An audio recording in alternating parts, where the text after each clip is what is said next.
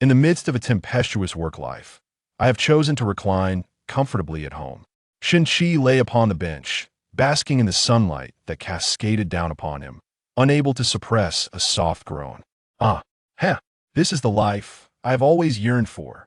As someone who endured immense suffering in a previous life as a corporate drone, Shun-Chi believed that traversing into this world was the most expedient and miraculous means of altering his fate.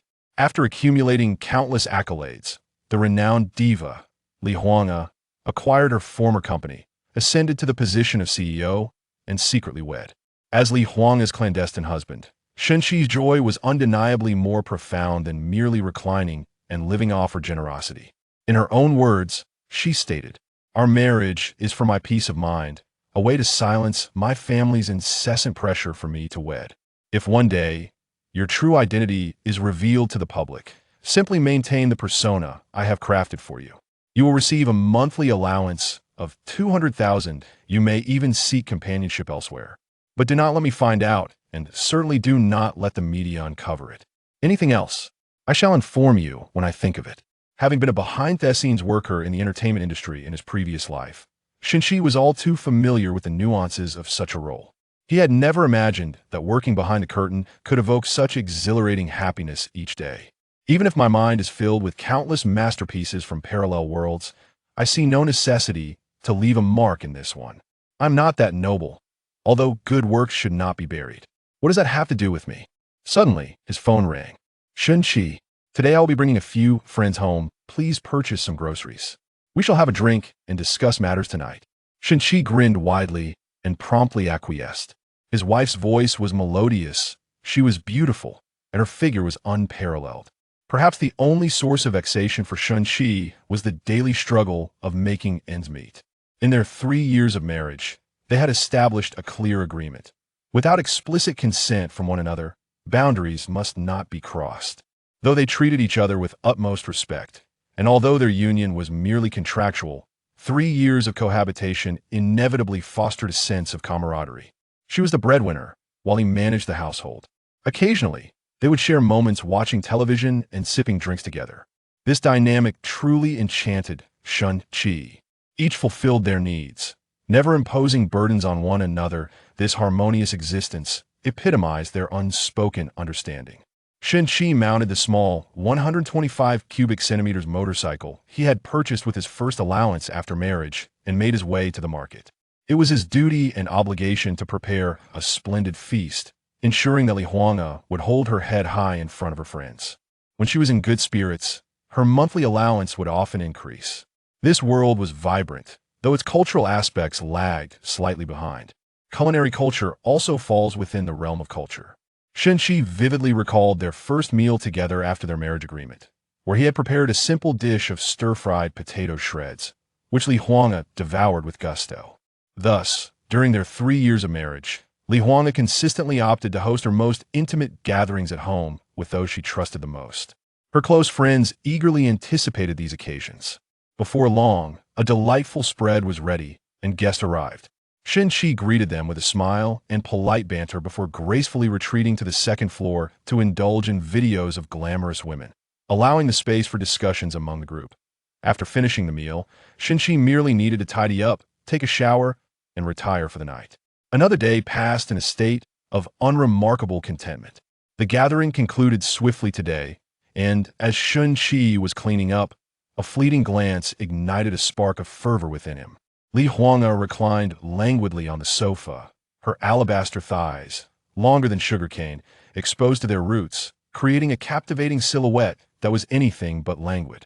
Shun-Chi's spirits lifted further, indulging his eyes each day allowed for delightful dreams at night. Shun-Chi Li Huanga set down her tablet and called out softly. Shun-Chi approached with a smile, quickening his pace. "Young master, how may I serve you?" In the past, Li Huanga would often tease Shun-Chi in such moments, but today was different. A slight furrow in her brow suggested there was something weighing on her mind. "There are 2 matters to discuss." "Go on, please." Shun-Chi feigned ignorance of her melancholic demeanor. The first is that I have adopted a child." Shun-Chi was taken aback, then chuckled. "That is your prerogative, you are the benefactor, after all. What's the big deal about adopting a child?" This child may require your care, Li Huanga admitted shyly. Shen-Chi nodded with a grin. Then I shall need additional compensation.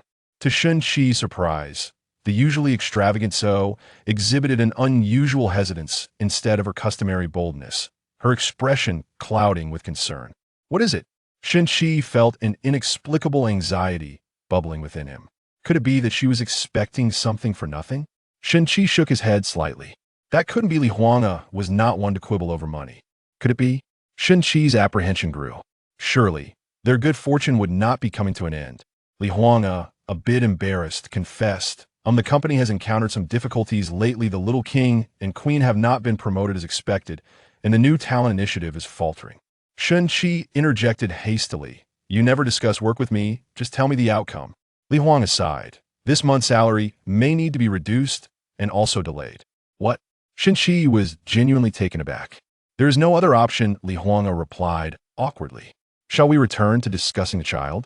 In an uncommon gesture, Li Huanga reached out and took Shen-Chi's hand, encouraging him to sit beside her. Coincidentally, the child shares your surname. His name is Shun Xiaoquan, and he is 5 years old. He lost his memory in a car accident, and both parents perished. I exerted considerable effort to help him accept that I am his mother and you are his father.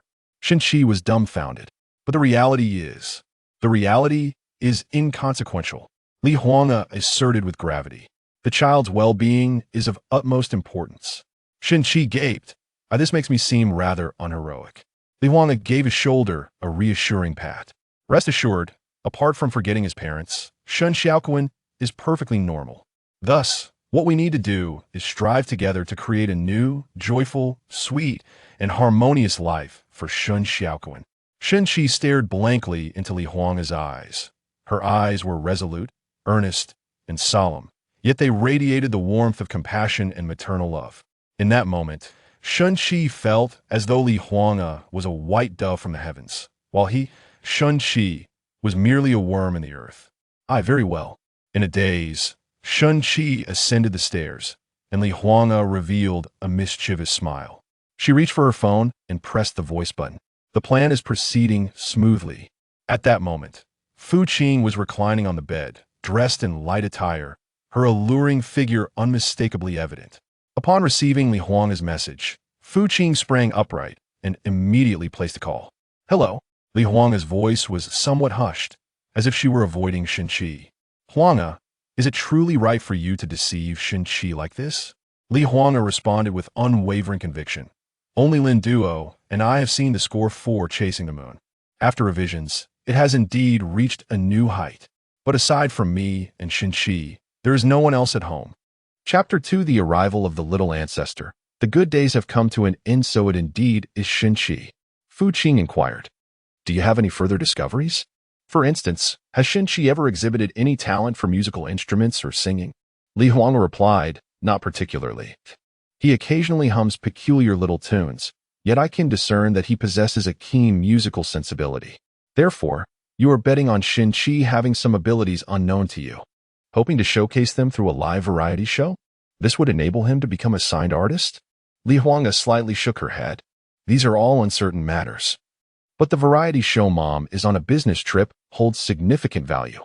Shen-Chi and Xiaoquan are a perfect match, even if Shen-Chi lacks any particular talent. He undeniably fits the image of a gentle, intellectual, and handsome father figure.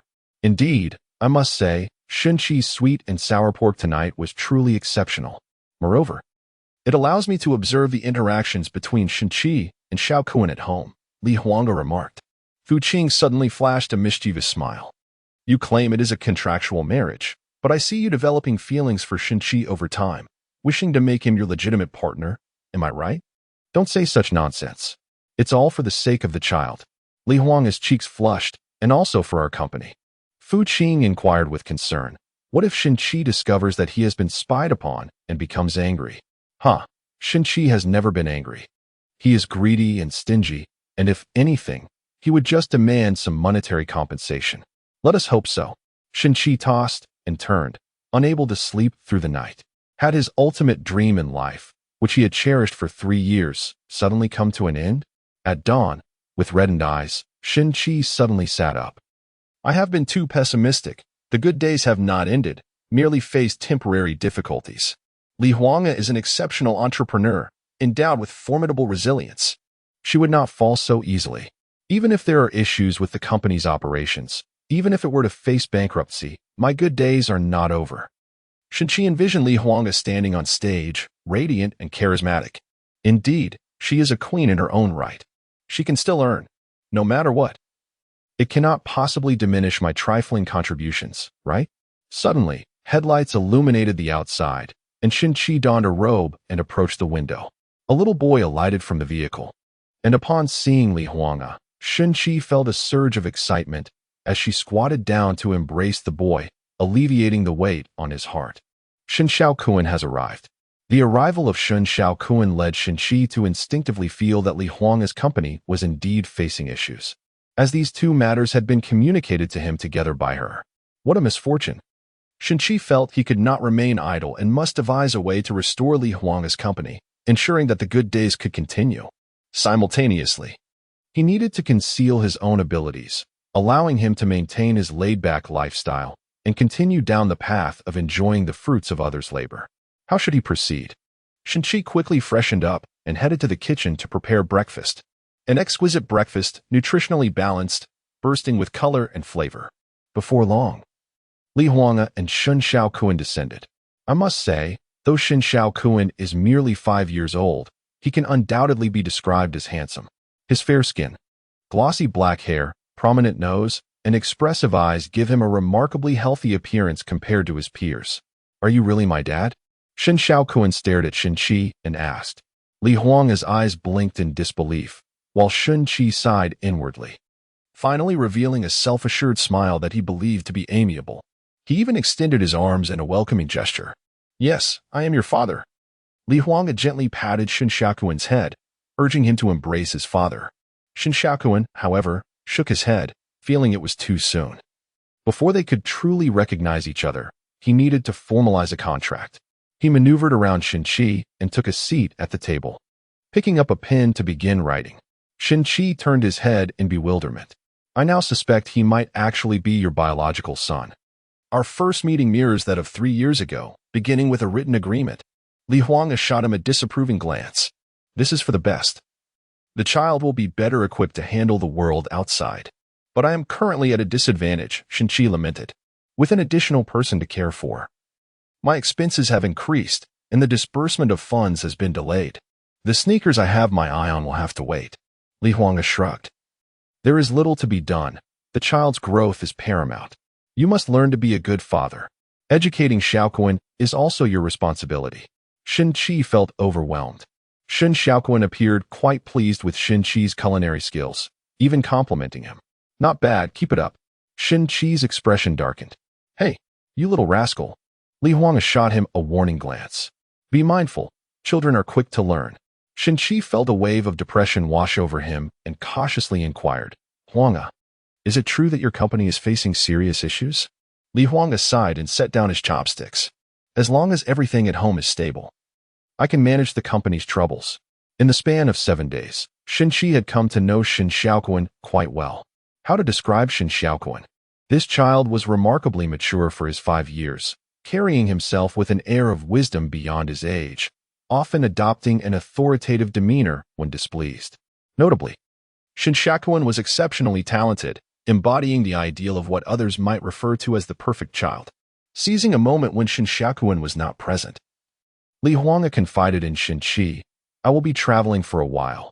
I cannot specify when I will return. We are still processing Xiaokuan's enrollment, so I entrust you with his care during this time. It will also help strengthen the bond between you two. You must not reveal the truth to Xiaokuan. You need to ensure he perceives you as his father. Shenqi was taken aback. Is this how it works? The child just arrives, and you abandon your responsibilities? Excuse me? Li Huanga replied, displeased. What does the agreement state? You manage the home while I handle external affairs. Now that I am fulfilling my part, you are unhappy? Your salary will be deducted. Li Huanga tossed the car keys to Shenqi. For this afternoon, you'll be my driver. Take me to the company to address some matters. Then to the mall to purchase gifts for my clients. As the two exited with Shen Xiaokuan, the villa door swung open, revealing a tall, Beautiful woman accompanied by several individuals and mom is on a business trip uniforms. Fu Qing, as Li Huang's personal assistant and dear friend, was quite familiar with this place, often dining here. Install cameras comprehensively and meticulously, ensuring every room can cover every corner. Should any issues arise, time may not permit a rearrangement. Swift action is paramount. Chapter 3 As dawn breaks, one must attend to the task of cleaning up after the children. Is this how you raise your child? The scene of the program is resplendent. On the plush sofa of the observation group, 3 esteemed female celebrities, introduced first, adorned with exquisite makeup and splendid attire, compete in beauty. They are all luminaries of the industry, one named Lin Xiaolu, another Zhui Yi, and the last by Qinghe. However, upon the entrance of Li Huang, all eyes are irresistibly drawn towards her, and the applause and cheers intensify. Her flawless visage, alluring figure, and immense popularity ignite a fervent response from both the live audience and the streaming viewers. The 4 most popular female stars from the entertainment industry gather.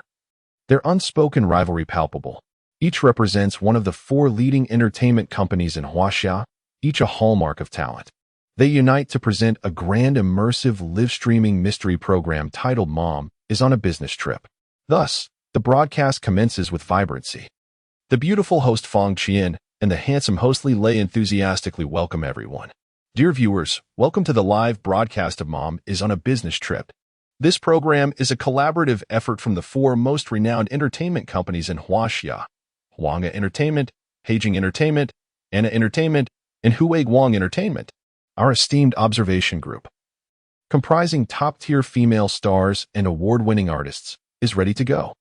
We have selected 3 unique families to showcase the daily lives of young fathers caring for their children through an immersive observational approach, aiming to impart correct perspectives on life, the world, and values during the live broadcast. It is crucial to emphasize that the families being observed are unaware of the live streaming. In other words, this program captures the most authentic daily life of a father at home with his child. Shenqi opens his eyes. Alas, with an energetic child, there's no chance for a lie-in. He rises promptly, dresses, and steps out. The comments section erupts with excitement. Wow, a grand villa. This family is affluent.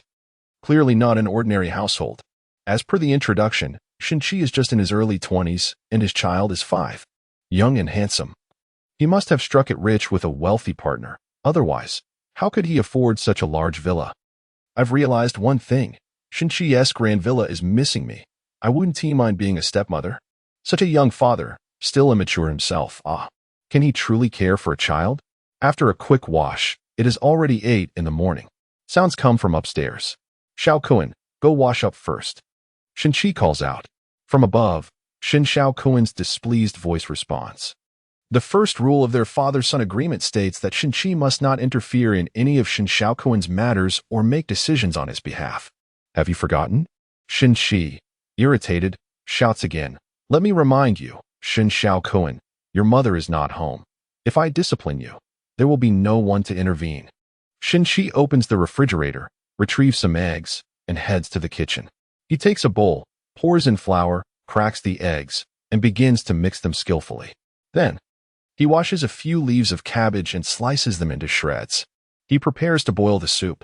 Another stove began to cook pancakes. It seems our father is quite adept at culinary skills. The simple yet delightful soup and pancakes certainly whet my appetite, remarked Fang Qian with a smile. Li Lei chuckled in agreement, stating, many women assert that men who can cook are quite handsome. Shenqi is already good-looking, and his cooking skills only enhance his appeal. This family appears to be very happy. I am utterly enamored by Shenqi's charm, exclaimed Zhui Yi, eliciting nods of agreement from Lin Xiaolu and by Qinghe. Indeed, his appearance is undeniable, yet he is rather young. Typically, young and handsome men are not inclined to take care of children, which only heightens my anticipation. Li Huang's lips curled into a barely contained smile. When she is away from home, Shenqi and Shin Xiaokuan invariably mention her in conversation. Soon, everyone will recognize this as Li Huang's family. This, in turn, would undoubtedly elevate the show's popularity. Once Shenqi's gentle, family-oriented nature and Shin Xiaokuan's intelligence are revealed, it would significantly benefit Li Huang's career. If Shinchi's musical talents are showcased as well, it would be a remarkable triumph. The live streaming room was filled with praise, particularly from female viewers whose eyes sparkled with admiration. In the footage, Shinchi flipped the pancakes and suddenly broke into song. In the early morning I went to gather dung, and upon returning, where has my dear girl gone? The broadcasting studio was instantly thrown into confusion. The comments section erupted.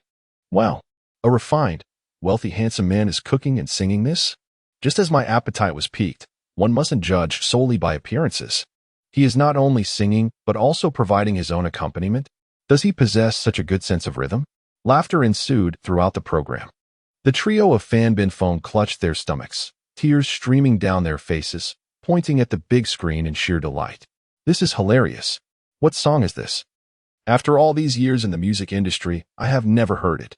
If one disregards the lyrics, this little tune indeed possesses charm.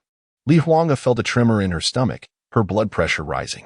Had this been the song he sang every morning while preparing her breakfast over the past 3 years? On the large screen, Shinchi began to sway. I searched high and low but could not find my dear girl, which left me quite anxious.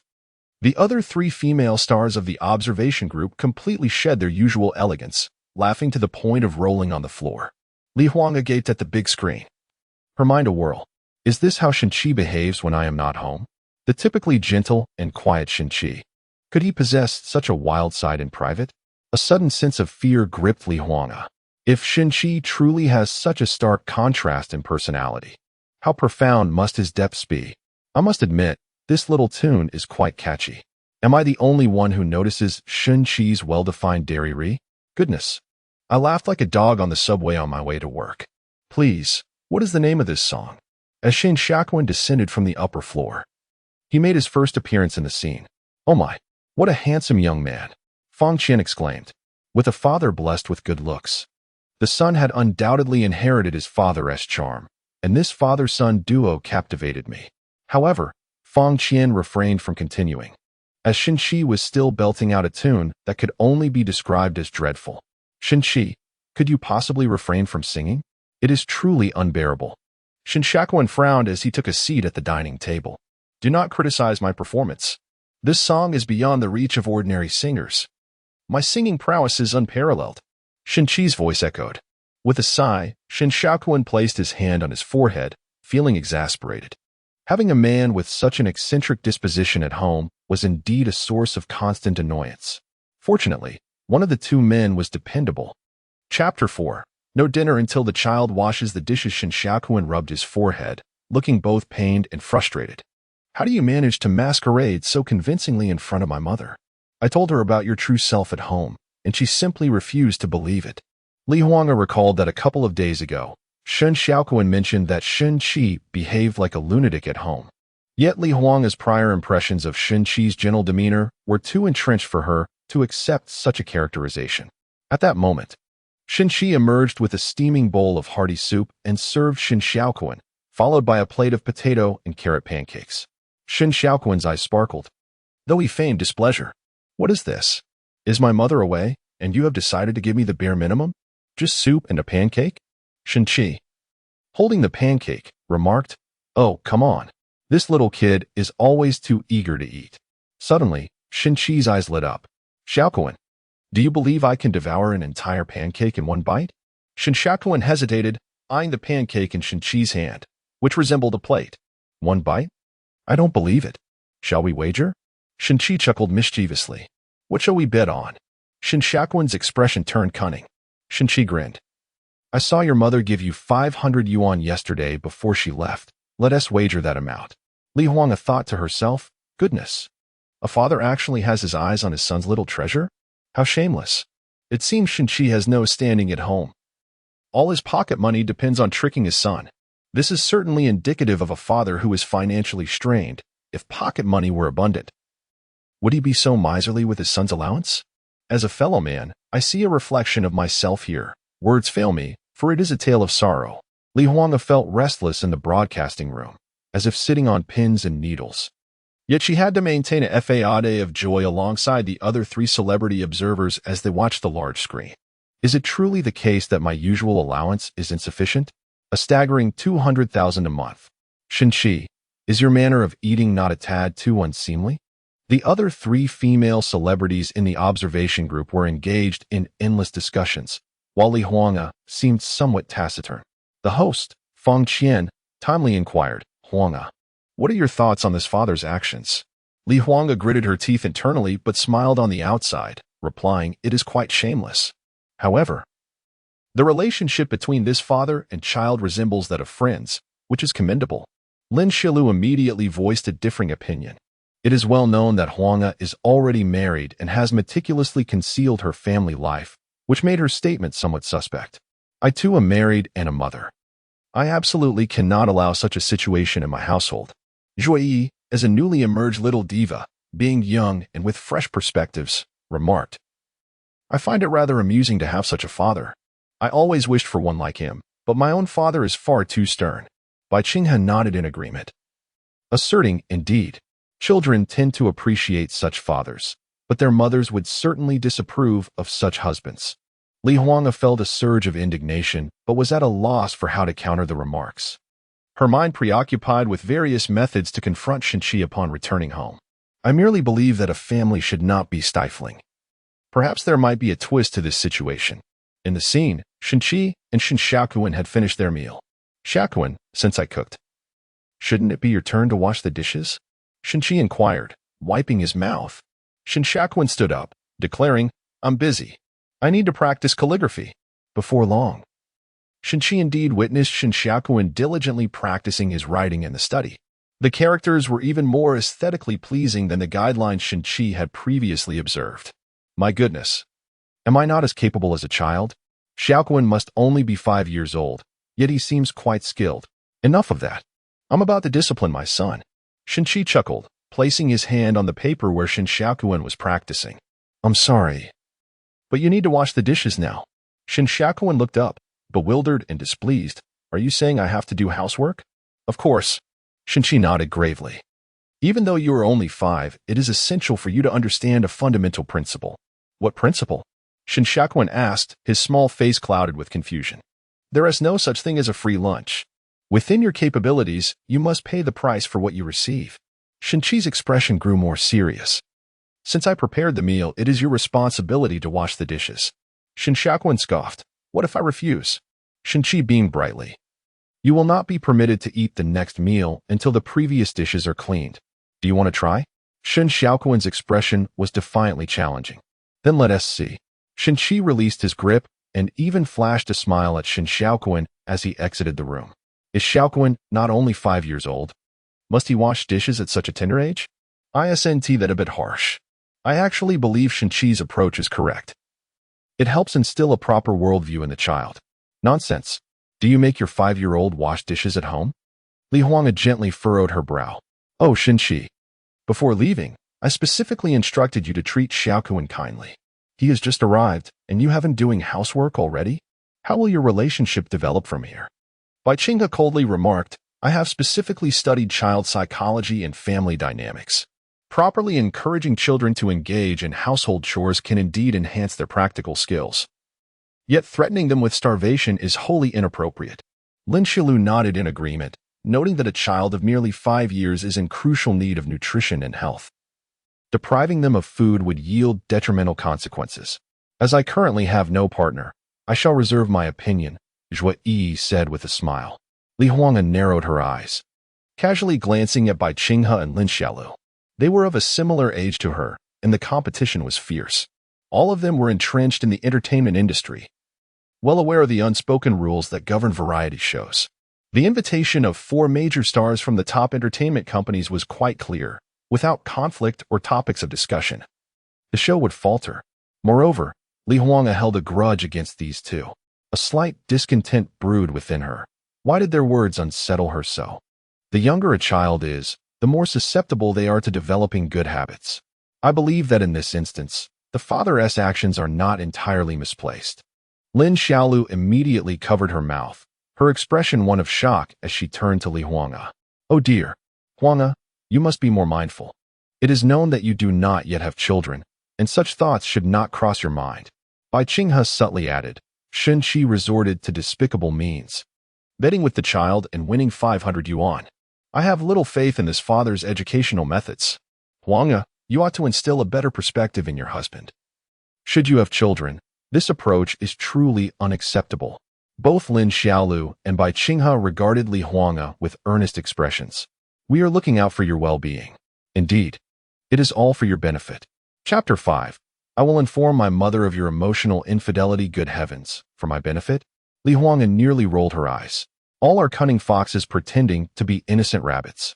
She wished for her future child and husband to share a bond akin to friendship. Moreover, she was utterly convinced that Shenqi would never let Xiaokuan go hungry.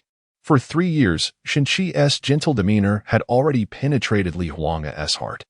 Perhaps Shenqi was somewhat frugal, feeling overburdened without a salary increase? Or perhaps he was simply unaccustomed to Xiaokuan's recent arrival.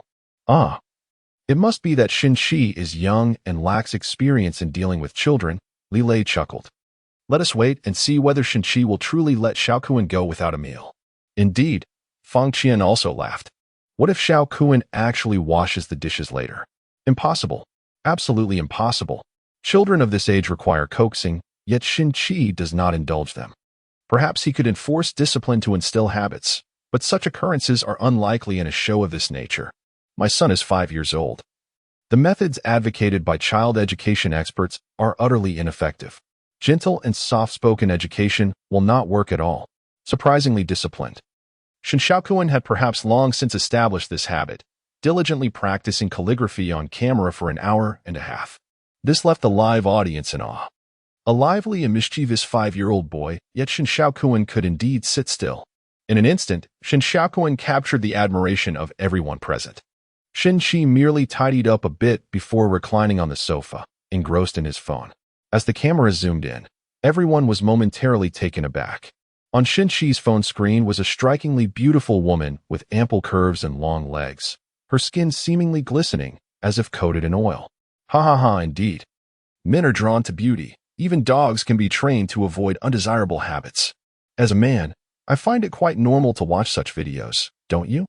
Shenqi just completed his chores. What's wrong with him admiring a beautiful woman? My husband lounges around all day without lifting a finger yet watches beauty videos.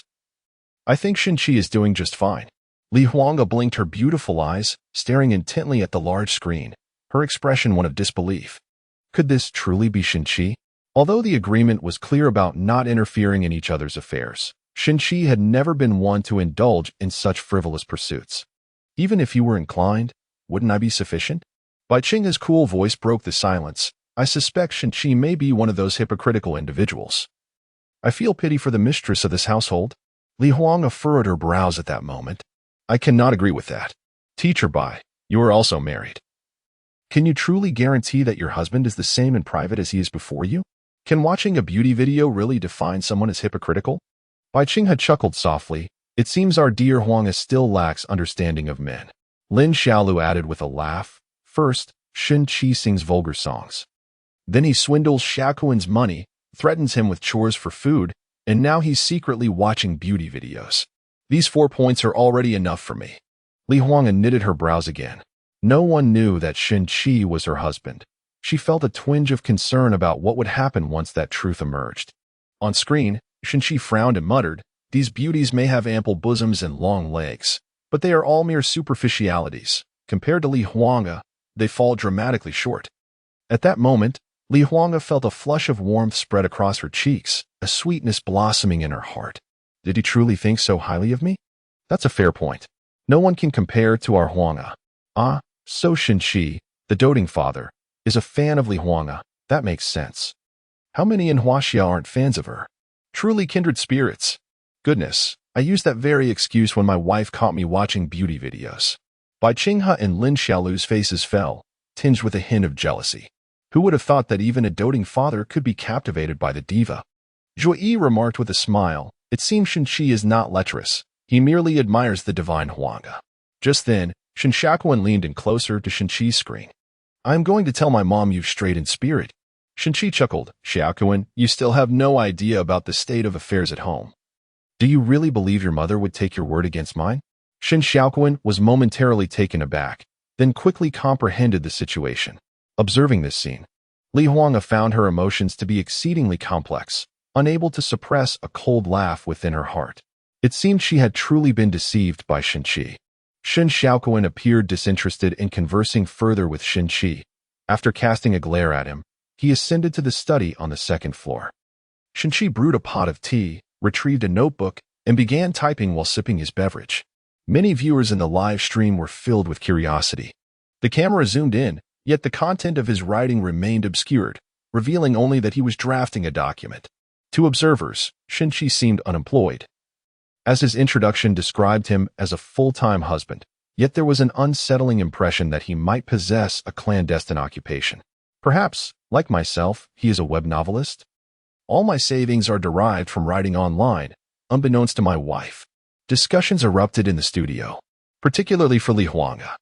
She had never witnessed Shin-Chi seated before a computer, leaving her entirely unaware of his pursuits. This instilled a sense of unease within her, as an uncontrollable feeling began to spread in her heart. Fortunately, thus far, Shin-Chi had not exhibited any of the worst habits typically associated with men. Upstairs, the sound of a piano resonated, the melody flowing smoothly and exuding a remarkable proficiency. The scene immediately shifted to Shin Xiaoquan, who sat before the piano with the demeanor of a little adult, his expression serious and his playing earnest. A smile involuntarily crept onto Li Huanga's lips. Thankfully, there was Xiaoquan to support her. She reminisced about her first encounter with Xiaoquan, where memories of her parents' demise were overshadowed by the trauma of the accident. Yet Shin Xiaoquan appeared as a vessel that had forgotten all pain while retaining all beautiful memories. Li Huanga had devoted countless efforts to nurturing Shin Xiaoquan and had only welcomed him back once he acknowledged her. She aspired to provide Shin Xiaoquan with an extraordinarily brilliant life. Moreover, Shin Xiaoquan was remarkably gifted, having mastered a plethora of skills by the tender age of 5. Such is the nature of genius. In the scene, Shin-Chi was initially captivated by the music but suddenly furrowed his brow. Something was amiss. Several notes lacked strength. Is being handsome a license to speak recklessly? To my ears, it sounds delightful and flawless, one viewer remarked. What does a stay-at-home husband know about anything? How can he presume to critique? Another scoffed. I've studied piano for 3 years, and yet I cannot compare to a child? A third chimed in. Someone, please escort this freeloader out. Shin-Chi, still frowning, was suddenly relaxed. After all, he was merely a 5-year-old child, his fingers lacking strength. Achieving such a performance was commendable. Why should he concern himself with that? He decided to remain at ease. Chapter 6. This damnable perfectionism as Shin-Chi reclined once more on the sofa. Some viewers who admired Shin Xiaoquan became incensed, vocally condemning Shin-Chi for his irresponsibility. Zhuo Yi glanced at Li Huanga. As a rising star in the music industry, Zhuo Yi was well-versed in piano. Huanga, did you notice anything? At this moment, Li Huanga's mind was muddled. Initially, she believed Shin Xiaoquan's performance to be flawless. Yet upon Shin-Chi's critique, her initial displeasure began to surface. Ah, Shin-Chi, why pretend to understand when you do not? However, upon closer inspection, Li Huaji indeed discerned the flaws in Shin Xiaoquan's performance. How did Shin-Chi detect such subtle imperfections that even professionals might overlook? Li Huaji glanced at Zhuo Yi and detected a shared understanding in her gaze, prompting him to nod in agreement. Xiaoquan's playing far exceeds that of his peers, initially. I too failed to notice, but after Shin-Chi pointed it out, I listened intently and recognized that there were indeed minor flaws, almost negligible. As Shin-Chi remarked, a few notes were lacking in strength.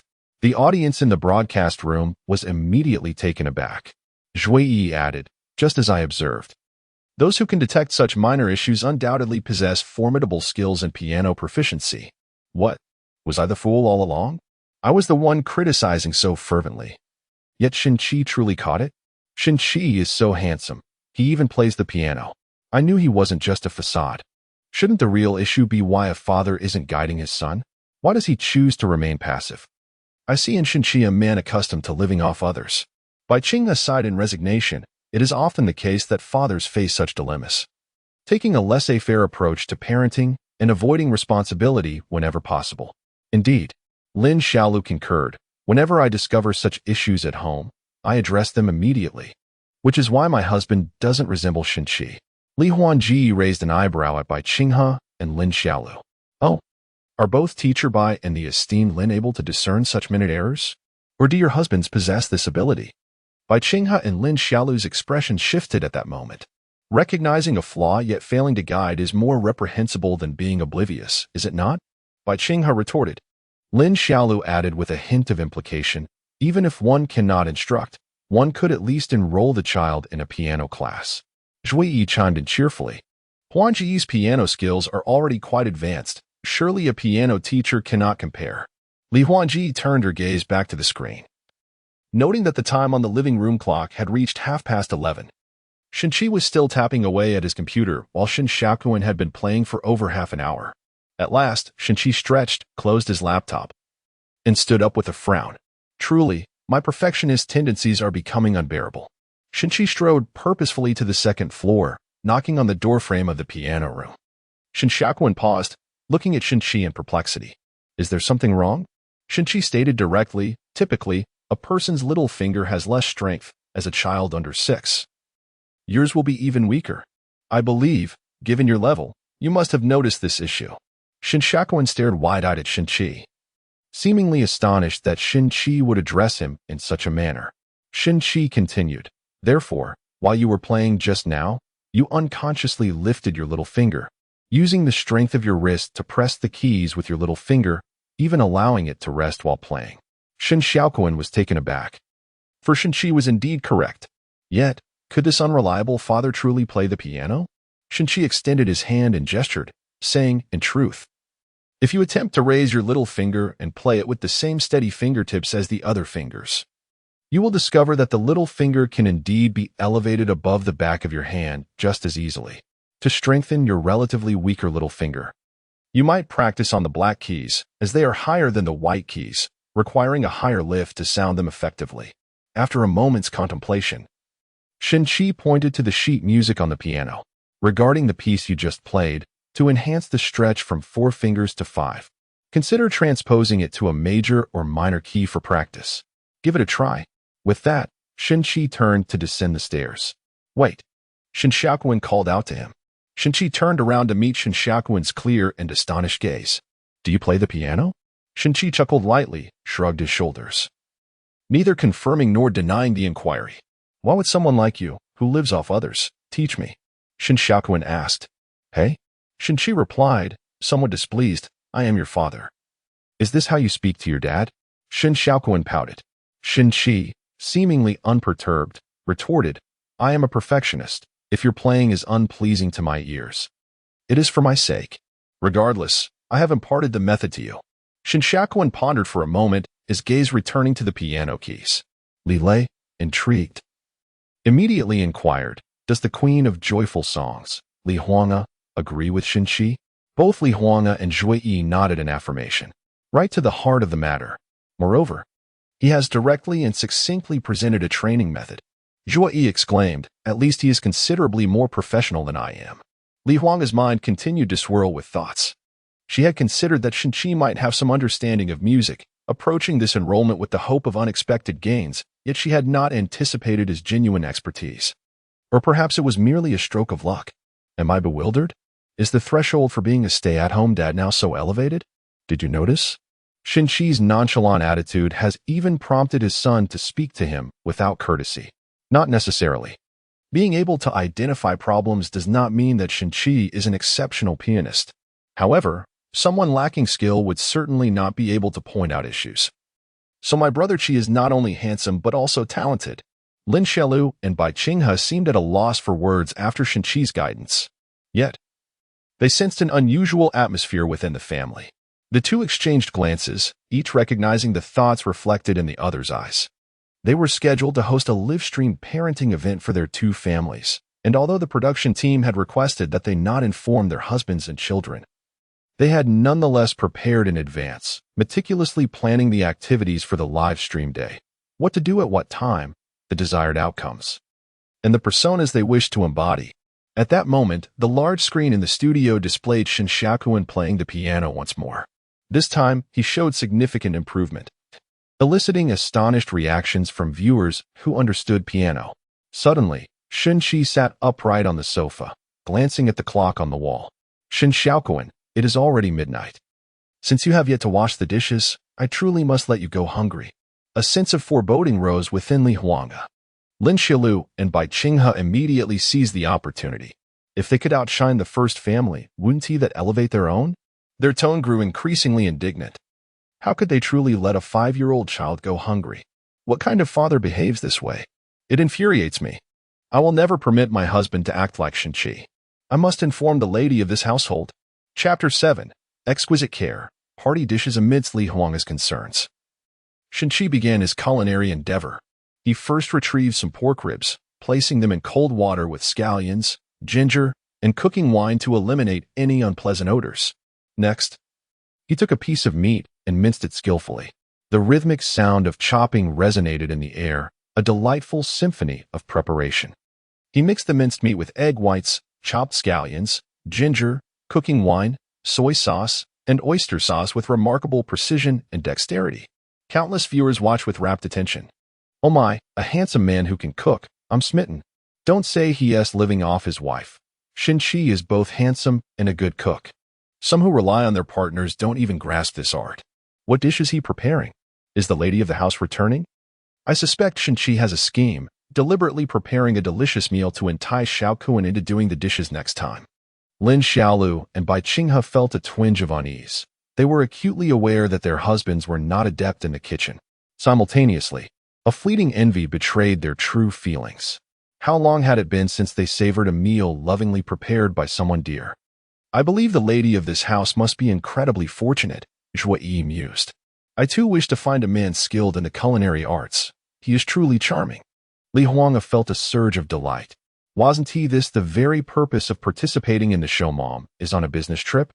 To showcase Xiaokuan's talents while highlighting Shenqi's devotion to family. Shenqi sliced green peppers into sections, removing the seeds from one side, and stuffed them with the marinated meat mixture he had prepared. With hot oil in the pan, he seared the green peppers until golden on both sides. Then poured in the sauce he had meticulously crafted beforehand. The rising steam filled the air with an enticing aroma that seemed to waft through the screens to the viewers. Suddenly, Shenqi produced a handful of preserved plums, leaving the online audience momentarily bewildered. I can make many home-cooked dishes, but I've never heard of using preserved plums. Could this be a dark culinary experiment? Is Shenqi attempting to poison Xiaokuan while his mother is away? Alas, this handsome man has sinister intentions. Does he plan to eliminate his son and divorce his wife to pursue me instead? To the lady upstairs, if you keep dreaming, I might just douse you with my urine. It's quite pungent. Host Fang Qian inquired with curiosity. Among the observers, 3 are married.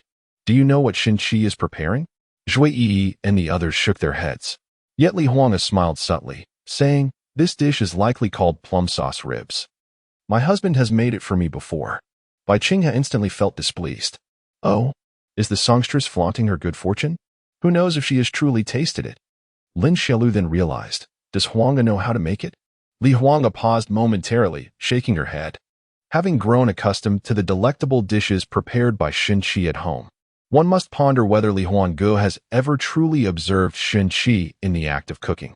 Each morning, as soon as he finishes his morning routine, breakfast is already awaiting him, lovingly prepared. Whenever he confirms his return home in the evening, dinner is similarly ready and waiting. The flavors of these meals surpass those crafted by renowned chefs in esteemed restaurants, each bite tantalizing Li Huanji's palate. This idyllic routine has persisted for 3 years. In this moment, Li Huanga suddenly becomes aware of a profound realization. During those times when work commitments prevent him from returning home, thoughts of Shenqi's culinary creations frequently occupy his mind. Whenever hunger pangs arise, memories of the dishes Shenqi has prepared come flooding back. It dawns on Li Huanga that over these 3 years, Shenqi's cooking has transformed into a cherished habit, even becoming a dependency. He realizes that Shenqi holds a significance greater than he had previously acknowledged. A smile graces Li Huanji's lips as he reflects, my husband has indeed prepared this dish for me. Alas, my negligence has prevented me from witnessing how he does so. Lin Xiaolu and Bai Qing, he remains skeptical, or perhaps they are consciously choosing to disbelieve. In contrast, Zhuo Yi and Fang Qian reveal expressions of envy. It seems that the husband of the diva, Huanga, truly adores her. Such heartfelt dishes could only stem from love, could they not? That man has taken my Huan Gu. If he mistreats her, I shall not hesitate to take action. How enviable Huan Gu is. I wonder what kind of man is fortunate enough to marry her.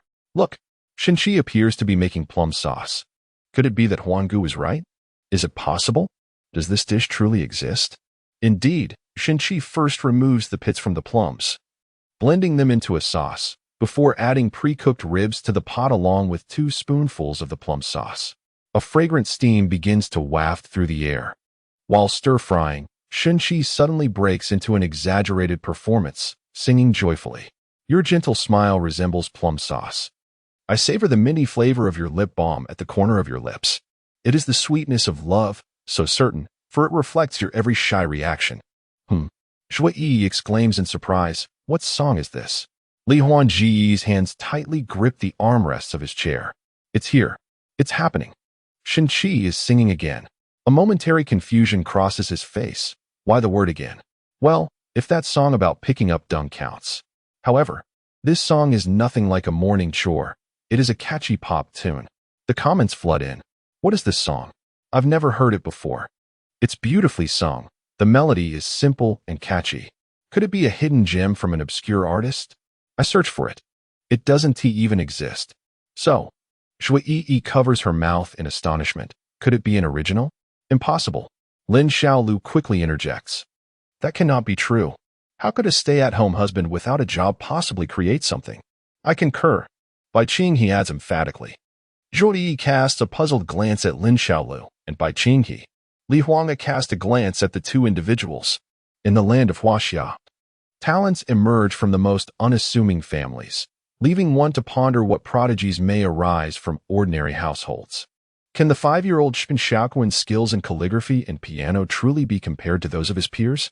Shinchi pointed out an issue with Shin Xiaoquan's piano performance. Is this something an ordinary piano instructor could achieve? Hence, Shinchi's creativity should not be a mystery to you. Lin Xiaolu and Bai Qing have found themselves at a loss for words upon hearing Li Huanga's remarks. Fan Binfen nodded in agreement. What the songbird says is indeed correct. Thus, Shinchi is no mere domestic husband. Perhaps Shinchi possesses numerous talents, which enable him to enjoy a comfortable life at home with a wealthy partner. The threshold for living off someone else's success has become exceedingly high, aside from being able to compare my looks with Shinchi. I truly fall short in every other aspect. Young man, I know you.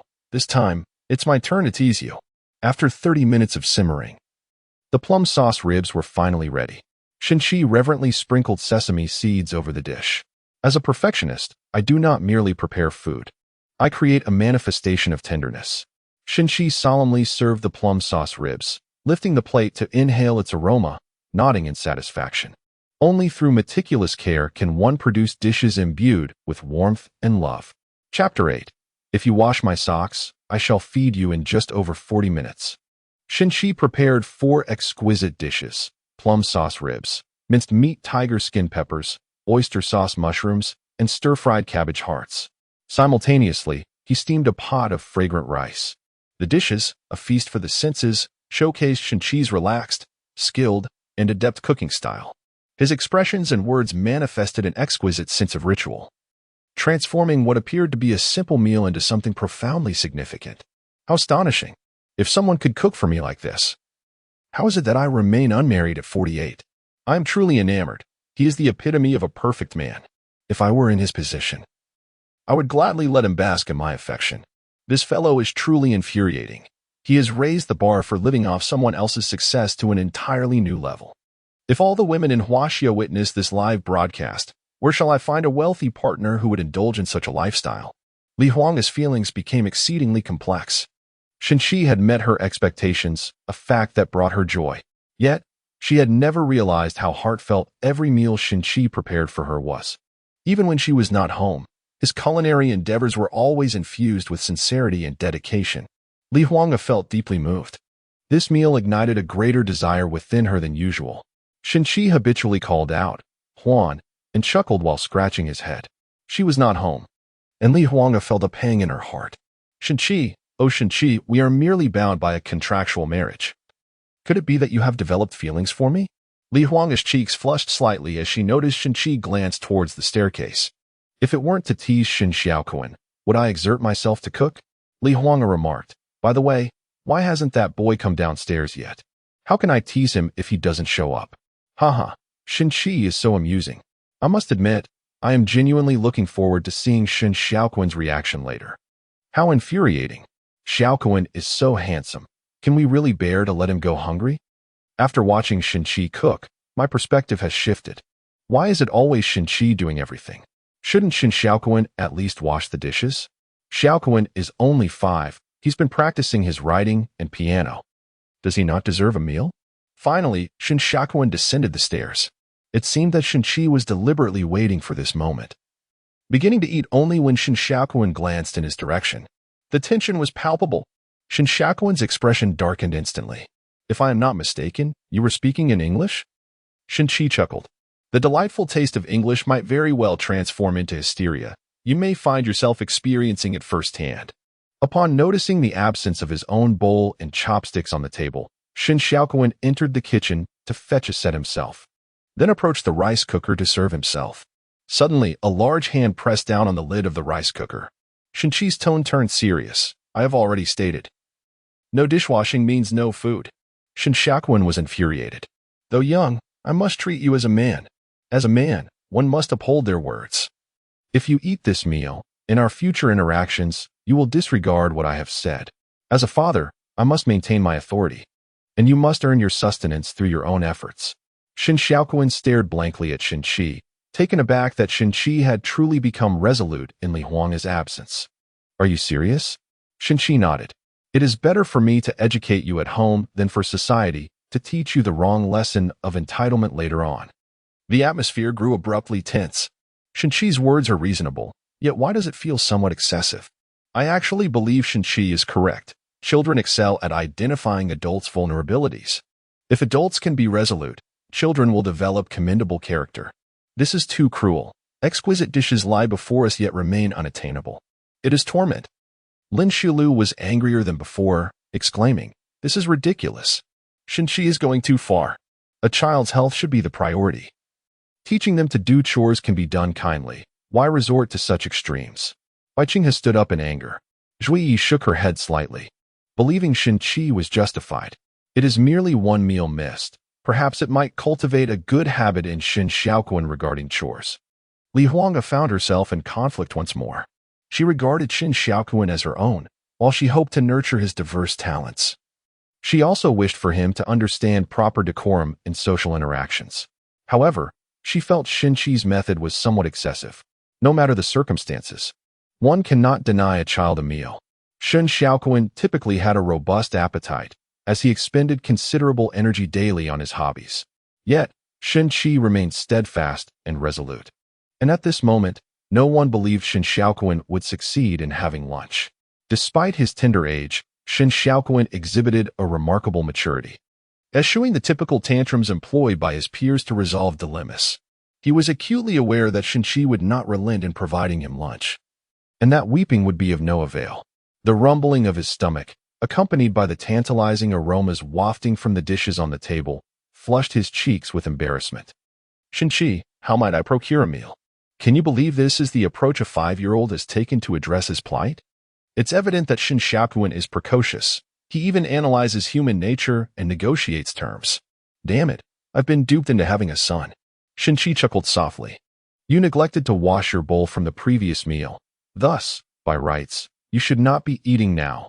However, I take solace in the fact that you are negotiating like an adult, so I shall grant you an opportunity. The socks you removed last night remain in your shoes. Go wash them now. Shin Xiaoquan nodded. All right. After all, they are my socks, and it is indeed my responsibility to clean them. Just as he was about to leave, Shin Chi suddenly exclaimed, Ah, yes. Huh? Shin Xiaoquan turned to Shin Chi. Those are your socks, and it is only fitting that you wash them. What does that have to do with your meal? What do you mean? Shin Xiaoquan felt a twinge of regret for speaking too freely. Shin Chi pointed towards the shoe cabinet. You need to assist me in washing the socks, which signifies that through your efforts, you shall earn your meal in return. What do you say? Shin Xiaoquan protested vehemently. I say no. Very well. It seems you have no desire for this meal. Shin Chi seated himself and began to serve himself food. Shin Xiaoquan swallowed hard. Is this fatherly figure truly so relentless? He cannot possibly be my biological father. My own socks have once rendered me unconscious. The dynamic between this father and son resembles a negotiation between adults. Someone, please intervene. Your son is on the verge of starvation. Li Huanga stood aghast as a realization dawned upon her.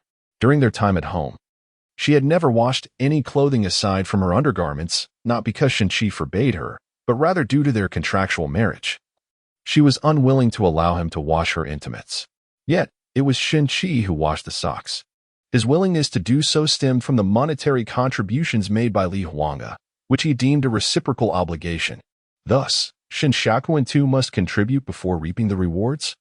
Li Huanga seemed to gain a deeper understanding of Shenqi, though she doubted that the proud Shin Xiaoquan would ever stoop to washing Shenqi's socks. In the scene, Shin Xiaoquan gritted his teeth, gazing towards the shoe cabinet.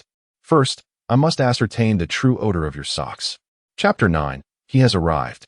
He has arrived, and he is ready to critique. Shin Xiaoquan found himself washing socks, a reluctant expression adorning his face.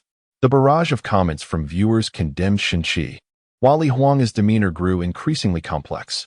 Once Shin Xiaoquan finished washing the socks and hung them out to dry, he returned to the dining table, only to discover that Shenqi had already served him a steaming bowl of fragrant rice. He placed some dishes atop the rice.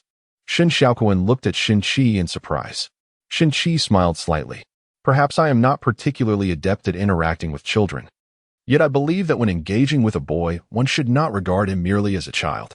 Your mother is quite busy, so we have ample time at home, which inevitably leads to many differing perspectives. Thus, how would you like me to perceive you? Shin Xiaoquan ate heartily, remaining silent. I believe I should treat you as an adult. What do you think? Shenqi inquired. Shin Xiaoquan lifted his head, exclaiming, I am already a man. Shenqi clapped his hands in delight. Excellent, a man. Then we shall resolve our issues in a manly manner from now on. Witnessing this scene, Bai Qinghe suddenly interjected, as a child psychology expert, I have not been trained in such an educational approach. A child remains a child. While I endorse treating them as friends, regarding them as adults will undoubtedly lead to complications. Lin Shilu nodded in agreement. Teacher Bai is absolutely correct. A child is simply a child. Li Huanga, noticing that Shin Xiaoquan had finished his meal and observing some effectiveness in Shenqi's guidance, initially felt pleased. However, upon hearing Bai Qinghe and Lin Xiaolu's criticisms, her mood soured. To achieve the desired program effect and certain objectives, Li Huanga refrained from speaking too much. Yet this did not imply that she lacked temper. Li Huanga was well aware of Bai Qinghe and Lin Xiaolu's intentions, which were to belittle the first family to garner more recognition during their live broadcast. Why do I feel like Teacher Bai and actress Lin have been continuously picking at Shenqi's parenting methods? I wonder how the two of them educate their own children. Li Huanga mused. Bai Qinghe smiled gently, stating, I have extensively studied child psychology and family studies. We educate our children in the most scientific manner. Lin Xiaolu appeared slightly smug. I also frequently watch various family education courses and videos. Li Huanga could not divulge any spoilers and had to hold her tongue. Oh, I must seize the opportunity to learn from both of you in the future. Yet, after uttering this, Li Huanga herself momentarily faltered. Bai Qinghe and Lin Xiaolu immediately cast inquisitive glances toward her. Could it be? I have a bold hypothesis. Bai Qinghe and Lin Xiaolu seem to be persistently highlighting Shenqi's mistakes in parenting, while Huanga seems to be defending Shenqi. Could it be possible? This is a parenting show. Although Huanga is indeed married, she has no children. Thus, Shenqi cannot be Huanga's husband. Only I, Long Out Yin, am worthy of her. Shenqi patiently awaited Shin Xiaoquan to finish 2 large bowls of rice. So, are you going to wash the dishes? Shin Xiaoquan wiped his mouth and replied, If I wash the lunch dishes, that means I earn the right to eat dinner, correct? Shenqi smiled and nodded. Shin Xiaoquan stood up to tidy the dining table and then made his way to the kitchen sink. The sound of running water filled the air, prompting astonished exclamations from the viewers. Many individuals grapple with the challenge of raising children, not merely to delegate household chores to alleviate the burdens of adults, but rather to cultivate diligence and practical skills in their offspring. However, more often than not, parental affection leads to a softening of resolve. with a single meal. Shinchi managed to achieve a notable effect, prompting many to shift their perspectives and perceive his actions as commendable. Shin Shakuan also garnered a fresh wave of admiration. "Do you need a nap?" Shinchi inquired. Shin Shakuan, somewhat irritable, reminded him of their agreement, stating, "You shall not interfere with my actions." Shinchi, with a cheerful demeanor, shrugged his shoulders and replied, "Do as you wish." Observing Shinchi once again seated by the computer, tapping away, Shin Shakuan couldn't help but feel a spark of curiosity. What was the softy up to? Was he actually working? Yet, Shin Shakuan refrained from asking. Instead, he turned on his heels and retrieved a guitar from the music room. He pulled up a chair and, sitting beside the expansive floor-to-ceiling window, began to strum a melody, singing to himself. Hey, hey, hey. Shakuan, you're being somewhat ungrateful here. You're about to outshine my son. He can actually sing and play? His skills surpass mine. Even after 3 years of guitar lessons, it sounds like he is singing the new song Chasing the Moon by Suyu, a newcomer at Huang Entertainment. This little one can convey such deep emotions. Li Huang's personal assistant, Fu Qing, watched the screen with her strikingly curious eyes. The sheet music for this song had only been seen by Huang and Lin Duo from the creative department, and although the chorus had undergone modifications, could it truly be Shinchi's work? What reaction would Huang have if Shakuan sang before him? Li Huang also felt a sense of anticipation as he observed the scene. Shakuan's guitar playing was indeed impressive. His slight childlike voice attempting to mimic an adult's tone was utterly charming. The barrage of compliments in the comments brought Li Huang a great satisfaction. Bai Qinghe, not only an actress but also a singer, though her musical achievements were modest, still recognized Shin Shakuan's talent. She furrowed her brow slightly, only to relax soon after. My son is no less capable than Shin Shakuan. Lin Xiaolu shared a similar sentiment. As Shin Shakuan progressed through the song, reaching the chorus, an emotional outburst occurred. His pitch soaring, chasing that round, cool moon, crossing the sea of clouds, breaking through the galaxy. Shinchi's hands abruptly halted on the keyboard, his brows slightly furrowing. Sensing his father's attention, Shin Shakuan paused after the first section, remaining silent. Shinchi's brow relaxed a fraction before he resumed typing. Yet, Shin Shakuan furrowed his brow again, launching into the chorus of Chasing the Moon once more. This time, Shinchi finally lifted his gaze, raising a hand slightly. Is something the matter?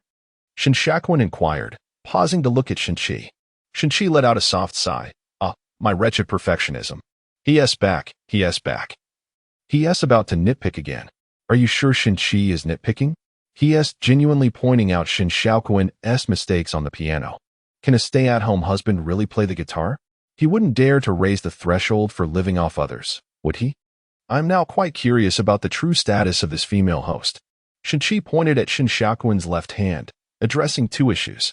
First, the left hand is not sufficiently relaxed. You might try starting a half-step ascending scale from any string and fret, first pressing the string to produce a sound, then lightly pressing in the same position to create a muted tone with your right hand.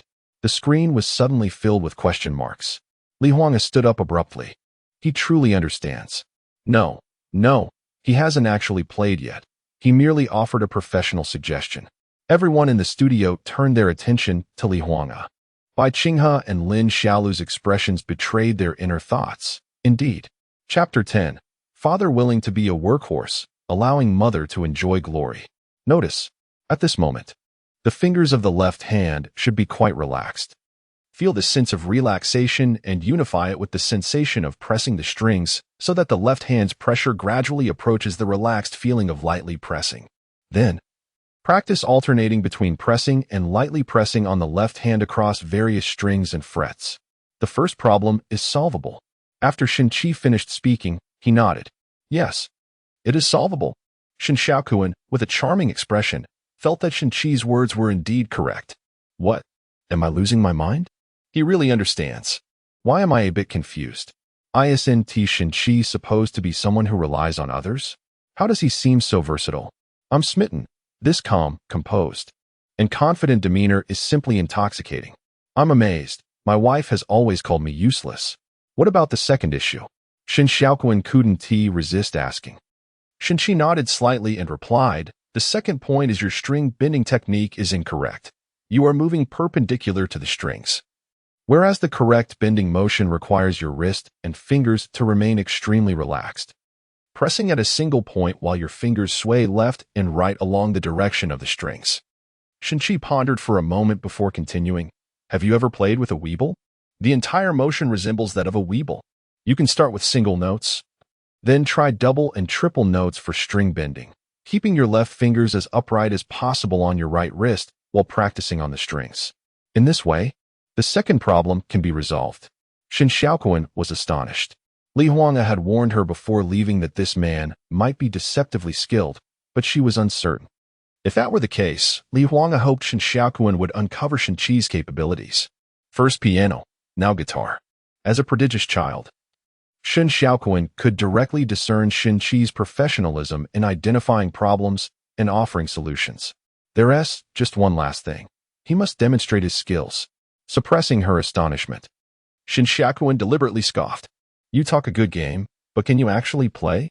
Shin Qi chuckled and shrugged his shoulders, neither affirming nor denying his ability. Shin Xiaoquan rolled her eyes in response. Goodness, is it this attitude again? You can't just talk the talk. Show me what you can do. If you play better than I do, I'll concede to you. Shin Qi smiled and shook his head. Apologies, but I truly do not concern myself with whether you accept me. My only issue is my somewhat obsessive perfectionism. Shin Xiaoquan, feeling agitated, stepped forward and grasped Shin Qi's shoulder. You must demonstrate it to me. Yet, he found himself unable to exert any force. Hey, wait. Why are you getting physical? It's not that I don't wish to perform, but rather because of what? Shin Qi suddenly uttered something astonishing. Because this song is simply unbearable to listen to. Shin Xiaoquan stood there, momentarily dumbfounded. Unbearable? Does he even comprehend his own words? This is Chasing the Moon, crafted by Li Huanga and Lin Duo, with vocals by Suyu, currently ranking third on the new song chart. How can he possibly claim this song is unbearable? Goodness, to declare Suyu's song unpleasant? Truly reckless. Li Huanga suddenly realized she was standing and hastily took a seat, meeting the gazes of Bai Qinghe and Lin Xiaolu. The three foxes exchanged subtle smiles, each harboring their own thoughts. It was customary not to expose the truth, yet they all understood the underlying sentiments. How could Shin Qi assert that Chasing the Moon was unpleasant? Zhui Yi, feeling indignant, glanced at Li Huanga. Wasn't he a fan of the songstress? Why such disparagement? Li Huanga chuckled softly, acknowledging that not every song could resonate with everyone, could it? Bai Qinghe and Lin Xiaolu became incensed. Shin Qi was utterly lacking in politeness. Even if he possessed a deep understanding of the guitar, it did not grant him the authority to disparage a song. What right did he have to declare it unpleasant? Li Huanga turned to Bai Qinghe and Lin Xiaolu. Are you suggesting that as ordinary individuals, we cannot criticize a piece of art? Or that your songs or cinematic works cannot be deemed unsatisfactory by a common laborer?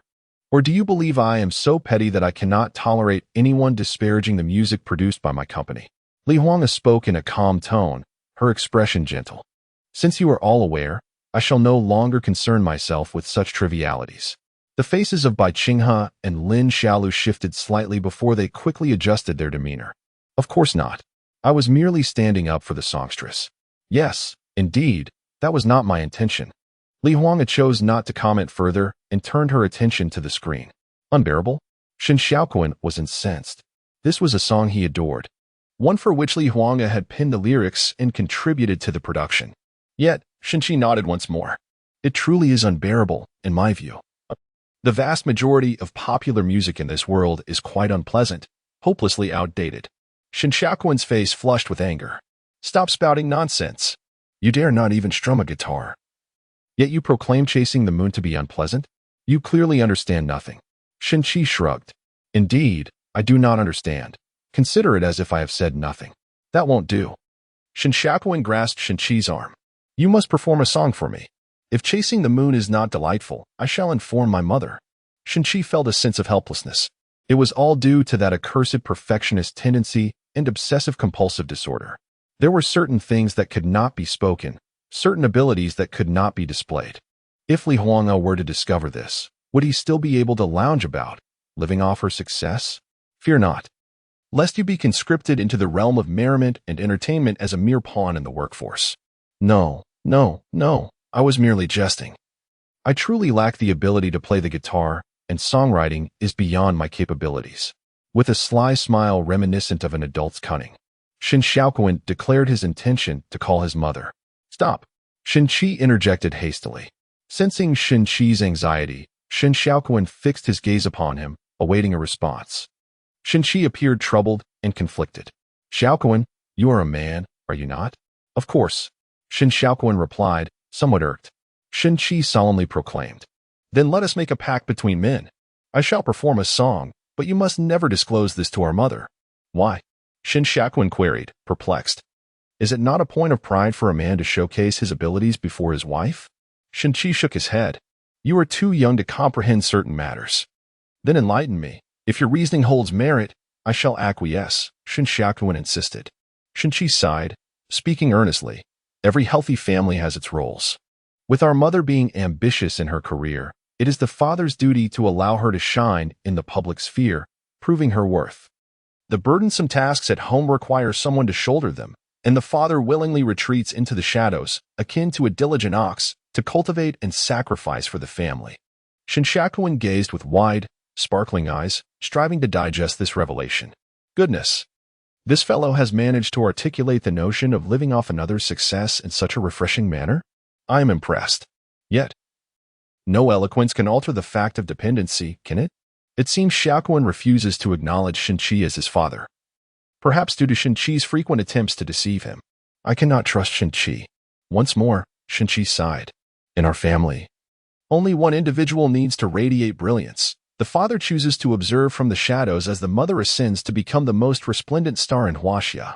Chapter 11. A melody from the diva, why not share it with my mother? Li Huanga felt a tremor in her heart, as if something had pricked her soul. Did Shin Qi truly harbor such thoughts? Was he willing to labor silently in the background, allowing her to bask in the glory of stardom? Li Huanga snorted softly. Such noble rhetoric nearly swayed her. The entertainment industry is hardly a realm of ease. While all behold the superficial glamour of stardom, many others struggle tirelessly without success. Receiving a monthly allowance of 200,000 exceeds the earnings of numerous aspirants in this field. To embrace a laid-back existence is not a flaw. My adeptness at managing a household is the reason I chose you. So why elevate oneself to such lofty ideals? For the first time, Li Huanga discerned a facet of Shin Qi that differed from the persona he presented before her. He possessed a hint of humor, revealing that his previous demeanor of intellect and gentleness was but a fade. Huanga the diva, do you think Shin Qi can indeed play the guitar and sing? Lin Xiaolu inquired, her words laden with subtext. Li Huanga chuckled and shook her head, adhering to the principle of not divulging secrets from her own lips. What do you believe, then, regarding his capabilities? I suspect he cannot. His earlier keyboard tapping was merely a ruse to mislead Xiaoquan. I too believe that Shin Qi lacks the talent. If he truly understood, he would not have disparaged chasing the moon as unpleasant. My brother Qi is versatile. He will surely succeed. However, your brother Qi is already married, living a laid-back life as a house husband, relying on his wife's support. Why do you still admire him? It seems that the lady of this household is indeed a star from the entertainment industry. Has no one noticed? Could this truly be Li Huanga's family? The number of viewers in the live stream is increasing, now reaching 9 million. Some comments have even begun to reference Li Huanga's family. Are you truly so magnificent? Intentionally bestowing glory upon my mother? Although Shin Xiaoquan is precocious, he is still a child and cannot help but believe it. Shin Qi nodded and gently ruffled Shin Xiaoquan's hair. I do not wish for your mother to discover my capabilities. Otherwise, she might feel inadequate. What nonsense. Shin Xiaoquan frowned and pushed Shin Qi's hand away. Then sing and play for me. I want to tell my mother. Shin Qi, feeling helpless, replied. Then our pact as men is established. He walked to the bedside, picked up the guitar, and a wave of familiarity washed over him as he slightly closed his eyes. Ah, how nostalgic this feeling is. The afternoon sunlight poured in, casting a golden glow upon Shin Qi's tall frame and gentle countenance, enhancing the tranquility of the scene. The comments began to reflect the growing excitement. Regardless, I do not believe he possesses such talent. If he can sing and play, I will eat from the village's latrine. He is too handsome. I feel my youthful heart stirring. I do not mind that Shin-chi is a remarried man. With a simple sweep of the strings, Shin-chi opened his eyes. A melodic prelude flowed forth as he began to sing with deep emotion. Finally, I found an excuse to express all my feelings. Fueled by the intoxicating atmosphere, Shin Xiaoquan's pupils widened, staring blankly at Shin-chi. The mature timbre of his voice, slightly hoarse, combined with his youthful features, created a compelling contrast. Although the song's dynamics were subtle, it was undeniably melodious, showcasing Shin-chi's guitar skills. Watching from the side, Fu Qing appeared dazed, murmuring to herself, "He truly can do this. With such looks and voice, he could achieve fame." Li Huanga's doubts were unexpectedly validated. For a brief moment, Li Huanga's mind went blank, feeling a numbing sensation throughout his body. He is indeed concealing his talent. As professionals, Li Huanga, Zhui Yi, and Bai Qinghe all recognized it. This song is evidently a delightful love ballad that resonates with popular taste, paired with Shin-chi's striking and passionate visage, creating a significant visual impact. Yet, no one had heard this song before. Could it be an original composition? At this moment, the entire studio fell into a profound silence, enveloped in Shin-chi's singing, with only the frantic barrage of comments on the large screen. As Shin-chi reached the chorus, the excitement surged even further. "I envy your love, radiant and resplendent, akin to a celebrated diva whose popularity knows no bounds. What you seek is not me, but rather a semblance of vanity. The affection of others accentuates your exceptional allure." How delightful, indeed, to the ears. He truly possesses the talent. But why, one might wonder. This term is absolutely extraordinary. I have my doubts that Shin-chi is indeed the husband of Li Huanga, for Li Huanga embodies the very essence of a perennial superstar. Nonsense.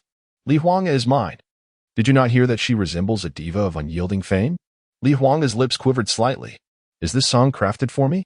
Our relationship is merely a contractual marriage. Has he truly fallen for me? If not, how could he compose such poignant and heartfelt lyrics and melodies? Zhuyi's eyes sparkled with admiration, while Bai Qinghe and Lin Xiaolu could scarcely conceal their jealousy. Such a deeply affectionate man, singing enchantingly beautiful songs, yet alas, he belongs to another. What right does Li Huanga have?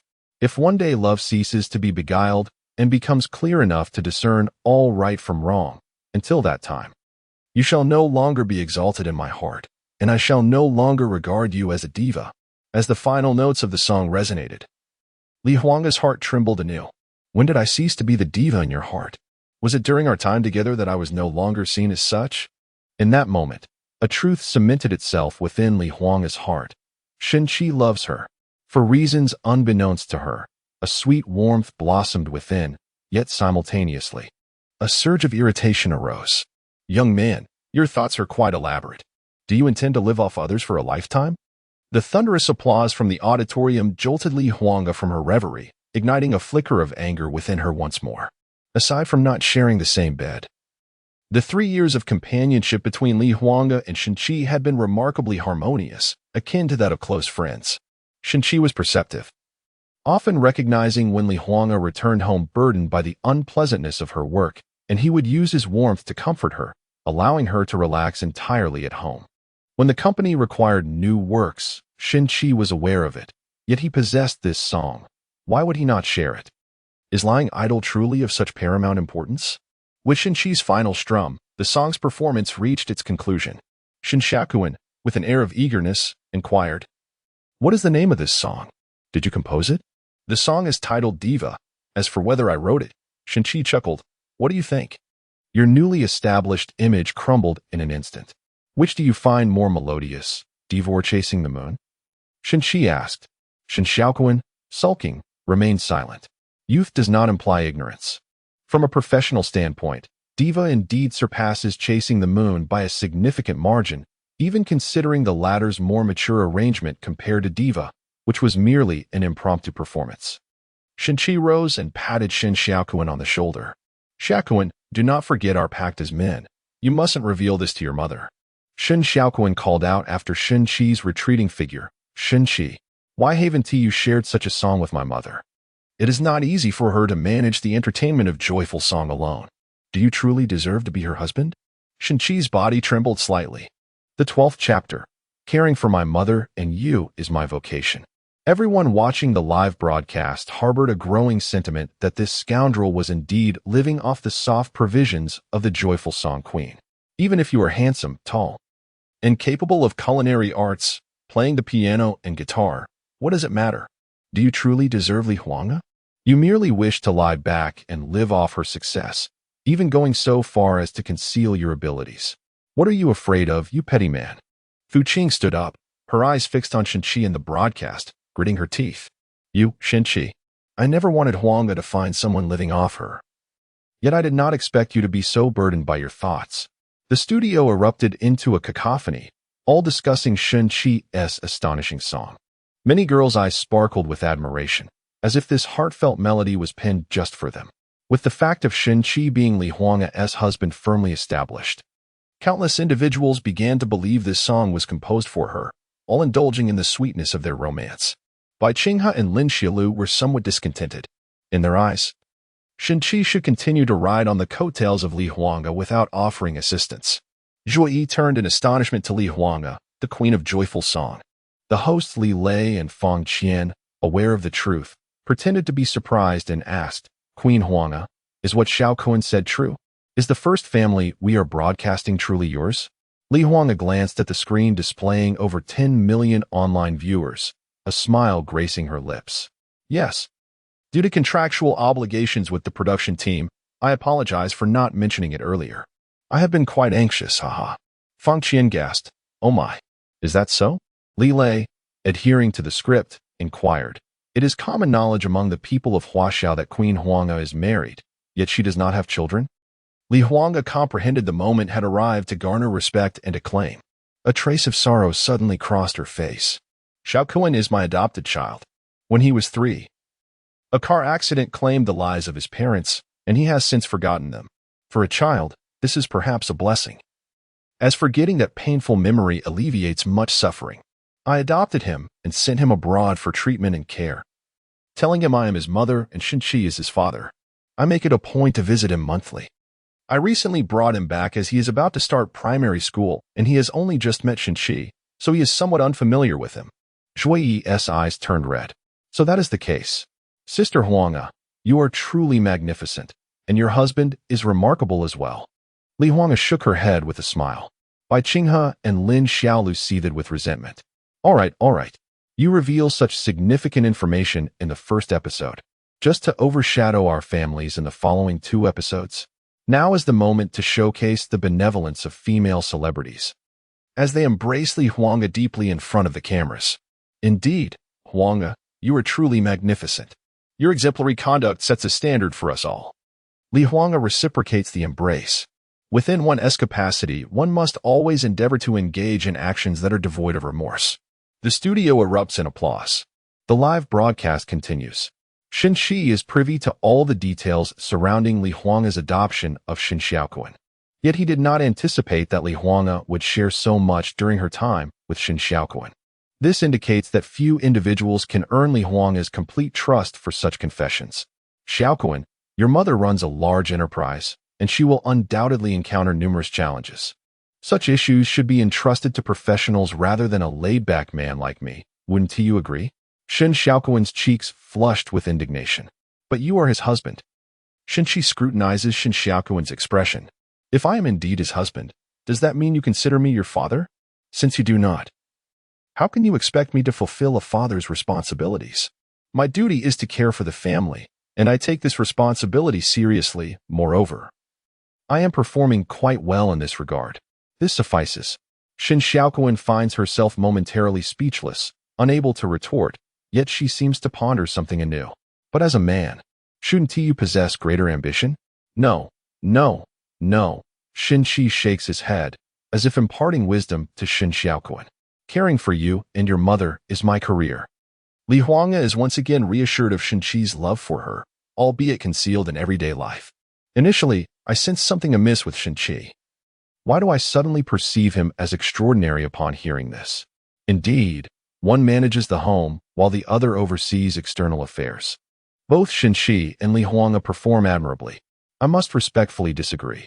At the very least, Shinshi has concealed certain capabilities that could assist Li Huanga, which is indeed flawed.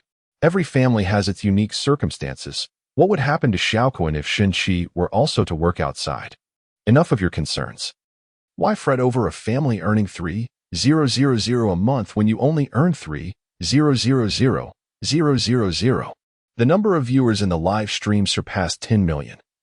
With many rushing in to glimpse Li Huanga's family, the barrage of comments dense and prolific. Since the broadcast began, it has seemingly remained in a perpetual climax, now escalating to an even greater peak. The chief director, Hong Tao, beams with delight, his smile radiant, while the assistant director, Zhang Wei, is almost blinded by joy. Director, this is a sensation. It must be a sensation. Li Huanga is no ordinary individual. She is a national goddess. The first time her family is exposed to the public eye is through our program, coupled with the heartwarming allure of Shin Xiaoquan. How could it not become a sensation? Indeed, Director, after this triumph, you may well be promoted to Deputy Station Chief. Zhang Wei chuckles, his excitement surpassing even Hong Tao's. If Hong Tao is promoted to Deputy Station Chief, does that not mean I will ascend as well? With the confirmation that Shin Shi and Shin Xiaoquan are Li Huanga's husband and child, the anticipation for the live broadcast intensifies. It seems that children are often averse to afternoon naps, and Shin Xiaoquan appears still entranced by Shin Shi's song. He has always believed that this exceptional song should be entrusted to Li Huanga, who could perform it for one of her company's singers, ensuring its tremendous success. However, he is currently constrained by his contract with Shin Shi, and it seems that Shin Shi's words have left Shin Xiaoquan unable to refute them, plunging him into a labyrinth of confusion. At such a tender age, there are certain matters that remain elusive. Shin Shi, indifferent to Shin Xiaoquan's days, spent an hour tapping away at his computer, finally stretching contentedly. Meanwhile, Li Huanga continued to savor the melody of the Queen, unlike Zhuo Yi and Bai Qinghe. As Li Huanga, apart from being a singer, is also the female CEO of an entertainment company, leading her to consider matters from a broader perspective. It is no wonder that Shin Shi remarked that there are few truly beautiful pop songs in this world. He believes that only his own creations possess merit. Might he have other works as well? Recently, the plan to promote new pop idols at Huanga Entertainment has encountered difficulties. If the Queen could be sung by Zhou Qiqi.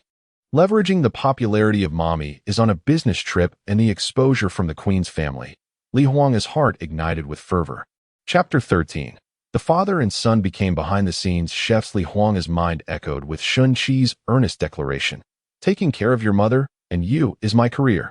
Indeed, Shin Shi has always adhered to this principle, fulfilling his obligations after receiving payment. Works like the Queen do not fall within the bounds of marital contracts.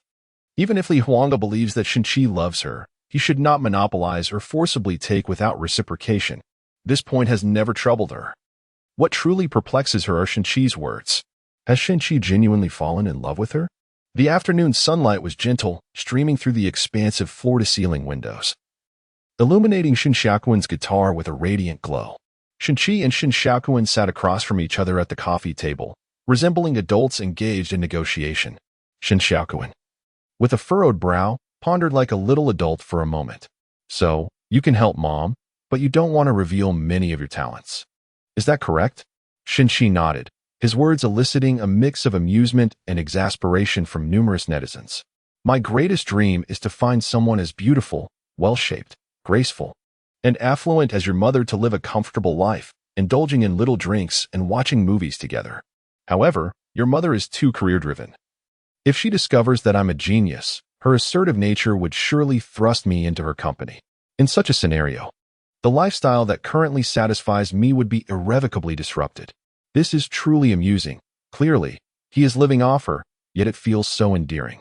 Everyone has the freedom to choose their own way of life. Shin Shi possesses the ability to live off others, and no one can criticize him for it. Isn't it contradictory?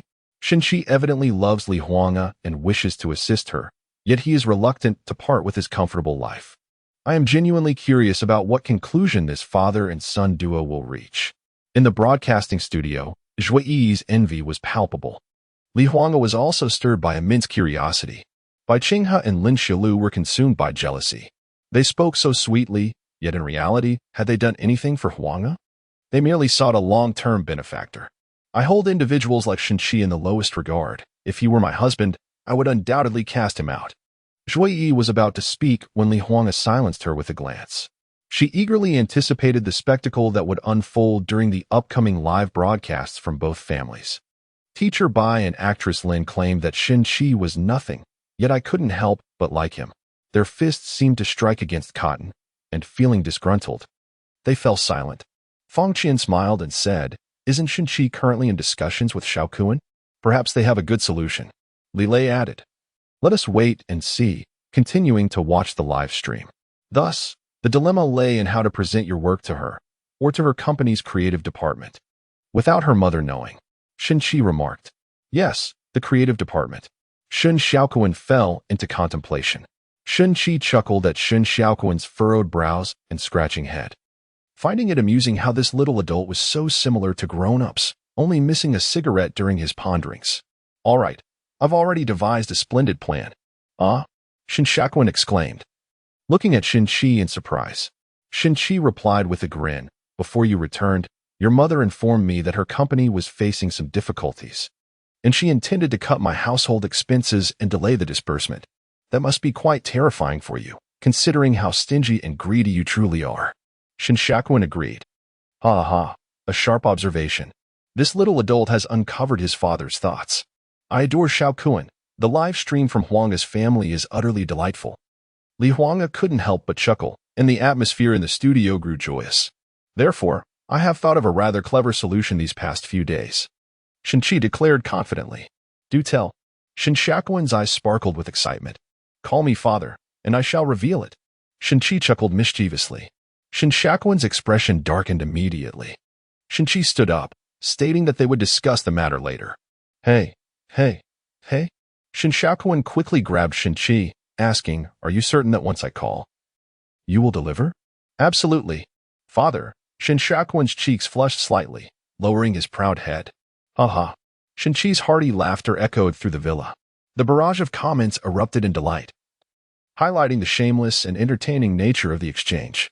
The studio was filled with laughter, and Li Huanga, unusually, joined in with hearty laughter as well.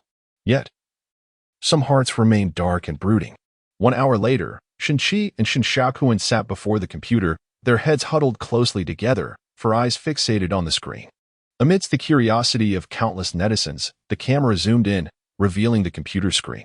"This is an original music trading platform, Taoga Network," Zhuo Yi exclaimed. Others continued to express their confusion. Li Huanga's eyes sparkled with excitement, and her explanation carried an involuntary hint of pride. This was the first time Li Huanga felt proud of Shenqi in front of others.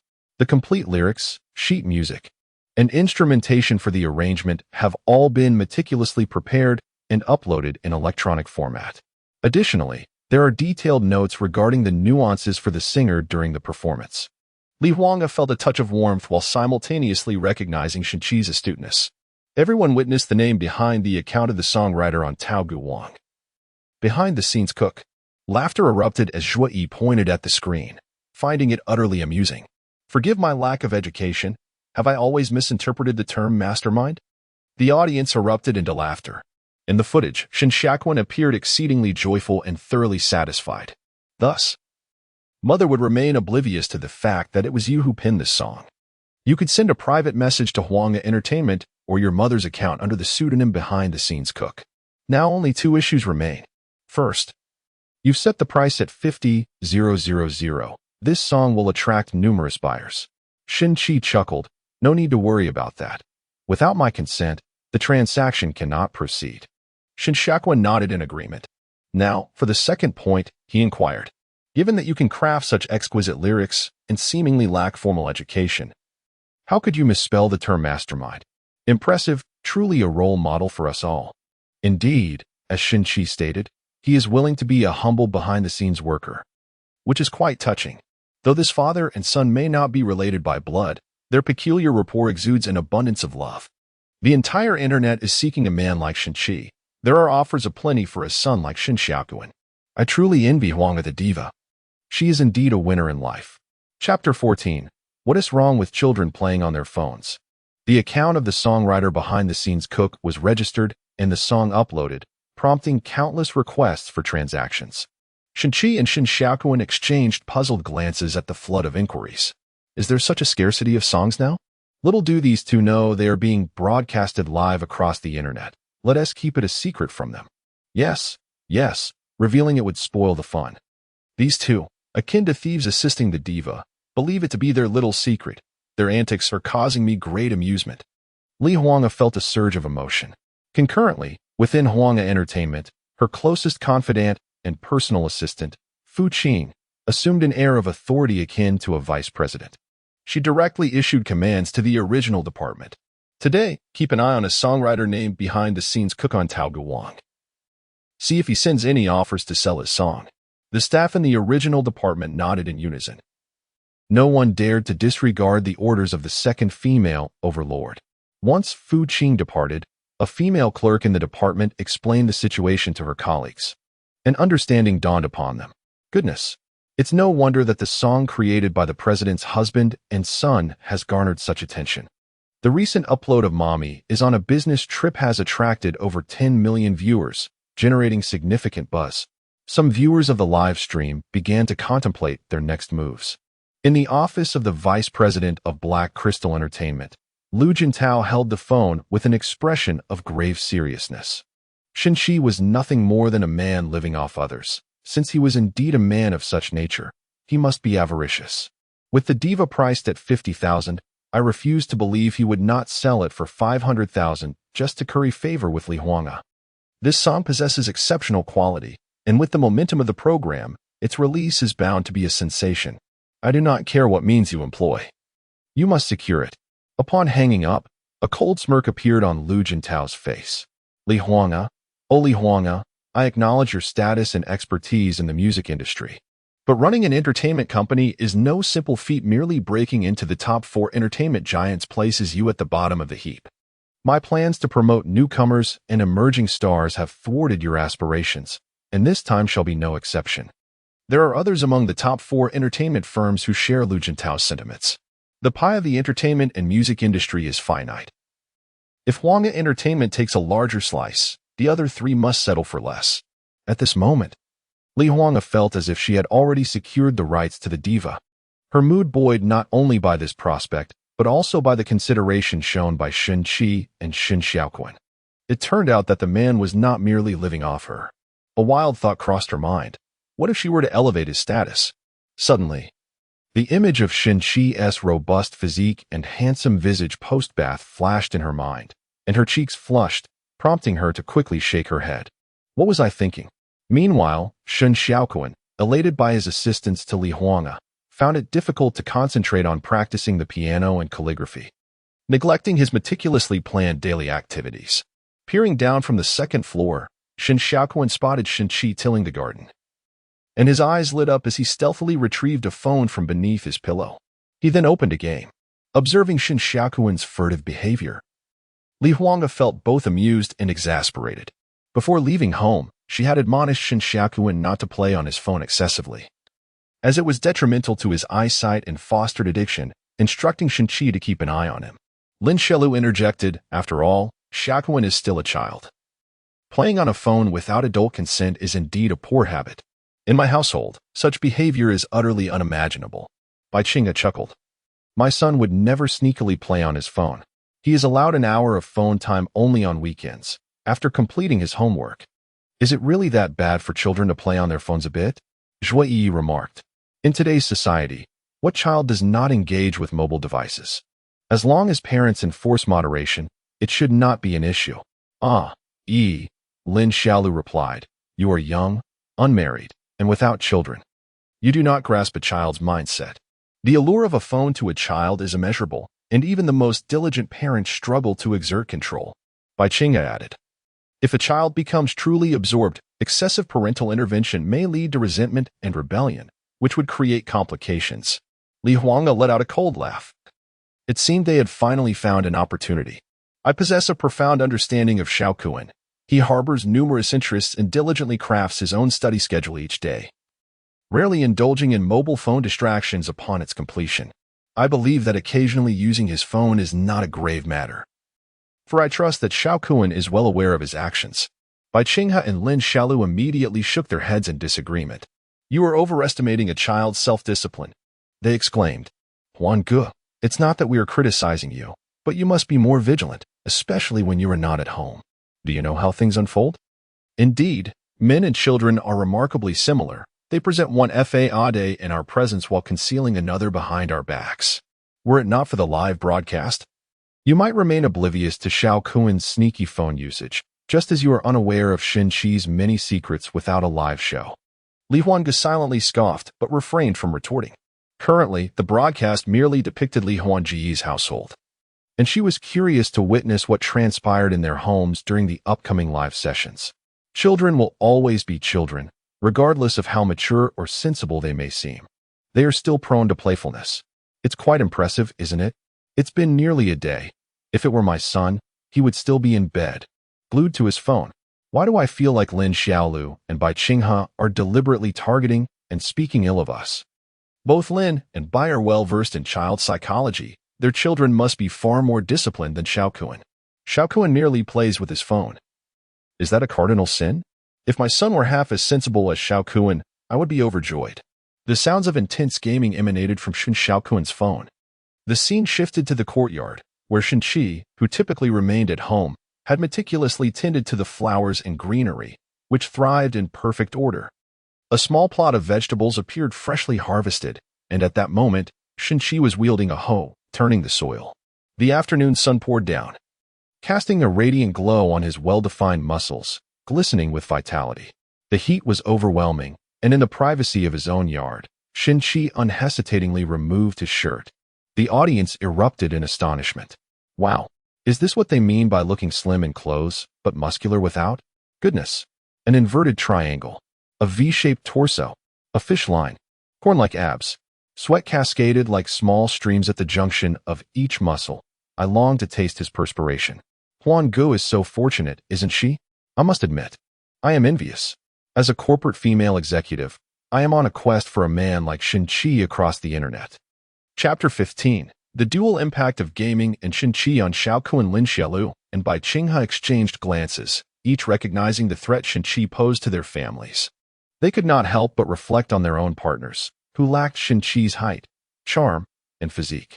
As for abilities, Shen Qi could play the piano, guitar, sing, create, and cook.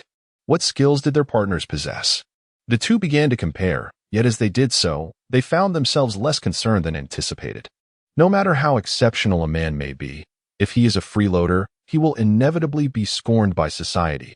They believed their own partners were not lacking in merit. The scene shifts back and forth, at times broadcasting Shen Qi laboring in the yard, and at other times showcasing Xiao Kun engrossed in mobile gaming indoors. Male viewers express their disinterest in watching Shen Qi toil through the comments. Switch back to Xiao Kun quickly. My wife constantly compares my physique to Shen Qi's. I've endured several beatings because of it. Isn't this provocative? Get lost.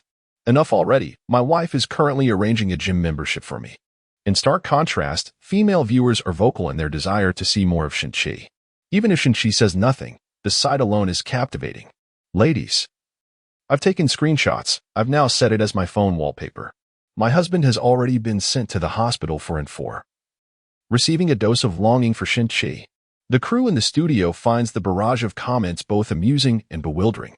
Zhuo Yi laughs heartily and asks, Song Queen, isn't Shen Qi's physique simply splendid? How can you bear to let him work? Li Huanji's face instantly flushes with embarrassment. To be honest, Shen Qi has never been seen without a shirt in the confines of their home. Shen Qi has always perceived himself as the hired help, adhering to the principle of not crossing boundaries. Wandering around barebacked in front of Li Huange would inevitably lead to suspicions that he seeks to alter the nature of their relationship for long-term gain. Now, witnessing Shen Qi's well-defined upper body, Li Huanji's ears burn with a fiery redness. This fellow's physique exceeds my expectations. Observing the throngs of female admirers in the comments, Li Huange can't help but feel a swell of pride. Yet, his professional instincts kick in. With looks so striking and a physique so exceptional, even without talent, he could easily thrive as an idol. Coupled with the exposure from this variety show, Shin-Chi is already gaining fame. Furthermore, Shin-Chi is proficient with instruments. Capable of songwriting and singing, he is undoubtedly a charismatic and talented rising star. If he were to sign with Hwanggu Entertainment, Lee Hwanggu resolves to make a monumental decision. Shin-Chi must debut. Fu Qing shares the same sentiment, her attention fixed on her phone. Having done nothing all day but contemplate the possibilities of launching Shin-Chi's career. The more she thinks, the more feasible it seems. Fu Qing acknowledges Li Huangji's discerning eye, having effortlessly unearthed the talent destined for the entertainment industry. She believes Li Huangge genuinely wants to elevate Shin-Chi, which would effectively eliminate the possibility of other entertainment companies poaching him. Fu Qing has even devised a strategy for how to package and promote Shin-Chi. Why bother with packaging? Shin-Chi is perfect as he is, debuting in his original form, which woman could resist? At last, Shin-Chi finishes tilling the land, plants seeds, and waters the patch. He wipes the sweat from his brow, revealing a warm smile. Soon, Hwanggu will be able to savor fresh eggplants and cucumbers. Oh, I want to taste Brother Chi's eggplants and cucumbers too. Wow. In this day and age, there exists a treasure like Shin-Chi who can even grow vegetables. It is evident that Huangji's household lacks a housekeeper. Observing the various small vegetable patches, one can deduce that the peppers and cilantro must have been cultivated by Shin-Chi. Oh my goodness, how can there be such an exceptional man in this world? The vegetables he grows are not watered with mere water. They are nourished with love. Li Huangge found herself somewhat enchanted. No, she must investigate further. Even if he is flawless in every regard except for being financially dependent, and his affection for me is profound, he may not present the same demeanor during live broadcasts as he does in everyday life. Thus, further observation is essential. Shin-Chi returned indoors, seeking out a fresh and crisp outfit before retreating to the bathroom. The barrage of comments erupted in lament. Is the production team devoid of funds? Why is there only one camera in the bathroom, and why not install another? Turn up the volume. I wish to hear the sound of the shower. Can someone save the water from Shin-Chi's shower for me? I bet it would quench my thirst better than Nongfu Spring. The comments evoked a mixture of amusement and exasperation. Upon finishing his bath, Shin-Chi emerged, his damp hair and the muscles exposed beneath his tank top eliciting yet another wave of admiration from the female viewers. As he ascended to the second floor, he found Shen Xiaokuan engrossed in a video game. Shen Xiaokuan glanced at Shin-Chi but remained unfazed, continuing his immersion in the game. Ah, Lan Ling Wang. You infuriate me. No, don't mess up. I missed it. Ugh, I'm dead again. Support, follow me. Can't you see I'm outnumbered? His teammates were proving to be a liability, leading to yet another defeat. Shen Xiaokuan, in a fit of frustration, opened the match history, prompting laughter from the viewers. All his characters were non-mobile marksmen, and a glaring lost streak of 4 was displayed. Ha ha ha. Shin-Chi, drying his hair, could not suppress his laughter. What are you laughing at? Shen Xiaokuan glared at him. Shin-Chi replied, just take a look at your own record. Could it be possible that you were the one at fault? Me at fault? Shen Xiaokuan retorted angrily, showcasing his rank. Look at this rank. It's quite challenging. You know. Do you even understand? Shin-Chi sat beside him and chuckled. Uffed. You. Shen Xiaokuan was infuriated, demanding to know what Shin-Chi meant by that. With a sigh, Shin-Chi remarked, Diamond rank? I thought it was a higher tier. As the younger one, Shen Xiaokuan could hardly tolerate such ridicule. All right. I'll play another round to show you my prowess. Shin-Chi, feeling bored, agreed. Shen Xiaokuan selected his favorite hero, Yuji, just 3 minutes into the match. As Shen Xiaokuan was about to advance, Shin-Chi shouted, There are enemies in the grass. 1 jungler and 1 mage. Shen Xiaokuan scoffed. I don't believe you. Just as he stepped into the grass, Deji immobilized Yuji, and Aku lunged at him. Yuji succumbed before Deji, and Aku could even unleash their full abilities. Shen Xiaokuan felt mortified. Shin-Chi pointed at the screen, bursting into laughter. You fool. Deji and Aku had been silent for ages. The top lane is in battle. And the minions have already breached the enemy tower.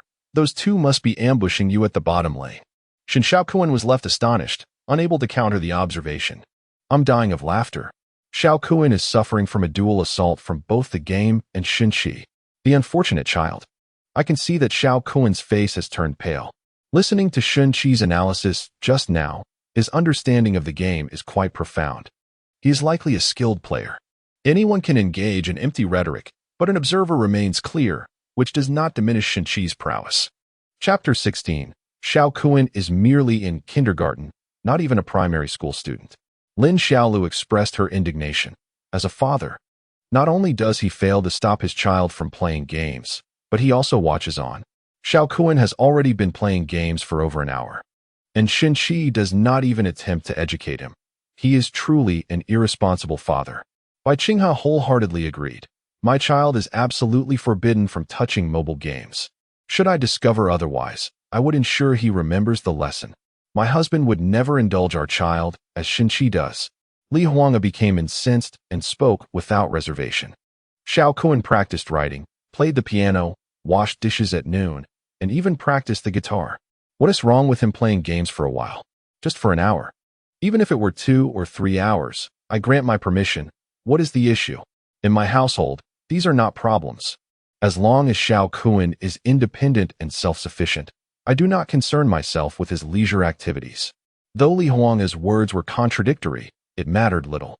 Bai Qinghe and Lin Xiaolu covered their mouths, wide-eyed in disbelief at Li Huanga. Could it be? Huanga, it is not right to indulge your child so. We are only looking out for your best interests. Yes, Huanga, you have no experience in raising children, and neither does Shun Qi. Such misguided parenting could lead to dire consequences. Li Huanga's chest heaved with anger, wanting to retort with a dismissive remark. However, her cultivated demeanor and experience before the camera restrained her. Zhui Yi shot Li Huanga a glance. Stay calm, Sister Huanga. I know what I'm doing, Li Huanga replied, leaning back against her chair. Lin Xiaolu and Qi Qingxiu exchanged glances, seemingly pleased with their triumph. Feng Qin quickly stepped in to mediate, stating that every family has its own methods. Xiao Kuan is quite sensible and surely understands moderation. Li Lei quickly added, Indeed. And the relationship between Shun Qi and Xiao Kuan is rather nuanced. Perhaps Shun Qi has his own plans. The comments section erupted in chaos, with fans of Li Huanga clashing with those of Lin Xiaolu and Bai Qinghe. Assistant Director Zhang Wei felt a twinge of concern, but the Chief Director, Hong Tao, remained composed, stroking his sparse mustache with a content and satisfied expression. Director, will the quarrel among the observation team lead to any issues? What issues could arise? Zhang Wei, you have much to learn. Consider why I invited the 4 leading figures from the top entertainment companies. Zhang Wei was momentarily taken aback, then quickly displayed a look of enlightenment. This pleased Hong Tao immensely. With a tone of earnest instruction, Hong Tao addressed Zhang Wei. Zhui Yi is a young superstar. She is unmarried and childless, and views Li Huanga as her idol. She will undoubtedly align herself with Li Huanga. The entertainment companies of Lin Xiaolu and Bai Qinghe are in fierce competition with Huanggu Entertainment. Despite Li Huanga's youth, her status in the entertainment industry surpasses theirs, inciting their jealousy. Both parties are set to participate in an upcoming live broadcast, as each desires to outshine the other in this nationwide event. Thus, the 4 members of the observation team have already been divided into 2 factions even before the show airs. Although they excel at managing their expressions and language before the camera, what about their fans? This outcome was anticipated and meticulously planned by the chief director. Zhang Wei was enlightened, giving a thumbs up in admiration. Truly, he is an exceptional chief director. Hong Tao stood up and patted Zhang Wei's shoulder, expressing his mentorship. As a director of a variety show, one must be thorough and maintain control over everything. The road ahead is long. Keep pushing forward. During the live broadcast, Shen Xiaoquan's Yuji has already perished 6 times in this round. The performance of 062 is simply disheartening. Each time before her demise, Shen Qi had warned Shen Xiaoquan, and every death corresponded precisely with Shen Qi's reminders. Shen Xiaoquan gritted her teeth, her face reddening with humiliation as her teammates began to mock her. Damn it, it's summer vacation, even elementary school kids are off. Can we please tone it down? The economy isn't even as high as my support. Yuji, a mere elementary schooler.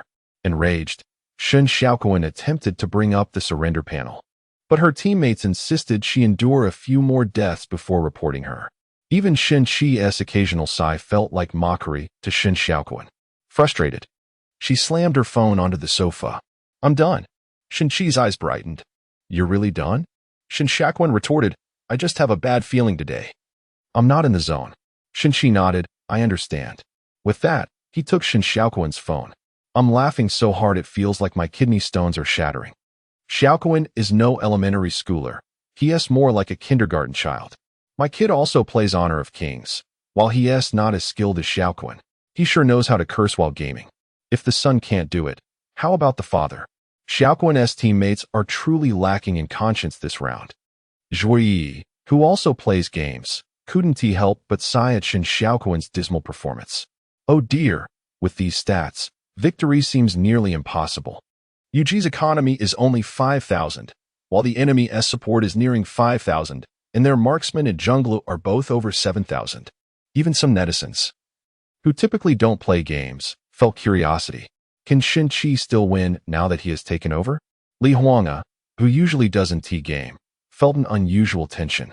A child often holds admiration for their father, and if Shinchi could instill such respect in Shin Shaoquan, it would greatly benefit their relationship moving forward. What is the situation now? Is it possible that Shinchi can't win the game? Zhuyi nodded, stating that she was a 10-star master and had a clear perception of the diamond rank matches. The opposing team consisted of players above the diamond tier. Thus, even if Shinchi was quite skilled, he could not triumph under such a significant economic disadvantage. Lin Xiaolu and Bai Qinghe were also engaged in the game, and their ranks were commendably high. This match could have been surrendered long ago. It appeared that Shinchi was not adept at gameplay and had underestimated the situation. Indeed, Shinchi's ambition to impress Shaoquan seemed to have faltered. Before the team battle commenced, Shinchi concealed himself within the bushes. As the battle erupted, he seized the opportunity, shooting down the weakened enemy mage with an arrow, then activated his second skill to accelerate his retreat. The skirmish continued, and Shinchi pivoted back, landing two basic attacks that eliminated the opposing marksman. Big treasure. A coup charged in, prompting Shinchi to activate his second skill for damage immunity, launching his ultimate to soar into the air. Before landing, he executed a flash to strike a coup through the wall. Treasure. Shinchi began to attack minions to regain health, and when his health was sufficiently restored, he rejoined the fray, dispatching the enemy support. Wow, grab. The last ally fell to the enemy tank, but Shinchi activated his second skill to negate damage, effortlessly dispatching the enemy's remaining tank. A triumphant announcement echoed. Attack him. Shinchi calmly pushed down two towers, advancing to the enemy's high ground. After clearing the last wave of minions, he targeted the crystal, reducing its health significantly before initiating his recall. The minions subsequently destroyed the crystal on their own. Shinchi chuckled softly, gently placing down his phone, relishing his concealed prowess. Chapter 17. When a boy begins to admire someone, Shin Shaoquan was taken aback, staring blankly at the phone screen on the coffee table. Victory. The announcement sounded almost mockingly. How could a seemingly lost game turn into a win? The only kill in this match was, astonishingly, a pentakill. This was Shin Shaoquan's first pentakill since he began playing. Observing Shinchi and Shin Shaoquan, Li Huanga couldn't help but inquire, did we win or lose? Zhuyi exclaimed with excitement, we won. We won. Really? We won? Li Huanga, though puzzled, felt a surge of joy. Bai Qinghe and Lin Xiaolu seemed somewhat taken aback. So what if we won? It's just a game. Besides, should we be more concerned about whether Shinchi should allow Shaoquan to play? He is even helping him. Zhuyi remained exhilarated, recognizing that this experience could enhance their bond. In Shaoquan's moment of struggle, Shinchi's remarkable comeback would surely earn his admiration. The barrage of comments celebrated the moment, as small occurrences often stirred the emotions of many. I truly didn't expect this. An 8-year veteran player remarked how Shinchi's positioning with Yuji was exceptionally stylish. Each use of the second skill was remarkably precise. That big flash was stunning. It seems that when the Queen of Songs is away, Shinchi has ample time to hone his gaming skills. This lad has certainly gained face in front of Shaoquan. Shin Shaoquan quickly regained his composure, a tinge of regret washing over his youthful face. Was my reaction a bit excessive just now? Could this be considered an exposure of Shinchi's hidden talent? However, this ability seems to be of little assistance to Mother. Is it not merely a pentakill? Shin Shaoquan's words, often spoken with confidence, revealed a hint of insecurity. Shin-Chi, unfazed, chuckled and said, "Yes, yes, yes, you are the best at gaming." To Shin Xiaoquan, this sounded like sarcasm. "Let us have another round. I'll assign you a hero, and if you can defeat me with an impressive performance, I will truly admire you. Feel free." Shin Xiaoquan noticed Shin-Chi's nonchalant demeanor and felt a surge of anger. However, he soon realized that Shin-Chi's calmness was not mere bravado, but rather a testament to genuine skill. The hero assigned to Shin-Chi by Shin Xiaoquan was the support character Lu Shan, who was required to play in the jungle. Remarkably, Shin-Chi utilized Lu Shan like a whirlwind, deftly demolishing the enemy's defensive towers and achieving a victory with a staggering 13 kills. This left Shin Xiaoquan utterly astonished, as it far exceeded his understanding of the game. Li Huanga, unlike the other 3 members of the observation team, watched in a daze yet could glean insights from everyone's reactions in the live chat comments. "This shatters my understanding of the game. A support character can jungle? His Lu Shan is like a fan, while mine is merely a punching bag. Every time he is targeted, it seems he anticipates it, evading capture and even sneaking into enemy territory. With such awareness, I feel as though I, with my 50 stars in the ranked system, am no match for him." Shin-Chi set his phone down with a smile, glancing at the bewildered Shin Xiaoquan, whose understanding of the game had collapsed. "You're lacking.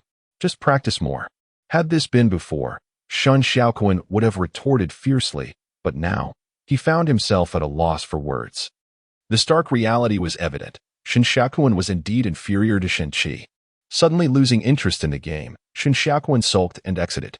"What is so impressive about that?" Shin-Chi replied dismissively. Shin Xiaoquan's fair face was now flushed with anger. "Let us play another round. I'll assign you another hero. And if you win again," Shin-Chi waved his hand and rose. "No, no, no. I have already proven myself. There is no need for further validation." With that, Shin-Chi descended the stairs. In the scene, Shin Xiaoquan clenched his little fists and pounded the sofa cushions twice in frustration. Li Huanga watched, both amused and exasperated. Li Lei remarked, "As a boy, I was much the same at 5 or 6 years old, though I was infuriated. I likely held a sense of admiration for the other person. Perhaps I can better comprehend Shin-Chi's approach. When a child begins to admire an adult, it signifies that their relationship is evolving positively." Li Huanga felt a surge of happiness. Li Lei's words resonated, and she firmly believed in Shin-Chi's intelligence. Feeling reassured by his actions and intentions, however, Bai Qinghe shook her head and countered, "I hold a different opinion. I believe Shin-Chi's method towards Xiaoquan is a form of discouragement. This could lead to increased insecurity in a child." "I believe the esteemed Qing Hing Ho is correct," Lin Xiaolu concurred, asserting that it was a mistake for Shin-Chi to allow Xiaoquan to engage in gaming from the outset. Shui Yi could no longer contain her discontent. "I, however, find Shin-Chi's approach to be justifiable, as it may instill a sense of admiration in Xiaoquan for him. Perhaps this is the nature of a boy's world. Furthermore, I posit that a modicum of disappointment might diminish Xiaoquan's interest in gaming, potentially proving more effective than direct prohibitions against his play." Indeed, it was evident that Shin Xiaoquan refrained from continuing his gaming thereafter. He descended to the first floor, where he found Shin-Chi preparing to leave with the keys to the small motorcycle. "Xiaoquan, may I inquire whether your mother will return for dinner tonight?" The attention of all present in the broadcasting hall turned towards Li Huanga, who, upon retrieving her phone, indeed received a call from Shin Xiaoquan. Subsequently, their conversation resonated through the hall. "Mother, will you be home for dinner tonight?" "Ah, Xiaoquan, I have work to attend to this evening. Should I return? It may be quite late. Please inform your father of your culinary desires, and he will prepare them for you." Shin Xiaoquan's tone grew somewhat despondent. It was apparent that he harbored a degree of dependence on Li Huanga. Softening, she inquired, "Xiaoquan, what have you and your father been up to today?" A spark ignited in Shin Xiaoquan's eyes as he recalled the secret shared with Shin-Chi, the secret that could assist Li Huanga. Yet, his gaze soon wandered. Many observers perceived the internal struggle within Shin Xiaoquan. The contract with Shin-Chi compelled him to share certain truths with Li Huanga. Yet he found himself in a quandary. "Have you truly done nothing? Really?" Li Huanga, smiling, playfully pressed further. Finally, Shin Xiaoquan, with a hint of indignation, declared. Mother, let me tell you, Shen-Chi is simply terrible. This morning, when I failed to wash the dishes, he wouldn't let me have lunch. I had to wash his socks before I could eat breakfast. I feel so pitiful. Li Huangge found his plight amusing. Then I shall return home and deal with him. I will avenge you. No need, Shen Xiaoquan hastily replied. In truth, Shen-Chi is not so bad. Li Huangge was taken aback. This was the first instance she had heard Shen Xiaoquan defend Shen-Chi. By the way, Shen-Chi swindled me out of 500 yuan this morning. As Chapter 18 unfolds, some have tasted sour lemons, while others have contracted red eye. Shen Xiaoquan cast furtive glances at Shen-Chi, who remained at the threshold, unperturbed, twirling a keyring on his right index finger. Li Huangge, both exasperated and amused, observed the duo on screen. Once mother returns home, I shall reclaim what is rightfully yours. Very well. Upon concluding the call, Shen Xiaoquan regarded Shen-Chi with a sense of triumph, as if he had just won a round and restored his honor. My mother mentioned that even if she returns, it will be at midnight, so I need not concern myself about her dinner. Shen-Chi nodded and exited. Shen Xiaoquan returned to his computer and navigated to Taogu Wang. To his astonishment, he discovered over 200 applications in the trade request section, with a prominent account seeking contributions for entertainment songs from Huangge. Shen Xiaoquan sighed, reflecting on the undeniable truth that a good song is indeed a good song. However, as he gazed at the large screen, Li Huangge suddenly stood up in a flurry. Don't click it, Xiaoquan.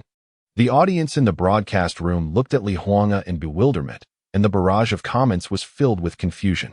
What's happening? Is this not just about providing entertainment for Huangge?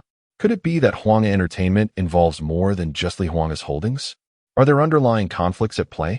Stop talking nonsense. Look at the transaction information list below. As everyone focused on the screen, comprehension dawned upon them. Zhuo Yi also shouted, please don't click it, Xiaoquan. It's a scam. With Bai Qinghe and Lin Xiaolu watching with amusement, Li Huangge was already preparing to make a phone call. Shen Xiaoquan's intelligence had been acknowledged by many, yet he was still merely a kindergarten child, not yet 6 years old, and thus could hardly grasp the conspiracies and darkness of the adult world.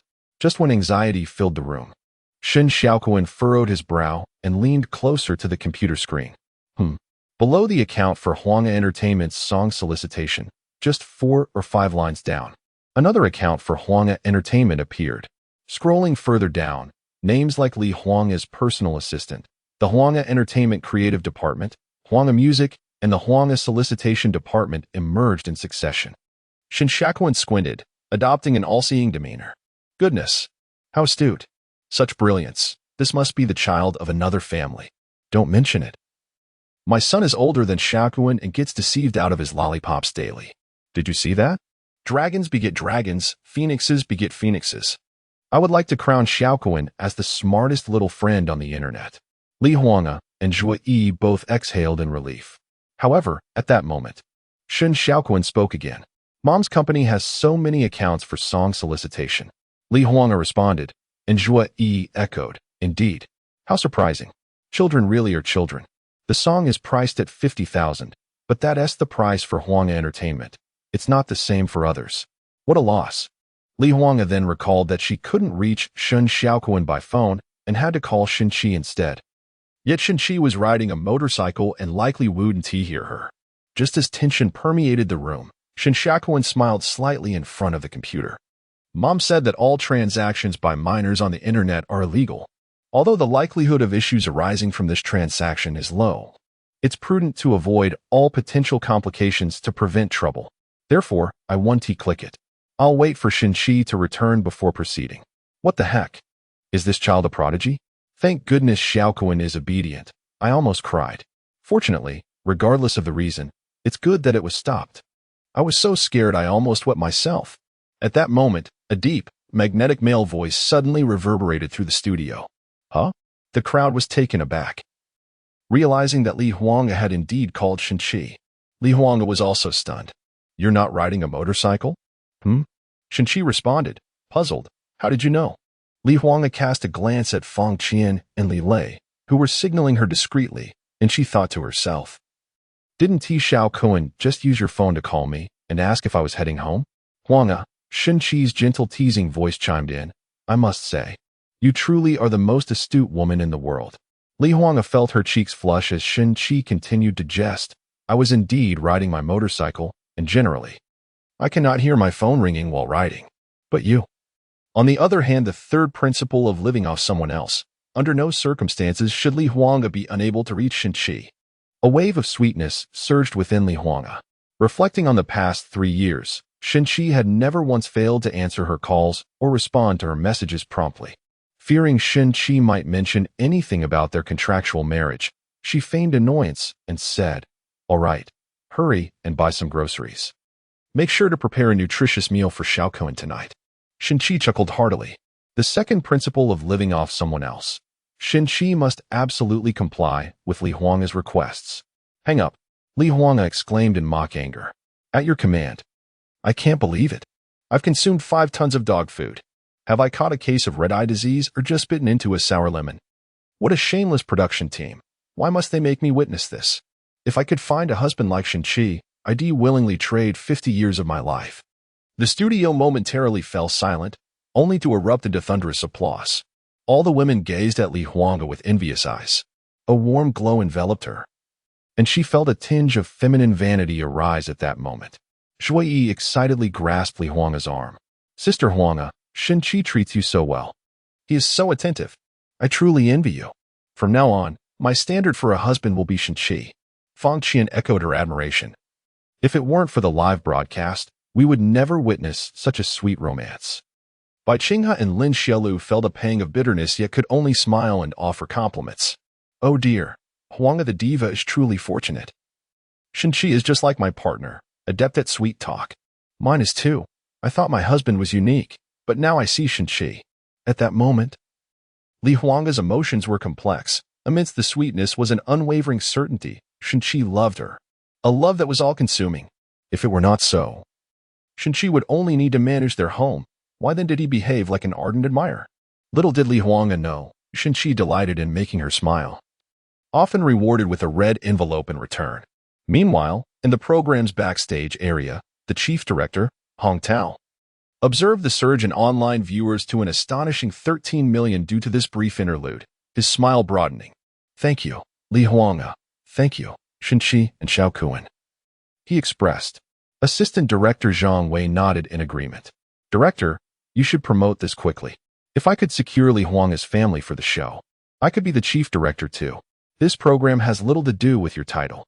In the household of Li Huanga, even a dog tied to the chair of the chief director can achieve fame. The chief director is indeed formidable." Chapter 19. The authenticity of the account representing Huanga and Song recruitment. When Shin Qi returned, it was nearly 5 p.m. He entered the house carrying a plastic bag filled with ingredients and promptly changed his shoes. "Xiaokuan, are you hungry now?" Shin Xiaokuan, seated before the computer, exclaimed with excitement. "Shin Qi, hurry over and take a look. Many accounts from Mom's company have submitted requests for transaction."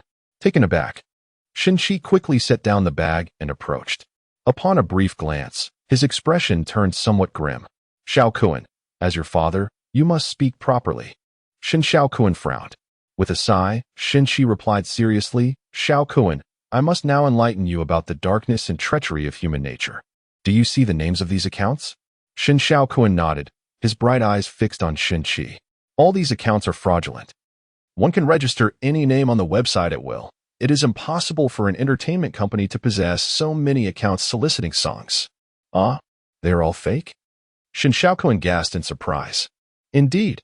Shin Qi moved the mouse, clicking on each account. "Do you see?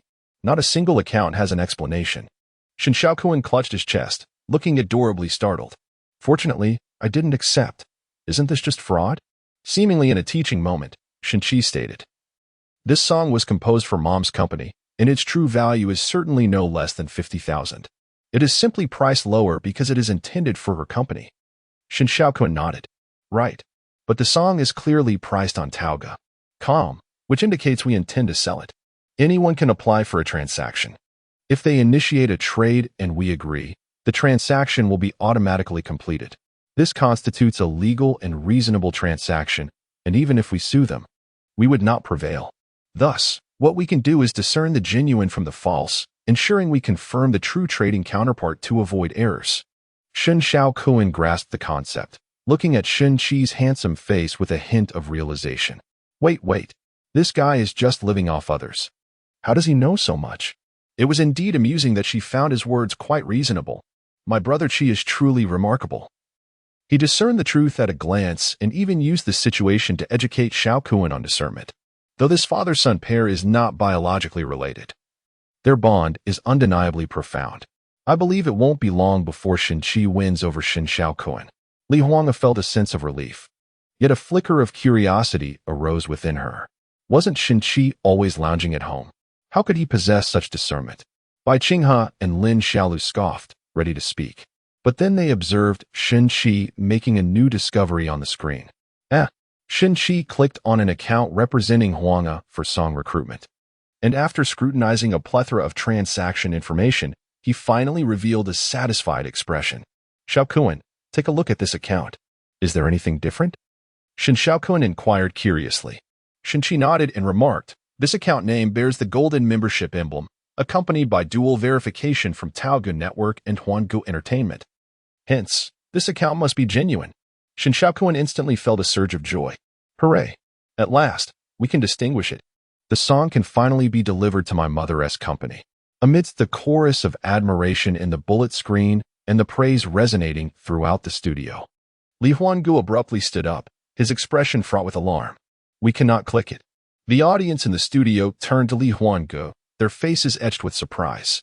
He anxiously explained, I usually handle the song solicitation work for Taogu Network, and the sole account for gathering songs is registered under my name.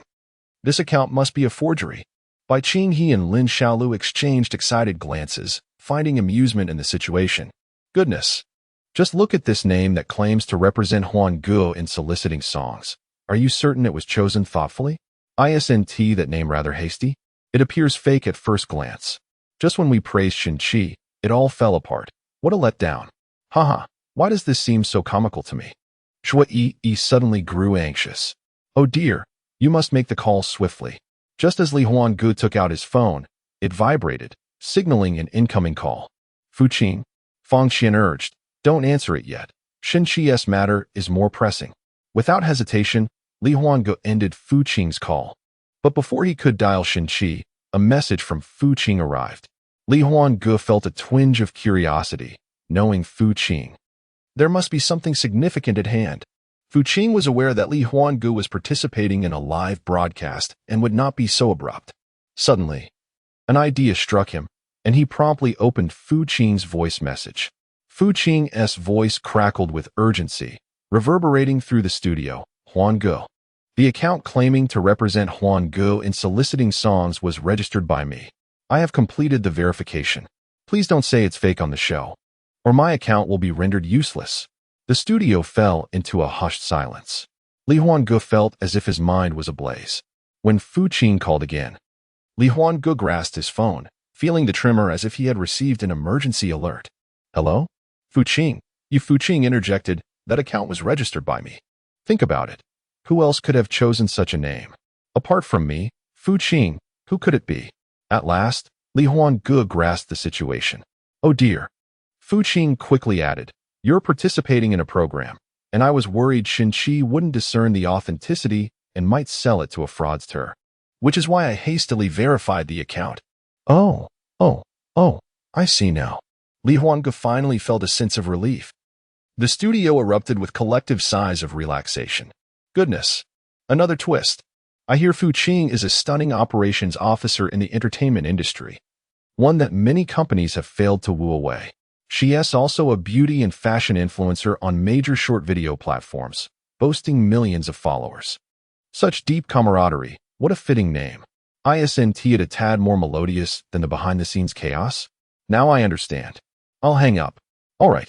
After ending the call, Li Huanggu offered an awkward smile. My apologies. I almost made a mistake. Haha. Shui Yi exhaled a sigh of relief. What a thrilling moment. Bai Qinghe exclaimed, you startled me. I was so worried just now that my heart nearly leapt from my chest.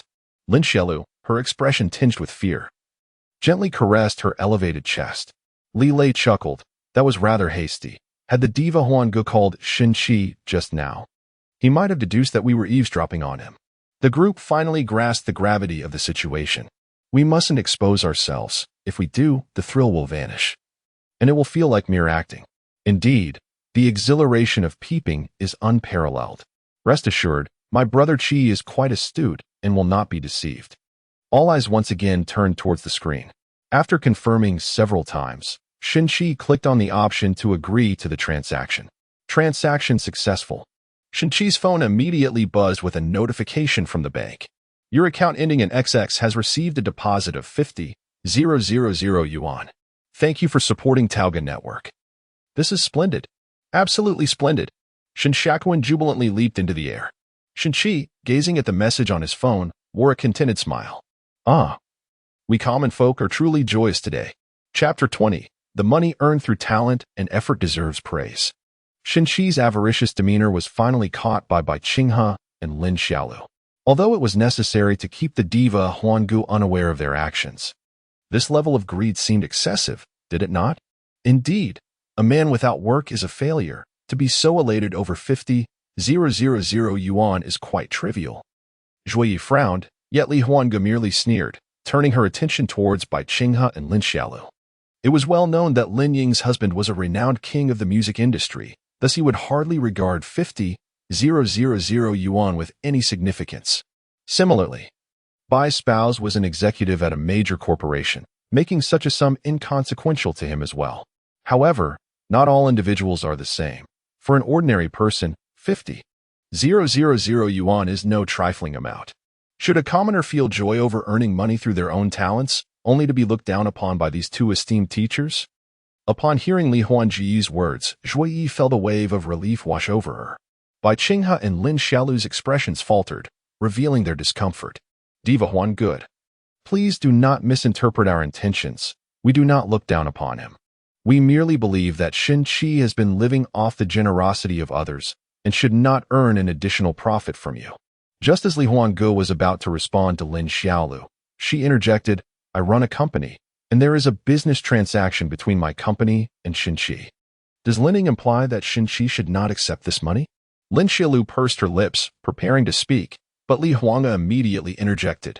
So, does the esteemed Lin Yinghe refuse to compensate anyone associated with her works? Are you suggesting that Lin Yinghe would deny payment to those with whom she shares a good relationship? Lin Xiaolu was momentarily taken aback. Zhuyi Yi was so delighted that she nearly applauded. Indeed, Sister Huangge was formidable. With just a few words, she had rendered two esteemed actresses speechless. Is this the audacity of a diva and a female executive? Zhuyi Yi perceived that her own journey was still quite lengthy. Li Huangge gently rose. Her tone calm yet powerful as she declared, in this world, no one is obligated to offer unconditional support to another.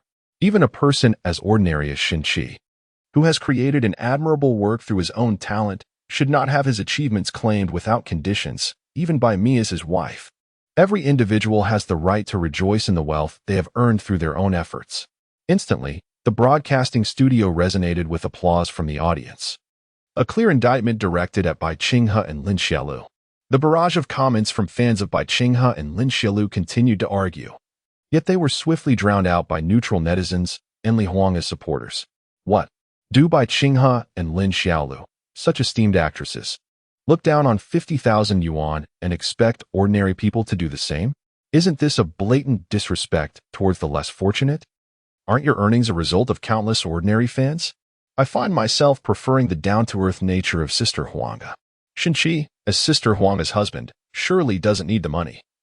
Yet he remains relatable and grounded. Bai Qinghe and Lin Xiaolu appeared to realize the implications of their words, which had inadvertently positioned them against the public. What initially seemed a minor issue had been magnified by Li Huangge's influence. The two actresses felt an increasing fury towards Li Huangge, lamenting her tenacity while simultaneously feeling the urgency to clarify their stance. That was not our intention. Perhaps I misinterpreted Shin-Chi's joy as being solely for monetary gain. I just realized it now. Yes, Shin-Chi must have been happy because he assisted Huangge. Li Huangge shook her head, observing Shin-Chi's cheerful demeanor on the screen, and stated earnestly, he is indeed happy because he earned money. Bai Qinghe, Lin Xiaolu, are we not letting this go? Li Lei curiously inquired, could it be that Shin-Chi truly is Li Huanga did not conceal her thoughts, a smile creeping onto her face as she recalled Shin Chi's usual frugality. Yes, Shin Chi does have a penchant for money and is somewhat stingy, but that quality renders him rather endearing. Endearing? Joy found herself perplexed. The vast majority of people shared her confusion. How could greed and stinginess be perceived as charming? All eyes returned to the live broadcast. Look at that miserly little man reveling in his thrift. Shin Shakuan could not resist a jab. Shin Chi chuckled, tucking his phone into his pocket. Neither stealing nor cheating, every penny earned through hard work is deserving of respect, regardless of one's wealth, if it is acquired through diligence. It is worthy of commendation. The comments erupted in approval. Shin Chi clapped his hands and stood up. All right, although the song has been given to your mother's company, our contract remains in effect. You still cannot disclose the truth to your mother until I permit it. So, will you continue to work behind the scenes? With that, Shin Chi headed toward the kitchen to prepare dinner. Shin Shakuan called out from behind, I'm not very hungry. You can cook at 7. Shin Chi waved his hand without turning around. No. Your mother said you are still growing and need proper nutrition. The dishes for today are a bit more complicated, so I need to start preparing them early. Shin Shaoquan opened his mouth, momentarily at a loss for words. The audience in the studio turned their attention back to Li Huanga. Fang Qian asked, generally, home-cooked meals are quite simple. Has the singing diva ever tasted any of Shin Chi's more complex dishes? Li Huanga shook her head. I don't know how to cook, so I can't say which of his dishes are difficult. Usually, he prepares everything in the morning, and I just eat when I get home. A wave of envy swept through the crowd, as many were intrigued by the prospect of Shin Chi's culinary skills, especially after witnessing his lunchtime creations. Now that he claimed the dinner dishes would be somewhat intricate, what could they possibly entail? The live feed switched directly to the kitchen. Shin Chi began by pulling a handful of bean sprouts from a plastic bag and washing them, prompting a flurry of question marks in the comments. Bai Qing laughed. What complex dishes can be made with bean sprouts? I can't even imagine. Lin Xiaolu added, I've traveled to many cities and love food, but I honestly can't think of any renowned dish that uses bean sprouts. At the moment Shin Chi revealed the bean sprouts, Li Huanga seemed to have an inkling. She had tasted this dish before and had praised it highly. Casting a glance at the two, she remarked, I might have an idea of what this dish is. You two may be underestimating Shin Chi's culinary skills. I dare say that even Michelin-starred chefs couldn't replicate this dish. I consider myself well-traveled. Yet I've never encountered this particular bean sprout dish elsewhere. Although I don't know how to cook, I can certainly envision the complexity involved. Chapter 21. The astonishment of stuffed bean sprouts and deboned fish. Shin Chi meticulously cleaned the bean sprouts and retrieved an exquisite leather pouch from the cabinet, opening it to reveal an array of finely crafted knives, varying in size and length, each glinting with a sharp sheen. With great care, he selected one and began to trim the heads and roots off each bean sprout. He then took a piece of pork and blended it into a meat paste using a high-powered blender. What followed was jaw-dropping. Shin Chi produced a slender needle and expertly hollowed out the middle of each bean sprout's delicate stem, managing to do so without damaging a single one. Wow, this technique rivals that of precision instruments. What on earth is he doing? This is astonishing. If only a man would cook for me like this. I drink poison right after. How can there be such a thoughtful man in the world? Does Shin Chi need a son? Even more astounding techniques were yet to come. The meat paste produced by the blender seemed rather coarse. Shin Chi, determined to achieve a finer texture, meticulously chopped it into a smooth puree before seasoning it to perfection. To everyone's astonishment, he then began to stuff the meticulously prepared meat mixture into the slender stems of the bean sprouts, one small portion at a time. A collective gasp echoed through the studio as each person finally grasped the reason behind Li Huanga's earlier remarks. Undoubtedly, if Shin Chi's method were to be followed, the complexity of this dish was beyond question. Bai Qinghe once again voiced her dissent. I truly believe this approach is unnecessary. The bean sprouts and meat filling could simply be mixed together and stir-fried, resulting in a dish that would still feature both ingredients, wouldn't it? Lin Xiaolu nodded in agreement. Indeed, it seems as though he is deliberately increasing the difficulty. Suddenly, a particularly impolite comment scrolled across the screen, standing out starkly from the rest. While other comments were rendered in black and white, This one appeared in a striking red, lingering on the screen long enough for all to see clearly. I am utterly astounded. This variety show always invites guests who know nothing and then lets them pontificate. Bai Qinghe and Lin Xiaolu's expressions soured immediately. But their extensive experience in variety shows cautioned them against further commentary. This individual was likely formidable. Fang Wenwen adjusted her earpiece, having received clarification and directives from the chief director. I must clarify for everyone, in specific segments of our program, we feature designated online guests. For instance, during segments involving music, we do not require their input, as 3 of the 4 observers here are quite knowledgeable about music. However, in culinary segments, our online guests, who are experts in gastronomy, are free to express their opinions. Their comments will be displayed in red and will remain on the screen for a longer duration.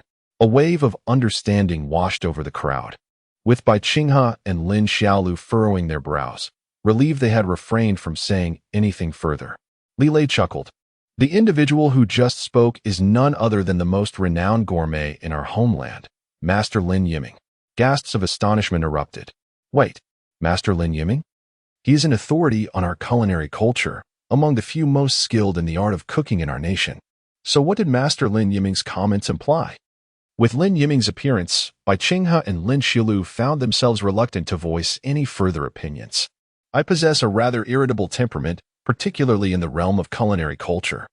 So regardless of your accolades as actresses or singers, I will only interpret Shinqi's dish from a professional standpoint. Bai Qinghe and Lin Xiaolu's expressions darkened. Was that truly a professional perspective? Who was he referring to when he criticized others? The red comments reappeared as Lin Yiming began to elucidate for the audience. This dish may be unfamiliar to many, and that is not your fault, as it is exceedingly rare. In fact, there are no more than 3 individuals throughout our nation capable of executing it. This dish is called stuffed bean sprouts, which entails carefully inserting the meat filling into hollowed bean sprouts while maintaining the outer appearance of the sprouts intact and ensuring the filling is evenly and firmly packed. The complexity of this dish is apparent to all.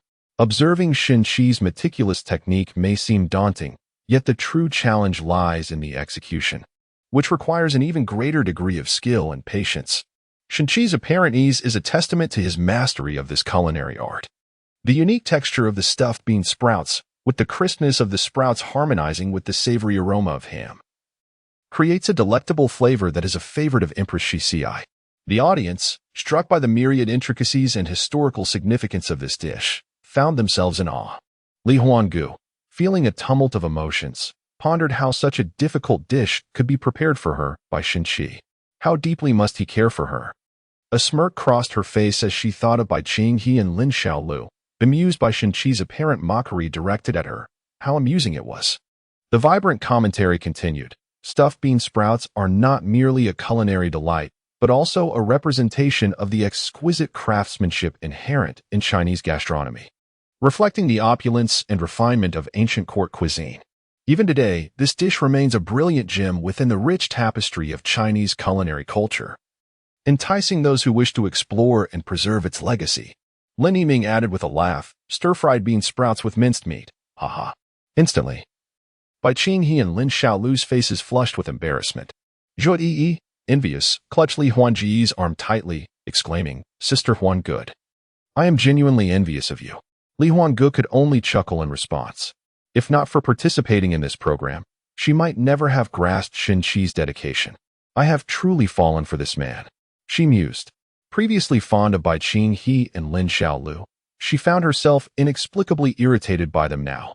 By their logic, should we not just toss the eggplant and lotus root mixed with meat filling directly into the oil? Look, Shinqi commenced the preparation of the second dish. As he unveiled live carp, pork, shrimp, chicken gizzards, winter bamboo shoots, and shiitake mushrooms, a smile returned to Li Huangji's face. She turned to Bai Qinghe and Lin Xiaolu, wondering if these ingredients would again be combined and cooked together in the pot. The 2 actresses exchanged glances, their lack of culinary knowledge rendering them speechless. Zhuo Yi inquired curiously, Sister Huanggu, have you tasted this dish before? Indeed, Li Huanggu replied with a smile. I only know that it is incredibly delicious. How it is made remains a mystery to me. This is actually. Lin Yiming's commentary flashed across the screen. 3 delicacies, boneless fish. The chat was filled with question marks. What dish was this? Everyone turned their attention to Shin Chi's technique as he laid the carp flat on the cutting board, making a precise incision at the spine. With a long, slender knife, he expertly separated the bones from the flesh without altering the fish's appearance, removing the spine and entrails with finesse. The audience gasped in awe. Such skill was beyond the reach of ordinary cooks, with the fish appearing intact despite the meticulous dissection. Shin Chi finally minced the pork, placing it in a bowl along with Shaoxing wine, fine salt, scallion and ginger juice, and monosodium glutamate, mixing it well. He then added diced winter mushrooms, bamboo shoots, chicken fat, and shrimp, blending everything before filling the fish's belly through the incision beneath its gills. He then coated the entire fish with soy sauce. Amidst the astonishment, Lin Yiming's red comments reappeared. Heat the oil until it reaches 7/10 hot, approximately 154 degrees. Shin Chi's technique perfectly mirrored Lin Yiming's explanation. He even tested the oil's temperature with his hand before gently placing the fish into it. After frying it to a golden brown on both sides, he added soy sauce, fine salt, scallion, ginger, and sugar. The barrage of comments seemed to echo Lin Yiming's tone. Incredible! Every step is executed with precision and patience. I was initially reluctant to participate in such a show. Even watching someone cook on a screen was excruciating. Yet, I never expected to witness Shin Chi's astonishing skills. Just from the 2 dishes featuring bean sprouts and deboned fish, it has already been worth it. It has been years since I have witnessed such professional cooking techniques. At my age, I cannot help but exclaim, I am astounded. Laughter filled the studio as Fong Qian smiled, remarking that this only highlighted Shin Chi's exceptional skills, even managing to bring a playful side out of the usually serious Lin Yiming. A simple home-cooked meal, under Lin Yiming's guidance, revealed Shin Chi's extraordinary talent. Few can earn Lin Yiming's praise, let alone astonish him. From a culinary perspective, only a handful in the entirety of Huaxia could be counted. The faces of everyone in the studio were painted with shock. Bai Qinghe and Lin Xiaolu found their minds overwhelmed. Was he truly that remarkable? Reflecting upon their own culinary skills at home, they realized they could not compare to Shin Chi. However, they felt reassured, as this was merely a parenting live-streaming program, where the ability to prepare delicious home-cooked meals sufficed. Moreover, they had breached the show as principle by informing their husbands beforehand. Their husbands were high-status individuals, surely. They couldn't be outdone by someone living off others. It was not a significant concern. Zhuo Yi clung to Li Huang's arm, her red lips slightly parted. Was cooking at home really that challenging? If Lin Yiming's praise of Shin Chi was to be believed, then Shin Chi must indeed be a culinary master known throughout Huaxia. It seemed that a monthly salary of 200,000 was hardly excessive for someone of his caliber. The only explanation was that Shin Chi loved me, a love so profound it could shake the heavens. On screen, Shin Chi noticed the water boiling, then turned it down to a simmer. Ah, this dish is coming along splendidly. Wait, where's my lard? Lin Yiming once again elaborated. Indeed, after simmering for 20 minutes, one must drizzle lard over the dish. Following this, the mixture must be transferred to a high flame to thicken the sauce, and then served beautifully on a plate. This dish would then be deemed perfectly executed. After drizzling the lard, Shin Chi took advantage of the simmering interval to prepare 2 simple home-style dishes. These uncomplicated creations seemed to provide a moment of respite for the over 10 million viewers watching the live stream, who finally emerged from their astonishment. What the hell? Why am I subjected to this? Enough. I just enrolled my husband in a cooking class. If he can't learn, you shouldn't come back. I'm absolutely craving this.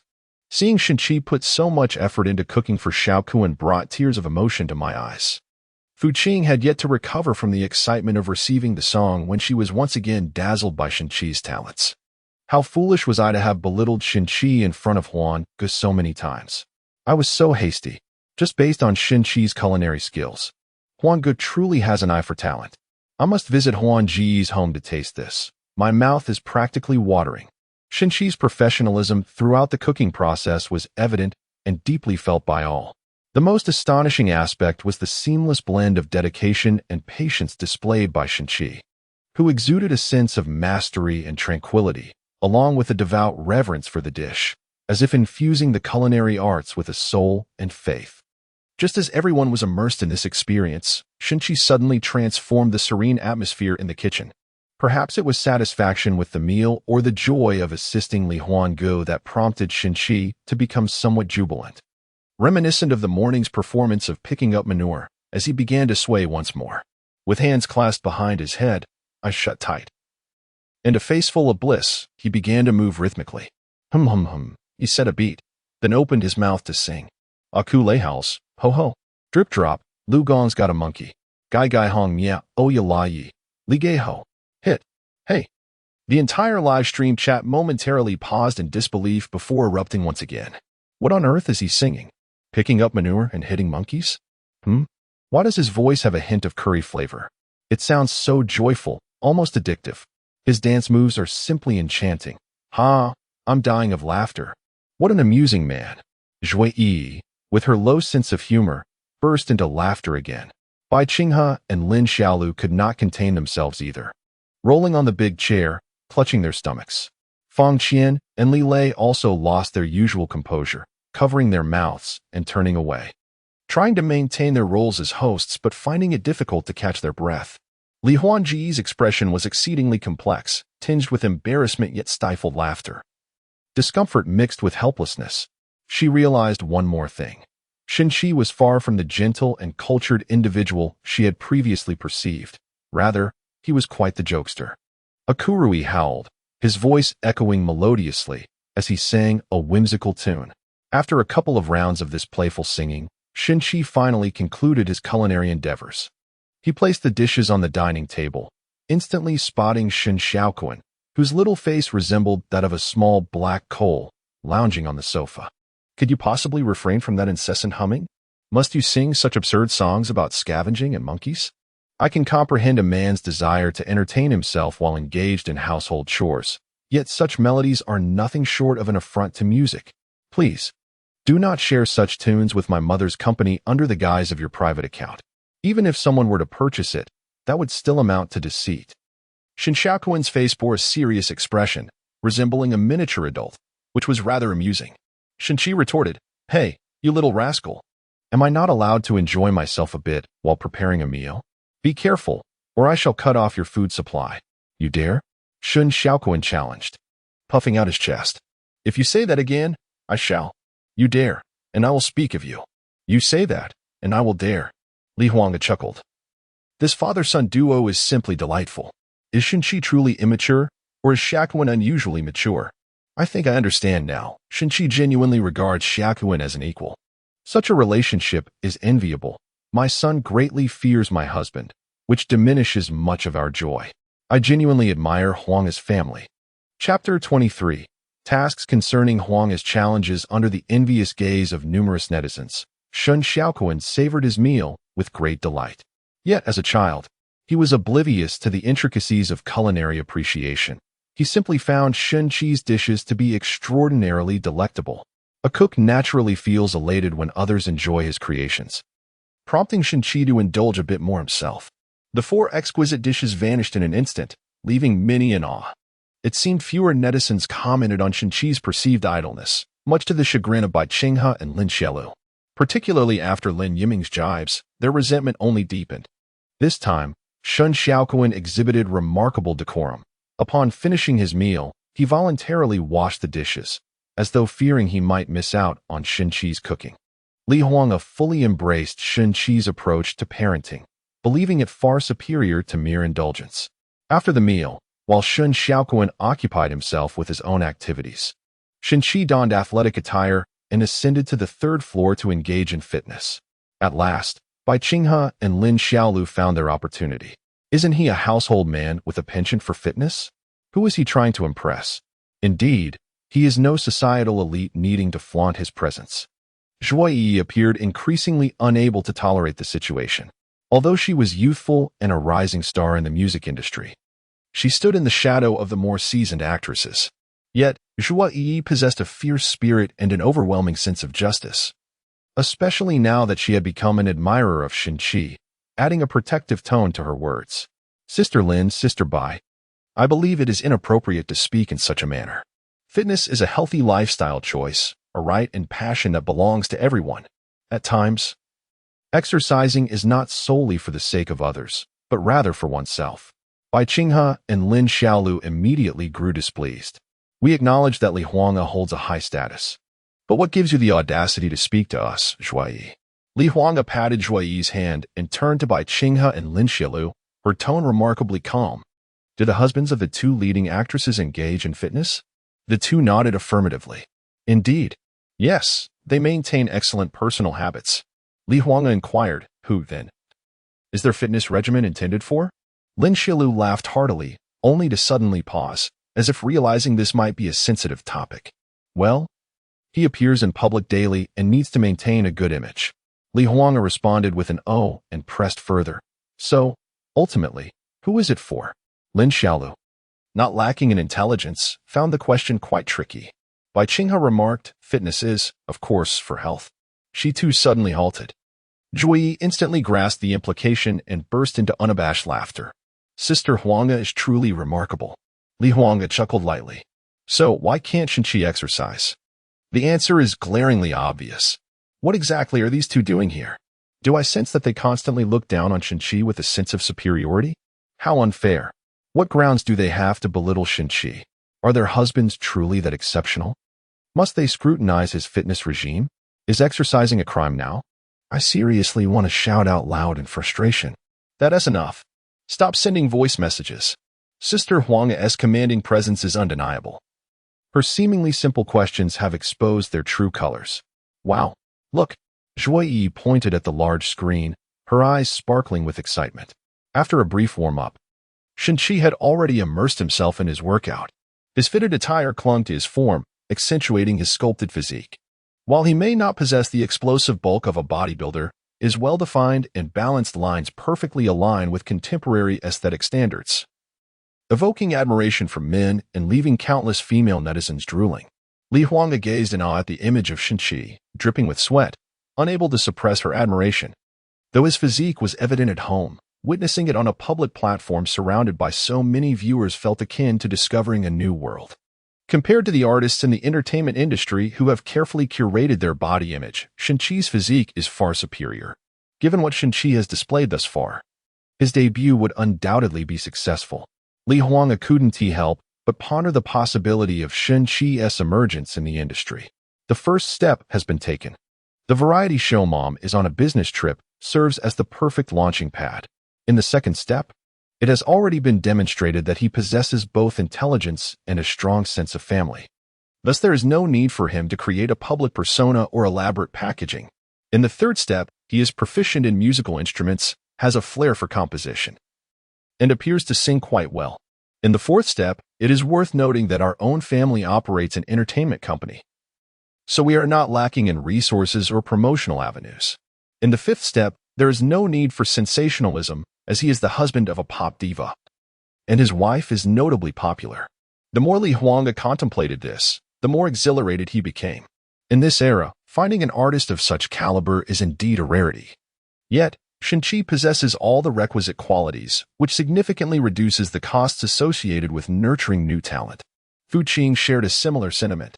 As dusk fell, most of the employees of Huanga Entertainment had concluded their workday, yet Fu Qing remained in the office, her gaze blankly fixed on the computer screen.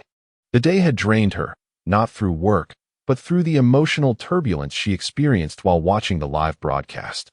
She even found herself feeling a twinge of jealousy towards Li Huanga. Previously, she believed Shenqi was unworthy of Li Huanga. But now she felt that Shenqi was indeed the perfect match for her. What need is there for social standing compatibility? If one were to search for such criteria, how many in the entertainment industry could truly be deemed worthy of Huanga? Shenqi's ability to embrace all aspects of Li Huanga, treating her like a princess, while being sufficiently talented himself, rendered him nearly flawless.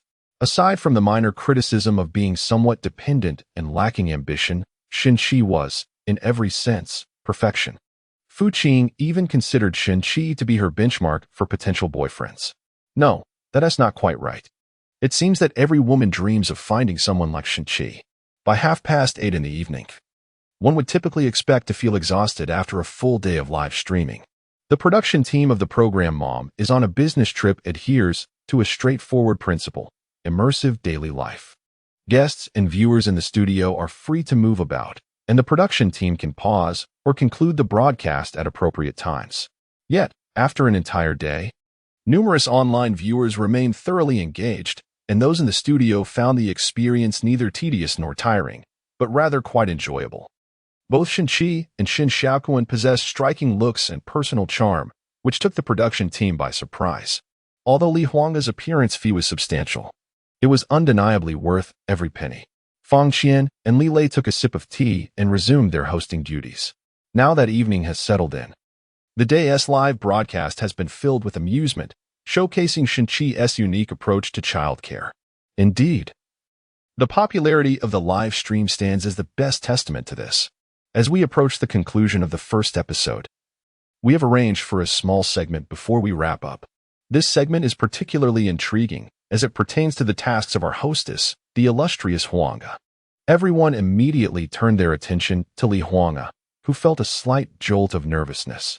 Unbeknownst to Shin-Chi and Shin Xiaoquan, should there be any tasks, they would undoubtedly be challenging to accomplish.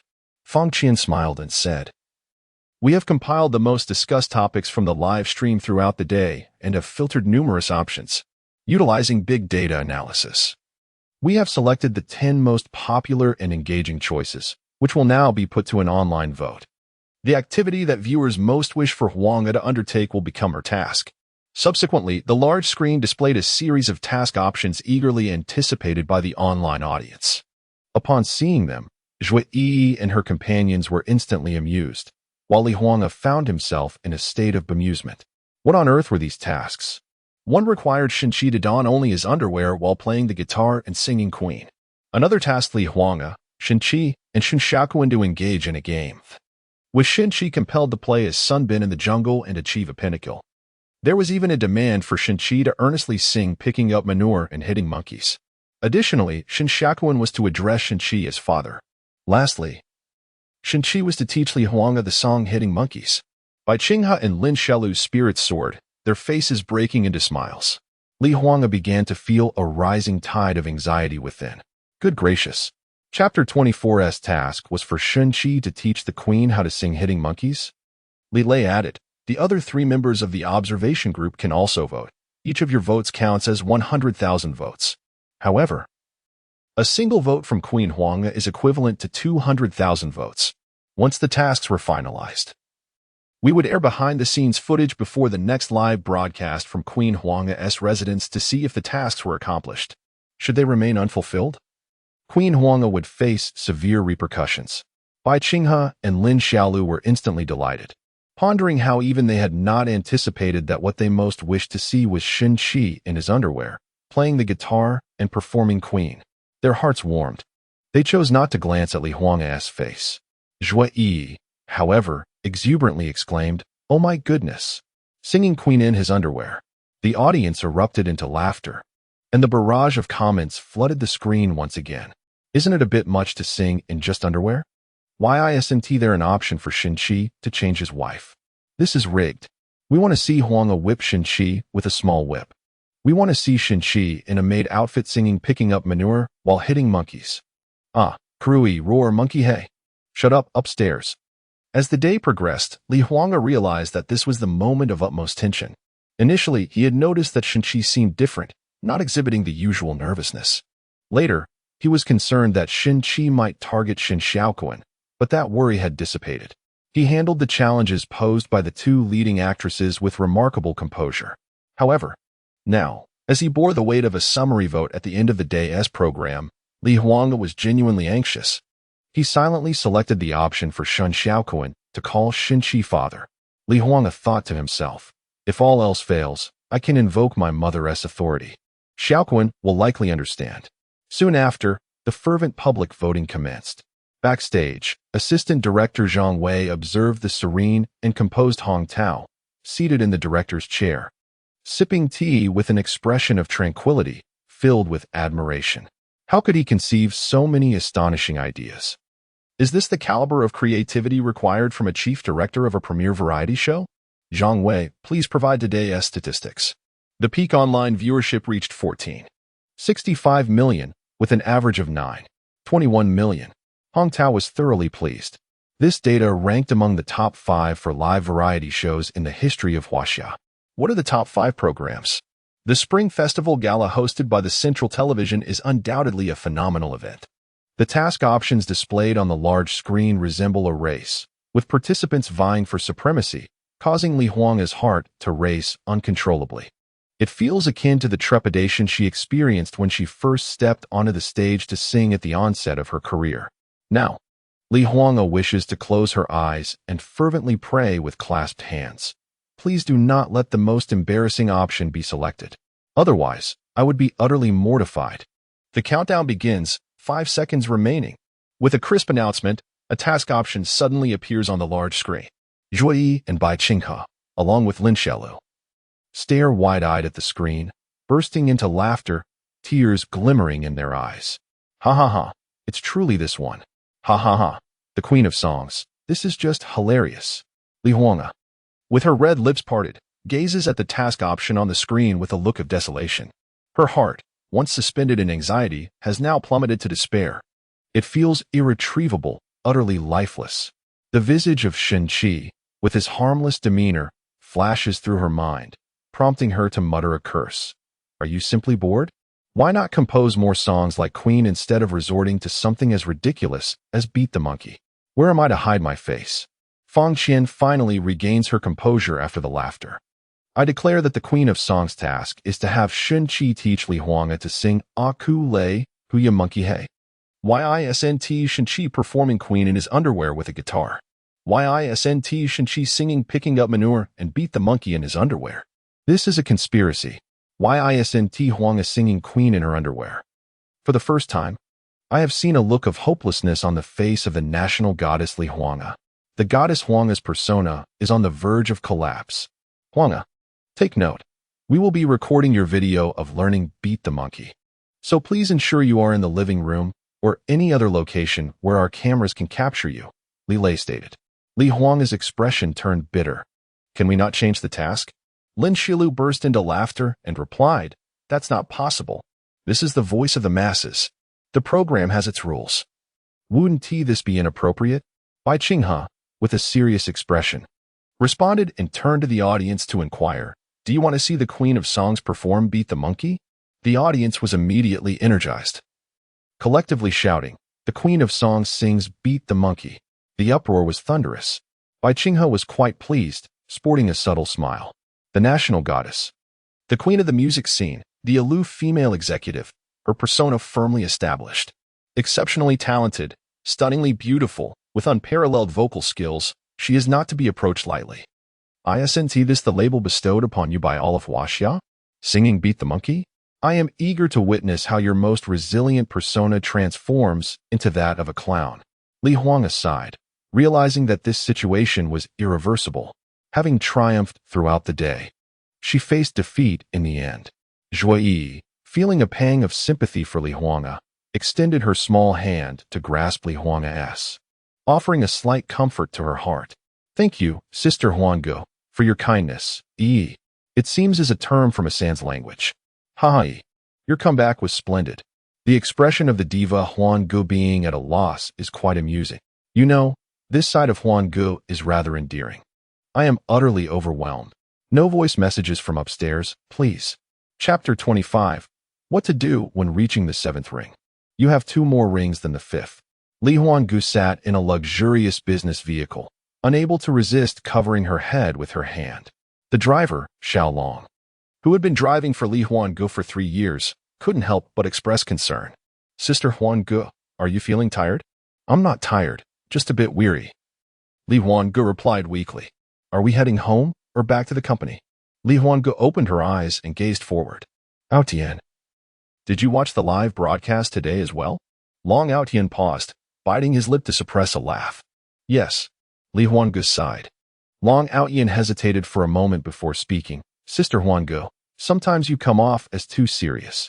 I noticed you were a bit vulnerable during the show today, which was quite entertaining. Li Huanggu was taken aback. You seem exhausted.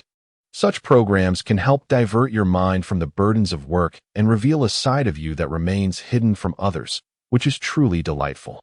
You might not realize this, but our employees used to be quite intimidated by you. However, today they all said.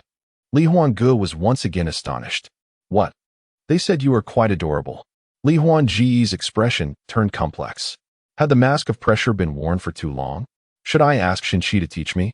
As she returned home and opened the door, Li Huangge suddenly felt a wave of anxiety. Xinqi looked towards the entrance, raising an eyebrow. Li Huangji's expression darkened. All right, I admit it.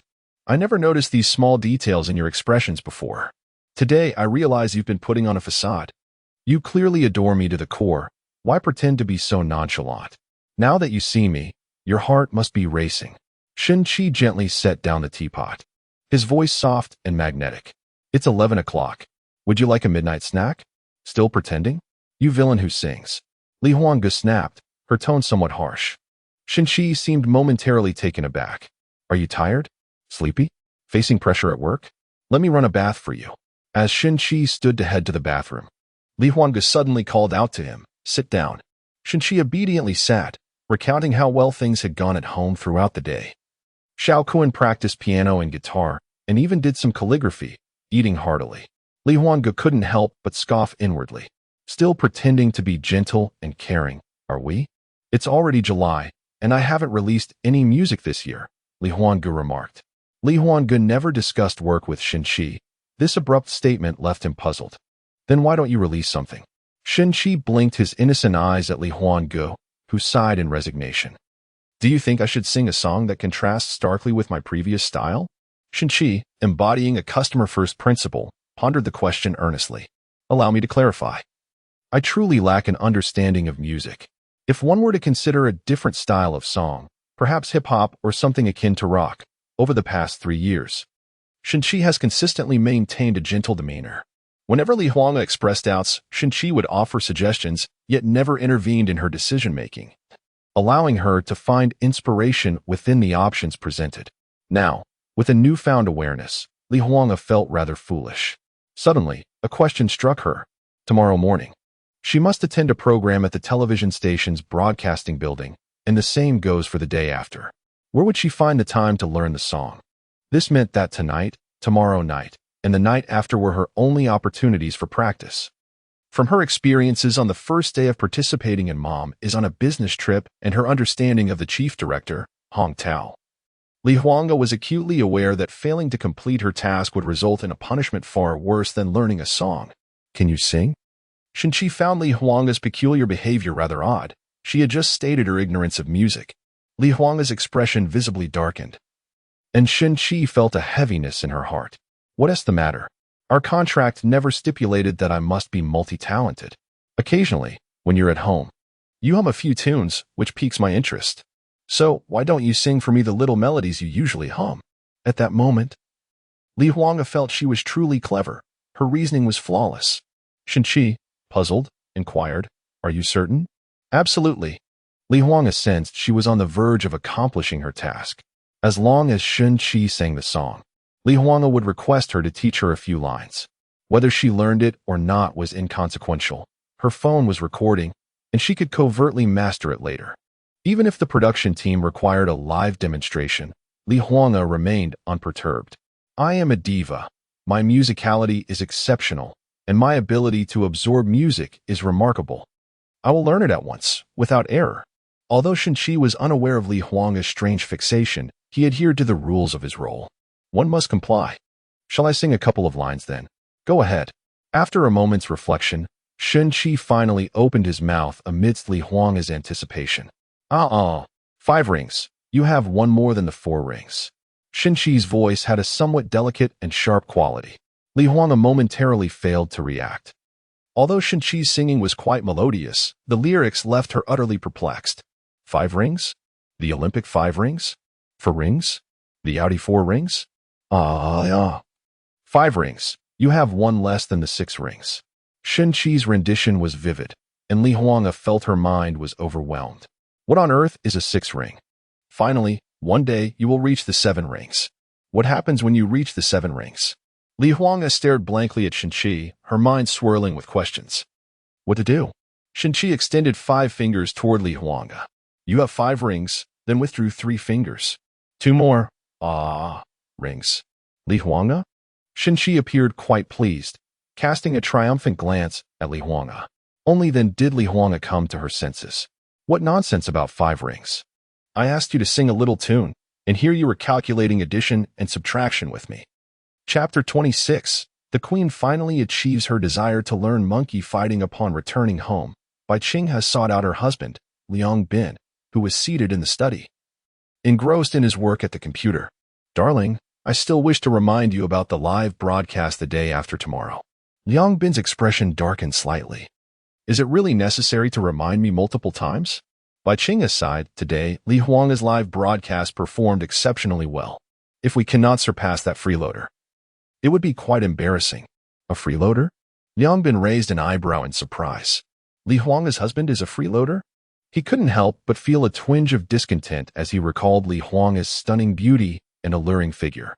Is he handsome? Of course. Can a freeloader not be handsome? Liang Bin chuckled. I am a senior executive at a publicly listed company.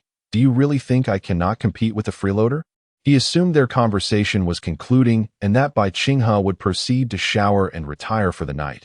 But unexpectedly, she turned back with a flirtatious glance. Her eyes were dreamy as she nestled against Liang Bin's chest, her hands beginning to wander. Darling, my relatives have left. Right here. How exhilarating. All right then. A certain individual surfaced in Bai Qinghe's mind. Earlier that day, this person had been tilling the vegetable patch in the yard. Now, Bai Qinghe yearned to be cultivated as well. Lin Shilu returned home with a sense of trepidation, finding her child already asleep. You're back? Ji Ming greeted her with a warm smile. Lin Xiaolu stepped forward to take Ji Ming's hand, her brow slightly furrowed with concern. Darling, I must remind you. Tomorrow's live broadcast must be executed without a hitch. Ji Ming frowned slightly. Wife, do you think so little of my abilities? While Li Huanga's husband may be a freeloader, he possesses many talents, and I can tell that Li Huanga has disclosed everything to him, Lin Shilu worriedly observed. Ji Ming was momentarily taken aback. What do you mean? A freeloader? He felt a flicker of annoyance. Are you implying that I cannot measure up to a freeloader? I am a superstar, an actor, and I am well versed in the nuances of variety shows. Ji Ming replied, somewhat displeased. Lin Xiaolu nodded. Her mind suddenly flooded with images of Shenqi exercising and tilling the land, igniting a subtle warmth within her. She grasped Ji Ming's hand and placed it upon the buttons of her clothing, exhaling softly. Darling, hoe me a little. What do you mean? Treat me as if I were the vegetable patch and use your hoe on me. Indeed, Shenqi sang a delightful tune, filled with emotion. Li Huanga recognized Shenqi's musicality, yet it was not what she desired. The 5 rings are the 5 rings. Monkey fighting is monkey fighting. Oh, that sounds lovely. Li Huanga feigned praise. Is there anything else? Shenqi even caught a glimmer of anticipation in Li Huanga's eyes and nodded, switching to another song. The little girl picking mushrooms carries a large bamboo basket. With bare feet she wanders through the woods and hills. The mushrooms she collects are dried atop the chicken coop. The melody was cheerful, yet Li Huanga couldn't grasp its meaning. Why dry them on the chicken coop? Because the village is poor, mushrooms are dried on the chicken coop. Li Huanga grew anxious.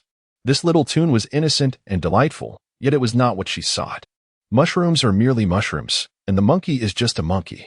Is there any exotic or ethnic flair? Li Huanga's inquiry became more pointed. Suddenly, Shenqi felt that Li Huanga resembled someone playfully vying for affection in front of a beloved, and thus he became exhilarated. There must be, he exclaimed. Allow me to present another. Wonderful. Li Huanga beamed with joy. Shenqi took a moment to collect himself. The vast horizon is my love, beneath the endless green mountains.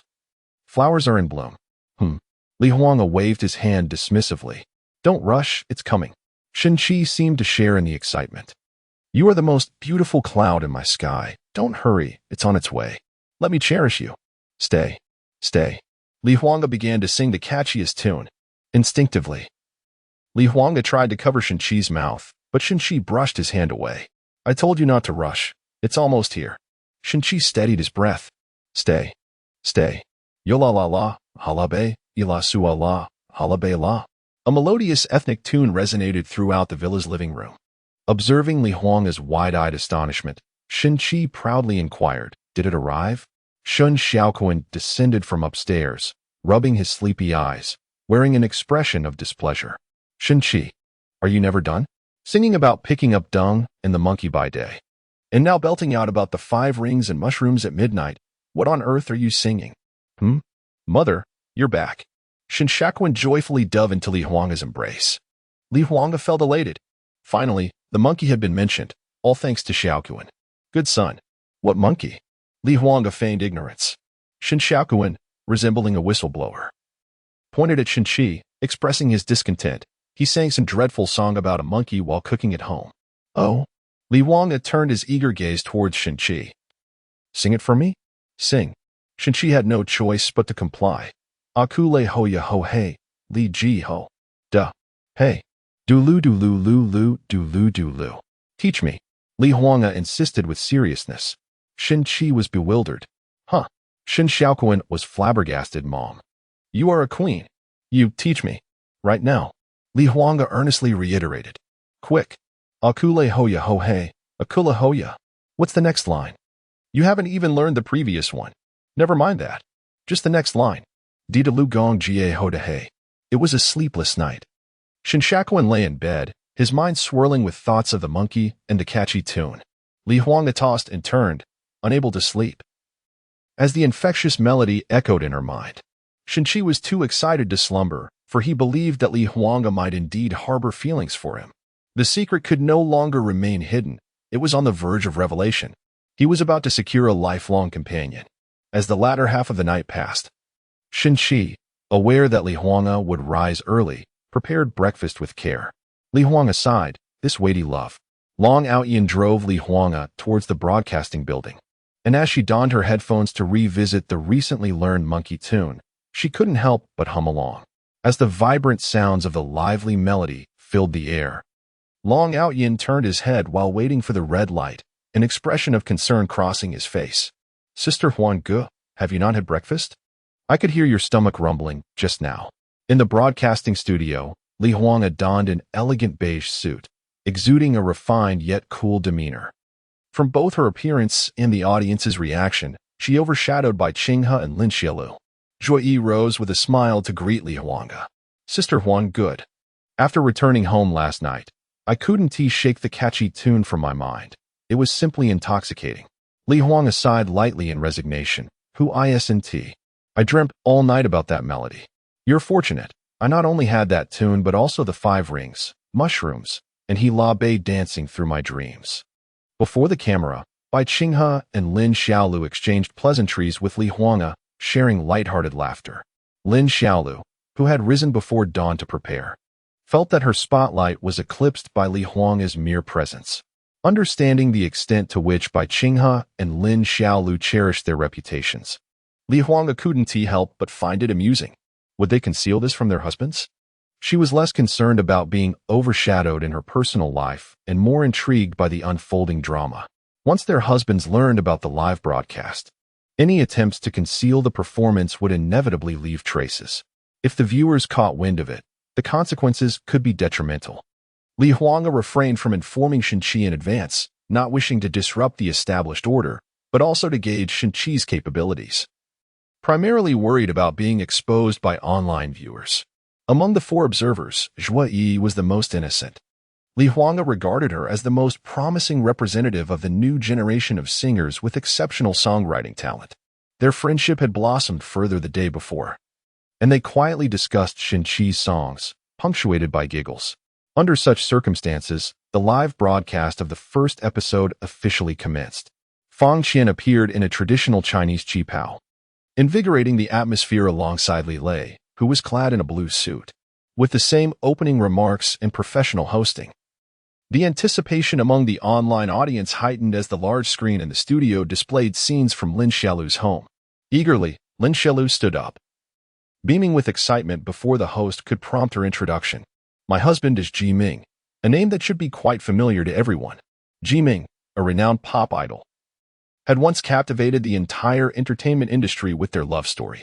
As the entertainment scene leaned increasingly towards youth, even the seasoned superstars, despite their illustrious careers, seemed to carry a hint of obsolescence.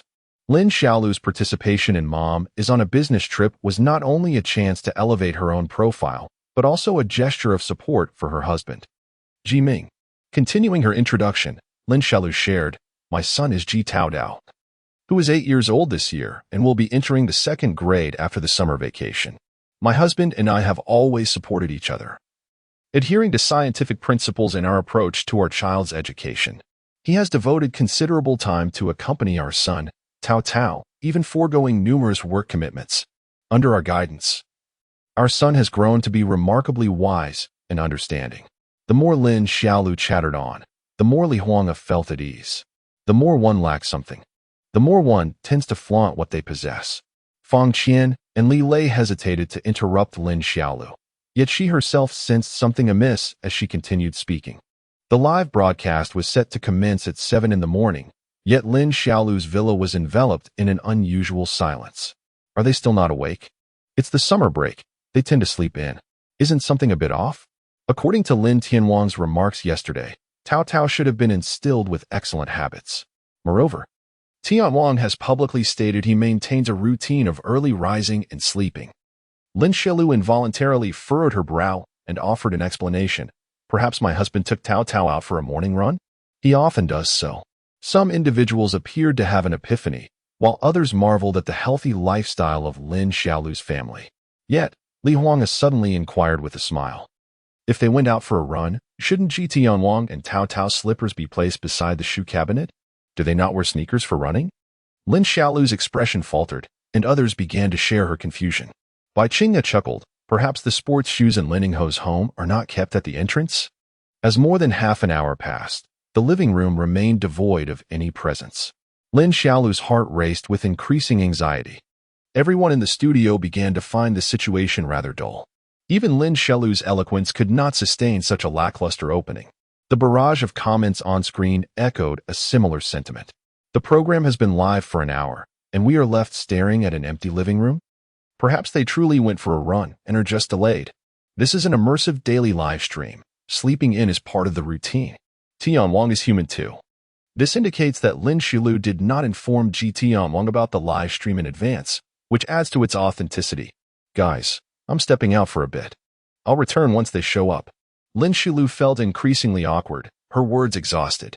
She slipped her hand into her pocket, clutching her phone tightly, pondering how to reasonably call home for an inquiry. However, the production team had explicit guidelines. Any calls to home had to be initiated by the host as part of an entertaining segment. Li Huanga had excelled at this yesterday, and Lin Xiaolu did not wish to fall short. Just then, Li Huanga yawned, a simple act that ignited immense discontent within Lin Xiaolu. "Are you deliberately showcasing your boredom?" Li Huanga began to explain. My apologies. I truly am not bored. I was practicing monkey tricks until the early hours of the morning and came straight here for the show today without proper rest." He rubbed his temples, casting an apologetic glance at Lin Xiaolu. In the 20th chapter, the protagonist, Zhui Yi, could not suppress her amusement, and it was too late to cover her mouth. Just then, the large screen finally showcased someone. Ji Tao Tao appeared, bleary-eyed, first glancing around the living room and then surveying the dining table, his small face darkened with frustration. "With a mother who is seldom home and a father who sleeps in every day, I am utterly exasperated by the lack of breakfast." Ji Tao Tao could not help but shout, "Dad, wake up. I'm starving." Lin Xiaolu stared wide-eyed at this scene, her mind utterly bewildered. "Ji Ming, what on earth are you doing? After so many days of reminders and rehearsals, why did everything fall apart on the day of the live broadcast?" Li Huanga was thoroughly entertained, stifling her glee as she feigned concern. "Oh dear, the child is still growing. It's past 8, and he hasn't had a morsel to eat. How tragic." Lin Xiaolu felt her teeth grinding in frustration. If Lin Ningho were presented with 2 choices, I wonder which one she would select? Li Huanga teased. Lin Xiaolu forced a smile and glanced at her. Li Huanga, still beaming, continued, "First, a husband who sleeps in while leaving the child without breakfast. Second, the appearance of a husband whom Lin Ningho scolded yesterday for singing about picking up dung, who then prepares a delightful breakfast. Bai Qinghe and Zhuo Yi gasped in unison. How ruthless! Without uttering a single vulgar word, she managed to drive a knife into the heart of the matter with casual elegance. Even a fool would choose to ensure the child has a delicious breakfast. What is wrong with singing about picking up dung? Singing about picking up dung is not the same as eating dung. Shen Qi's self-entertainment is quite charming. I watched the edited video several times yesterday. Lin Xiaolu's scorn for Shen Qi yesterday is still fresh in memory. Now she reaps what she has sown. Bai Qinghe also felt a twinge of fear. Yesterday, she too had condemned Shen Qi.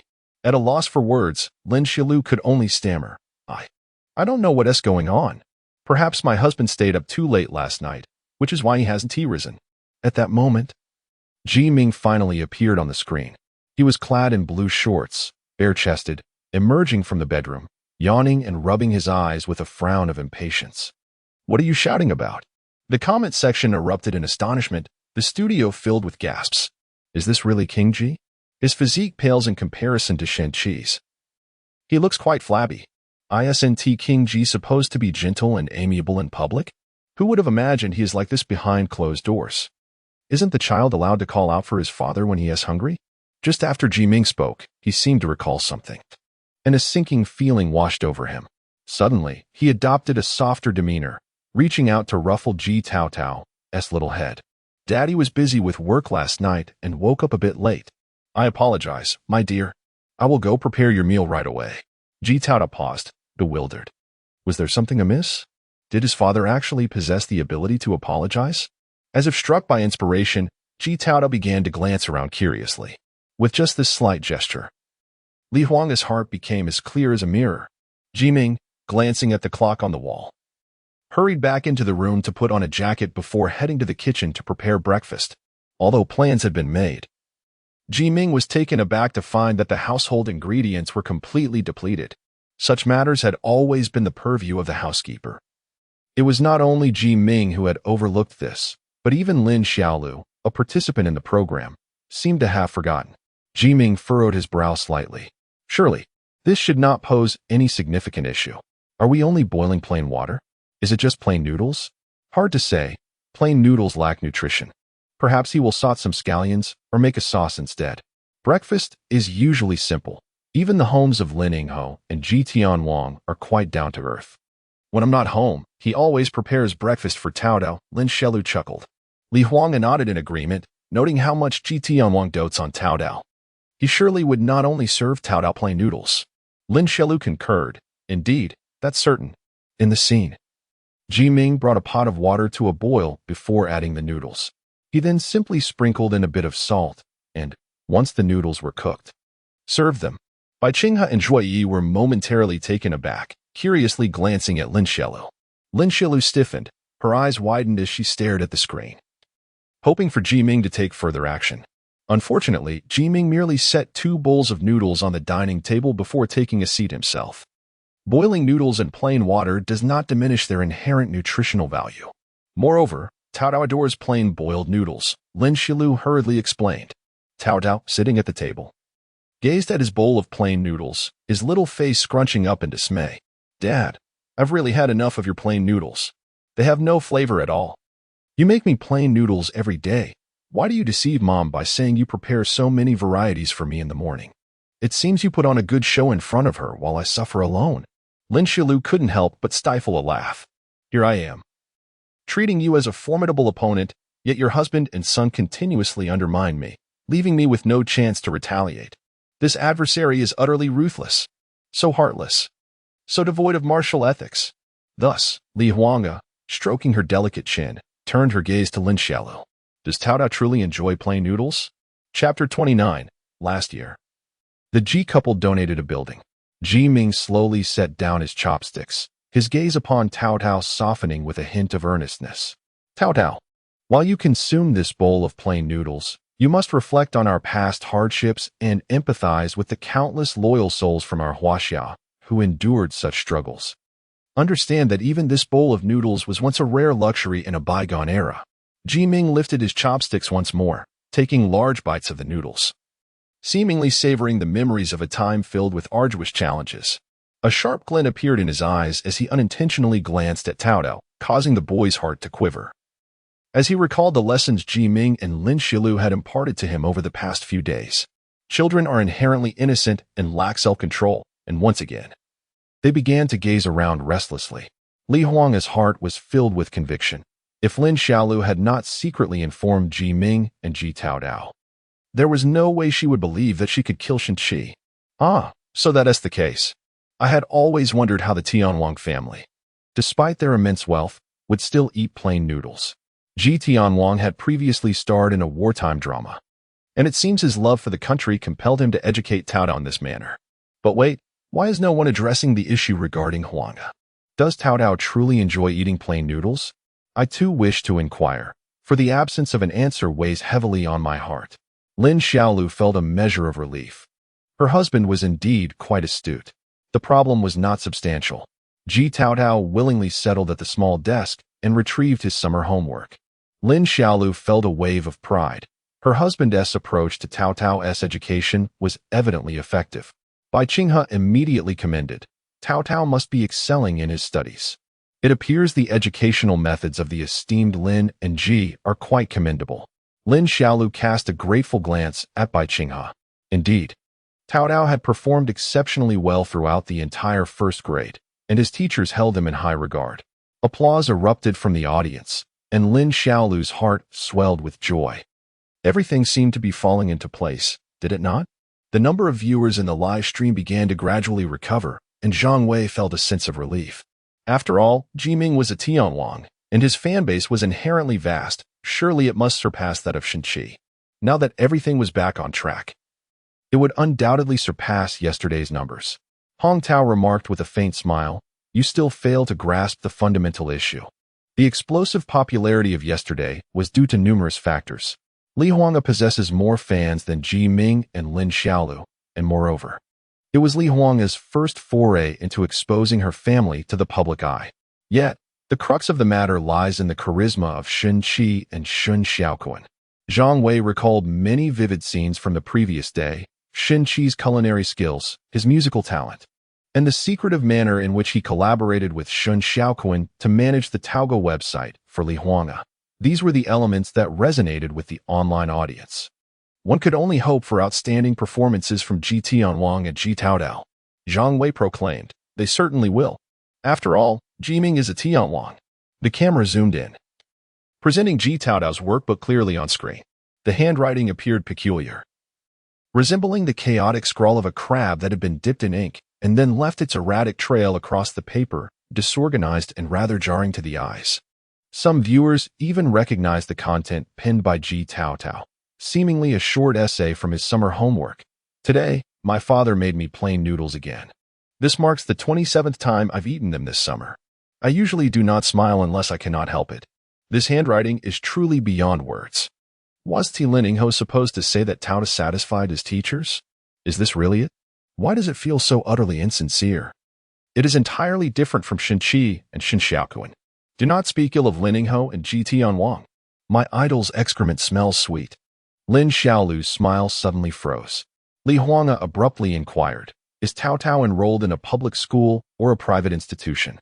Lin Xiaolu seemed to sense an opportunity to divert the conversation and quickly remarked, "It's a private school." Li Huanga displayed a knowing expression, as if understanding something.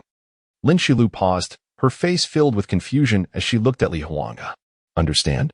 Understand what?" As she turned her gaze towards the barrage of comments, Lin Xiaolu too began to comprehend. Many teachers at private schools do not judge a child's worth based on their academic performance. They care solely about the child's family background. Would a teacher dare to be dissatisfied with the child of a renowned actress and a superstar? Suddenly recalling how last year, the season king and the actress donated a building to a school under the pretense of being a couple.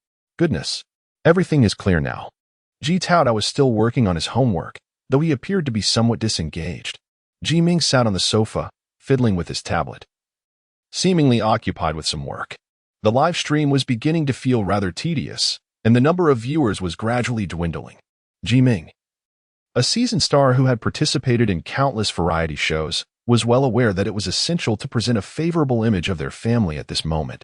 He stood up, wearing a gentle smile, and walked over to Ji Taodao. "Taodao, how is your homework coming along?" Ji Taodao shivered slightly. discreetly stuffing something into the desk drawer. It's done, he whispered. Jiming picked up Ji Taodao's homework, his expression betraying a flicker of surprise. Very well done. All the math is correct. Chapter 30. Such low standards, poor child. Ji Taotao gazed at Jiming's kind smile, feeling somewhat bewildered. Wouldn't such lax standards have previously earned him a thorough scolding? It seemed he had grasped something, yet the viewers remained more puzzled. Are the expectations really this low? Could it be that because the actress has low standards, Taodao is considered exceptional? By this measure, I too am someone else's ideal child. Could it be that the seasoned king simply does not recognize what constitutes good handwriting? Or is it possible that he does not understand at all? Don't make excuses. Li Huang scoffed internally. Wasn't this apparent enough? Ji Ming believed that the live stream image could not be so clear, and thought that the audience could not see Ji Taodao's homework, thus creating a facade of Taodao's excellence. Actress Lin, what do you think of Taodao's homework? Li Huang smiled as he looked at Lin Xiaolu. At that moment, Lin Xiaolu wished she could pierce Li Huang with a needle. It was impossible to speak the truth. Yet falsehood was equally untenable. She inadvertently glanced at Bai Qinghe, who was equally taken aback. I genuinely cannot support you in this. While they were indeed on the same side, her husband and son were drastically raising the stakes. I was distracted earlier and did not see Taodao's handwriting. Lin Xiaolu could only say helplessly. Just when Lin Xiaolu thought Li Huang would continue his onslaught, he merely smiled faintly. Oh, Lin Xiaolu was instantly infuriated. The more he maintained such a demeanor, the more the viewers speculated. Why was Li Huang so difficult to deal with? Upon receiving praise, Ji Taodao's eyes suddenly lit up. Since his homework was commendable, could he not make a request? Daddy, can I play on my phone for a bit? Ji Ming gently shook his head and replied in a soothing tone, that won't do. We have not yet completed the daily summer vacation plan. What shall we do after finishing the homework? Ji Taodao's voice was somewhat subdued. I need to practice piano and vocal. Indeed. Ji Ming affectionately ruffled Ji Taodao's hair. Father is quite proficient in both piano and vocal arts, being a professional in the field. Rest assured, I shall guide you along the way. All right. Lin Xiaolu felt a bit more at ease. If Ji Ming demonstrated his prowess in instruments and vocals, surely the public perception would shift positively. Many of Ji Ming's fans in the live stream began to anticipate this. Ji Taodao sat before the piano and began to play from a score. The piece was not particularly challenging, well suited for children of his age. Initially, his performance was commendable, but soon the essence of the music faltered. The rhythm became chaotic, and a few notes were played incorrectly. Bai Qinghe wished to remind Lin Xiaolu but cast a worried glance at Li Huang and Zhuo Yi. Zhuo Yi blinked her beautiful eyes, also glancing at Li Huang and Bai Qinghe. Yet, Lin Xiaolu closed her eyes, seemingly relishing Ji Taodao's piano performance. Li Huang smiled gently. What do you think of Taodao's playing, Lin? Taodao is quite talented. His piano teacher often praises him, and my husband's guidance is equally professional, Lin Xiaolu replied, opening her eyes with a smile.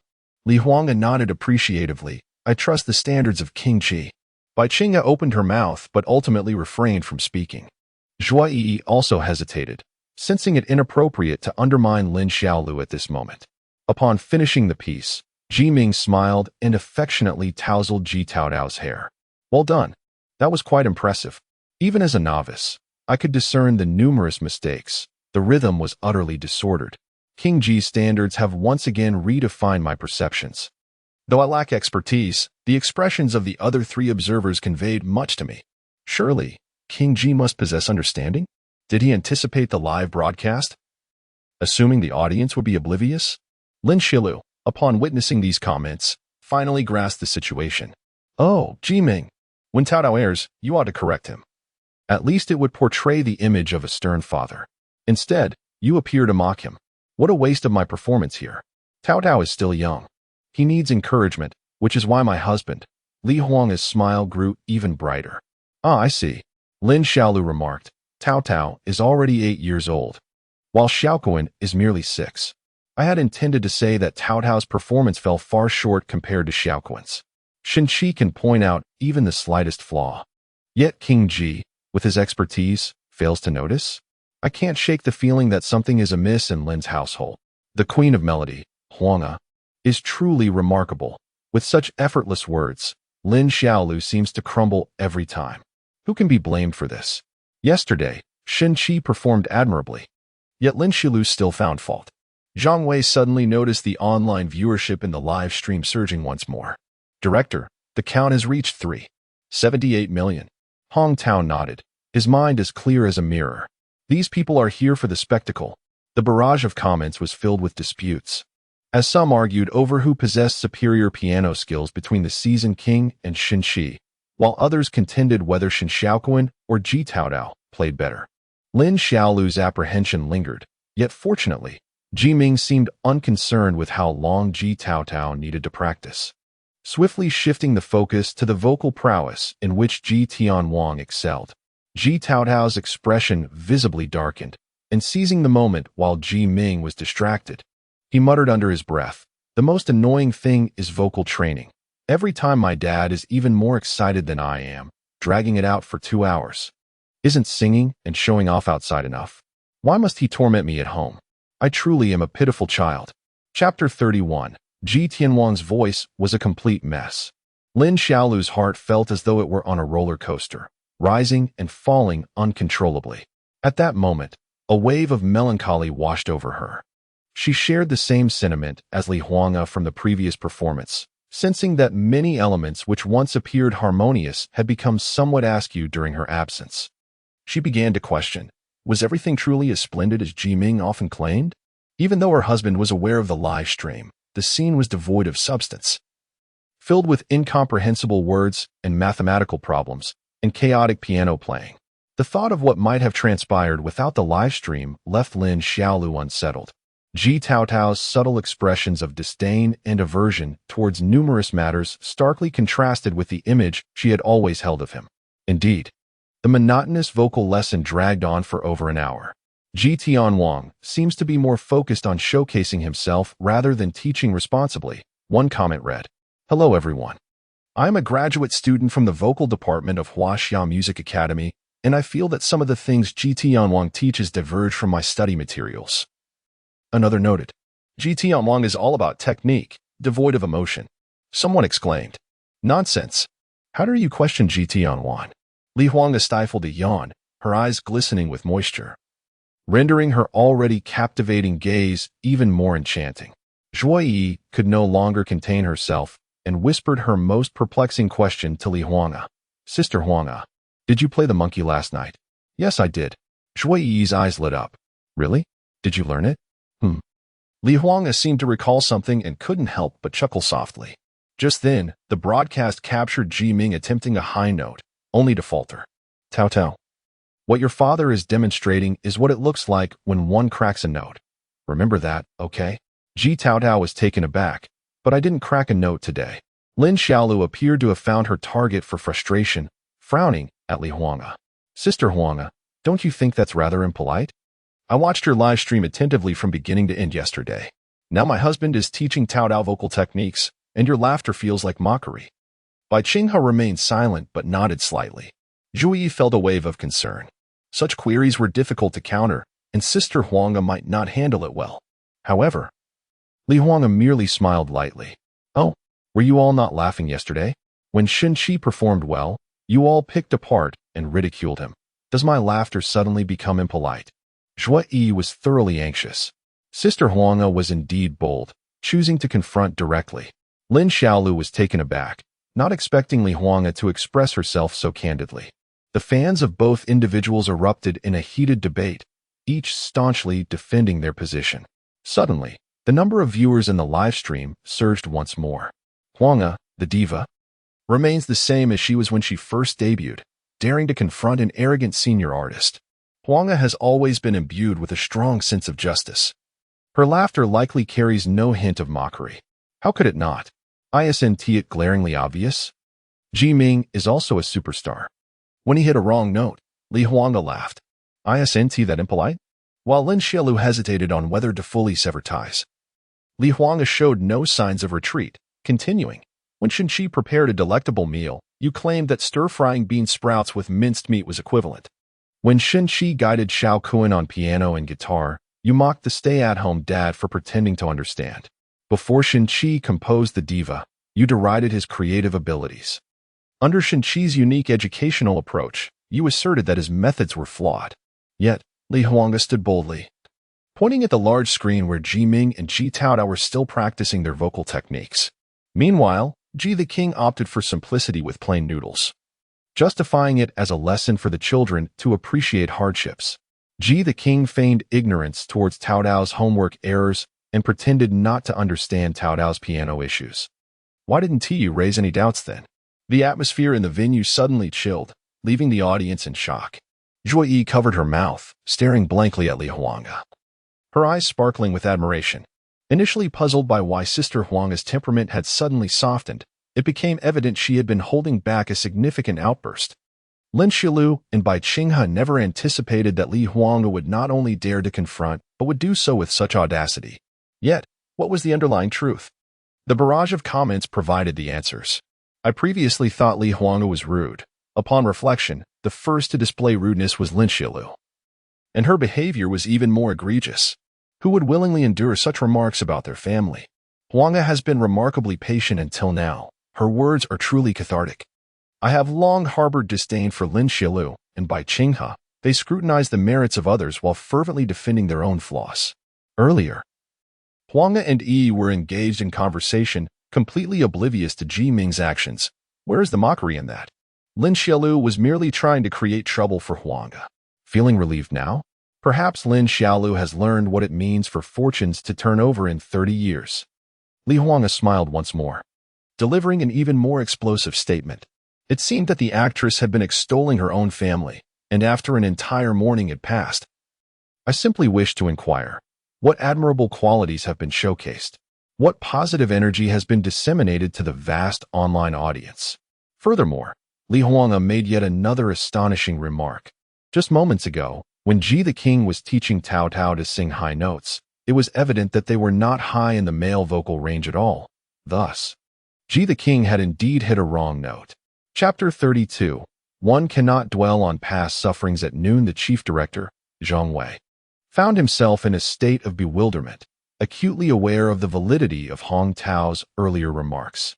At this moment, the discord among the members of the observation team reached an unprecedented intensity. Previously, they had exercised some restraint, but now, Li Huanga had cast aside all pretense. The viewership in the live broadcast soared like a rocket, surpassing 7 million. The barrage of comments flooded in, as people sought to understand the circumstances and subsequently voiced their opinions.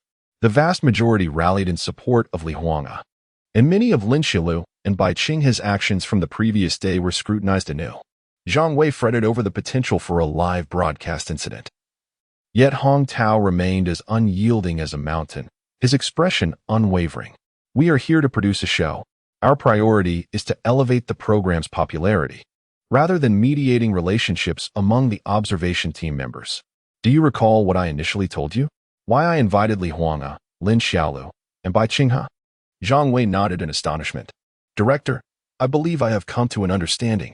The atmosphere in the studio had plummeted to a freezing point. Suddenly, someone recalled an event from the past.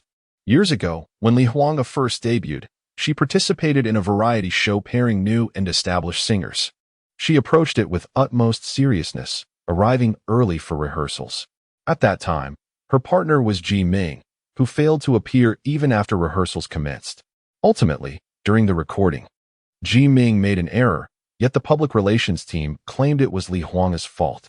This incident was subsequently managed by Ji Ming's team, and many believed it was merely part of the show's script, resulting in minimal impact. Netizens suddenly experienced an epiphany. Not to mention the past. Li Huanga is now a national diva and a company president, yet she holds neither the age nor the experience to rival Ji Ming. The entertainment industry is fraught with complexities. Even the deepest animosities must be tempered in front of the camera. However, Li Huanga defiantly diverged from the norm, unafraid to voice her thoughts. Even Lin Xiaolu was unaware that Ji Ming harbored envy upon meeting Li Huanga through that variety show. Though Li Huanga is resolute, she is not foolish. Had she revealed that incident at the time, she would not have ascended to the heights of stardom she enjoys today. This incident remained etched in Li Huanga's memory. Although she could not speak of it now, it did not imply that she would extend any courtesy to Ji Ming. Regardless of Shen-Chi's shortcomings, he is still Li Huanga's ally. Lin Xiaolu had allied herself with a wolf in sheep's clothing. Attempting to leverage her husband against Shen-Chi, was she truly blinded by ambition? Should she lose this battle, all of Li Huanga's previous victories would be rendered futile. Lin Xiaolu's face oscillated between crimson and pallid as she began to falter, torn between her options. Should she unleash her fury and cease the live broadcast in defiance? Or choose to endure and allow the broadcast to continue, showcasing her magnanimity? Yet, Li Huanga seemed to impose a time constraint on Lin Xiaolu's decision, sneering. A live broadcast is a live broadcast. The role of the observation team is to provide objective and accurate guidance, not to criticize and scorn. The public's perception is astute. Right and wrong are clear for all to see. Is it necessary for us to guide with purpose? The only sound in the room was the hum of the air conditioning, the silence palpable. This statement holds no flaws. Indeed, I was initially confused. But upon hearing this, I suddenly feel enlightened. A live broadcast is just that. Once it's over, proper guidance suffices. What does it mean to disparage others' families while concealing one's own? Is such cunning so deeply ingrained? In this instance, I stand with a Kuliai's wife. Li Huanga cast a glance at the bullet comments, his eyes narrowing slightly. Excellent. The direction of the program has indeed shifted back. Hong Tao observed the viewer count surpassing 8 million, realizing he had achieved his goal. He picked up the transmitter. Li Lei, Feng Qian, take control. Li Lei quickly stepped forward, a smile gracing his face. Our observation group members have encountered some minor disagreements, which is a positive development as it allows the viewers to gain insights through debate. Feng Qian added with a smile, yes. This further proves that our observation group members aim to better guide the correct approach to family education. We now see that the vocal lesson for King Ji and Tao Tao has concluded, and it is now 12:15 p.m. Let us see what King Ji will prepare for Tao Tao's lunch. The audience's attention was once again drawn back to the broadcast. Lin Xiaolu sat down, struggling to suppress her anger, her heart swelling with greater resentment. Just wait, Li Huanga. Bai Qinghe let out a long sigh, casting a glance of mild reproach at Lin Xiaolu. Your husband and child are quite disappointing, nearly dragging me down with them. However, truth be told, had it been my family caught in such a situation by Li Huanga, I likely would not have fared much better than Lin Xiaolu. Thinking of her gentle and handsome husband, Bai Qinghe's heart found some solace. Zhuo Yi was genuinely impressed. She viewed Li Huanga as a role model for her singing career. And now, he had become a deity in her eyes. Yesterday, I was truly astonished by Shen-Chi's culinary skills. It was past midnight when the show ended, and I sought a restaurant, only to find they did not serve 3-flavored boneless fish or bean sprouts. Hearing that Lin Yinghe mentioned King Ji was quite adept at household management, I am truly looking forward to it. Lin Xiaolu's heart trembled, her teeth clenched once more. What does this mean? You little girl, is this intentional? Li Huanga chuckled. This sister is indeed clever, while seemingly smoothing things over.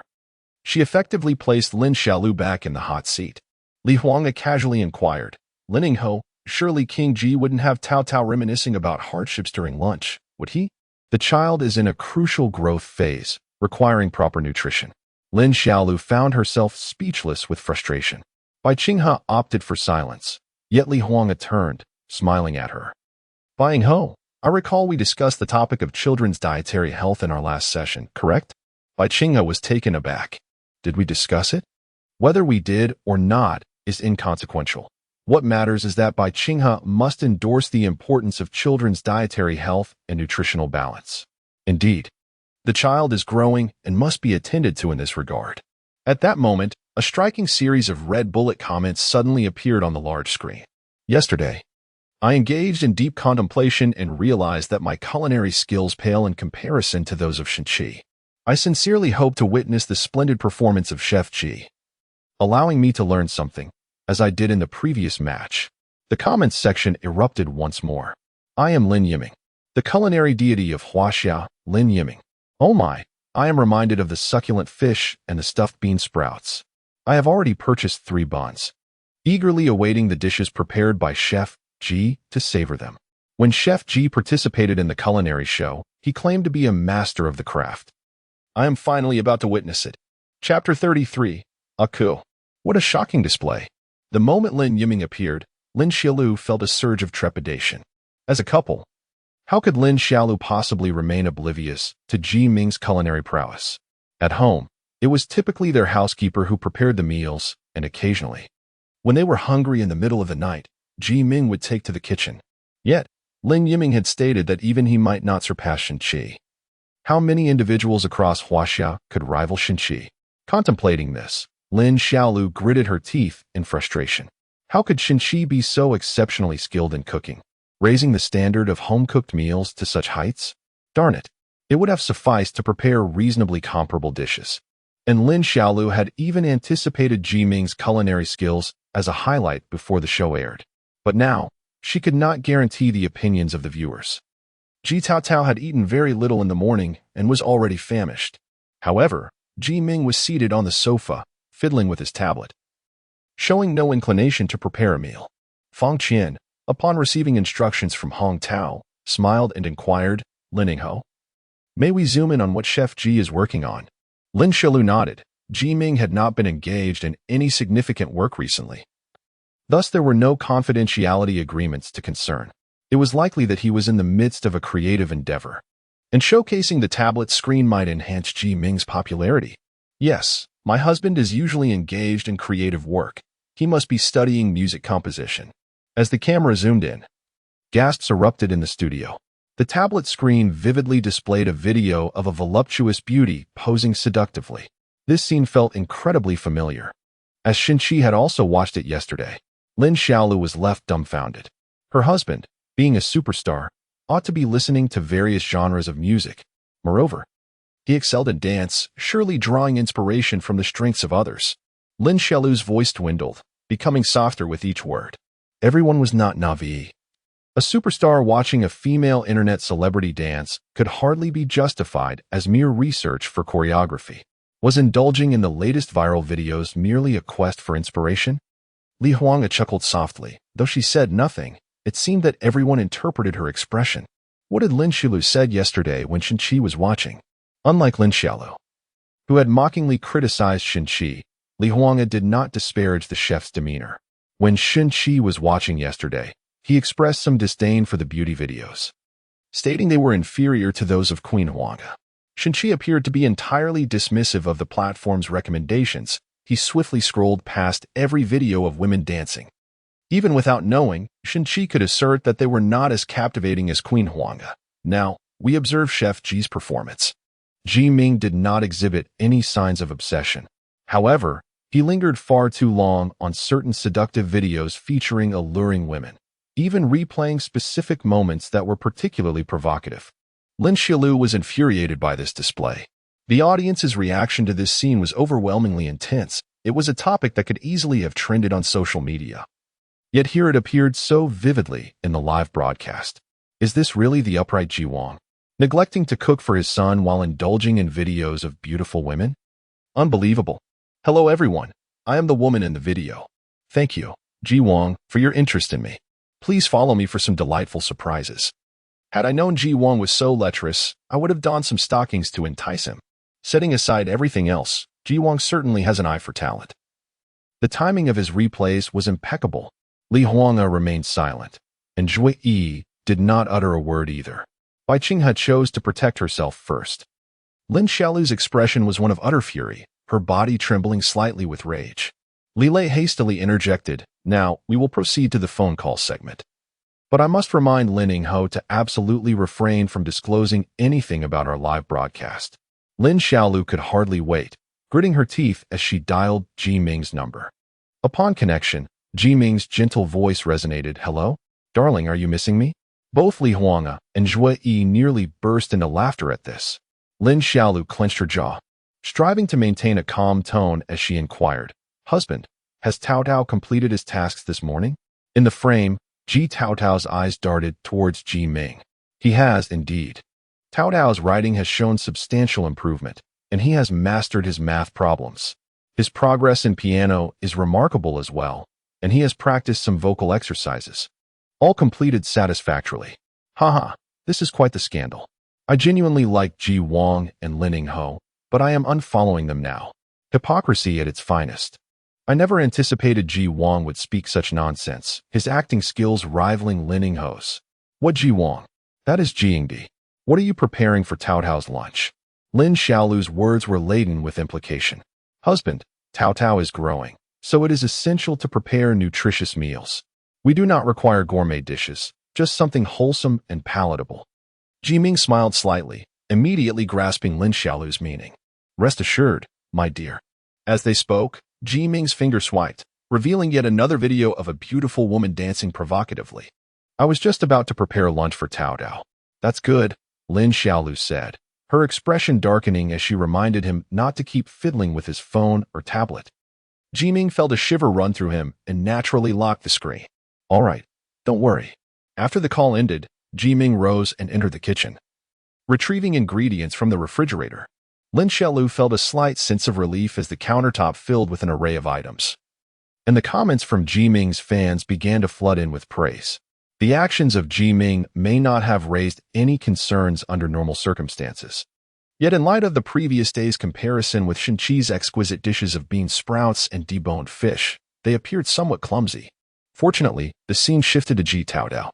At that moment, Ji Tao Tao was akin to a thief, hiding in the piano room, his head bowed, seemingly engrossed in something unknown. Lin Xiaolu's expression slightly altered, but she still shook her head with a semblance of conviction. Her husband remarked that Tao Tao seldom played on his phone at home, exercising strict control over his usage. Even when he did indulge, it was only with permission. Li Huanga smiled and inquired, Miss Lin, I recall you mentioned the issue of children playing on their phones yesterday. Do you remember? Lin Xiaolu nodded and replied with a smile, Tao Tao rarely plays on his phone, and even when he does, it is only with my husband's consent. So, what is Tao Tao doing now? Li Huanga asked with a grin. Children always harbor their own little secrets. Before Lin Xiaolu could finish, the screen shifted dramatically. Ji Tao Tao, gritting his teeth, raised his head and pounded the table with his little fist. Bang. Ache. What the heck? Chapter 34. After preparing 4 dishes, the cutting board lay dry. Ache. What the heck?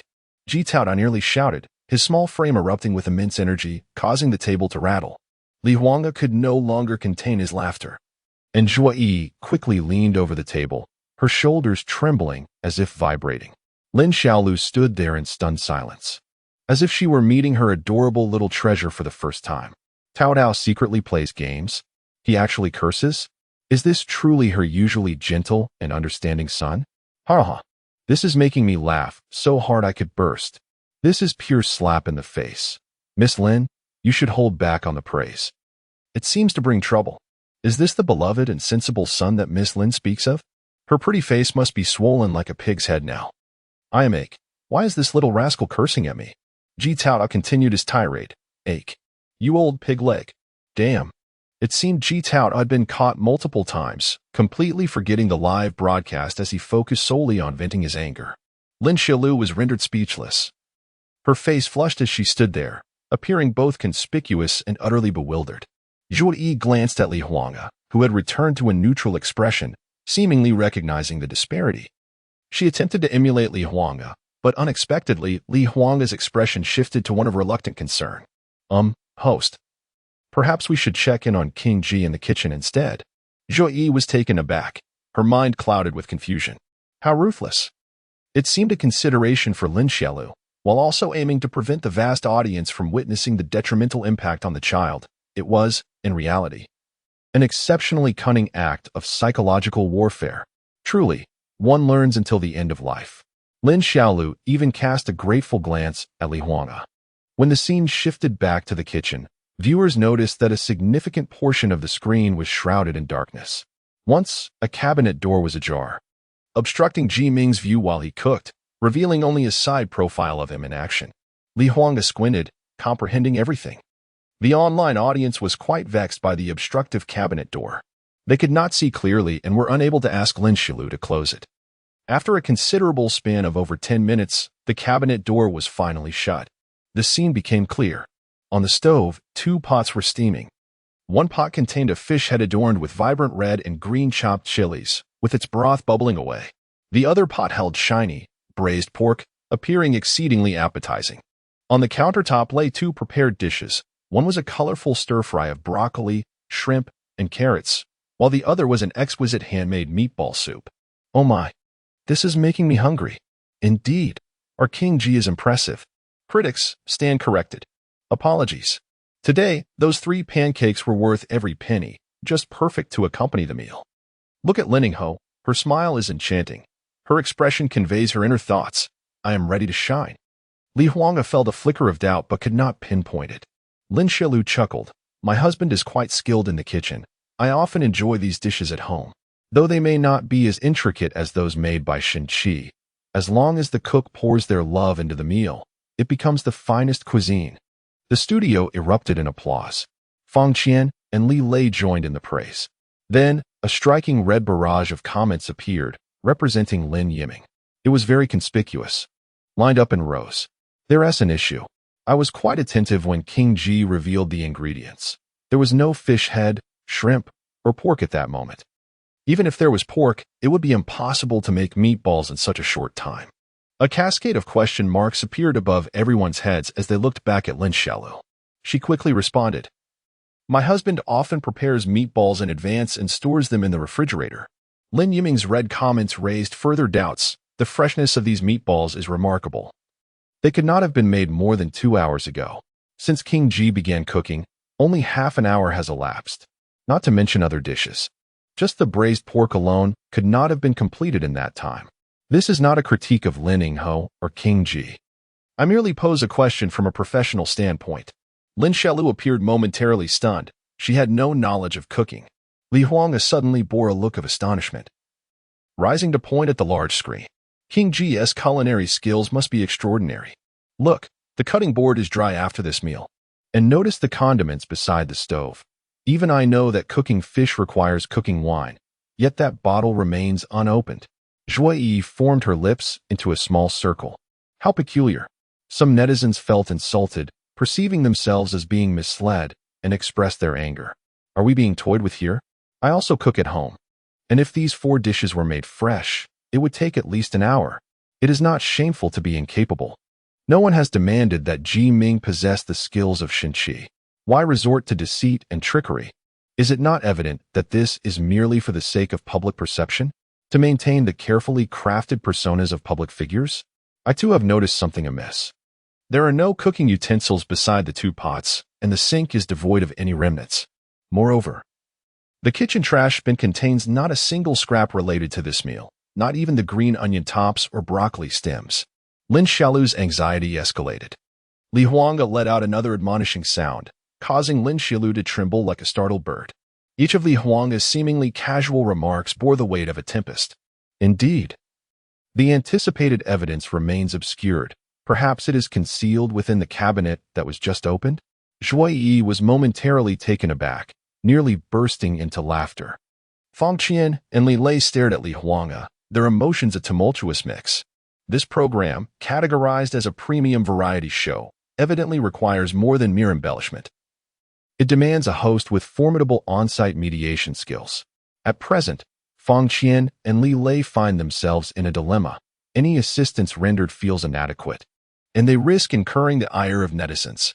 Yet, they cannot adhere strictly to the facts, as doing so would undoubtedly alienate Lin Xiaolu.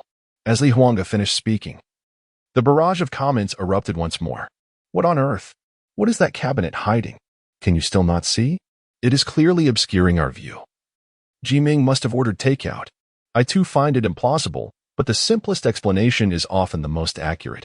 By the way, there was a period when the camera was not focused on the kitchen, and the Villa's kitchen is on the 1st floor. The window could easily receive takeout. In the footage, Ji Ming was seen plating dishes, with the kitchen window prominently displayed on the large screen. This only served to bolster the conviction of many netizens. Lin Xiaolu was genuinely panicked. No, this cannot be true. My husband would never act in such a manner. Her protest sounded exceedingly feeble. Suddenly, a wave of new inquiries emerged from viewers who had just grasped the implications. Wait, I have a question. If he truly was unaware of the live broadcast, why would Ji Ming behave this way? That's chilling to contemplate. Indeed, Ji Ming wouldn't deceive Tao Tao. There are no others in the house. Does this imply Ji Ming was aware of the live broadcast in advance? Chapter 35. The little diva was fed a bowl of half-crazed laughter by Lin Xiaolu. Lin Xiaolu's panic reached its zenith. The red comments from Lin Yiming resurfaced. Haha, I had hoped to witness a cooking segment as splendid as Shinchi's from yesterday, only to be met with disappointment. Those who approach cooking with sincerity hold it in reverence. A poorly executed dish is not disgraceful, as long as one puts forth genuine effort. At a glance, it is evident that these dishes are pre-prepared, resembling restaurant fare. To mock the public with such underhanded tactics is truly contemptible. Honestly, I am profoundly disappointed. Lin Xiaolu felt herself on the brink of collapse, her heart brimming with unrestrained fury towards Ji Ming. The words of Lin Yiming resonate to some extent with the thoughts of Lin Xiaolu. The lack of culinary skills is inconsequential, for what truly matters is the heartfelt effort poured into the dishes, reflecting the care and affection for the child. After all, this is not a cooking show, and being caught in deceit would have dire repercussions for one's reputation. The impact would not only tarnish Ji Ming but would also bring immense shame to Lin Xiaolu, who sits in the studio audience.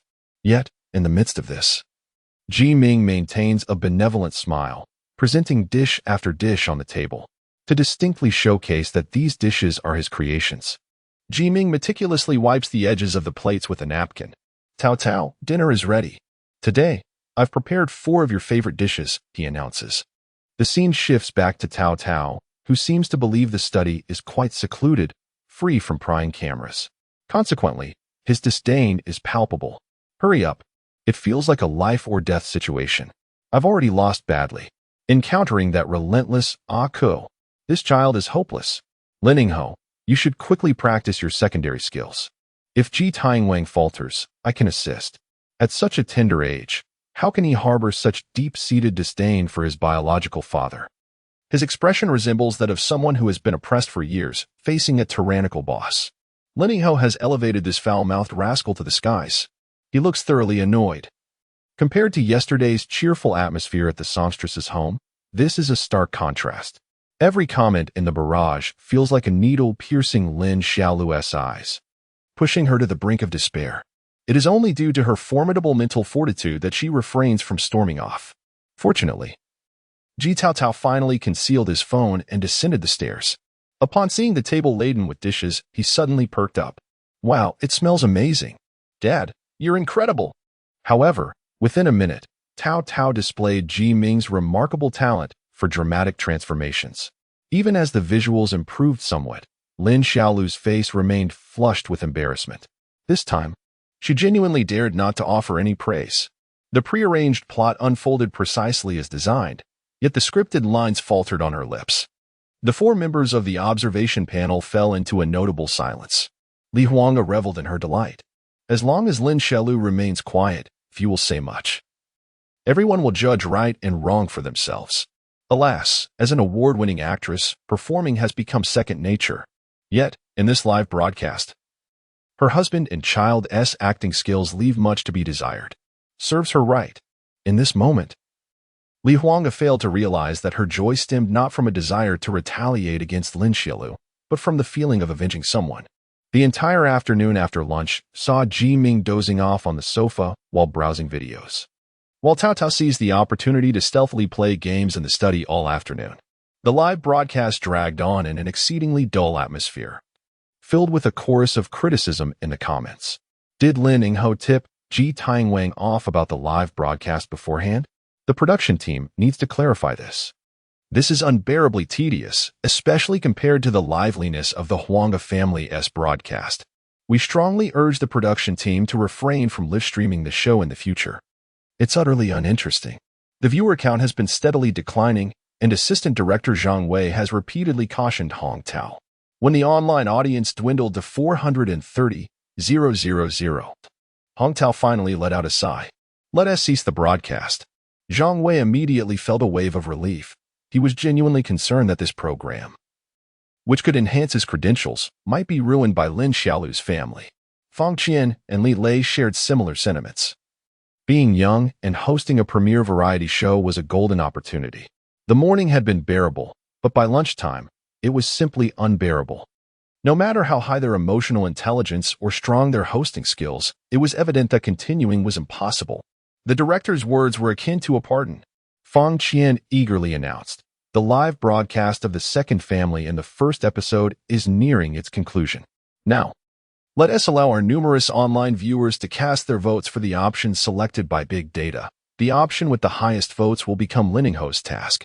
Li Lei chuckled. The previous task for the singing empress was quite challenging. I wonder what Lin Ningho's task will be this time? Lin Xiaolu became flustered again as the options displayed on the big screen were simply beyond comprehension. Have Lin Ningho and Tao Tao engage in a mother-son duo playing Ache. Have King Ji select 3 of his favorite voluptuous beauties dance videos. Have King Ji prepare a bowl of lovingly made clear noodles for Lin Ningho to reminisce about the past. Bai Qinghe cast a sympathetic glance at Lin Xiaolu, whose face was visibly trembling as she fervently prayed inwardly, feeling a sudden pang of crisis. She resolved to remind her husband and son to never follow in Lin Xiaolu's footsteps. Li Huanga and Zhuo Yi, observing those options, could hardly contain themselves. They covered their mouths, striving to suppress their laughter, their bodies trembling as if being tickled. However, when their eyes met, they instantly broke down in laughter. Lin Xiaolu, is the Empress being served a bowl of half-crazed laughter by Lin Ningho? Lin Xiaolu, once spirited, had now fallen silent. And her lack of spirit brought me undeniable satisfaction. I doubt she anticipated such an outcome upon arrival. Finally, the voting results appeared on the big screen. The large red font declared, Lin Xiaolu, please return home and have King Ji personally prepare those 4 dishes for lunch. Li Huanga counted on her slender fingers, seemingly speaking to herself while subtly reminding Lin Xiaolu. The 4 dishes, stir-fried broccoli with shrimp, handcrafted meatball soup, and spicy fish head, were relatively simple. Oh, just thinking about these 4 dishes increases my appetite. Thankfully, I finished work early today. I'll have Shenqi prepare these 4 dishes for me as well. Lin Xiaolu felt a sudden tightness in her chest, as if she were a wounded heroine about to spew blood. But Li Huanga was not finished. I want to film Shenqi making these 4 dishes and post the video online for everyone to learn. After all, these dishes are simply too delectable. Zhuo Yi could no longer contain herself. She quickly leaned over the table, her ample bosom creating an exquisite curve. Humph! Li Huanga cast a discontented glance at Zhuo Yi. Yi, control yourself. You are still young. You must learn to manage your expressions. Chapter 36. This woman is insincere yet somewhat bashful. Long Outyan was driving, and he could clearly sense that Li Huanga's mood today was far better than last night's. She had been under considerable stress the previous evening, burdened with the task of learning monkey fighting from Shenqi, which had left her in a gloomy state. Li Huanga's uplifted spirits were certainly not merely due to the early conclusion of today's live broadcast. Reflecting on the entire session and the 4 dishes she had to prepare, her mood soared as if propelled by a rocket into the clouds. She couldn't help but let out a chuckle. Long Outyan, understanding the situation, also broke into hearty laughter. Sister Huanga, are you heading home? Li Huanga replied with a soft picking up her phone to call Shenqi. Hello? Shenqi's characteristic relaxed tone greeted her. Have you started cooking yet? Li Huanga inquired. I was just about to. Are you coming back for dinner? Shenqi asked. Yes, I'm craving 4 dishes. Huh? Shenqi sounded puzzled. It was quite rare for Li Huanga to make such specific requests. Li Huanga had long since come to the conclusion that Shenqi could whip up a delectable grilled fish just using his own insoles. Therefore, she rarely needed to place an order. How intriguing. What do you want to eat? Shenqi queried. With a smile, Li Huanga responded. I want stir-fried broccoli with shrimp and carrots, handmade meatball soup, braised pork, and Long Outyan quietly interjected, don't forget the chopped chili fish head. Oh yes, the chopped chili fish head. Shenqi was genuinely perplexed, but adhering to the principles of being a supportive partner to his benefactor. He knew better than to ask too many questions. All right, the community supermarket has the ingredients. No need to struggle at the market. Li Huanga reminded him, by the way. You should cook once I get home. Huh? Shenqi was again confused. Following the guidelines of being a supportive partner, he decided to comply without further inquiry. He could clearly sense that Li Huanga was in high spirits tonight. Over the past 3 years, he had seldom witnessed her in such a jubilant mood. Shen Xiaoquan, influenced by her happiness, rushed over to scold Shenqi for his misdeeds earlier in the day. In fact, since last night, Shenqi had also noticed some changes. Li Huanga had suddenly asked him to sing a tune and learn monkey fighting. The more he thought about it during the day, the more he felt something was amiss. Yet he couldn't quite grasp it. Observing Li Huanga's demeanor today deepened his curiosity. But what astonished him even more was yet to come. Li Huanga feigned a sudden burst of inspiration, raised an eyebrow at Shin Qi, and pulled out her phone. "Let us start cooking. I'll film a video for you." "What?" Shin Qi was genuinely taken aback. What was this woman up to today? She actually wanted to film him while he cooked? Despite his established principles of being a supportive partner, he couldn't help but ask, "What are you planning to do?" "Mind your own business. Just do as I say." Li Huanga feigned annoyance. Shin Qi glanced at Li Huanga, sensing she was not joking and appeared to have thought of something. This woman has finally realized that she loves me, surely influenced by some insipid platitude about how the most charming men are those who cook. Thus, she must capture my most handsome and captivating moments. I can only imagine her secretly reviewing those images while cozied up in bed alone at night. Shin Qi couldn't help but click his tongue, thinking, if she wishes to see, I could even cook for her in the nude. Why not? It must be her shyness that prevents her from voicing such desires. Even a goddess can harbor a childlike heart. A playful smirk crossed Shin Qi's face. "I will indulge you." Li Huanga paused, perplexed by his expression. "Oh, I understand."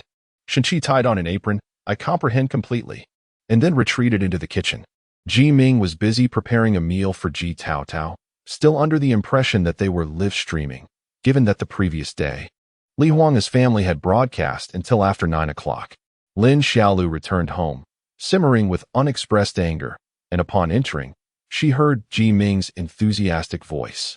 "Tao Tao, Daddy has lovingly prepared delicious roast duck for you."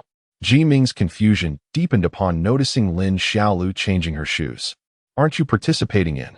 Suddenly, a realization dawned on Ji Ming. It must be one of those surprise segments designed by the Mom on Business Trip production team. How deceitful. He quickly altered his question, wearing a puzzled expression. "Darling, aren't you busy? Why are you home so early?" "I've just finished cooking, and it's still steaming. Come eat with me." The Mom on Business Trip crew was always on the lookout for behind-the-scenes footage, especially regarding Lin Xiaolu's tasks, so she dared not exhibit any unusual behavior. Instead, she instructed Ji Ming, "Let Tao Tao eat first. You come with me to the bedroom." Confused, Ji Ming followed Lin Xiaolu into the bedroom. She could scarcely contain herself. Her face now clouded with frost. "This is your doing." "What?" Ji Ming was taken aback, utterly bewildered. "What happened?" Lin Xiaolu's teeth clenched, and at that moment, her pent-up frustration erupted. "I meticulously planned every detail for you and Tao Tao, from waking up to mealtime, from homework to piano and vocal practice, from cooking to afternoon parent-child craft activities." Ji Ming sighed. "I'm sorry, my dear. I was simply too exhausted this afternoon." "Is that the issue?" Lin Xiaolu's grievances continued to spill forth. "You slept in this morning. After finally waking, you made a paltry bowl of bland noodles. Tao Tao's piano practice was riddled with mistakes, and you turned a blind eye to his errors. As a professional singer, you failed to correct his vocal pitch. The worst of all, Tao Tao was sneaking in video games and cursing, while you resorted to takeout to deceive us." Ji Ming was left speechless. "You knew all along?" A sense of foreboding crept into his mind. Tao Tao had long since hidden away in his room, too frightened to emerge. Lin Xiaolu continued her fervent accusations. "Today, in front of hundreds of live audience members and millions online, I was utterly humiliated. The most infuriating aspect was Li Huanga and Zhui Yi. Their sarcasm made me wish for a crevice to hide in. You disregard the dignity of a superstar, but I, too, am an award-winning actress, present at the scene. Do you have any idea how I spent this entire day?" Lin Xiaolu broke down, weeping uncontrollably. Ji Ming was acutely aware of the gravity of Lin Xiaolu's words, his own concerns matching hers, and he felt an intense mix of anger and urgency. What on earth was the production team thinking? Were those cameras truly that high definition? "I cannot be blamed for this. I have done my utmost." Lin Xiaolu retorted vehemently. "What nonsense! Is that what you call your best effort?" Ji Ming, equally exasperated, shot back, "Damn it! If it weren't for your insistence on participating in this wretched program, would I have been subjected to ridicule across the internet? And now you dare to blame me?" Lin Xiaolu could hardly believe her ears. Your incompetence is overshadowed only by your inability to keep things discreet. Who gave you the audacity to blame me? What? Ji Ming was taken aback. Watching beauty videos could be seen. Wasn't he the production team supposed to respect the privacy of a superstar? Lin Xiaolu opened her mouth but ultimately refrained from saying that it was done with her consent. Both were well-versed in the intricacies of the entertainment industry, united in their efforts to minimize the fallout from this incident. By the way, the entire internet is speculating that you knew you were being live-streamed. Good grief. Chapter 37. Shenqi is far less adept at fashion than Ji Tianwang, the chief director. Lin Xiaolu has undoubtedly violated the rules of our program, Zhang Wei exclaimed, visibly indignant. Even before the live broadcast concluded, discussions were already rampant online, trending with claims that Lin Xiaolu had informed Ji Ming about the live streaming in advance. Hong Tao maintained his usual nonchalance, his eyelids drooping. They are criticizing that couple. Not us. Why should you be concerned? Zhang Wei paused, realizing the flaw in his reasoning. But our show revolves around parents and children unaware of the live broadcast, showcasing their most mundane habits. Hong Tao smiled slightly, explaining, "You are overthinking it. Consider our show's popularity, with Li Huang's substantial fanbase backing us. Combined with Shen Qi's remarkable performance, the family livestream featuring Li Huang is bound to ignite discussions online. As a seasoned figure in the entertainment industry, Ji Ming cannot possibly be unaware. Even if he doesn't follow our program, he must know his wife is participating, thus deducing that he too is being live-streamed. After the first two families completed their broadcasts, Ji Ming himself must have trended online. Surely, he is aware by now." Zhang Wei seemed to grasp the situation. "So you are not concerned about Lin Xiaolu's status as an award-winning actress?" Hong Tao nodded, stating, "Every program requires a significant highlight. Everything else serves as a contrasting backdrop. The greater the disparity, the more compelling the topic, and the more conflict there is, the more successful the show will be." Zhang Wei was astonished. Does this imply that Bai Qinghe's situation is akin to Lin Xiaolu's? That evening, Bai Qinghe and her husband Liang Bin sat on the sofa finalizing their plans, both feeling a sense of relief as they deemed everything ready. Lin Xiaolu found herself in quite an embarrassing predicament today. "I wish I could assist her, but it seems I am of no help," lamented Bai Qinghe, as she recalled Li Huang's youthful yet domineering nature. Liang Bin nodded in agreement, responding with composure, "I am not like Ji Ming. He is a superstar, and any negative incident would have significant repercussions." This reassurance eased Bai Qinghe's anxiety. She wrapped her arms around Liang Bin's neck and gracefully settled onto his lap. Chow Chow had fallen asleep, and Bai Qinghe exhaled softly, her gaze dreamy. With an alluring figure and fiery red lips, she felt that her husband had indeed struck a remarkable fortune. Confident in her appearance and physique, she awaited a response that did not come. Noticing a peculiar sensation beneath her, she glanced at Liang Bin, who appeared slightly flustered. "I am a bit tired today," he admitted. Bai Qinghe's mood soured, tinged with jealousy as she remarked, "Li Huang and Shen Qi seem inseparable." Suddenly, Liang Bin's mind conjured an image of Li Huang, causing him to lift his head abruptly. Bai Qinghe sensed this change, her confidence rekindled. Indeed, it should be like this. Their kisses fell like raindrops, thick and sweet as honey. Lost in a haze, Bai Qinghe's thoughts shifted to Shen Qi, comparing her figure to Liang Bin's. Was Shen Qi not considerably more voluptuous? Welcome everyone to the live broadcast of Mommy is on a Business Trip, Episode 1, Third House. Fang Qian opened the show in an intellectually chic pink suit. The four female stars seated in the observation section radiated brilliance, although Lin Xiaolu's attire today was notably more understated, contrasting sharply with her exquisite makeup and flamboyant outfit from the previous day. While others may not comprehend, the trio of Li Huang were acutely aware. After the overwhelming embarrassment of yesterday, Lin Xiaolu aimed to remain inconspicuous today, striving to avoid any continuation of the previous day's discussions. Bai Qinghe was particularly amiable today. "Huang, your outfit is simply stunning. Surely, it was chosen by Shen Qi? Him? He knows nothing about this, at least not as much as Ji the king does." Lin Xiaolu smiled. "You look even more adorable today than yesterday." "Thank you, Qinghe. My favorite style is the mature, sexy look like Sister Xiaolu's. But I can't quite pull it off." "Xiaolu, You appear quite capable today. Lin Shilu forced a smile. Thank you. It seems like the Shadow Queen has become rather timid, quite unlike her previous exuberant self. Of course, with the entire internet criticizing you, how can you hold your head high? Honestly, yesterday felt like a family play with countless rehearsals. I was cringing the entire time. I hope the Bai Shadow Queen can bring surprises today. If you ask me, they should have a special segment just for Shin Qi and Xiao Kun. I rewatched the exciting highlights several times. It cured my constipation. The live broadcast commenced, and the appearance of Bai Qinghe's villa captivated everyone's attention. The living room exudes an air of antiquity, with its new Chinese-style decor radiating an exquisite charm. The furniture, meticulously crafted from black walnut, features clear lines that enhance its elegance. Adorning the walls are several exceptionally tasteful artworks. Beside a grand long table, Liang Bin is instructing Liang Chaochao in the art of calligraphy. This scene appears infinitely more delightful than the previous day when Ji Ming languished in slumber. Bai Qinghe smiles as she begins to introduce her family. My husband, Liang Bin, serves as the vice president of our Daoqing Xingho Media, and there are many intersections with my profession. He possesses a serious and meticulous demeanor, his character exuding a calm steadiness. Our son, Liang Chaochao, is 8 years old and in the 2nd grade.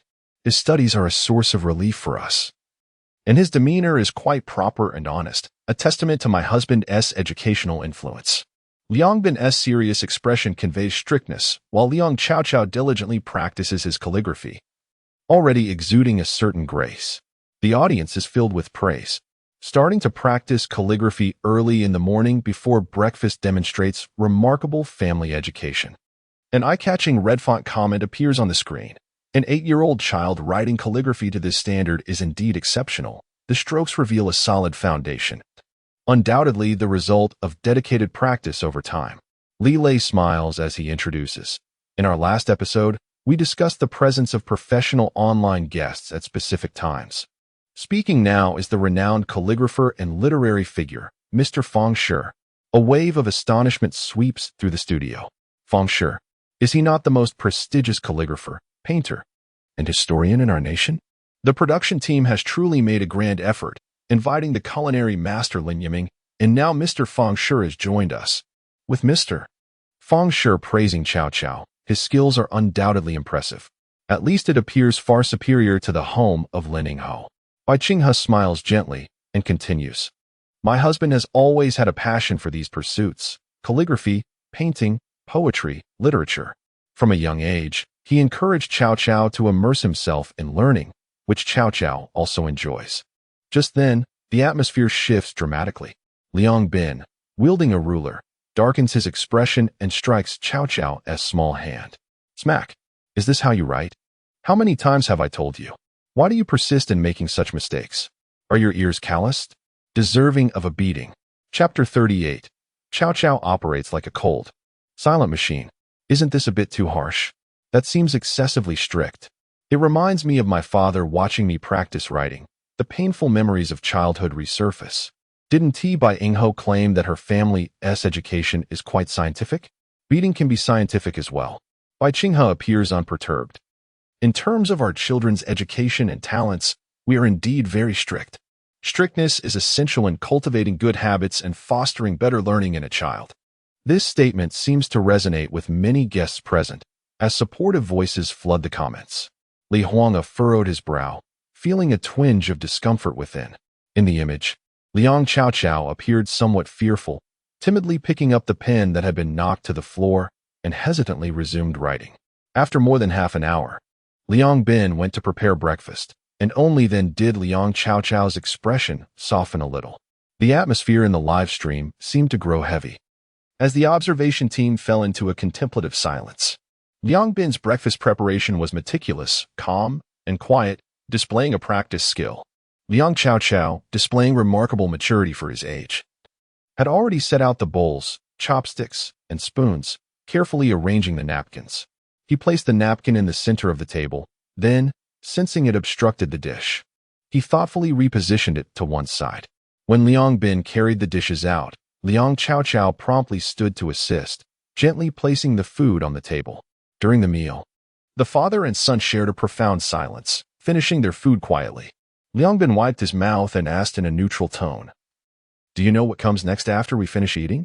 Liang Chao quickly nodded, speaking softly. "First, we clear the table, then wash the dishes, 10 minutes of homework, followed by a 10-minute break to read.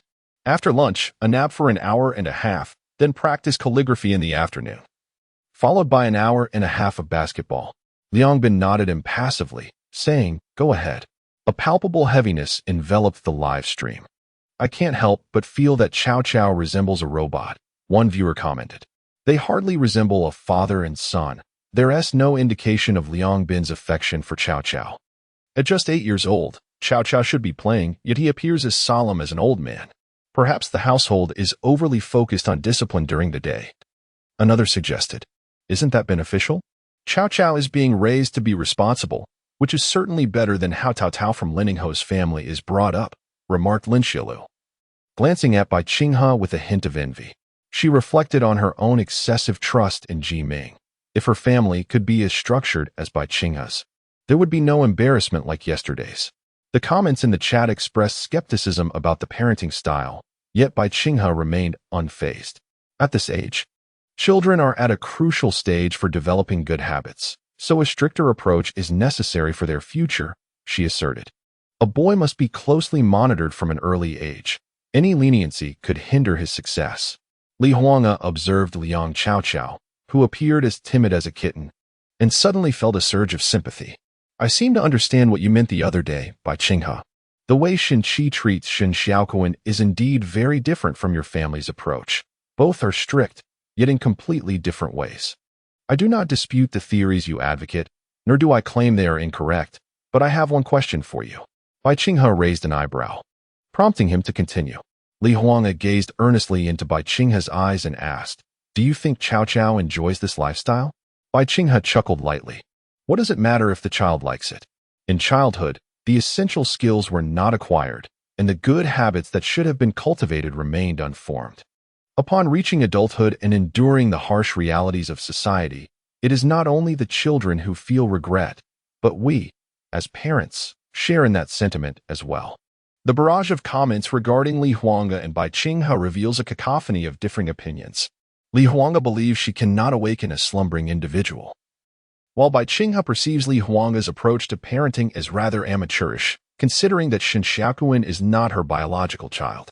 The two seem to possess an unspoken understanding, choosing simultaneously to cease further debate.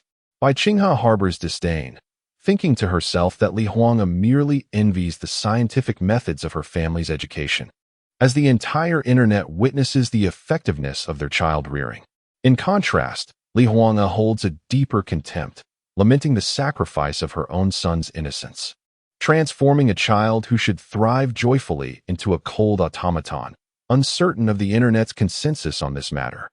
The vivacious Joie appears to find little that compels her to speak, rendering her somewhat silent, while Lin Xiaolu has scarcely uttered a word since the commencement of the live stream. The broadcast continues, with Liang Chao diligently adhering to the meticulously planned agenda, executing each task with precision and rigor, flawless yet devoid of vitality. Initially, viewers showered Liang Chao with countless accolades, but their sentiments gradually shifted. To be honest, I was genuinely envious of how Bai Qinghe's family could instill such discipline in their child, but witnessing this now, I find my envy dissipating. I too, if it means transforming my child into someone as disciplined and reticent as Chao, I would rather he remain mischievous, even if it means learning less. I see my reflection in Chao. At 40, I am rigid and inflexible, unable to adapt, and my repeated job changes have gained me neither favor with bosses nor colleagues. I deeply regret not rebelling against my parents in my youth. I once had an experience akin to Chao's. My ex-wife left me for being overly dull.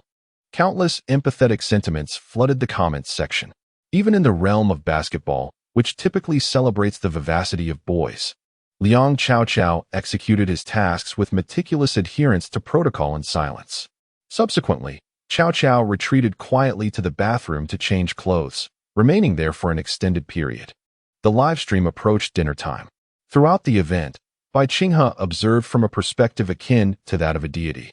Noting feelings that contrasted sharply with her experiences at home, her mindset appearing to shift gradually.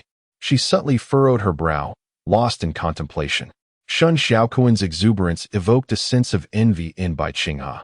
Despite his defiance of authority, he hardly pales in comparison to the well-educated Liang Chaochao, perhaps even surpassing him in the breadth of knowledge acquired. Even the foul-mouthed Ji Taotao, with his mischievous antics, possesses redeeming qualities. Bai Qinghe seemed to reflect on the years following Liang Chaochao's birth, recognizing that their family operated like a meticulously programmed machine, perpetually in motion without deviation or surprise. She clenched her teeth slightly, resolving silently, "Cao Cao will understand our struggles. He will not, like those who lack ambition, blame his failures on parental guidance." Many individuals find themselves engulfed in a sense of monotony and dullness, as the number of viewers in the live broadcast continues to dwindle, plummeting from over 4 million at the outset to a mere 30,000 now. This outcome inevitably led Bai Qinghe to harbor further doubts regarding Liang Chaochao's educational methods.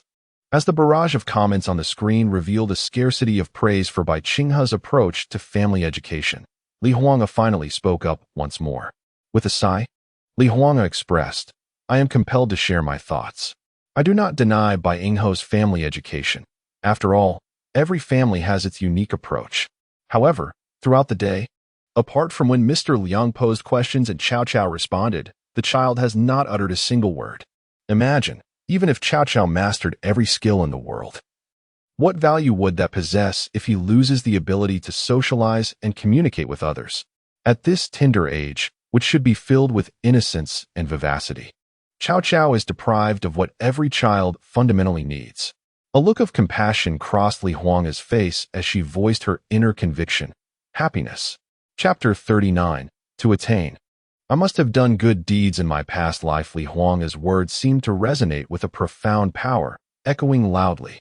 The support for Li Huanga in the comments grew increasingly robust. In previous instances, Lin Xiaolu would have surely risen to counter Li Huanga's assertions, yet she chose silence, fearing that public opinion might once again turn against her. It was a matter concerning Bai Qinghe's family, and thus Bai Qinghe should have been the one to rebut. But for reasons unknown, she appeared somewhat lost in thought. Zhuoyi nodded in agreement, saying, "I believe Sister Huanga is correct." The number of viewers in the live broadcast had sunk to a disheartening low. Hong Tao sighed helplessly, stating, "Bai Qinghe has failed to grasp that our program prioritizes entertainment.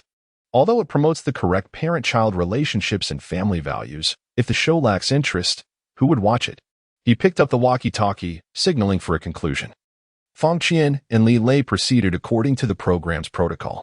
As we reach the voting segment for the third family's live broadcast, we have provided numerous task options based on big data calculations. We now invite our online audience to participate in a vote. The large screen displayed an array of options, many of which lack the humor found in the households of Li Huanga and Lin Xiaolu, yet some were quite farcical. For instance, one suggestion was for Bai Qinghe to watch Liang Bin practice calligraphy, punishing him for mistakes by silencing him for an entire day, compelling Cao Cao to respond to his father in a cheeky manner akin to Xiaoquan. Amidst Bai Qinghe's slight anxiety, the leading task option emerged. Please have Bai Qinghe and Cao Cao perform a cheerful children's song together to restore Cao Cao's innocence. Bai Qinghe stared blankly at this option, her lovely eyelashes fluttering, lost in contemplation. Upon returning home, Li Huanga was greeted by Shen Xiaoquan, who leaped into her embrace. Feeling the lively, independent nature of Shen Xiaoquan, Li Huanga's previously pent-up emotions finally eased. Children ought to embody the essence of childhood. The thought of molding Xiaoquan into a little old man like Cao Cao was simply unfathomable to Li Huanga. Although the ancient adage "one should not speak while eating or sleep in silence" is often regarded as a rule, it is important to remember that rules are not immutable. Li Huanga cherished the cheerful atmosphere of the dining table at home, as long as it did not betray any lack of upbringing. While enjoying their meal, Shen Xiaoquan unexpectedly posed some questions that left both Li Huanga and Shen Qi at a loss for answers. "Mom, why don't you and Shen Qi share a room and a bed? Is your relationship not good? Are you merely putting on an act for my sake? I see couples on television who are intimate, constantly hugging and kissing, yet you never do that. If things are really untenable, you should just divorce. Don't worry. I'm quite mature. After all, I don't have any feelings for Shinchi, so you don't need to consider my emotional capacity. Just separate. It would be a relief for both of you. Shinchi was left dumbfounded, his hand holding the bowl frozen in midair, staring wide-eyed at the equally stunned Li Huanga. Your son is asking you a question. You should explain, he urged. The lack of kisses and sharing a bed isn't a rule I established. I'm fine with it. It's up to you. If it really doesn't work out, I'll just yield to you, since you love me so deeply. Li Huanga also turned to Shinchi, hoping he would tackle these challenging questions. What is the matter? Are you going to speak? Aren't you deeply in love with me? I am still your benefactor, mother. Shouldn't you be resolving dilemmas for your benefactor? Shinchi grasped Li Huanga's intent, sighed softly, and set down his utensils. He looked at Shun Xiaoquan with utmost seriousness and said, Mom has had some inconveniences lately, but her relatives have left. So tonight we can share a bed. What relatives? Shin Xiaoquan asked, puzzled. Shinchi, Li Huanga exclaimed through clenched teeth, glaring at him. Shinchi feigned innocence. Isn't that what you meant? You clearly love me so much. Nonsense. It's you who loves me. Li Huanga countered. Shinchi grew irritated. It's obviously you who loves me, yet you refuse to admit it and instead turn it back on me. No, it's you who loves me. I can feel it. Shinchi's unwavering conviction only fueled Li Huanga's anger further. You love me. It is you who loves me. You clearly love me. You love me, which is why you film my cooking routines. That was to provoke Lin Xiao. Li Huanga interrupted, her expression darkening. It's because you love me. Otherwise, why would you put so much effort into cooking? Well, of course, you're paying for it. Shun Xiaoquan, feeling like a character from a children's story, quickly interjected to halt the quarrel. Hey, what is going on? I've never seen couples express affection in such a manner on television. Li Huanga was taken aback. Show affection? Has this child learned bad habits from Shinchi? Shun Xiaoquan continued, to be honest, you two really don't seem like a married couple. I have my doubts. With that, Shin Xiaoquan got up. Call me when you're done eating. No one is allowed to steal my chance to wash the dishes. I don't want to be deprived of my right to dine by that unscrupulous Shinchi. Once Shun Xiaoquan left, an awkward silence enveloped the dining table, an indescribable tension rising. Shinchi took a few bites of food and finally broke the silence. Well, Xiaoquan does have a point. You should really think about it. If Xiaoquan is starting to have doubts, what will we do if others discover our sham marriage? I remain indifferent. However, you are the nation's diva and the company president. A sham marriage? What if your parents find out? Li Huanga shot a glance at Shinchi. So what do you propose we do? Shinchi replied nonchalantly, well, we must ensure that we consummate this arrangement, at the very least. We need to convince Xiaoquan that we are a genuine couple. Li Huanga's gaze made Shinchi's heart race. Ah, Shinchi, your true colors are finally revealed. I hired you, and yet you wish to take advantage of me? It is not unreasonable to expect some support, but to greedily envision me as a lifelong source of sustenance? Your ulterior motives are glaringly evident. What is that expression? Am I mistaken? Shinchi inquired. Suddenly, Li Huanga donned a gentle smile. You are absolutely correct. Thus, we shall share a bed tonight. Shinchi was momentarily taken aback, then abruptly sprang up and raced towards Shinchi's bedroom. What are you doing? Fetching my pajamas to wash them clean. Ah, it's only. Li Huanga glanced at the wall clock. It was merely 7:30. All right, your true nature is becoming more apparent. He truly intends to take advantage of me. From the bathroom came the sound of running water as Shinchi showcased a few poses accentuating his physique amidst the rising steam. Goodness, this physique is truly exceptional. Li Huanga, I wonder how many good deeds you performed in your past life to deserve me. Shinchi glanced down, reached for a bar of soap, and began to lather it while muttering. Li Huanga is particular about cleanliness. I must ensure the essential areas are thoroughly washed, and there must be no odor. By the way, does Li Huanga enjoy having oysters opened in the water? Chapter 40. Is it the scent of your pancreas or your natural fragrance? Shinchi finished showering quickly and discovered that Li Huanga was no longer in the dining room. Huh, is she more eager than I am? Even a diva and CEO cannot resist the allure of my stunning beauty and unparalleled physique. I'm coming. Shinchi burst open Li Huanga's bedroom door and dove into the sheets. Ah! A high-pitched shout erupted as Shin Xiaokun jumped up, startled. What are you doing? Shinchi was taken aback. The bed held only Shin Xiaokun, with Li Huanga absent. Turning, Shinchi noticed Li Huanga leaning against the door frame. A facial mask adorning her visage, her expression beneath it rather playful. I shall be working late tonight on my creative endeavors. If you two wish to sleep in my room, it might be a good opportunity to foster some bonding. Shin Xiaokun, irate, began to push Shinchi. Get out. I want to sleep with you. Who wants to sleep with you? Shinchi retorted darkly, turning to leave. As he passed Li Huanga, he nudged her with his hip and whispered, when Xiaokun is asleep, I'll find you in the piano room. Just you wait. Li Huanga paused momentarily. The piano room? Shinchi endured the torment of waiting. It wasn't until 10:30 p.m. that Shin Xiaokun finally fell asleep. He stealthily made his way to the piano room. Peering through the crack in the door to see Li Huanga, furrowed brow deep in thought under the dim light, occasionally jotting down notes as a lock of hair fell across her face, which she would tuck behind her ear. The gentle grace of a mature woman permeated the entire room. Li Huanga's neckline was notably low, a shimmering expanse that captivated Shinchi's gaze. Shinchi, his thoughts in disarray, couldn't help but feel a wave of emotion. Alas, this is quite the mix-up. It seemed that Li Huanga encountered a challenge. And upon raising her head, she caught sight of Shinchi, who had entered with an unmistakably lewd expression, causing her complexion to flush instantly. Did this fellow truly come? Well, how fortuitous. Shinchi, with a beaming smile, pulled a chair beside Li Huanga and leaned closer, immediately enveloped by a delicate fragrance. He perceived Li Huanga as a person of significant charm, thus he resolved to proceed with patience, step by step. Is that the scent of yuzu on you? Li Huanga's ears reddened, yet she narrowed her eyes and inquired, What do you think?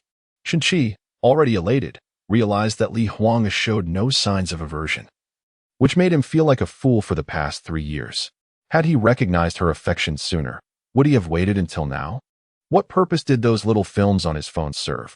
Knowledge is best acquired through experience. Shinchi donned a scholarly demeanor, asserting, Is the fragrance emanating from you truly that of yuzu, or is it your natural scent? He extended his hand, resting it on Li Huanga's slender waist. Internally, he pondered the perplexity of a woman whose waist was so slim, yet possessed such fullness.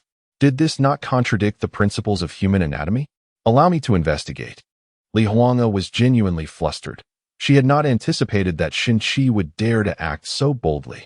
With her status as a diva and a CEO, her aura had only intensified over the years, causing most men to admire her from afar. Who would dare to transgress? Yet here was Shinchi, audacious enough to do so. Suppressing her indignation, she placed her hand over his, although a faint smile lingered on her lips. Wait a moment. Do not rush. You know I am a workaholic, and my tasks are not yet complete. Shinchi inhaled deeply, eager to draw in more of the enticing fragrance. The long night stretched ahead. Li Huanga was quite exasperated, still fighting to maintain her composure. No, this song must achieve the effect I desire. I absolutely refuse to sleep. Shinchi, bewildered, asked, Who said anything about sleeping? We are here to explore knowledge. Li Huanga was rendered speechless, rising to push him out. Go away. Shinchi, flustered, disregarded the boundaries. He urged her to finish the song and then pursue their research. What song? Let me see, he exclaimed, snatching the paper from the table. Upon glancing at it, his expression turned peculiar. Your handwriting. Li Huanga blushed, acknowledging its lack of elegance, though it should still be legible, right? It's just a bit challenging. Shinchi, determined to understand, delved deeper into the lyrics. In my childhood, noisy and willful, my grandmother always spoke with gentle kindness. Shinchi furrowed his brow. What is the matter? Li Huanga felt a flicker of anticipation. Was there an issue? Shinchi shook his head. The problem was not dire. Though the lyrics held a commendable meaning, they lacked warmth and a touch of sophistication in their expression. Li Huanga's pupils dilated suddenly. Exactly. That is the issue. Li Huanga had long sought to grasp a point that Shinchi suddenly illuminated, leaving her with a sense of startling clarity. Although she had previously validated Shinchi's creative prowess, experiencing it firsthand was an entirely different revelation. What do you think should be changed? Li Huang feigned a gentle inquiry. Shin-Chi chuckled softly, aware that they were on the verge of breaking through a barrier. Once this barrier was breached, their relationship would inevitably transcend its current state, transforming her temporary contract into something more permanent. Upon achieving this permanence, they would be akin to family, rendering the need for concealment unnecessary. At worst, he could openly assist Li Huang, propelling her entertainment career to new heights. All that was required was for Li Huang to agree, allowing Shin-Chi to continue his comfortable lifestyle, replete with wealth and beauty. Life would undoubtedly improve beyond its present state. All right, the truth is out. No more pretense. Shin-Chi spread his hand wide before Li Huang. Her expressive eyes blinked rapidly in astonishment. What? A pen? Shin-Chi replied with feigned annoyance. Oh. As Shin-Chi took the pen and began to revise, Li Huang's eyes widened further. The elegance of his handwriting was astonishing. Perhaps the only flaw in Li Huang's perfect persona was her own lack of penmanship, yet this did not diminish her admiration for those who wrote beautifully. Shin-Chi's handwriting fulfilled her ideal vision of perfection. However, what truly left her in awe were the lyrics he inscribed. In my childhood, during my capricious moments, my grandmother would always sing to soothe me. Leaving behind those days, I forged my own life, filled with fresh songs and new ideas. In moments of recklessness and impulse, I often forget that such melodies exist. Li Huang felt that this encapsulated precisely what she desired. She was certain of it, but as she continued to read, confusion crept in. Wait a moment, what do O mean? Chapter 41. This woman uses her beauty to deceive and exploit me. Li Huang's enchanting gaze was fixated on the lyrics laid out before her. Her lips moving as if to softly hum the tune, yet no sound emerged. Nevertheless, she had already deciphered the essence of the songs, her mind conjuring how to convey its emotional depth.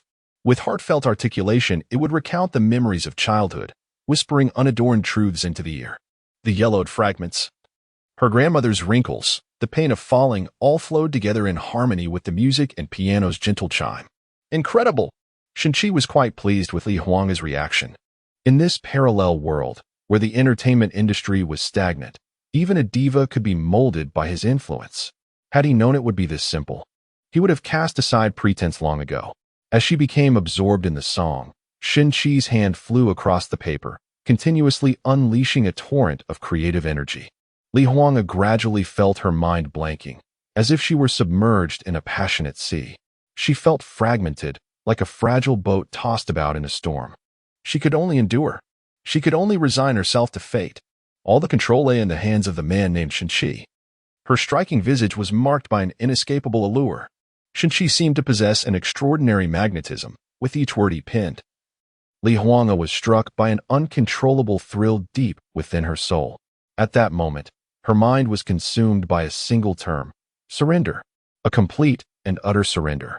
With a deep breath, Shin-Chi exhaled a cloud of stale air and rose to his feet.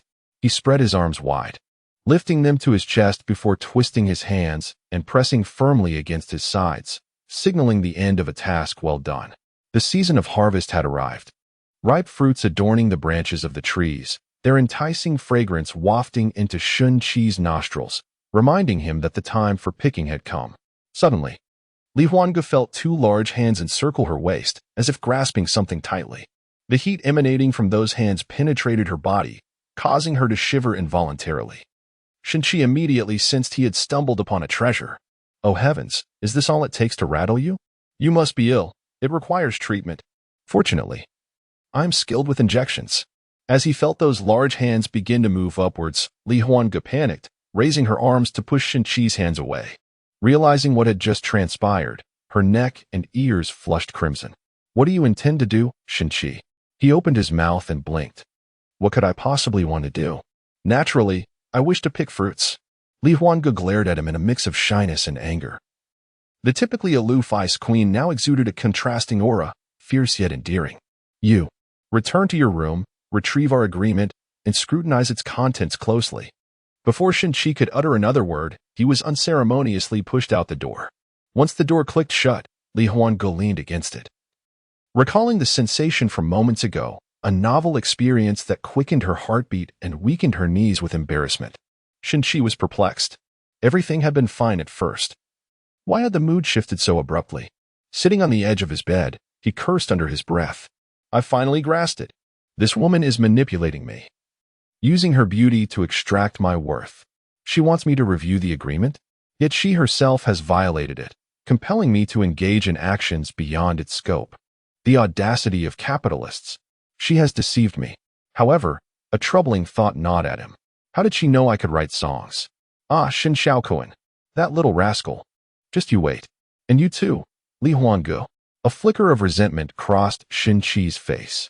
In the past, not obtaining something wouldn't have bothered him. But now that a bond had been forged, he was determined to claim what he desired. If I do not avenge this slight, I am not worthy to call myself a man. Meanwhile, Li Huanggu finally extricated herself from the song, recalling Shin Qi's earlier demeanor. And she couldn't contain a sudden laugh at his eager expression.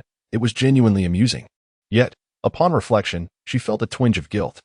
Perhaps she had been a bit too harsh on him. But then again, he had touched her waist, which seemed to balance the scales.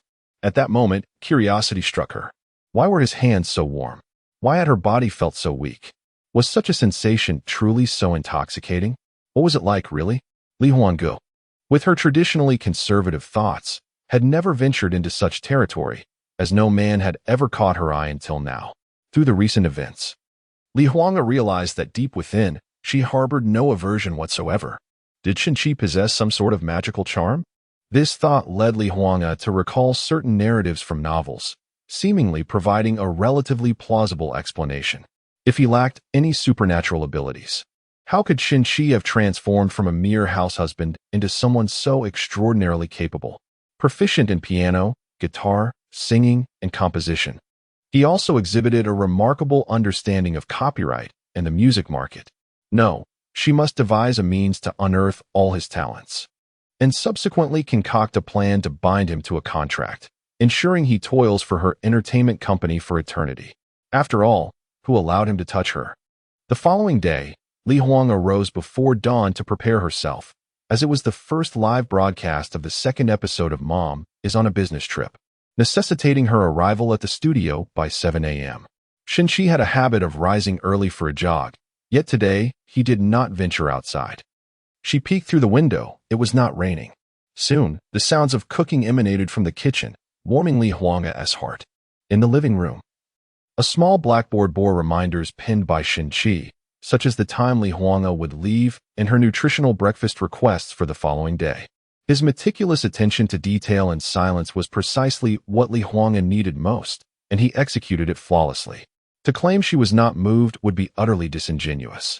Guilt weighed heavier on Li Huanggu than the previous night. As she descended the stairs, she chanced upon Shin Qi emerging with a steaming bowl.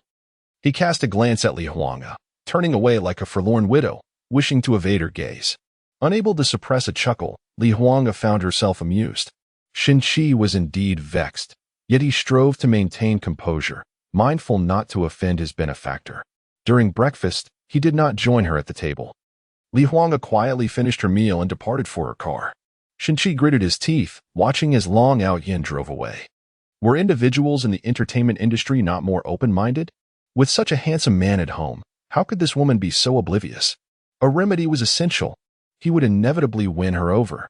Chapter 42. The Diva's Toes Pick at the Insole. Welcome, everyone, to the live broadcast of the first family in the second episode of Mom is on a business trip. In the inaugural episode, we showcase the homes of the illustrious Li Huanggu, the talented Lin Xiaolu, and the esteemed Bai Qinghe. And I trust that all of you gleaned some insights from the 3 live sessions. Whether one likes it or not, insights were undoubtedly gained. I believe we cannot afford to be as lackadaisical as in Lin Xiaolu's household. I learned that one cannot educate children to become old men or robots as in Bai Qinghe's family. At last, the broadcast has commenced. After enduring 2 agonizing episodes, we can finally witness my brother Qi and Xiaokuan. Huanggu looks stunning today, and Yi is also quite lovely. Hey, why aren't you mentioning the other 2? Fang Qian and Li Lei were also eagerly anticipating today, having endured 2 days of excruciating trials. They awaited the warmth of today's episode. The atmosphere among the live audience was fervent, clearly anticipating the broadcast. The barrage of comments was dense, with everyone seemingly unable to contain their excitement. As Li Wei observed the staggering influx of over 4 million viewers awaiting the broadcast, an overwhelming sense of excitement surged within him backstage. Hong Tao nodded in agreement, a smile gracing his lips. Li Huanga's family undoubtedly served as the cornerstone of this program. It was hard to fathom the immense pressure the production team endured due to the dullness of Lin Xiaolu and Bai Qinghe's families, which even provoked ire from the station's leadership. This episode was destined to be a battle of resurgence. Fang Qian cheerfully announced, "Before we commence the live broadcast, we must first unveil the task assigned to the illustrious Li Huanga." My goodness, I almost forgot that Huanga had a task to complete. Indeed. Huanga must fulfill the task of having Shenqi teach him how to sing Ho. Since Huanga debuted, he has sung nothing but classic pop songs. Ho is such a stark contrast. Let's see it soon. The very thought of it elicited delight, even from Fang Qian and Li Lei. Lin Xiaolu and Bai Qinghe's eyes sparkled. The entire populace of Huaxia held a profound impression of Li Huanga, and this marked the first time he had the opportunity to present himself in such an unflattering light. Zhu Yi gazed at Li Huanga with wide, glowing eyes, while a faint blush crept across Li Huanga's cheeks. The large screen in the broadcasting hall displayed a montage of that night when Li Huanga returned home. It's 11 o'clock. Shall we have a midnight snack? No. Then I shall run a bath for you. The familiar scent and the ever-familiar Shenqi stirred emotions. The barrage of comments expressed admiration for Shenqi's thoughtfulness and gentleness, while simultaneously finding humor in Li Huanga's visibly vexed demeanor. In the footage, Li Huanga appeared to be harboring a scheme, his face betraying a clear conflict of emotions. It's already July, and I haven't released any songs this year. Then why don't you? What type of song do you think would suit me? Or should I sing something that contrasts sharply with my previous works? Well, although I'm no music expert, I do possess some common sense. I've heard a few of your songs, mostly love ballads and uplifting tracks. I may not grasp the nuances of musical genres, but if you wish to explore a different style, perhaps hip-hop? Or something like Hey Poo How Poo. Haha. Having grown accustomed to Huanga's sophistication and perfection, witnessing his awkwardness for the first time is truly delightful. I can't stop laughing. Even the goddess Huanga has her moments of scheming. Shenqi's utterly bewildered expression is simply adorable. Hey Poo How Poo. Haha. It seems Shenqi and Huanga are an exceptionally good match. I am overwhelmed by this delightful spectacle. Lin Xiaolu and Bai Qinghe found themselves amused, clutching their bellies in laughter. Yet, beneath their mirth lay a twinge of envy and jealousy. After returning home that night, Lin Xiaolu had a heated argument with Ji Ming over the live broadcast, where they exchanged accusations and grievances. For 2 days, the two had engaged in a prolonged Cold War, not uttering a word to one another. Bai Qinghe, upon returning home, remained silent. For the content of her live broadcast had been a collaborative effort with Liang Bin, leaving her unable to reproach him. She found herself ensnared in self-doubt, yet devoid of any resolution. She attempted to smile at Liang Chao Chao, yet it only intensified Liang's fear. She endeavored to sing a nursery rhyme with Liang Chao Chao, but to her astonishment, Liang did not know a single song.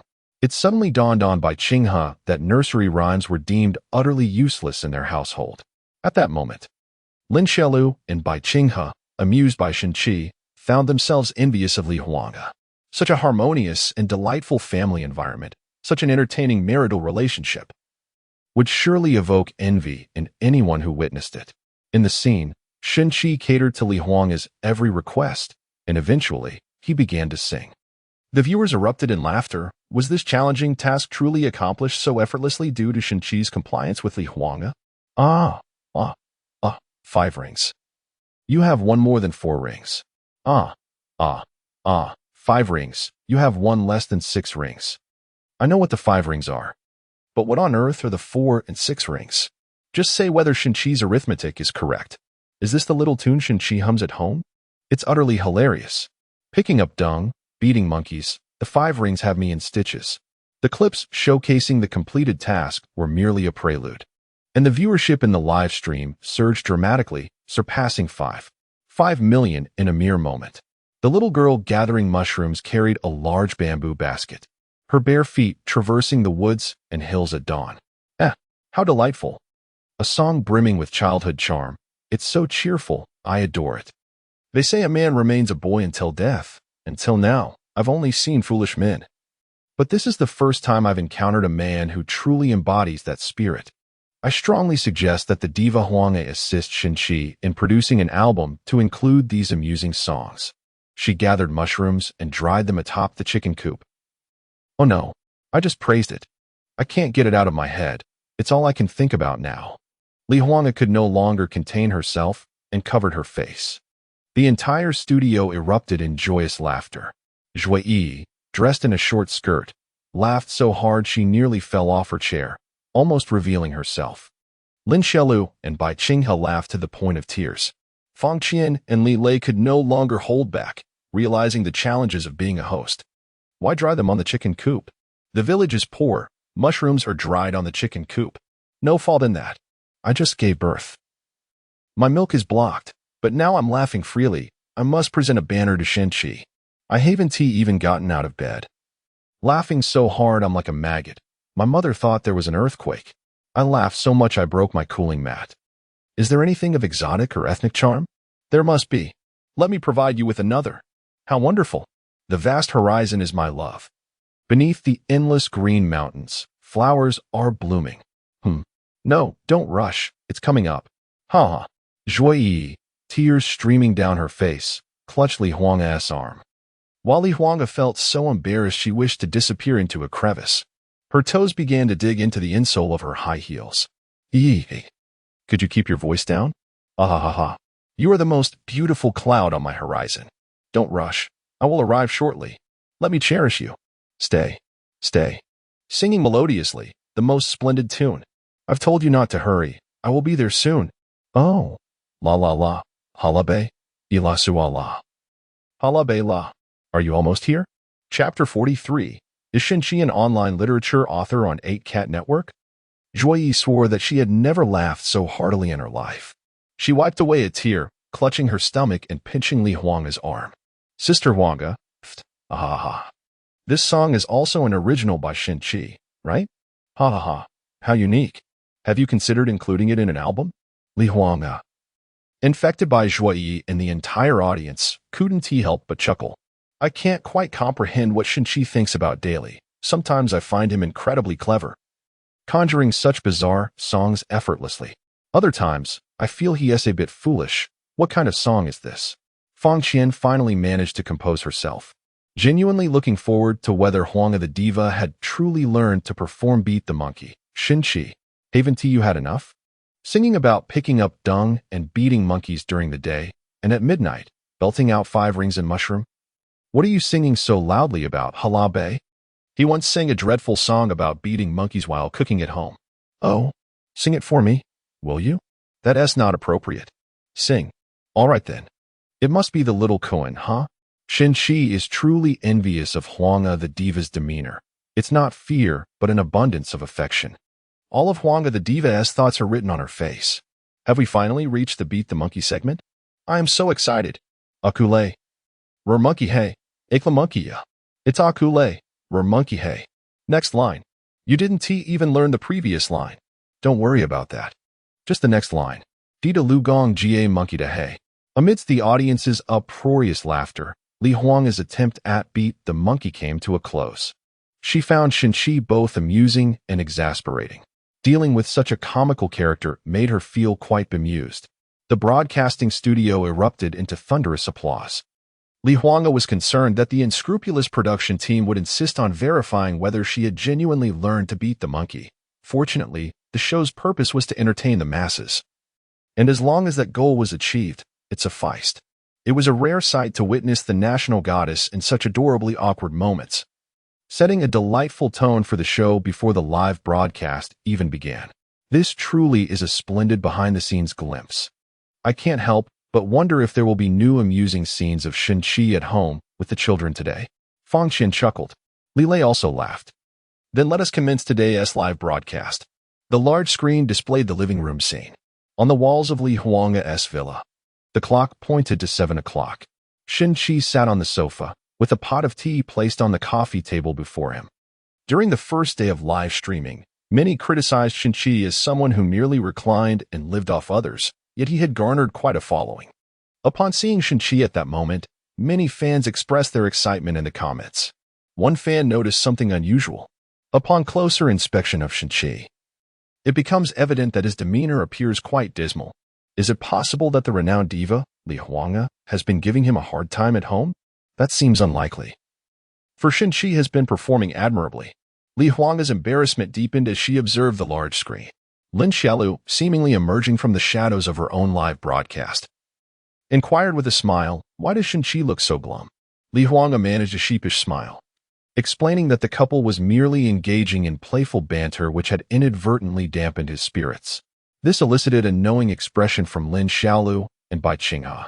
At that moment, Shin Shaquan appeared on screen, clad in his pajamas.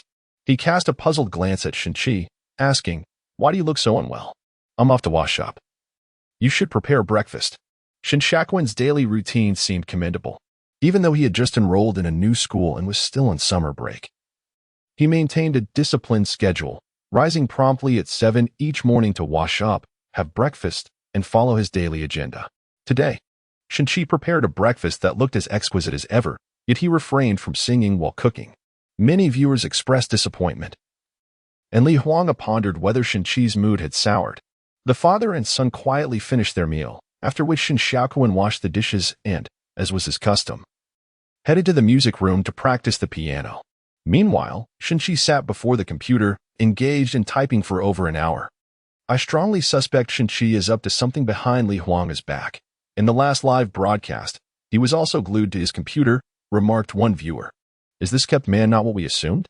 Perhaps he has some online work?" Another mused. "As a web novelist myself, I often find myself in a similar state while writing." Said another. "I too am a web novelist, and Shin-chi's typing speed is astonishing, estimating at around 7,000 words per hour, which is twice as fast as mine." Li Huanga was filled with immense curiosity. After returning home, numerous distractions had caused her to forget to investigate what Shin-chi was doing online. Li Lei inquired, "Li Huanga, many viewers are eager to know what Shin-chi is up to. Are you aware?" She shook her head. Fang Qian asked, "Would you be willing to authorize us to reveal what Shin-chi is engaged in?" After a moment of hesitation, seemingly concerned that Shin-chi might not wish for his secret to be divulged, her curiosity ultimately prevailed, and she nodded in agreement. The high-definition camera zoomed in, displaying the computer screen on the large monitor. However, by that time, Shin-chi had ceased typing and appeared to have completed his task, as only a web page was visible. To the astonishment of many, it turned out to be a novel website. "This is the Baimao website. I'm a contracted author on this platform. Shin-chi is undoubtedly writing a novel," one exclaimed. "He must have just released a new chapter. What a pity. We have no idea which book it is, nor can we see the author's name. Is there a way for someone to find out which novels were updated around 9:35 today?" Another queried. "Oh no, I am utterly captivated by this mysterious man. I must uncover all his secrets." Li Huanga stared in astonishment at Shin-chi, who appeared somewhat pleased.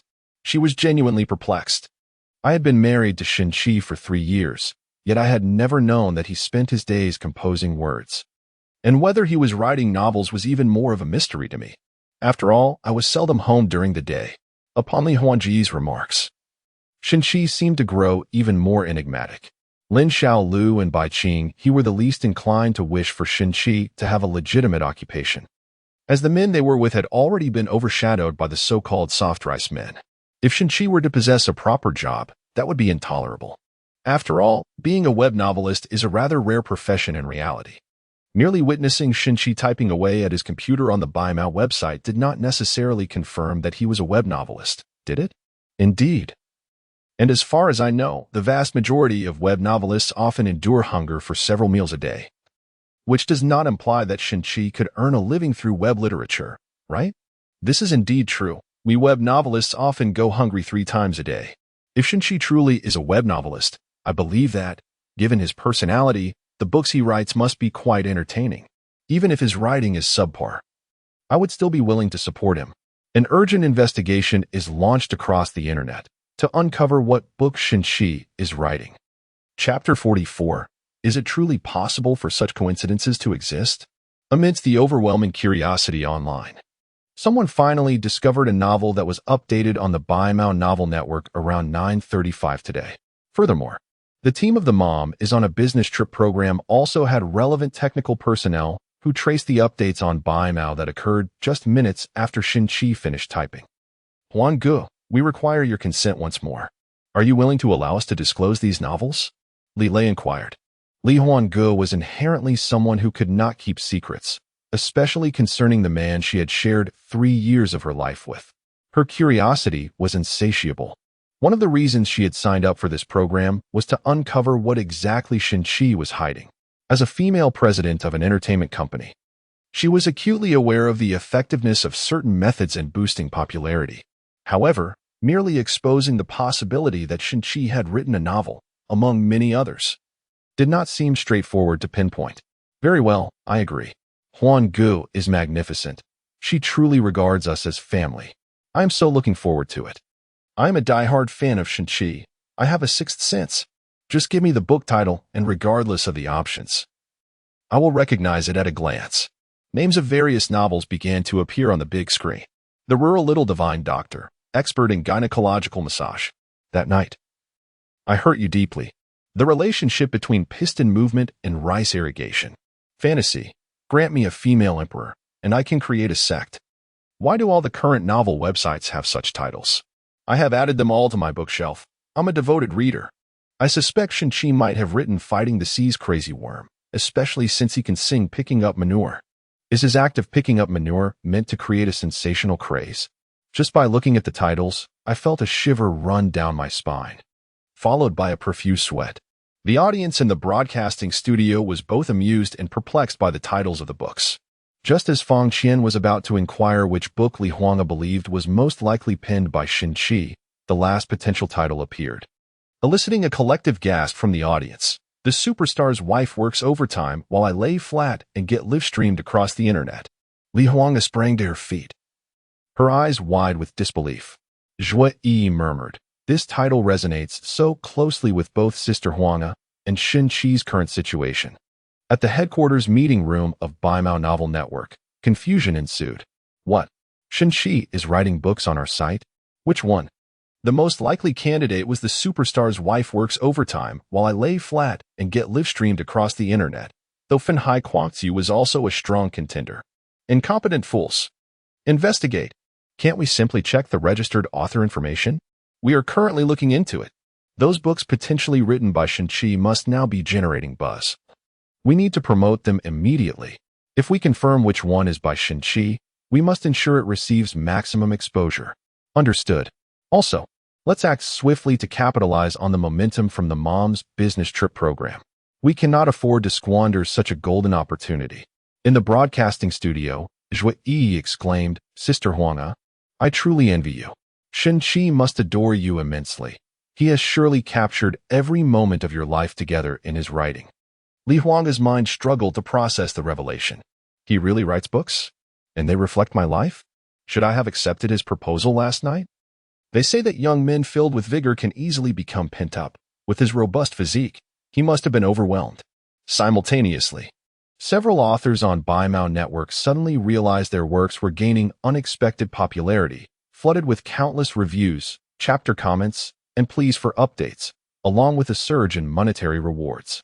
The most frequently asked question among comments was, Author, are you Xin-Chi? Xin-Chi? What on earth? Meanwhile, a plethora of new titles suddenly appeared on Baimao Network. I've come clean. I am Xin-Chi. Entertainment. The superstar as husband. I Xin-Chi just want to live off my wife. The superstar loves me strongly. I adore the superstar, the great moon, the stories of my time with Sister Huanga. And another exciting day for the two leading actresses. Li Huanga found it increasingly plausible that the superstar's wife works overtime while I lay flat and get live-streamed across the internet was undoubtedly written by Xin-Chi. How could such a remarkable coincidence exist? As Xin-Chi finished typing, his computer screen displayed the Baimao Novel Network homepage, coincidentally updating the very book whose title mirrored the relationship and circumstances of Li Huanga and Xin-Chi. I truly have no idea, Li Huanga thought, hesitant to acknowledge the possibility. If she were mistaken, it could adversely affect both the author of the book and Xin-Chi. Fang Qian nodded, recognizing that this question had piqued the curiosity of countless individuals, even stirring the interest of the host herself. However, acknowledging Huanga's concerns. They decided to temporarily set the question aside. Due to this incident, the online viewer count in the live stream had surged past 10 million and continued to rise sharply. Zhang Weigang, shaken from his stupor, began to ponder, could it be that Shenqi is indeed an online literature author? Hong Tao, typically composed, now radiated excitement. If he truly is a writer in that realm, it would undoubtedly enhance the popularity of our program. Just imagine the sensational allure of uncovering the secrets of Li Huanga's husband. The viewer count in the live stream has already surpassed 12 million. Nearing the peak of the first day, Zhang Wei exclaimed with enthusiasm. Hong Tao smiled. I have a premonition that this episode will certainly exceed our highest peak. The broadcast continued uninterrupted. Descending from upstairs after a lengthy piano practice, Shen Xiaoquan immediately spotted Shenqi seated before the computer. Are you secretly operating that behind-the-scenes account on Taoga? Come without me knowing? Have you been helping my mother write new songs again? Shen Xiaoquan rushed over, his face alight with excitement. Shenqi hastily maneuvered the mouse to close the webpage of the novel's site. Do you think writing songs is as easy as laying eggs? Shenqi's tone was rather unfriendly. You little rascal, you've already told your mother I can write songs, and now she is scheming against me.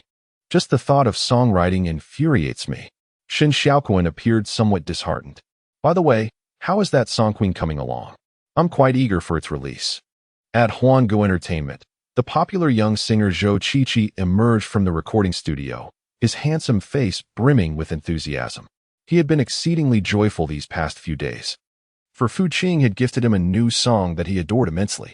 He sensed that once this song was released, he could indeed become the next rising star in the music industry, as per the plans devised by Li Huanga and Fu Qing. Fu Qing was also highly satisfied with Zhou Qiqi's recording, though the song had yet to be released.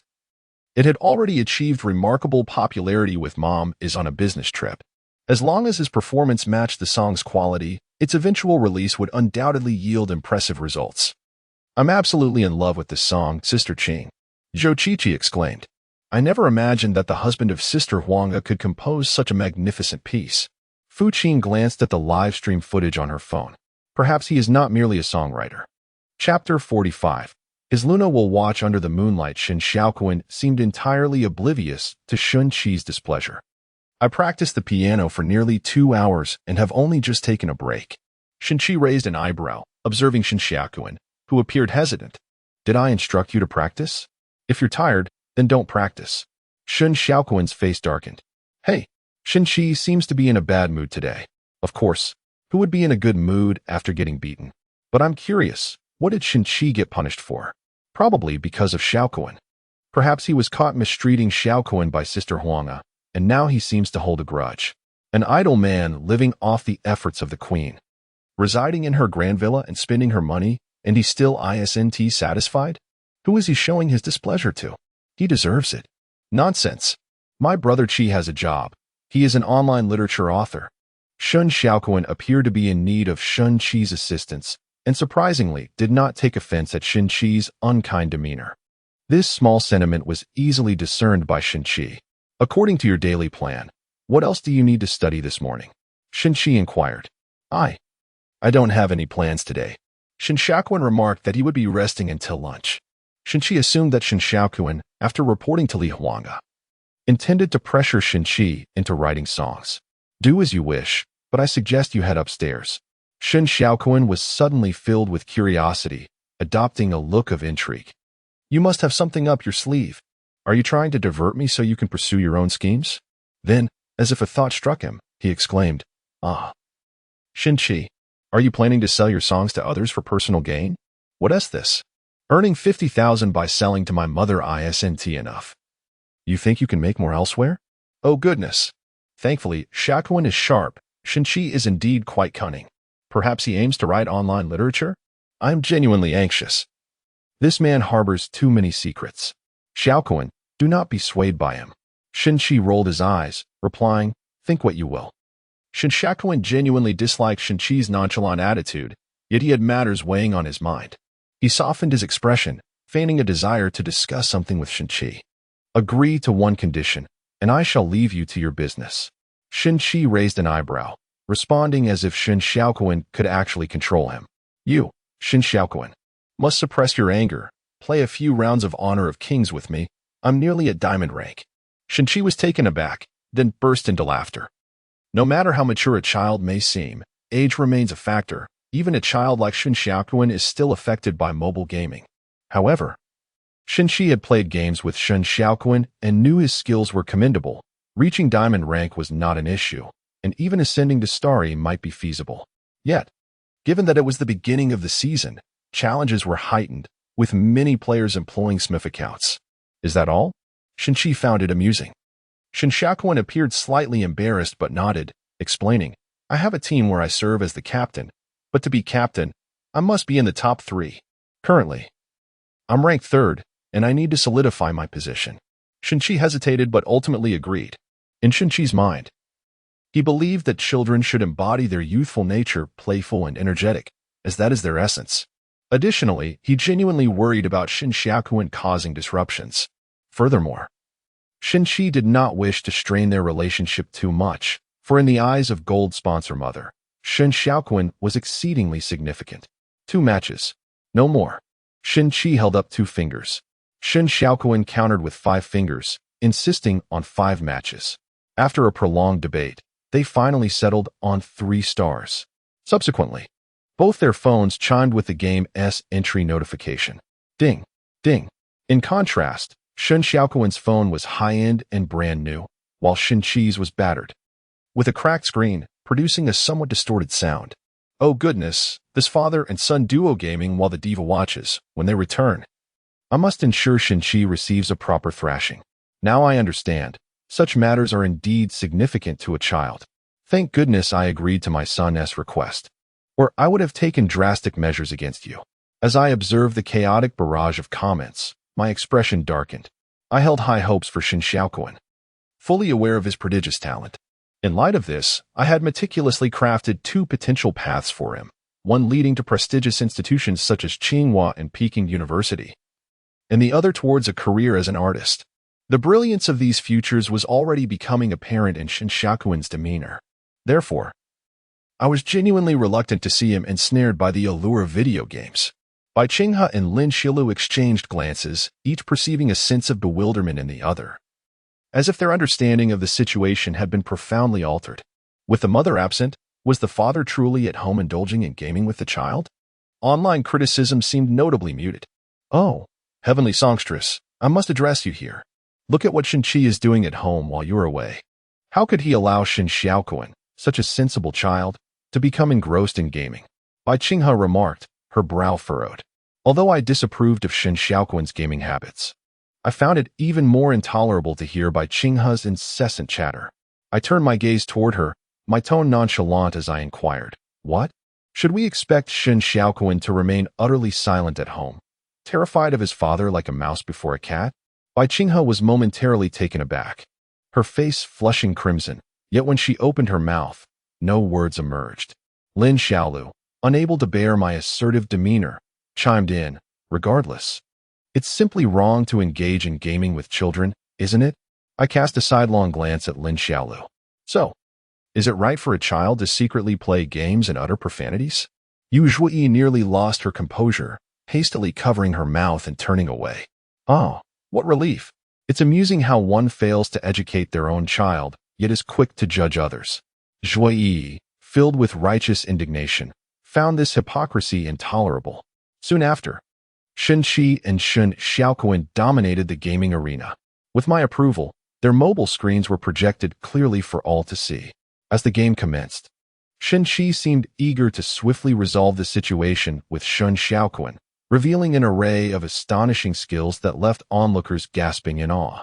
Suddenly, bright red comments flooded the screen. I can't stay calm. Shinchi's performance with Luna is simply magnificent. Silky smooth combos. Once he connects, the opponent vanishes. If I created the infinite combo under the moon, then Shinchi's performance is akin to a moonlit cascade. I'm impressed. Lilei chuckled as he explained. This is our online guest, the renowned streamer Zhang Xiaoxian from the Mobile Legends community. Woo, my idol. Even Zhang Xiaoxian, the creator of the infinite combo, is impressed. Just how formidable is Shinchi's moonlit cascade? Mesmerizing maneuvers. Our server's Luna is in awe. 1 against 5, and he emerges unscathed? Is that not utterly ruthless? 10 minutes later, victory. Shun Xiaoquan gazed in astonishment at the settlement screen displaying Shun Qi's remarkable performance in 1905, his eyes nearly popping out. Shun Qi's voice echoed. What are you doing? Hurry up and exit the settlement to start the second round. As the second round commenced, Shun Qi, wielding Lu Bu, taunted the opponents. In 10 minutes, all of you come to the top lane to find me. I'm in a rush to cook. In Chapter 46, Shun Qi demonstrated an extraordinary level of finesse in the canyon. Shun Xiaoquan was taken aback. Was he really provoking the enemy right from the start? The opposing team, 5 in total, retaliated with sarcasm, particularly their top laner, who was determined to claim the first blood from Shun Qi's Lu Bu. However, Shun Qi remained unfazed, launching into battle and cleaving through enemies and minions alike. 10 seconds later, the enemy, EU, was eliminated. Shun Xiaoquan was again stunned. Zhang Xiaoxian's barrage of comments appeared, resembling a commentary of the match. EU is supposed to counter Lu Bu in terms of hero mechanics. Yet Shun Qi's precision is remarkable. I have never witnessed such meticulous skill in a man. EU, eliminated. Shun Xiaoquan's eyes darted. He should have reported the situation but chose to remain silent. Watching Shun Qi's overconfidence was unbearable, especially after witnessing EU's fall. EU, eliminated. Zhuge Liang, eliminated. Wang Zhaojun, eliminated. Lu Bu achieved a triple kill. Shun Xiaoquan was bewildered. Is this even possible? Well, it seems he anticipated the mage and jungler's ambush. Let us not even discuss the skills. His awareness is truly exceptional. If Zhang Xiaoxian acknowledges this, there is no room for doubt. I envy Shun Qi's skills even more. By the way, did Shun Qi spend all his time gaming while the goddess was away? In the broadcasting studio, Li Huanga observed the frenzied comments flooding the screen, coupled with the audience's reactions, gradually overshadowing her earlier anger about Shun Qi playing games with Shun Xiaoquan. She, unfamiliar with the game, blinked her captivating eyes at the exuberant Zhuo Yi. Is Shun Qi really that impressive? Zhuo Yi shook her head. Not just impressive. He is phenomenal. Li Huanga was puzzled. If he was merely impressive, then he was extraordinary. The audience erupted into laughter. To have the little goddess Zhuo Yi utter such praise on camera was a testament to Shun Qi's prowess. Zhuo Yi excitedly declared, his awareness is unparalleled. It seems he can predict each opponent's position in advance. The key is, even when faced with a 3-man assault, he dares to emerge from the tower and confront them head-on. A triple kill is not terrifying. What is terrifying is the finesse he displayed during the triple kill. Zhang Xiaoxian's analysis was even clearer and more professional. He strikes once into the brush. The moment the jungler and mage appear, he enchants 3 enemies and 4 minions, maximizing his defenses. At the instant he is controlled, he activates his ultimate to gain immunity, leaving the jungler and mage severely wounded, swiftly eliminating 2. Then he finishes off EU. Zhuo Yi waved her small fists, striving to ensure Li Huanga understood. So detailed, so meticulous. Sister Huanga, do you realize how precise Shun Qi is? He is the most meticulous man I have encountered in the canyon. Li Huanga remained perplexed. This canyon felt rather peculiar. Lu Bu was rampaging, while Shun Xiaoquan's Xiao Qiao was merely along for the ride. In the second match, under the guidance of Shun Qi, victory was undeniably secured in a mere 12 minutes. Shun Xiaoquan glanced at the clock, feeling a twinge of regret. Had he known it would unfold this way, he would not have settled for merely ascending 3 stars. A sly grin suddenly appeared on Shun Xiaoquan's youthful face. At the outset, Shun Xiaoquan's marksman played cautiously. At times he could strike, yet he hesitated to advance. Zhuo Yi was perplexed. I can see Xiaoquan's skills. The conditions for output were excellent during those 2 team fights. And the support was right there. Why doesn't he engage? The barrage of comments provided the answer. By the time I realized, I had already caught on. Xiaoquan is no ordinary child. He is quite clever, deliberately underperforming to prolong the time before he ascends to 3 stars. Shun Qi remains blissfully unaware. I mustn't awaken him. I cannot disturb Shun Qi. My diabetes prevents me from letting him taste victory. Suddenly, Shun Qi shouted, Shun Xiaoquan, you act as my decoy. Shun Xiaoquan swiftly blinked out of the battlefield, a devious smile gracing his face. The support fell, followed by the mage and tank. Observing the situation, Qi utilized Zhuge Liang's second skill to retreat, narrowly escaping with residual health. Zhang Shaoxian remarked, "The enemy has a minion wave. It cannot be defended." Qi smiled faintly, healing in the fountain. "Xiaokuan, today I shall impart a lesson upon you. Before immense power, all foes are but paper tigers. Allow me to demonstrate what true brilliance looks like." With the minion wave arriving and the enemies closing in, Xiaokuan was ambushed under the tower. Qi, having amassed his passive ability, retaliated beneath the tower, eliminating the opposing mage. In an instant of being controlled, Qi activated the shimmering armor, achieving immunity. Before the immunity expired, his passive ability swiftly dispatched the enemy marksman. Big treasure, incoming jungler. Qi fell unexpectedly. Zhuo Yi sighed, not bad at all. 2 kills achieved under such circumstances? The resurrection item. Zhuge Liang revived, utilizing his skills once more to eliminate the opposing support. Unleash it. The assassin struck again. Qi swiftly swapped to a defensive item, absorbing fatal damage, while his ultimate obliterated the enemy jungler. What a bind. Lu Bu was severely weakened by the crystal. Yet a single strike could claim Qi's life. Qi, accelerating with his smite, evaded Lu Bu's first skill. In a fleeting moment, he delivered a gentle blow to Lu Bu, eliminating him. Take that. Qi's Zhuge Liang, devoid of any skin, began to saunter towards the opposing crystal. The announcement and Qi's triumphant voice resonated simultaneously. Xiaokuan stood frozen, his mind blank. The broadcasting room fell silent. Even those unfamiliar with the game were swept up in the tension of the moment. Li Huanga felt a twinge of pain in her wrist, only to realize Zhuo Yi was gripping it tightly, her delicate fingers surprisingly strong. My goodness! Incredible! Qi was phenomenal. A wave of cheers erupted from the crowd. This is mesmerizing. More thrilling than the King of Glory. Is this domestic house has been truly this formidable? Humph. Allow me to indulge in a leisurely life at home, as I possess ample time to hone my skills, much like Qi, who pays meticulous attention to detail. Zhang Shaoxian's barrage of comments erupted once more. The precision in timing is truly an art form. At that level, many professionals would struggle to achieve it. Dear Queen Huanga, kindly notice my comments. I hope that after this variety show concludes, you could recommend my team to Qi. Li Huanga felt as though she was still in a daze. She was aware of the game's immense popularity, even without playing. She recognized that it had nearly reached a nationwide phenomenon. Zhang Shaoxian and Li Huanga were both astounded that the owner of a professional team would take notice of her. Is Qi truly that formidable? Fang Qian and Li Lei snapped back to reality in astonishment. Queen Huanga, may I inquire if Qi plays Honor of Kings at home? Li Huanga shook her head. I have never seen him play. Such skill must be the result of constant practice. It seems Qi has indeed been honing his abilities when Queen Huanga is not at home, Li Lei remarked.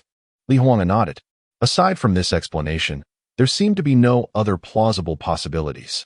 Bai Qinghe and Lin Xiaolu simply could not accept that Qi was shining so brightly. Could a mere game evoke such profound empathy? What were those netizens thinking? Was it really necessary? Chapter 47. Each grain of rice must be separated, accompanied by egg. Lin Xiaolu and Bai Qinghe exchanged glances, each reflecting the same sentiment. Lin Xiaolu spoke first. While it is inappropriate for Tao Dao to secretly play games, my husband is unaware. But isn't Qi also secretly playing games with Xiaokuan? I believe a father who neglects to prevent his child from indulging in distractions is indeed remiss. Li Huanga surprisingly smiled softly. Indeed, Sister Lin is right. Huh? Lin Xiaolu paused, perplexed. Li Huanga, have you mistakenly picked up the wrong script? You're not arguing with me. Shouldn't you be contending with me? Leading the vast online audience to side with your viewpoint and subsequently criticize Qi? The barrage provided an answer. Haha. The live stream has already revealed that Tao Dao is still sneaking in some game time. Who gave you the audacity to criticize Qi?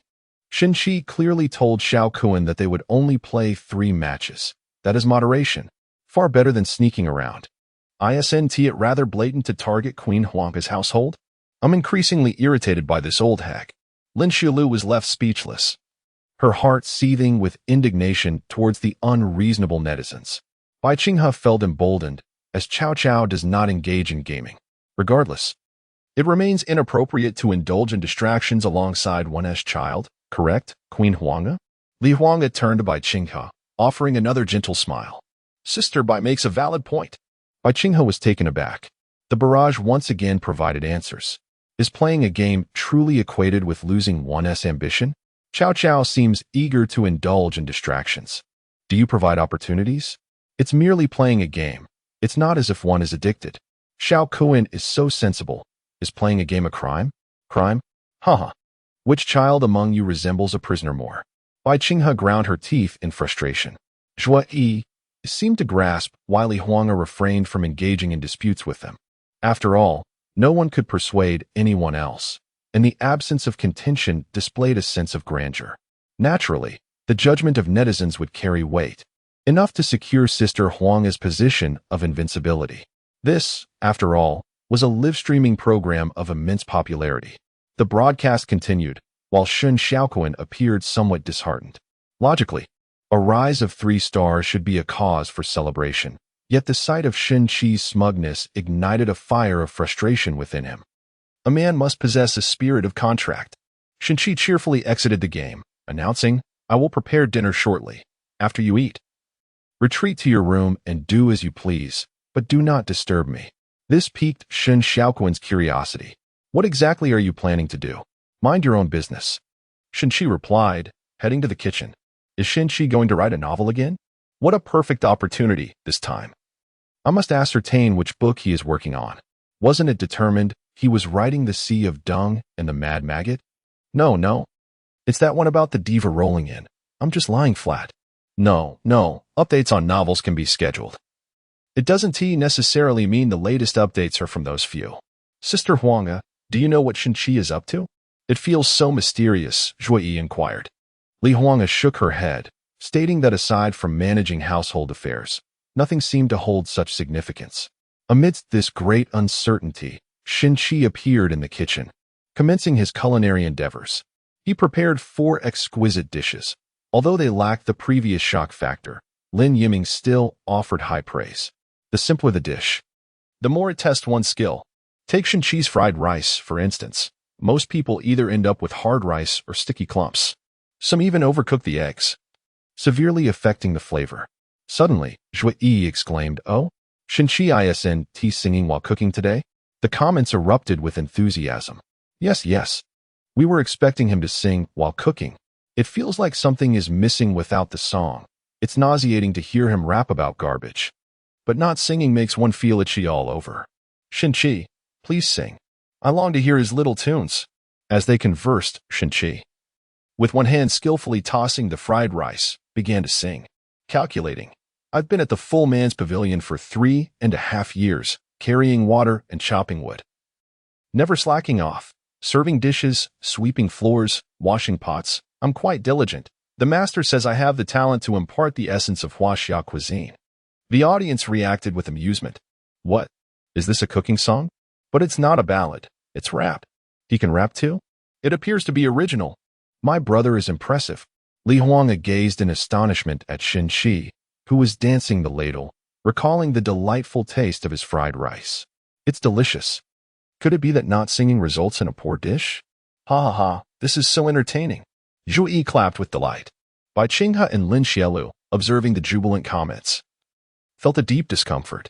What a clown, merely seeking attention. Just a fool. Shen Xiaoquan perked up his ears, rising slowly from the sofa to approach the kitchen. What song is this? It sounds peculiar yet remarkably unique. Is it an original composition? No. I must keep a vigilant watch over my mother. Shen Qi was still singing, his head bobbing in rhythm. Day after day, he diligently honed his fundamental skills without pause. Now, my culinary prowess is exquisite. In no time, I have filled a large platter with a bounty of meat. My hands possess an undeniable strength, deftly flipping 10 pounds of small stones in the iron wok. Wow, it seems like a complete song, and it's delightful. I absolutely adore this man. He is so vivacious. Indeed, I genuinely love this style. Just look at his arms while flipping the wok. The muscles are so defined. I wish to delicately lick the beads of sweat off his skin. Let me do it. My tongue has barbs. At this moment, Shen Qi's exuberance appeared to everyone as a form of self-amusement, an embodiment of a joyous spirit. Where labor and pleasure intertwine, filling the live broadcast room with a cheerful atmosphere. The master remarked that in order to graduate, one must pass his test, which involved cooking a dish. Shinchi suddenly displayed an exaggerated expression. Huh? Fried rice? Laughter erupted throughout the studio. Zhu Yi chuckled heartily, exclaiming, Sister Huan, you've truly found a treasure. Shinchi's singing is simply hilarious. I adore this song. Li Huanga watched Shinchi's self-entertaining performance and couldn't help but laugh. Were it not for the show, I would have never realized he cooks like this. Ha ha. Ha ha. Who would have thought the master's challenge would be fried rice? Just as Chef Lin Yiming said, fried rice is quite challenging. He is a man who can't sing or cook. Sister Huan, I mean no offense. But may I ask when you and Shinchi will part ways? I, Iron Bull, wish to marry him. In the footage, Shinchi's singing seemed to reach a crescendo, his voice and enunciation gaining a newfound vigor. The chorus surged forth, strikingly simple, yet profoundly difficult. Hey, fried rice. The simplest yet the most challenging. Each grain must be distinct, and it must be coated in egg. Chapter 48. Courage. You bring women home when my mother is absent? Hey, fried rice. The simplest yet the most challenging. If the iron wok isn't flipped swiftly enough, it risks ruining the dish. Hey, fried rice. The simplest yet the most challenging. This topic is quite tricky, but my skills are not mediocre. As Shinchi continued to sing, the audience in the studio, almost unconsciously, began to join in. Hey, fried eggs. Hey, fried rice. The simplest yet the most challenging. The simplest yet the most challenging. Each grain must be distinct. Each grain must be distinct. Coated in egg. Coated in egg. Upon concluding his performance, a wave of fervent applause erupted in the studio, with everyone laughing heartily together. Zhu Yi waved her small fists, exhilarated, as she sang along to the end. Wow, that was so much fun. Li Huanga, Ba Qinghe, and Lin Xiaolu appeared to have united for the first time in their lives. Their three varying yet soft and delicate lips slightly parted in a daze. The three individuals simultaneously cast their gazes upon the ceiling of the studio, seemingly verifying whether it had indeed been breached. At this moment, on the fourth day of the live broadcast, the online viewership of the program Mom is on a business trip has, for the first time, surpassed the remarkable threshold of 18 million. The barrage of comments is so densely packed that anyone observing it might be afflicted with a sense of claustrophobia. Shinchi. We are irreconcilable. In our quiet office, someone suddenly stood up and shouted fried rice, and I couldn't help but join in with egg. Now, I am in the midst of packing my things and leaving, sobbing. I am at a CAF, when the barista asked me what I wanted. I blurted out fried rice. Don't even mention it. My boss said the new employee I recruited is somehow related to me, and I immediately retorted with egg. Li Huanga, unable to contain herself any longer, doubled over in laughter at the comments. Is Shinchi like this at home as well? Fang Qian managed to suppress her laughter and inquired earnestly. Li Huanga quickly composed herself and replied, at first, he was quite reserved, but gradually he became more talkative. And his occasional jokes are rather amusing. However, I've truly never heard of singing fried rice, 5 rings, chicken coop, halibut, or with egg and fried rice until recently. Lin Xiaolu immediately seized the opportunity. Her words laden with implication. Huanga, isn't it rather perilous that your husband, whom you share a bed with, remains so unfamiliar to you? A woman must, without fail, delve deeply into understanding her spouse. Oh, Li Huanga smiled at Lin Xiaolu. Do you keep track of the season's King's Beauty videos? Lin Xiaolu was momentarily taken aback. Rendered speechless, Bai Qinghe was about to interject, but Li Huanga continued. The illustrious Bai Ying has excelled in this regard, exhibiting no need for concern. Understanding one's husband and children is as straightforward as comprehending a program. Bai Qinghe felt a wave of melancholy wash over her. She had already begun to question her past familial relationships and dynamics, only to find herself further perplexed by the nuanced implications in Li Huanga's words. At this juncture, in the background, Hong Tao and Zhang Wei, fixated on the concurrent online viewership, could no longer contain their laughter. Director, forget about those netizens. Even I am intrigued about what Shinchi will do next. That rendition of fried rice was absolutely brilliant. It feels as though Shinchi was born for our program. If securing Li Huanga ensured the program's minimum quality, then Shin-Chi has undoubtedly become the guarantee of its maximum potential. Zhang Wei, brimming with curiosity, remarked, "Director, it seems you were already aware of Shin-Chi's capacity to enhance our show's impact." Hong Tao offered a slight smile, stroking his chin. "What do I know? Li Huanga has kept the entire nation of Huaxia in the dark. I am no deity. However, this is also a testament to my own capabilities. As luck is indeed a facet of skill, you have much to learn."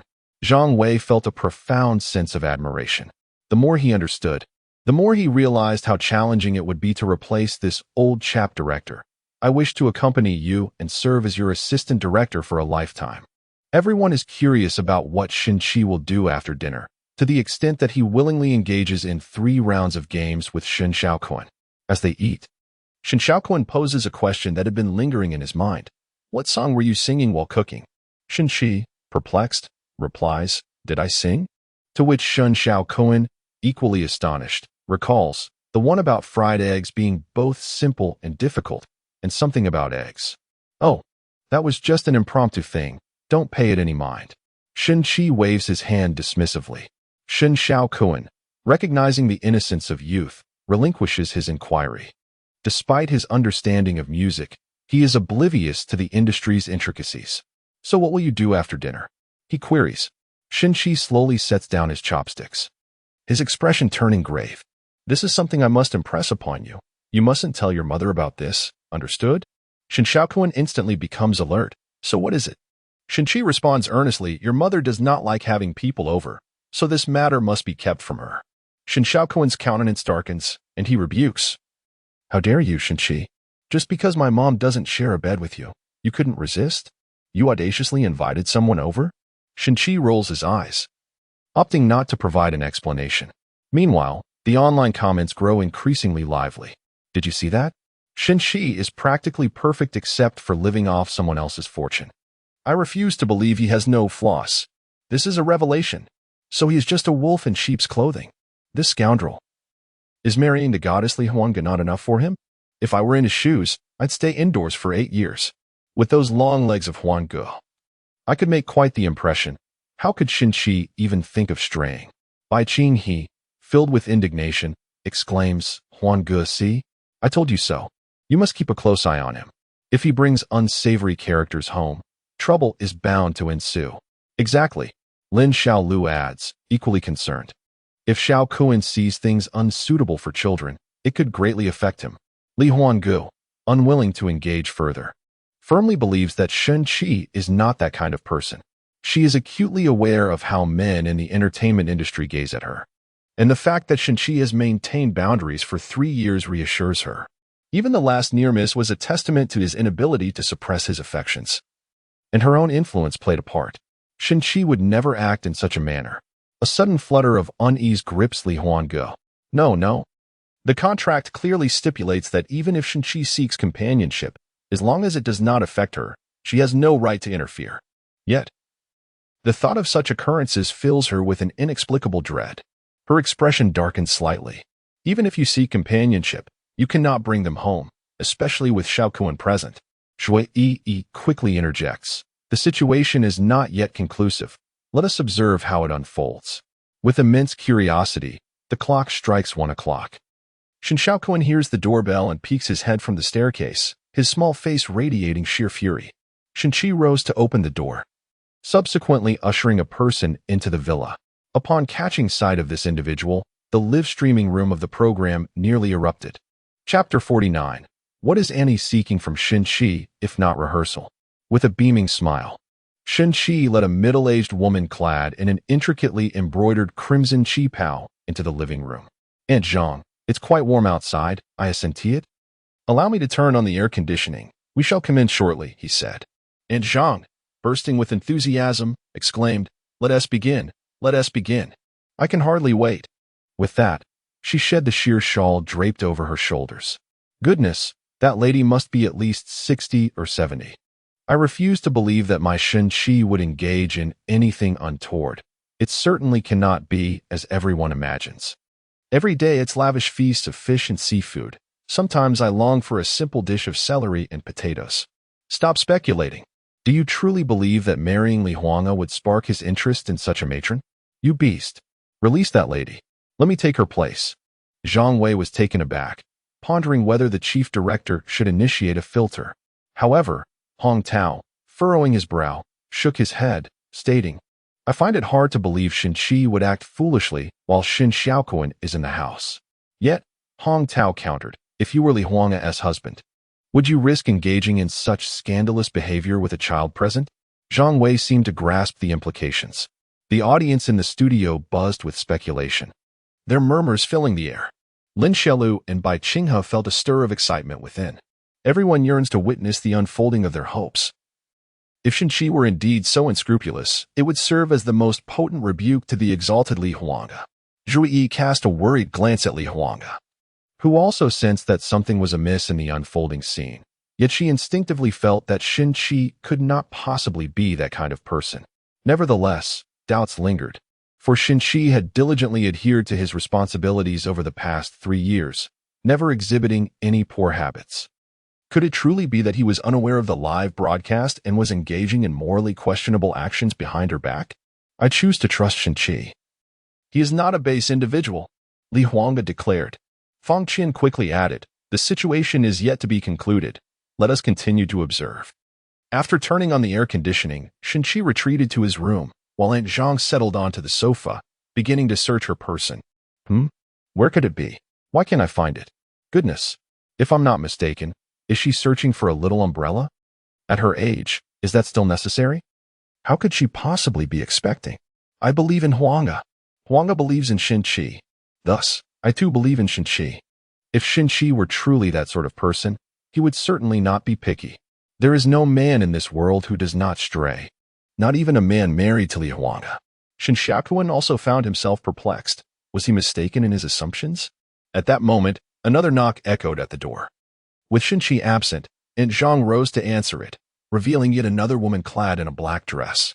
Old son, you've arrived as well. Yes. Xiao Xin suggested we come together. How splendid.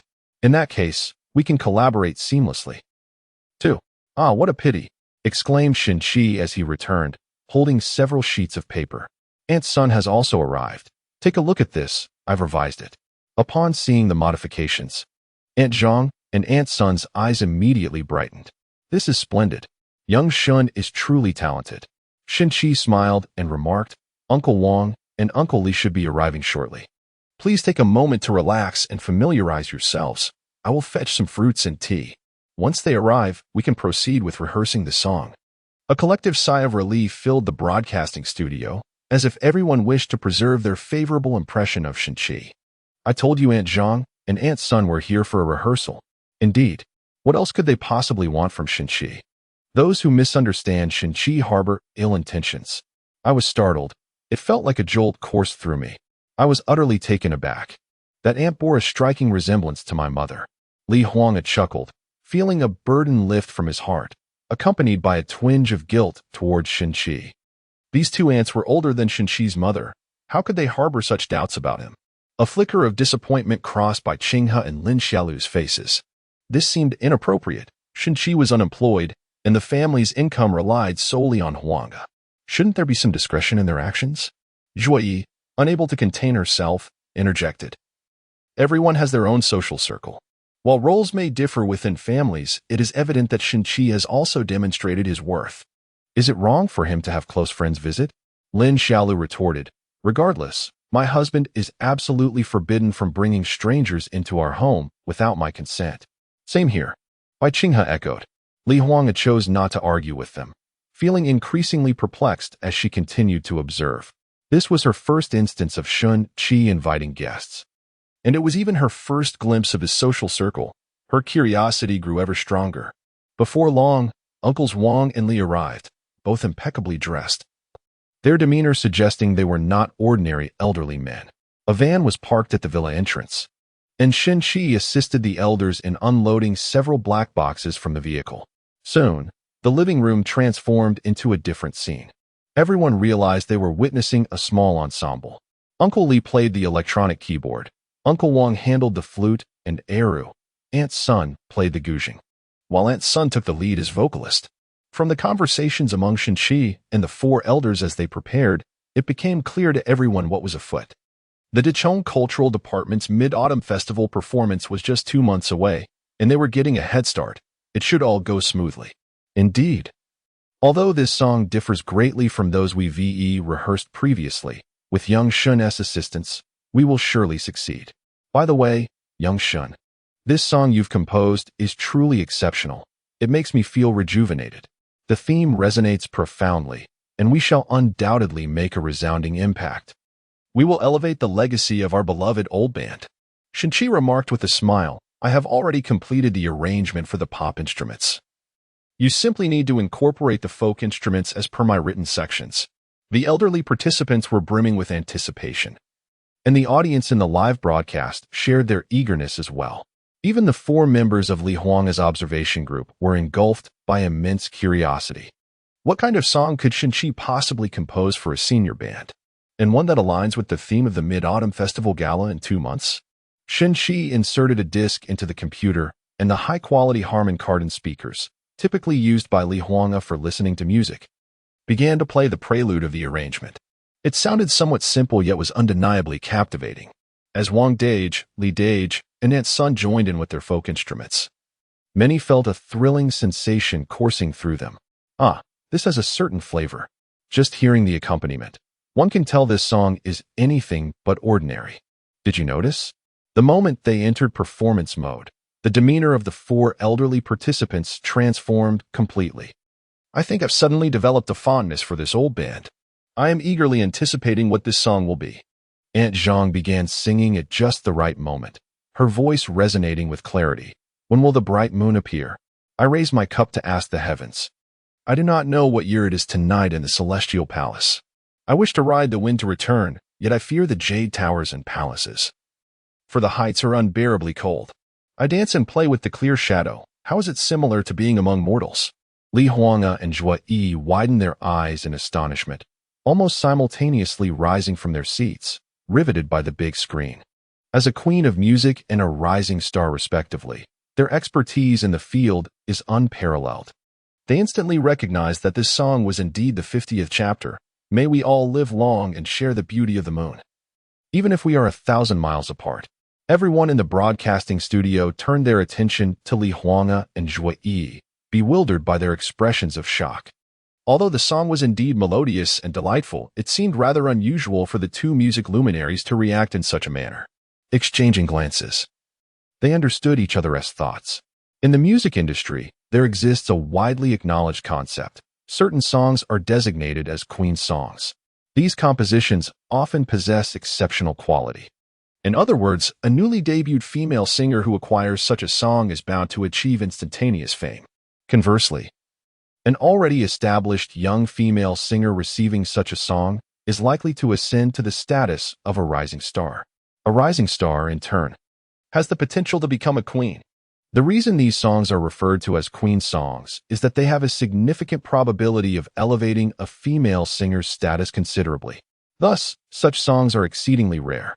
Despite the fact that the performance was by Aunt Zhang, who is not young, and it was merely a preliminary version, Li Huang and Zhua Yi, with their discerning and professional eye, could unequivocally perceive that this song indeed possessed the attributes of a queen song. Although Aunt Zhang's voice is remarkably youthful, her singing style does not resemble that of a contemporary pop singer. If it were performed by Li Huang or Zhua Yi, the energy this song could unleash in the music industry would be immeasurable, perhaps even palpable. Moreover, this song was composed by Shinchi, surpassing the impact of the diva by a significant margin. Li Huang's performance is even more electrifying than Zhua Yi's, especially considering that Shinchi has shared 3 years of her life with her. Thus, Zhua Yi seems to grasp the situation less than Li Huang, who suddenly becomes aware of another aspect, the lyrics. The lyrics of this song, Li Huang also realizes, her beautiful eyes widening with astonishment. As Aunt Zhang continues to sing passionately, the lyrics resonate deeply, turning the red pavilion. The low carved window shines sleepless. There should be no hatred. When will we reunite again? Goodness, I was only listening to the melody, and now I realize the lyrics are truly remarkable. What divine lyrics are these? They seem to be adapted from poetry. I feel they surpass many poems by a great margin. Is this truly written by a mere house husband? I must be deaf. How can I hear such exquisite lyrics? I graduated from elementary school, and even I can tell how extraordinary this is.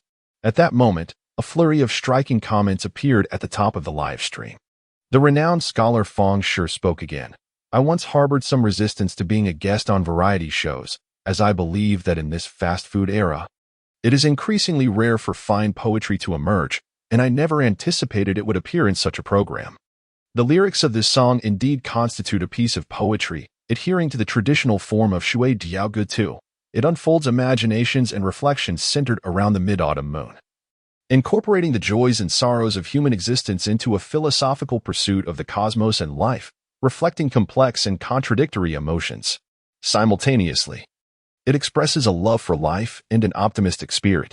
I can discern that the first half of this poem reflects a tenacious approach to life, while the latter half embodies a benevolent attitude towards existence.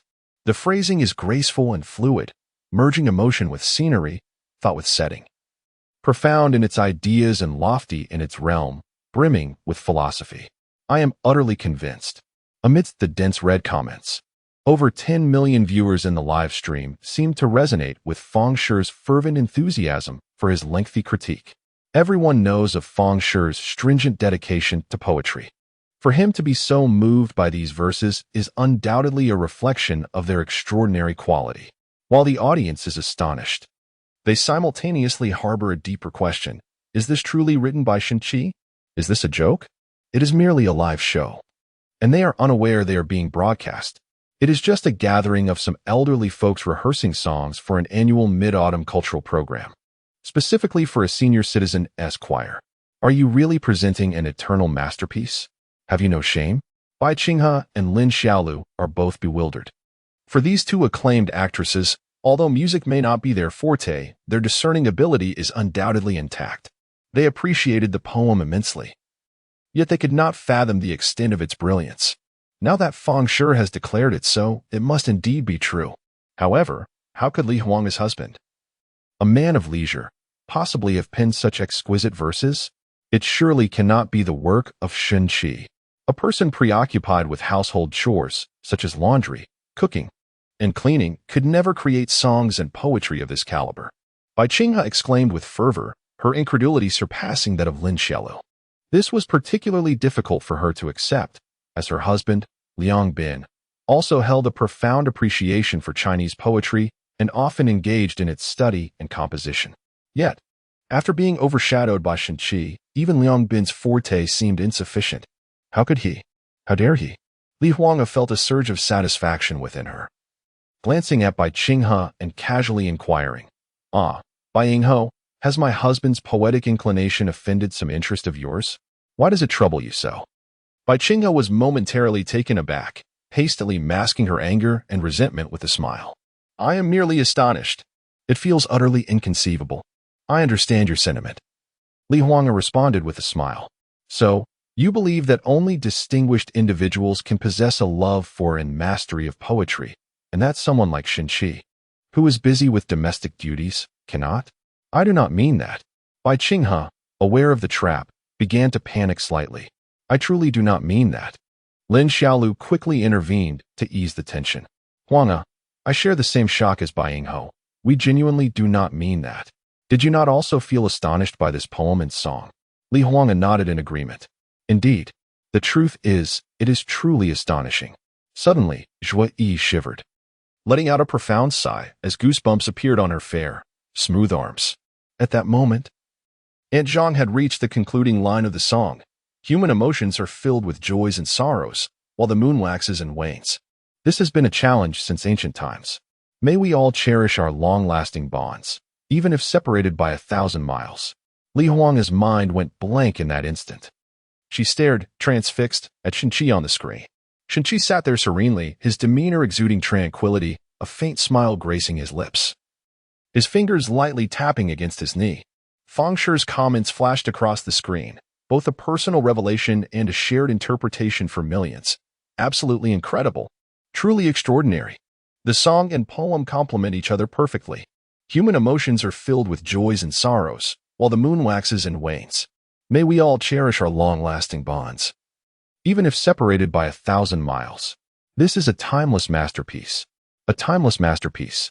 Chapter 51. After all, my love for her runs deep. Shun Xiaoquan crouched behind the wall at the staircase, his emotions experiencing a tumultuous rise and fall. He was cheating. The scoundrel was seeking another woman behind my mother's back. I want to confront him. What? He is involved with a grandmother? Goodness. One is not enough. And now there are two? Oh, it turns out they are rehearsing a song. But what song is it? Did Shinchi write it? There is something remarkable about this. The song is truly exquisite. It seems perfectly suited for my mother to sing.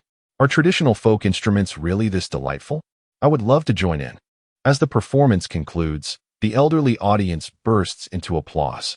Although we have only just begun rehearsing When Will the Moon Be Bright, the experience feels incredibly fulfilling. Indeed, I believe the instrumental arrangements designed by Xiaoshan complement this piece splendidly. Sister Zhang, a talented singer from the cultural troupe, remains as captivating as ever. The collective accompaniment is commendable. Shinchi, with a cheerful demeanor, pours water for everyone to soothe their throats. Your instruments and singing are exceptional, which allows for a seamless expression of the song's essence. With 2 months left, gathering occasionally for rehearsals during this time will be sufficient. It promises to be the most splendid performance of the evening. The elderly patrons express their gratitude, demonstrating their perceptiveness. From the moment they entered, they discerned that Shinchi's family was extraordinary, and they were quite familiar with him, knowing he is currently unemployed. Now that we are aware of the process, we can return and rehearse on our own. Yes, indeed. We are already grateful that Xiaoshan has presented this song to us. It feels quite awkward to impose like this. Thus, we shall take our leave. Shinchi makes no effort to retain them, smiling as he assists the elderly in gathering their belongings. As they exit, Aunt Zhang and Aunt Sun stop him to offer their advice. Xiaoshan, with your handsome looks and remarkable proficiency in instruments and composition, how can you be content managing things at home? Indeed, if my son possessed even half of your qualities, he would not be looked down upon by my daughter-in-law. In my opinion, men ought to have ambition and strive for success. Shinchi can only respond with a wry smile. Dear aunts, my wife is a singer and runs a company. My willingness to manage our home stems from 2 reasons. First, I am content to stand behind her, witnessing her brilliance and radiance. One such individual in a family is more than sufficient. Second, my life's dream is to care for her and our children, ensuring a solid foundation for her to pursue her aspirations without distraction. All of this arises from my profound love for her. The 2 aunts immediately express admiration and envy. How magnificent! If I were 40 years younger, I would certainly pursue Xiaoshan. If only my husband possessed half of Xiaoshan's virtues, I would gladly trade 40 years of my life. Ah, here it comes. He has uttered the syrupy, flattering words once more. Initially, I thought he merely wanted to live off his partner, but now I feel deeply moved. It turns out there truly are individuals in this world who can go to such lengths for love. My name is Zhao Tiechue, and I genuinely envy the songstress. Seeing that even the ants hold Shinchi in such high regard, I must admit, I am feeling jealous. Meanwhile, the broadcasting studio presents a vastly different scene. Li Huanga stares in astonishment at Shinchi on screen, who speaks with a gentle smile yet conveys weighty sentiments. The only thought resonating in her mind is, I love her deeply. Though this statement has been confirmed countless times, the moment it escaped from Shinchi's lips, Li Huanga felt an immense shock within her heart. He loves me deeply, willingly becoming a green leaf, a steadfast support, a tireless worker. Even though he helped me compose the Queen, his contributions on Tauga calm remained in the shadows. This man's love is profoundly silent, yet overwhelming, a tempestuous tide that goes unheard. Should I yield to him? Should I not refuse him? Zhuyi's eyes brimmed with envy, almost to the point of tears. Sister Huanga, I am so moved. I too desire a husband like Shinchi. That cannot be. He is mine, Li Huanga instinctively replied. Laughter erupted around them. Even more envious than Zhuyi were by Qinghe and Lin Xiaolu, whose feelings had transcended mere envy to become jealousy. They could not help but reflect on their own domestic situations. In their marriages, each partner harbored their own thoughts, and every sweet moment seemed tinged with ulterior motives. The initial fervor of passion had gradually morphed into mutual suspicion and caution, starkly contrasting the tender affection shared by Shenqi and Li Huanga. Why does Li Huanga, at such a young age, command such a high status while also being adored by a man like him? Such men cannot possibly exist in this world. Bai Qinghe and Lin Xiaolu were filled with skepticism. They must find a way to reveal Shenqi's true nature. They wanted everyone to witness that no man could treat a woman so well purely out of love. Surely, it must be for monetary gain. Zhuo Yi seized Li Huanga's hand, her face alight with excitement. Sister Huanga, I absolutely adore the song When Will the Bright Moon Appear? I would pay 2 million for it. Could you possibly? Li Huanga found herself in a dilemma. It's not that I don't wish to sell it, but if I were to ask him directly, he would know we are live streaming, and it would seem rather inappropriate. Indeed, Zhuo Yi understood completely. Then after our show concludes, Li Huanga grasped Zhuo Yi's hand and smiled. My primary focus is on the company right now. I haven't released any songs in the past 6 months. I'm not in a rush for this one, and if I can sing it for you later, I will. Really? Zhuo Yi exclaimed with delight, directly lunging at Li Huanga and planting a kiss on her cheek. The audience erupted in laughter. Weren't we just discussing how it wouldn't be appropriate to take it directly? And now she is offering it? Women are truly fickle. The Queen Huanga is remarkably magnanimous. Simply giving away such a song. You know nothing. The Queen Huanga is passing on her legacy. She sees Yi as her successor. Something feels off. Did Shenqi agree? Does he dare? Did you not hear him say how deeply he loves Huanga? Bai Qinghe and Lin Xiaolu seethed with resentment. Status, wealth, a good husband, a wonderful child, and now a good friend? Their friendship must surely be driven by self-interest. They vowed to seize an opportunity to expose them. I truly envy you, Feng Qian, with a hint of jealousy in your tone.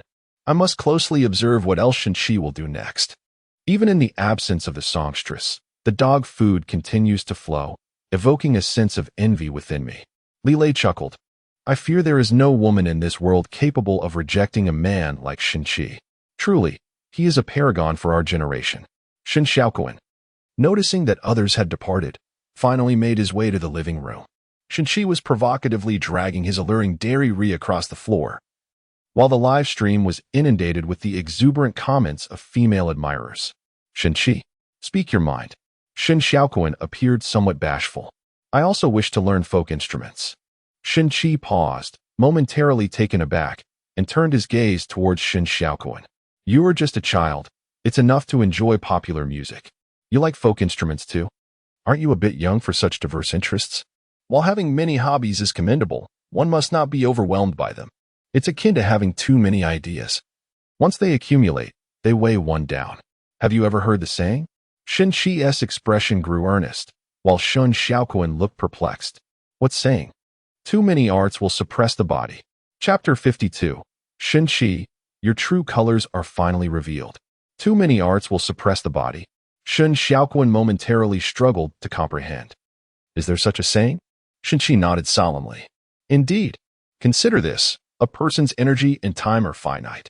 While one may have a multitude of interests, it is impossible to master each one. You are merely 6 years old. You have already dabbled in calligraphy, piano, guitar, violin, drums, bass, vocal training, and reading. Now you wish to learn the guzheng, flute, suona, and eru? Shen Xiaoquan shook his head, seemingly unconvinced, and replied earnestly. If you simply refer to all instruments and singing as music, doesn't that lessen the number of hobbies? Shenqi was momentarily taken aback. Though your head may be small, it is undoubtedly filled with wisdom. Laughter erupted. Xiaoquan's thought process is truly unique. On another note, my son would rather die than study. Xiaoquan, on the other hand, is eager to learn. The disparity is astounding. Oh heavens! Why is it that Shenqi can enjoy both the songstress and Xiaoquan? Who claims one cannot have both fish and bear's paw? My son absolutely detests me watching this show. He feels he is in for a beating whenever it airs. Amidst the envy of countless onlookers, the jealousy of Bai Qinghe and Lin Xiaolu, and the satisfaction of Li Huanga, Shenqi once again astonished everyone. Xiaoquan, do not burden yourself so. A child ought to embody the spirit of youth. If you awaken to adult realizations too soon, how can adults live? You should remain like me. perpetually seeing yourself as a child. Your mother earns abundantly. Let us simply enjoy life at home.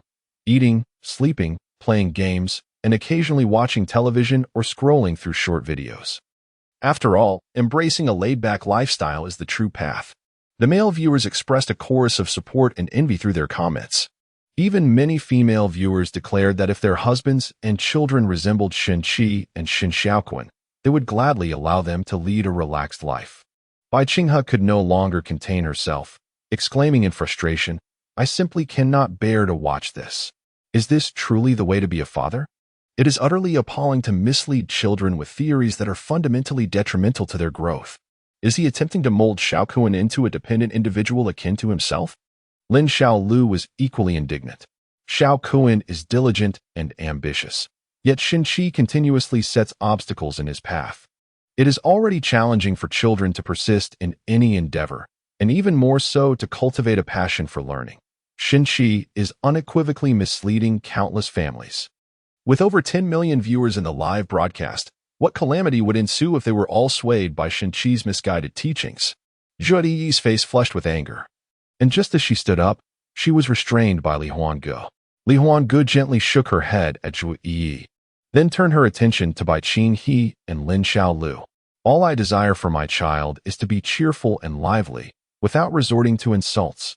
I have no other demands." Bai Qinghe and Lin Xiaolu felt as if they had swallowed 2 pounds of flies. Haha. This statement from the Queen of Harmony has caused collective outrage.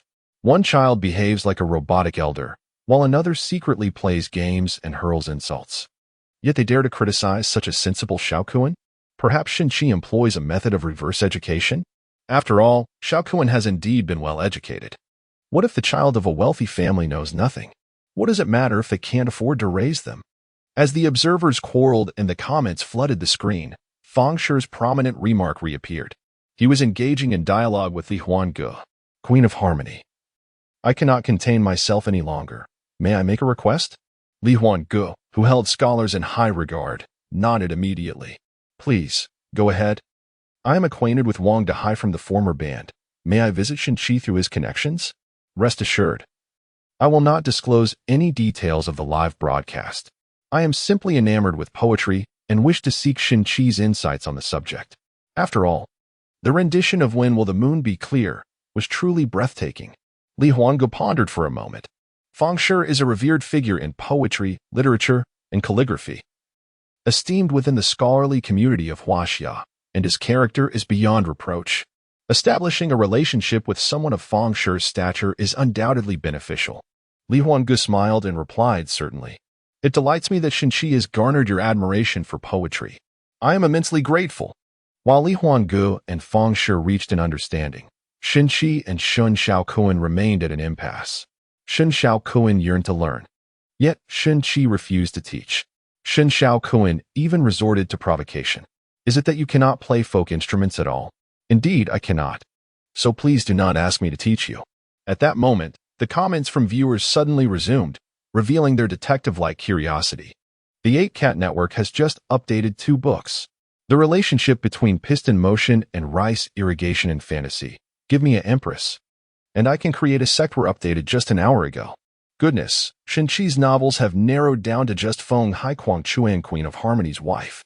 As I have mentioned, these can be set for scheduled updates. It does not necessarily mean it is limited to these 2. The topic was once again directed towards the identity of the novelist Shin-chi, yet Shin-chi and Shin Xiaoquan were engaged in a different conversation.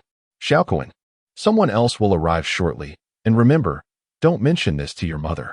Shin Xiaoquan frowned. "Shin-chi, I see you've truly become indulgent. Earlier, some grandparents came for a rehearsal, which could be considered a legitimate matter, but must you continue this?" Shin-chi shrugged. "Aren't you merely trying to negotiate? Once the guest departs, I shall grant you 3 more stars." Shin Xiaoquan shook his head. "You must teach me about traditional musical instruments." "Certainly, but only 1. Deal." "Huangge." Shin-chi seems to have a wide social circle. Why do you claim you don't know him well? Zhuo Yi inquired curiously. Li Huangge responded, "Because I am exceedingly busy and am rarely home during the day." Bai Qinghe and Lin Xiaolu immediately chimed in. "In my opinion, A woman must thoroughly understand her husband. Indeed, indeed.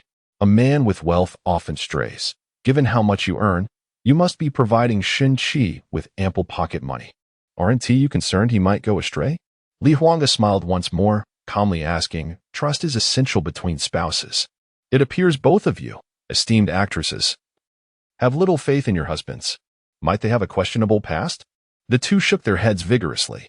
No, we've merely observed numerous cases online. Exactly. My husband is not that kind of person. A flurry of comments appeared on the screen, predominantly centered around the topic of men post-marriage. Just then, the doorbell of the villa rang again. Shin-Chi, believing the awaited guest had arrived, eagerly went to answer the door. Shin-Shakuan peered out, instantly losing composure. At the entrance stood a woman, over 170 centimeters tall, with an alluring figure, long legs, and striking beauty. The woman gazed at Shin-Chi, her enchanting eyes exuding a clingy allure as she spoke with a captivating tone. Shin-Shakuan clenched his teeth in frustration. You, Shin-Chi. It seems your true colors are showing. Bai Qinghe and Lin Xiaolu, witnessing the scene, suddenly brightened with excitement. Indeed. It is impossible for a man like Shin-Chi to exist without flaws. He must have a vice. His vice is infidelity. Chapter 53. This must be Li Huanga's test. Such a deceitful creature. How foolish of me to trust him. I thought Shin-Chi was different. But it appears he is just another lecher. From her appearance, it is clear she is not a woman of virtue. Shin-Chi's face betrays a sense of temptation. Such a woman is undoubtedly untrustworthy. But I must admit, she does possess a remarkable figure. Is this variety show about to turn into something akin to an adult film?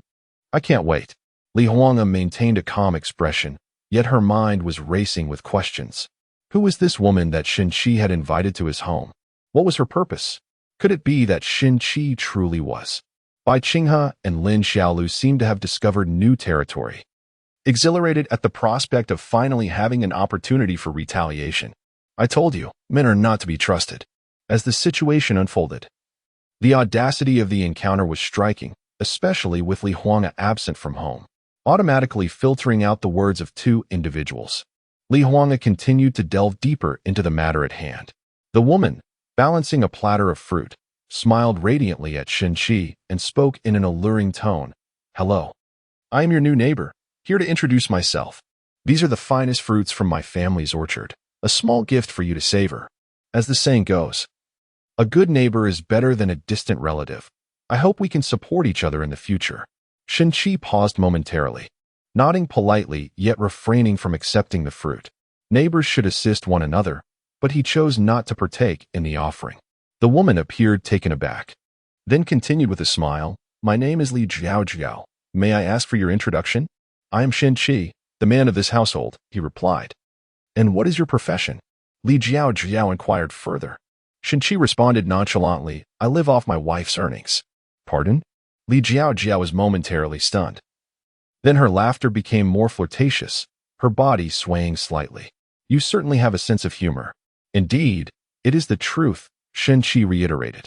At this, Li Jiao was momentarily at a loss for words. Well, could I have your contact information? She asked, pulling out her phone. How come I've never encountered such a neighbor? This woman clearly has intentions towards my husband. Li Jiao's interest in Shin-Chi was palpable, especially given his tall stature and handsome appearance. Her interest was unmistakable. This could be considered a romantic encounter. I doubt Shin-Chi can resist. Any man would find it hard to withstand such advances. Zhu Yi glanced nervously at Li Huanga, who looked intently at the large screen, her brows slightly furrowed. On the screen, Shin-Chi wore a polite smile, stating, I apologize, but my wife is quite strict and checks my phone daily. I really cannot share my contact. I'm sorry. Li Jiao seemed incredulous. She had never been so brazenly rebuffed by a man before. You want to even give me your WeChat? Indeed. Li Jiao's expression shifted to one of displeasure, yet she took 2 steps closer to Shin-Chi. A waft of perfume enveloped him. Her demeanor grew even more enticing as she gently swayed, adopting a tone reminiscent of playful pleading. Oh, come on, handsome, just a contact. Your wife and my husband need not know. Isn't this a bit too blatant? The implications are unmistakable. He wouldn't dare refuse now, would he? Haha. She is feeling bold. No matter how remarkable Li Huanga is, the allure of a wildflower is far more potent and thrilling for a man. I believe Shenqi will acquiesce.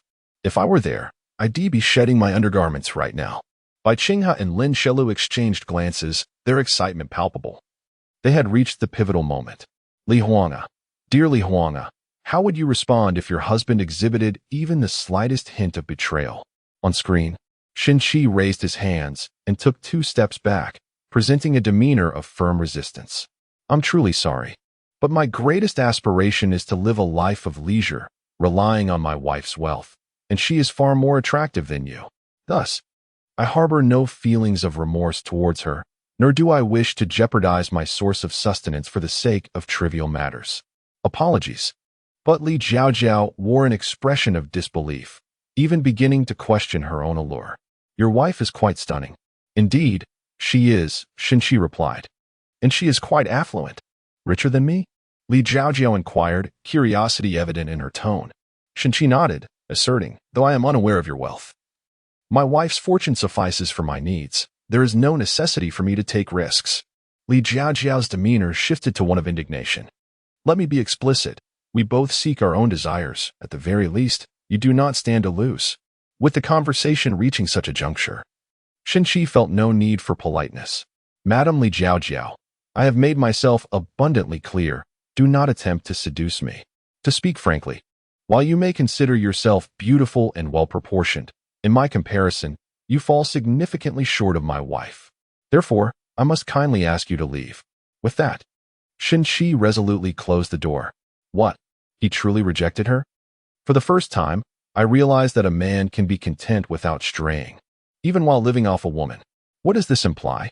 It merely indicates that Li Jiaojiao pales in comparison to the radiant Huan Gu in both beauty and figure. Had I knocked, Shenqi surely would have welcomed me into his home. Is that true? Can I take a look?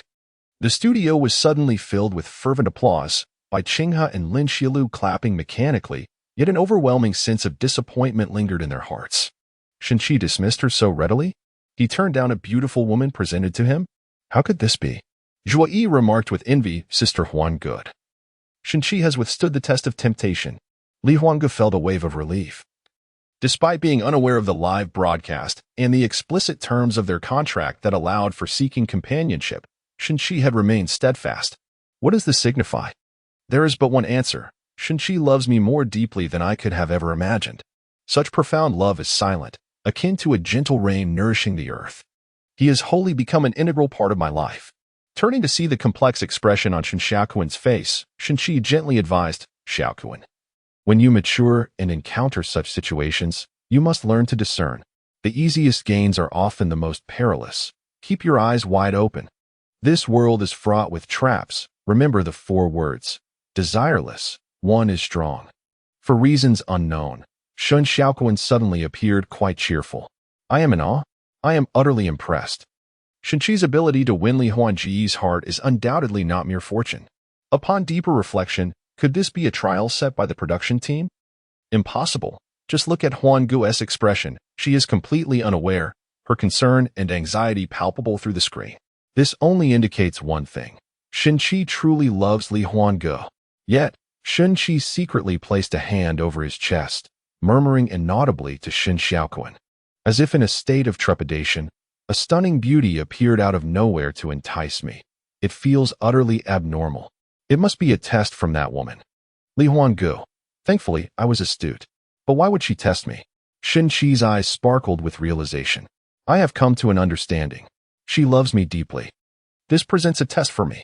If I remain impervious to her allure, perhaps I could transition from a contract worker to a full-time employee and enjoy the comforts of a grand bed.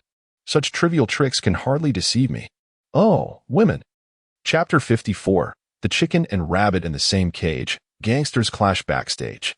Zhang Wei could scarcely believe his eyes. Director, do you truly believe this? Shenqi actually declined. Even if he possessed the intent but lacked the courage, he should have at least left a means of contact. Yet he did not. Hong Tao was equally astonished by this outcome. Under normal circumstances, the response should not have been so cold. Human nature is driven by desire. And a vigorous young man encountering a beautiful woman who takes the initiative should at least engage in flirtatious banter. Yet Shin-chi did not. Director. Our actors are exceptionally skilled, leaving no trace of deception, and they didn't even inform Li Huang about this segment. Aren't you concerned about potential mishaps? Zhang Wei inquired with curiosity. Hong Tao chuckled. Mishaps? Wouldn't that only heighten the intrigue? It will allow Li Huang to see Shin-chi for who he truly is. She might even express gratitude towards us. The absence of trouble is fortuitous as well. Both Li Huang and Shin-chi's popularity will soar, enhancing the show's appeal. Zhang Wei pondered Hong Tao's words intently. Hong Tao stroked his chin and remarked, "Let us regard this matter as unrelated to our production team. Understood? If so, then Lin Xiaolu and Bai Qinghe must adhere to the principle of equitable treatment. Everyone deserves their share of attention. Then please, teach me about folk instruments." "I truly wish to learn," Shen Xiaoquan implored. Shin-chi shook his head. Shen Xiaoquan, growing impatient, exclaimed, "You clearly promised to teach me one." "I did agree, but I never specified when," Shin-chi countered nonchalantly. "You, a newcomer, still cannot discern who the true leaders are? Li Huang is the queen, and I am but a jack. How old are you? Am I to toy with you?" Shin Xiaoquan felt the sting of Shin-chi's shamelessness. Her face flushed with anger as she grasped his shirt. Rip. The fabric tore. Shin Xiaoquan was taken aback. "I truly did not expect such poor quality from your attire." Shin-chi, displeased, removed the torn shirt with a pained expression. The audience in the studio gasped, although they had seen it before. The sight of Shin-chi's chiseled physique still delivered a shock. The barrage of comments flooded in. Hiss, corn kernel abs. V-shaped torso. I'm tempted. Shin-chi felt a wave of frustration. "You little rascal. Do you know why I've continued to wear this old shirt?" Shin Xiaoquan hesitated and shook her head. Shin-chi gently caressed the tattered garment, a hint of nostalgia in his eyes. "This was the first piece of clothing your mother gifted me." Shin Xiaoquan's mind went blank. Staring at Shin-chi, rendered speechless, the studio erupted in envious murmurs. "Sister Huang, I can hardly contain myself. A man like Shin-chi is simply perfect," Zhui Yi exclaimed, her eyes sparkling with excitement as she clutched Li Huang's arm tightly. At this moment, Li Huang found herself somewhat dazed, her thoughts drifting to that garment. It had originally been left over from a costume provided for an artist from her company participating in a variety show. With a hint of embarrassment, Li Huang remarked, "It's really not valuable. I merely took a piece, thinking it would serve as home wear for him during his household chores." There were unspoken sentiments lingering in her mind. This was the sole article of clothing Li Huang had gifted to Shin-chi. Bai Qinghe and Lin Xiaolu appeared as though they had contracted a malady of envy. One seemed afflicted with a case of the crimson eye, while the other bore a countenance sour, as if having bitten into a lemon. Shin-chi retreated to his bedroom, emerging in a shirt that, although a different one, was still quite worn. An English word was embroidered on the chest of the garment. "How exactly can you teach me?" Shin Xiaoquan pressed on. After a moment of contemplation, Shin-chi inquired, "Do you consider yourself intelligent?" Shin Xiaoquan instantly displayed a look of pride. "Your question is rather trivial. I assent it." Shin-chi chuckled, recalling an amusing mathematical problem from a parallel universe. "Let me pose a question to you.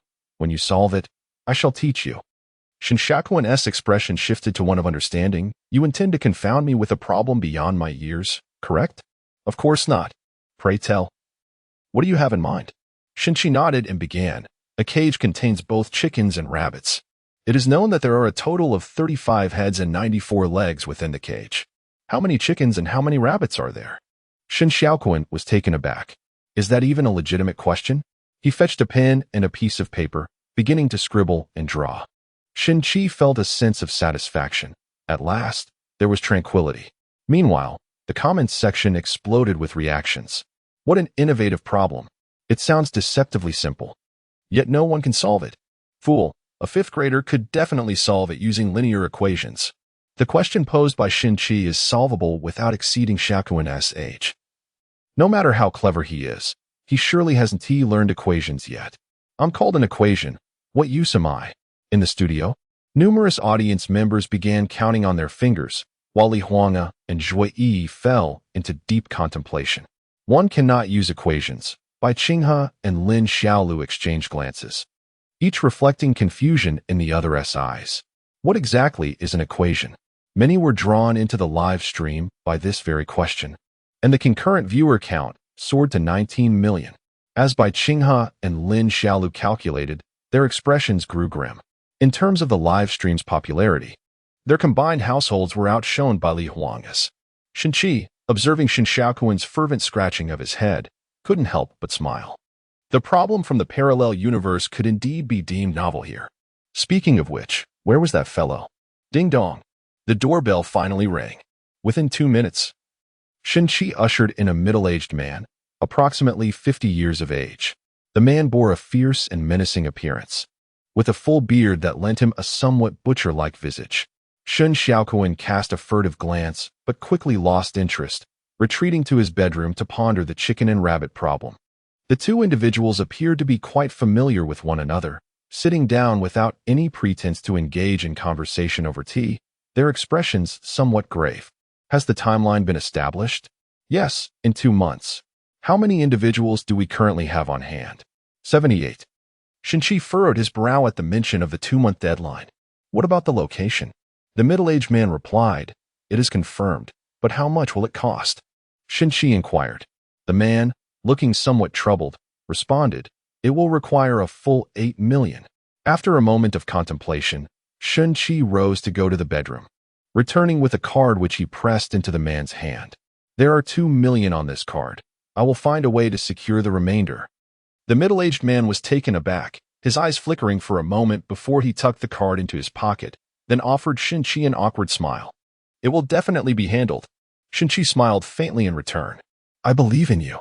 The man departed as swiftly as he had arrived, taking no more than 3 minutes. This left everyone in a state of bewilderment. Fang Qian glanced curiously at Li Huanghe. Huanghe, do you know what Shenqi and that man were discussing? Li Huanghe shook her head slightly. I have no idea. I do not recognize that individual. A sudden unfamiliarity with Shenqi washed over her. Aside from their brief encounters at home in the mornings or evenings, they spent little time together. Li Huanghe was oblivious to Shenqi's activities, associations, or endeavors. Why do I feel as though he's involved with an underground organization? That man resembled a thug. Not only does he look like a thug, but their conversation also sounded like a gang confrontation. 8 million for a new location in 2 months. Can one really amass 2 million from living off someone else? This job must be too good to be true. I must admit, I am irresistibly drawn to the mystery surrounding this man. So, is Shenqi actually a gang leader?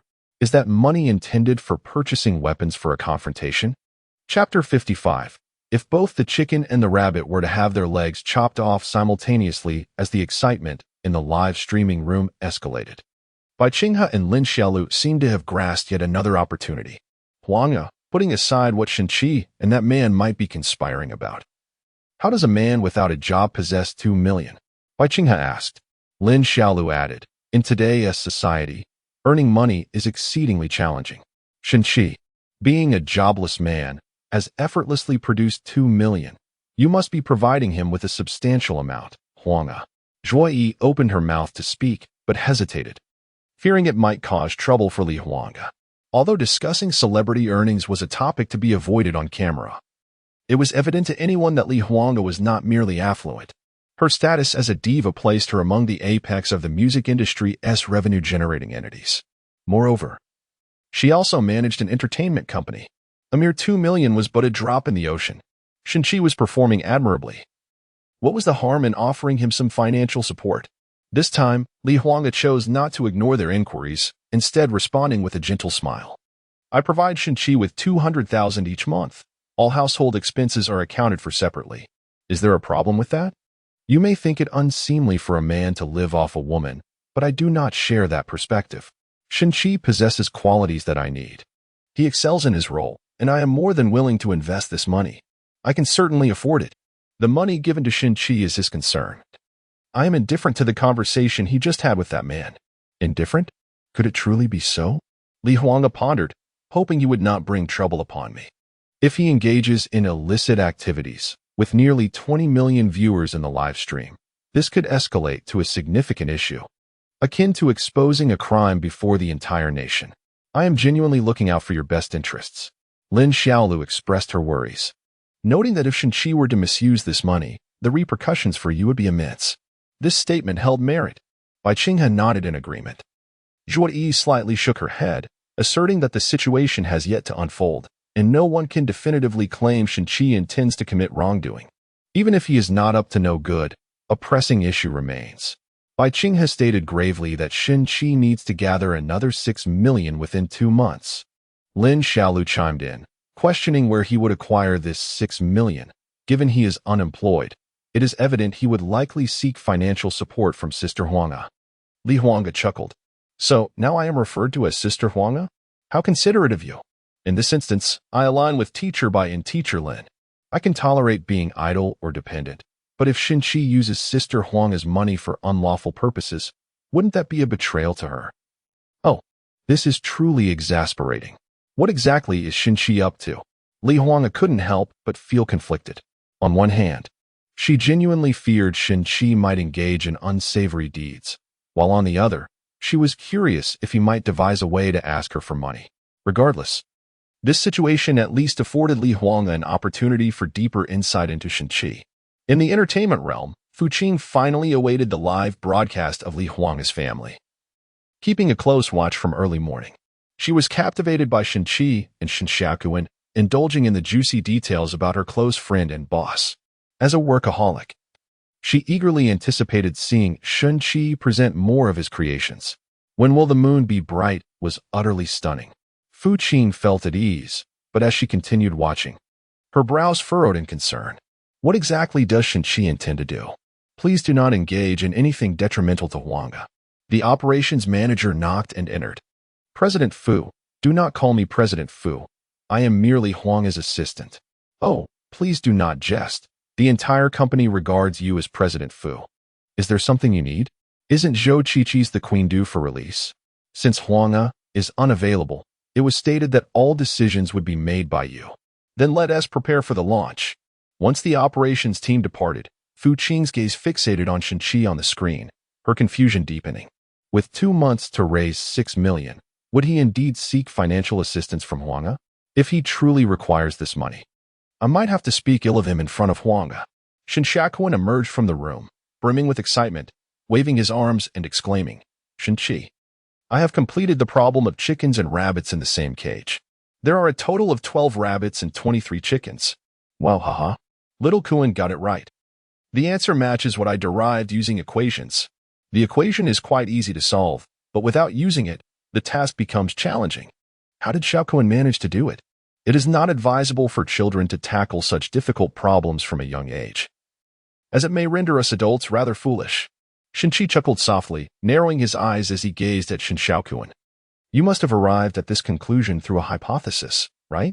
Shin Xiaokuan was taken aback and immediately retorted, No, I calculated it. Then explain how you arrived at your answer. With a sense of pride, Shin Xiaokuan elaborated.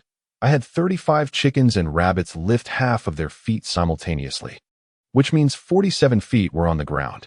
At that moment, all the chickens were standing on 1 foot, while the rabbits had only 2 feet on the ground. By subtracting the 35 chicken feet from 47, the remainder represents the feet of the rabbits, leading to the conclusion that there are 12 rabbits. Consequently, there are 23 chickens. Shin-Chi was left bewildered. Is that even possible? A flurry of comments appeared on the screen, with some lamenting, I'm not even as smart as a child. The auditorium erupted in applause. Even Fang Qian and Li Lei joined in. Zhuo Yi laughed heartily. That's fantastic. Bai Qinghe and Lin Xiaolu were equally astonished. Shin Xiaokuan truly seems extraordinary. Li Huanga felt a sense of satisfaction. The reason for having Shin Xiaokuan participate in this variety show was precisely because of his remarkable intelligence that far surpassed that of his peers. Is it possible that Shin-Chi himself doesn't know how to solve it? Bai Qinghe teased. Lin Xiaolu chuckled, that's highly likely. Li Huanga felt a surge of irritation and remarked coolly, It seems that what you say is often incorrect. If this continues, do you think the vast audience might perceive you as envious? Perhaps repeating errors too often becomes habitual? The two were momentarily left speechless, grinding their teeth in frustration. Let us wait and see. Observing Shin-Chi's astonished expression, Shin Xiaokuan clasped his hands behind his back, utterly pleased. Is it that you truly cannot solve this problem? You were even outdone by a child. Shin-chi rolled his eyes. I merely did not anticipate you would solve it, especially using my method. Shin Shaokuan disdainfully replied. You simply cannot. Shin-chi calmly countered. If both the chickens and rabbits lift 2 feet, that would amount to 70 feet raised. The remaining 24 feet must belong to the rabbits, meaning there are 12 rabbits and 23 chickens. Wouldn't this be simpler and easier to understand? Shin Shaokuan's mind suddenly reeled. Wait, that's actually true. Shin-chi began to feel triumphant. However, Shin Shaokuan suddenly exclaimed, No. Chickens only have 2 feet. How could they lift both simultaneously? Shin-chi burst into laughter, playfully ruffling Shin Shaokuan's hair. Let us rephrase it then. What if we were to remove the chickens and rabbits' 2 feet? Huh. Shin Shaokuan frowned, pushing Shin-chi's hand away, displeased. You are too cruel. Shin-chi shrugged nonchalantly. Aren't chickens and rabbits raised for consumption? You devoured 3 chicken legs the last time I made them. We are trying to determine the number of chickens and rabbits, not concerned about their lives. This story teaches us a valuable lesson. Shin Shaokuan stared blankly at Shin-chi. What is it? One must understand what they truly desire in order to make the most appropriate choices. It is as if my sole purpose is to discern the number of chickens and rabbits, rendering their lives inconsequential. It is akin to my desire to recline and indulge in life's pleasures, disregarding the scrutiny of others. Chapter 56. Am I impressive? Shower me with compliments. My goodness. I have once again encountered such remarks. To consume life's bounty with such pretense is truly remarkable. Feasting on the fruits of others' labor is not alarming. What is concerning is that the same philosophy is being imparted to the next generation. Shin-chi relies on his wife, teaching Shaokuan to depend on his mother. What a perplexing scenario. Have you not noticed that Shin-chi's method of calculating the chickens and rabbits is markedly simpler and more efficient? Furthermore, his approach to educating children is refreshingly distinct. The live audience in the studio erupted in laughter, and their mirth seemed wholly devoid of malice, even finding it amusing. This left Bai Qinghe and Lin Shilu utterly bewildered. Since the inception of the program, they have encountered an abundance of perplexing occurrences, which starkly contradict their preconceived notions of the entertainment industry. I have discerned that both Shin-chi and Shaokuan are exceptionally astute individuals. Zhui Yi has lost count of how many times she has felt envious. Li Huang smiled, and to her surprise, a flicker of pride and satisfaction blossomed within her, prompted by Shin-chi.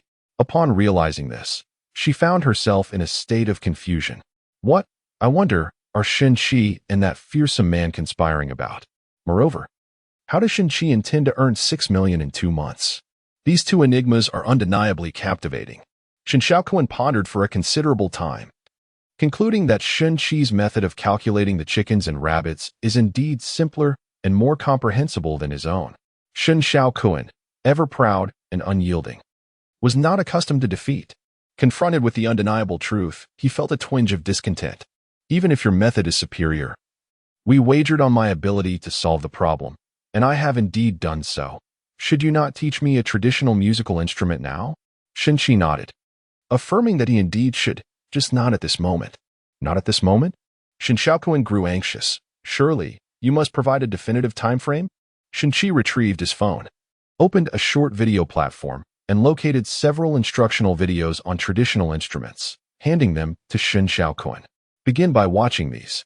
Given your aptitude, you should grasp the concepts with ease. Choose what you wish to learn, practice independently, and feel free to ask me whenever you encounter difficulties. Shin Shaokuan recognized this as the most effective and expedient approach. Thus he nodded and settled onto the sofa to watch. Shin-chi picked up his phone. Huanga, I believe Shin-chi is messaging you, Li Lei remarked. Due to the program's communication segment, the observer's phones rested on the table before them. As Li Huanga's phone screen illuminated, she glanced at it and nodded. Subsequently, Shin-chi's message appeared on the large screen. Dear benefactor, your son wishes to learn a traditional instrument. Could you spare some time to send over a few instruments? Additionally, please transfer some funds so I can enroll Shaokuan in a class with a professional instructor. It's a rarity for a child to have a passion. We must not dampen his enthusiasm, must we? If I were proficient in folk instruments, I would teach myself. How absurd. I have no doubt that Shin-chi possesses the talent for folk instruments now. This is utterly shameless. I seem to grasp Shin-Chi's plan to earn 6 million in 2 months. Li Huanga wore a look of disbelief. I can't trust you at all. Zhuo Yi burst into hearty laughter, prompting a wave of good-natured chuckles from the audience. Bai Qinghe and Lin Xiaolu exchanged bewildered glances, realizing that Shin-Chi was merely deceiving Li Huanga for money, yet their perceptions were once again challenged. Shouldn't everyone be vehemently criticizing this scoundrel Shin-Chi online? Fang Qian and Li Lei also felt exasperated. This show is becoming increasingly difficult to host, a top-tier variety program, which should have been a golden opportunity for the two young and promising hosts, is proving to be as daunting as climbing a mountain. Lin Xiaolu and Bai Qinghe struggled awkwardly, either failing to guide the conversation or prolonging periods of dullness, requiring Fang Qian and Li Lei to exhaust all their creativity to inject some excitement. Li Huanga's segment, however, seemed to lack no entertainment value, as Shin-Chi was simply too amusing. In broadcasting school, it is explicitly taught that a host must maintain composure and professionalism at all times. Yet, Fang Qian and Li Lei could hardly contain their laughter. After much effort, they managed to regain their composure. Huanga, the diva, couldn't hold back her laughter, prompting Fang Qian to crack a smile as well. Li Lei quickly assumed a serious tone, suggesting that Huanga should inquire with Shin-Chi about the cost of enrolling in a folk instrument class. Li Huanga, too, found it difficult to maintain her seriousness. This sum of money is trivial, but she was curious about the extent of Shin-Chi's deceit. Consequently, she began to type her response. If Xiaokuan wishes to learn, he must enroll. How much does a class cost? Shin-Chi's expression brightened as he scratched his head, pondering an appropriate sum. Quickly accessing the internet on his phone, he muttered to himself, a regular class seems to be around 200 yuan, while the more expensive ones reach 1,000 yuan. Given Li Huanga's high artistic standards, she would likely opt for the 1,000 yuan class. Thus, calculating for a course of 30 lessons, that amounts to 30,000 yuan. Shin-Chi seemed resolute as he typed in the WeChat dialogue. One class costs 1,000 yuan, with 30 classes per stage, totaling 30,000 yuan. This information was displayed on the screen, causing the comments section to erupt. What a staggering amount. Can this exorbitant fee truly be justified? I can no longer afford to raise a child. Perhaps I should consider drastic measures? This scoundrel dares to deceive my wife. Men, it seems, are all the same. Bai Qinghe and Lin Xiaolu appeared to witness the spectacle they had anticipated, their hearts swelling with delight. Yet, Shin-Chi on screen furrowed his brow, muttering to himself. No, Li Huanga is a figure of monumental stature. She is the president of a major entertainment company. Her meticulousness towards art is simply astonishing, and her dedication to Xiaokuan is equally remarkable. A mere 1,000 yuan for a class, which is utterly unworthy of Li Huanga's expectations. Consequently, Shin-Chi began to revise the message she had previously composed in the chat box. She changed the fee for a class to 1,500, causing laughter among the netizens. However, Shin-Chi furrowed her brow and adjusted the figure to 2,000, feeling satisfied before sending it to Li Huanga. The content of the WeChat conversation was prominently displayed on the large screen. For a class priced at 2,000 yuan, with a total of 30 classes in a stage, that amounts to 60,000 yuan. Earning money outside is no easy feat, so I negotiated with the folk instrument teacher for a discount of 10%, bringing it down to 54,000 yuan, along with 3 complimentary classes. Am I impressive, or what? Praise me. Li Huanga felt a mix of exasperation and amusement, but also a hint of embarrassment. She covered her forehead, lowered her head, and bit down on her molars. Shin-Chi, I am singing your praises. Chapter 57. My mother is the queen, I am the prince, and you are a 6. Li Huanga did not respond to Shin-Chi's WeChat message, leaving Shin-Chi feeling somewhat anxious. This is unexpected. Shin-Chi frowned, deep in thought. Recently, Li Huanga mentioned that the company was facing difficulties. The plans for the rising stars seemed to be faltering, and the newcomers' initiative was not progressing smoothly. Even the allowances were to be reduced and postponed. Could it be that I asked for too much? Shin-Chi muttered to herself, feeling perhaps she had acted hastily. Given Li Huanga's character, she would have unhesitatingly agreed in the past. The lack of a response for half a day made Shinchi wonder if they could not afford such a sum, or if perhaps they were feeling a bit overwhelmed. Shinchi grew worried. She had already composed a song titled Queen for Li Huanga. Was it not enough to alleviate her predicament? Perhaps she should also grant Li Huanga the rights to When Will the Moon Be Bright, as 2 songs ought to suffice in times of urgency. In pursuit of a sustainable, healthy, and stable means of support, Shinchi returned to her computer. Is he going to write a book again? Quick, switch the camera. Finally, we will discern whether it is the feces sea mad maggot or the queen that is Shinchi's work. My wife and I are engaged in a daydream. I envision Li Huanga while she imagines Shinchi. In this moment of deep emotion, we both pause to see what Shinchi has written. Li Huanga, curious enough not to wait for Fang Qian and Li Lei to ask, immediately declared, I agree to lock onto Shinchi's computer screen. The technical team promptly made adjustments, and Shinchi's computer screen was projected onto the large screen, crystal clear. The number of viewers in the live stream surged to 20 million. All the netizens widened their eyes in anticipation. Shinchi performed a series of operations, but the screen did not display the 8-cat novel network. Instead, it was the Tauga network.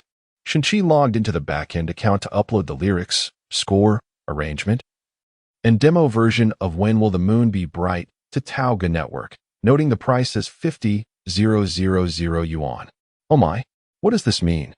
Once again, is he intentionally selling at a low price to Huanggu Entertainment? This man's repressed love surges with such intensity. I truly adore him. How touching it is to be an unnoticed old yellow dog silently supporting the dazzling diva. After enduring 7 abortions, I have finally come to believe in love once more. Li Huanggu gazed at Shinchi's earnest demeanor, her heart trembling violently. Only Li Huanggu understood that she had deceived Shinchi. Although the company indeed faced challenges in promoting new talents, it was not to the extent of lacking Shinchi's insignificant contribution. Yet, Shinchi took it to heart. Convinced that Li Huanggu was genuinely struggling since she did not transfer money to him as she usually would, he believed he was aiding her. Li Huanggu felt a wave of emotion. How deeply must he love me? Her eyes glistened with unshed tears, and she felt as though a boiled egg was lodged in her throat, choking her, yet she experienced a profound sense of happiness. The online audience was deeply moved, and applause resounded in the studio. However, Shinchi furrowed his brow once more. Was 50,000 a tad too little? Even if Huanggu Entertainment was in trouble, surely they could afford more than this? The value of this song far exceeded 50,000, and the profits post-release would undoubtedly be substantial. Thus, Shinchi adjusted the price, adding a 0, marking it at 500,000. Li Huangji's expression darkened immediately, and she wiped away the tears that had just begun to surface. Shinchi, how infuriating. Laughing out loud. This is hilarious. I witnessed the psychological transformation of an adult male. I'm inexplicably charmed. The towering Shinchi exudes an unexpectedly kawaii aura. What a sight, he has truly showcased his charm. By Qing, he teased, just a moment ago.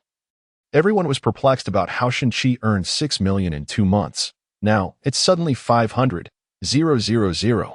But Shinchi hasn't even sold the song yet. Zhuo Yi retorted. Lin Xiaolu, with a hint of jealousy, remarked, Can Huangji's sister really not buy it? Li Huanggu chuckled. Now that you've said that, I must purchase it.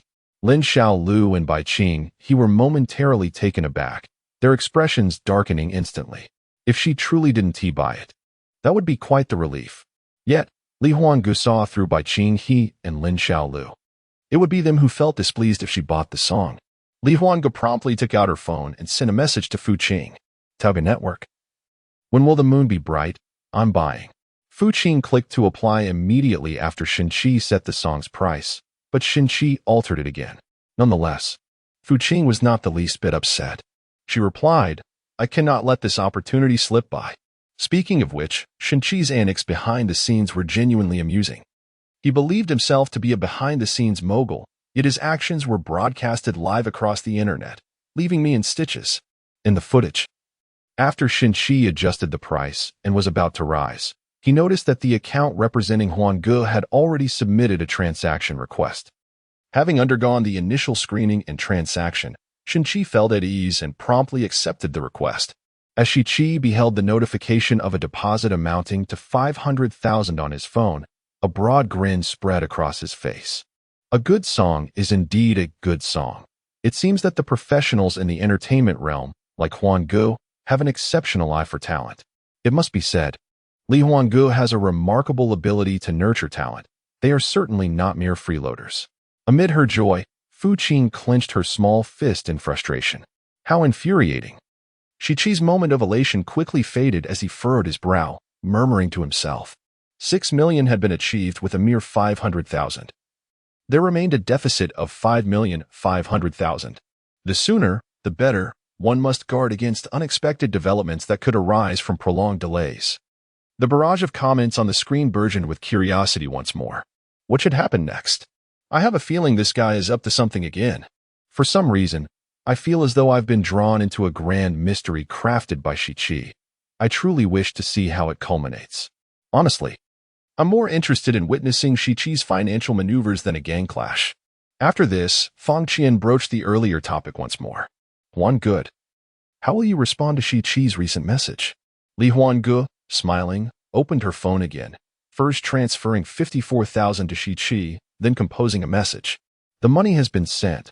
I will periodically check on Xiao Kuan's progress with the folk instruments. Should he not learn well? You are responsible for retrieving the funds from the folk instrument teacher. In the video, Shichi leapt up in excitement. Another 5,000 earned. He then broke into song. I am beautiful, beautiful, beautiful. I am intoxicated, intoxicated, intoxicated. Today, the common folk. Hey, I am truly elated. The comments section was flooded with laughter. Li Huanggu then sent a message to Fu Qing. Prepare a complete set of folk instruments to be delivered to my home. Xiao Kuan needs to learn. And do it swiftly. Fu Qing replied immediately. No need for you to say so. I'm watching the live stream and have already made arrangements. Wow. This level of synergy is truly enviable. Fu Qing, the beautiful host, is remarkably considerate. Of course. How could someone who has been sought after by numerous entertainment companies be devoid of intelligence? Just as Bai Qinghe and Lin Xiaolu were about to voice their thoughts on Li Huanggu indulging Shichi, everyone's attention was once again drawn back to him. It appeared that Shun Xiaokuan was fervently eager to practice with the instruments. However, Shichi wrapped his arm around Shun Xiaokuan's neck.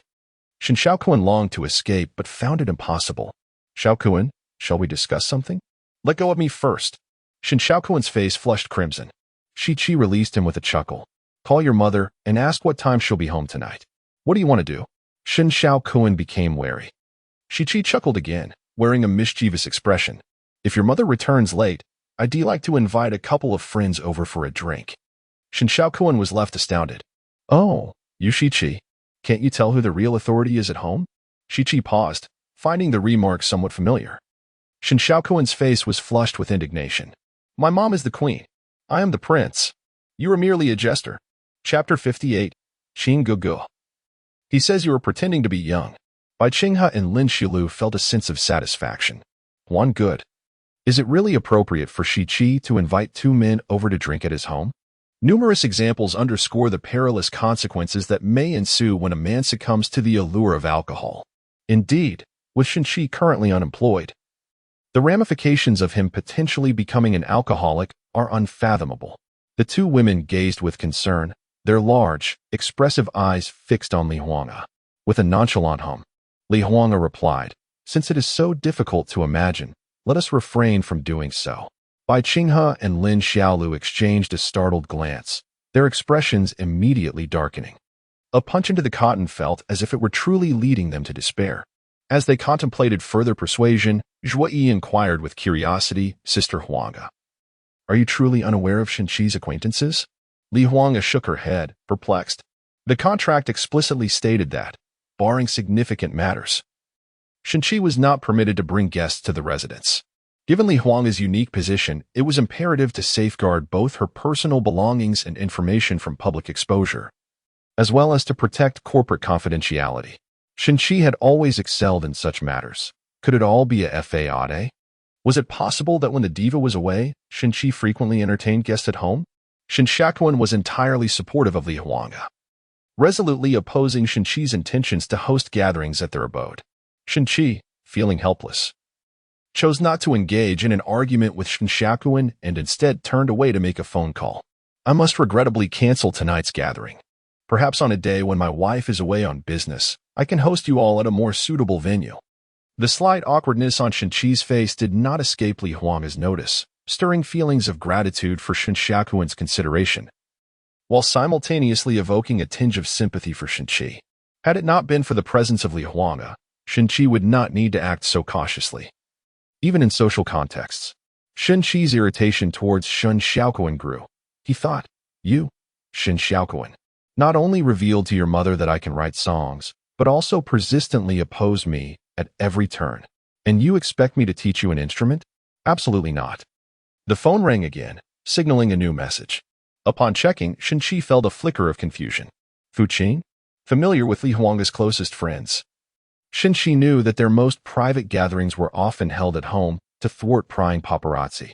His culinary skills surpassed those of many restaurants. And though he had fortuitously retained Fu Qing's contact information for instances where she would assist Li Huanga with documents, she had never reached out to him otherwise. Moreover, on occasions when he prepared meals without disturbing their discussions of work and gossip, he had overheard Fu Qing disparaging him more than once. Shinchi wrinkled his nose and began to mimic her in a high-pitched voice. Oh dear, Huanga, you could at least seek someone from within the circle, or at the very least, someone of equal standing. I concede that Shinchi possesses culinary talent, but cooking alone does not suffice. Shinshakuin stared at Shinchi's exaggerated antics, thoroughly bewildered. Do you think you ought to consult a doctor? The audience in the live stream shared a similar sense of confusion. Li Huanga stifled a laugh, yet felt a tinge of embarrassment as he began to explain. Shinchi must be imitating Fu Qing. We occasionally gather at home or discuss work, and each time, it's Shinchi who prepares the meals for everyone. Initially, Fu Qing truly thought that Shinchi was living off her. Ha ha ha, do you think Fu Qing is watching the live stream too? Of course she is. As the best friend of the illustrious Huanga and the second in command in her entertainment circle, Fu Qing undoubtedly tunes in. I have a feeling Fu Qing will passionately exclaim that she is so furious it's making her milk ache. Let me give it a rub.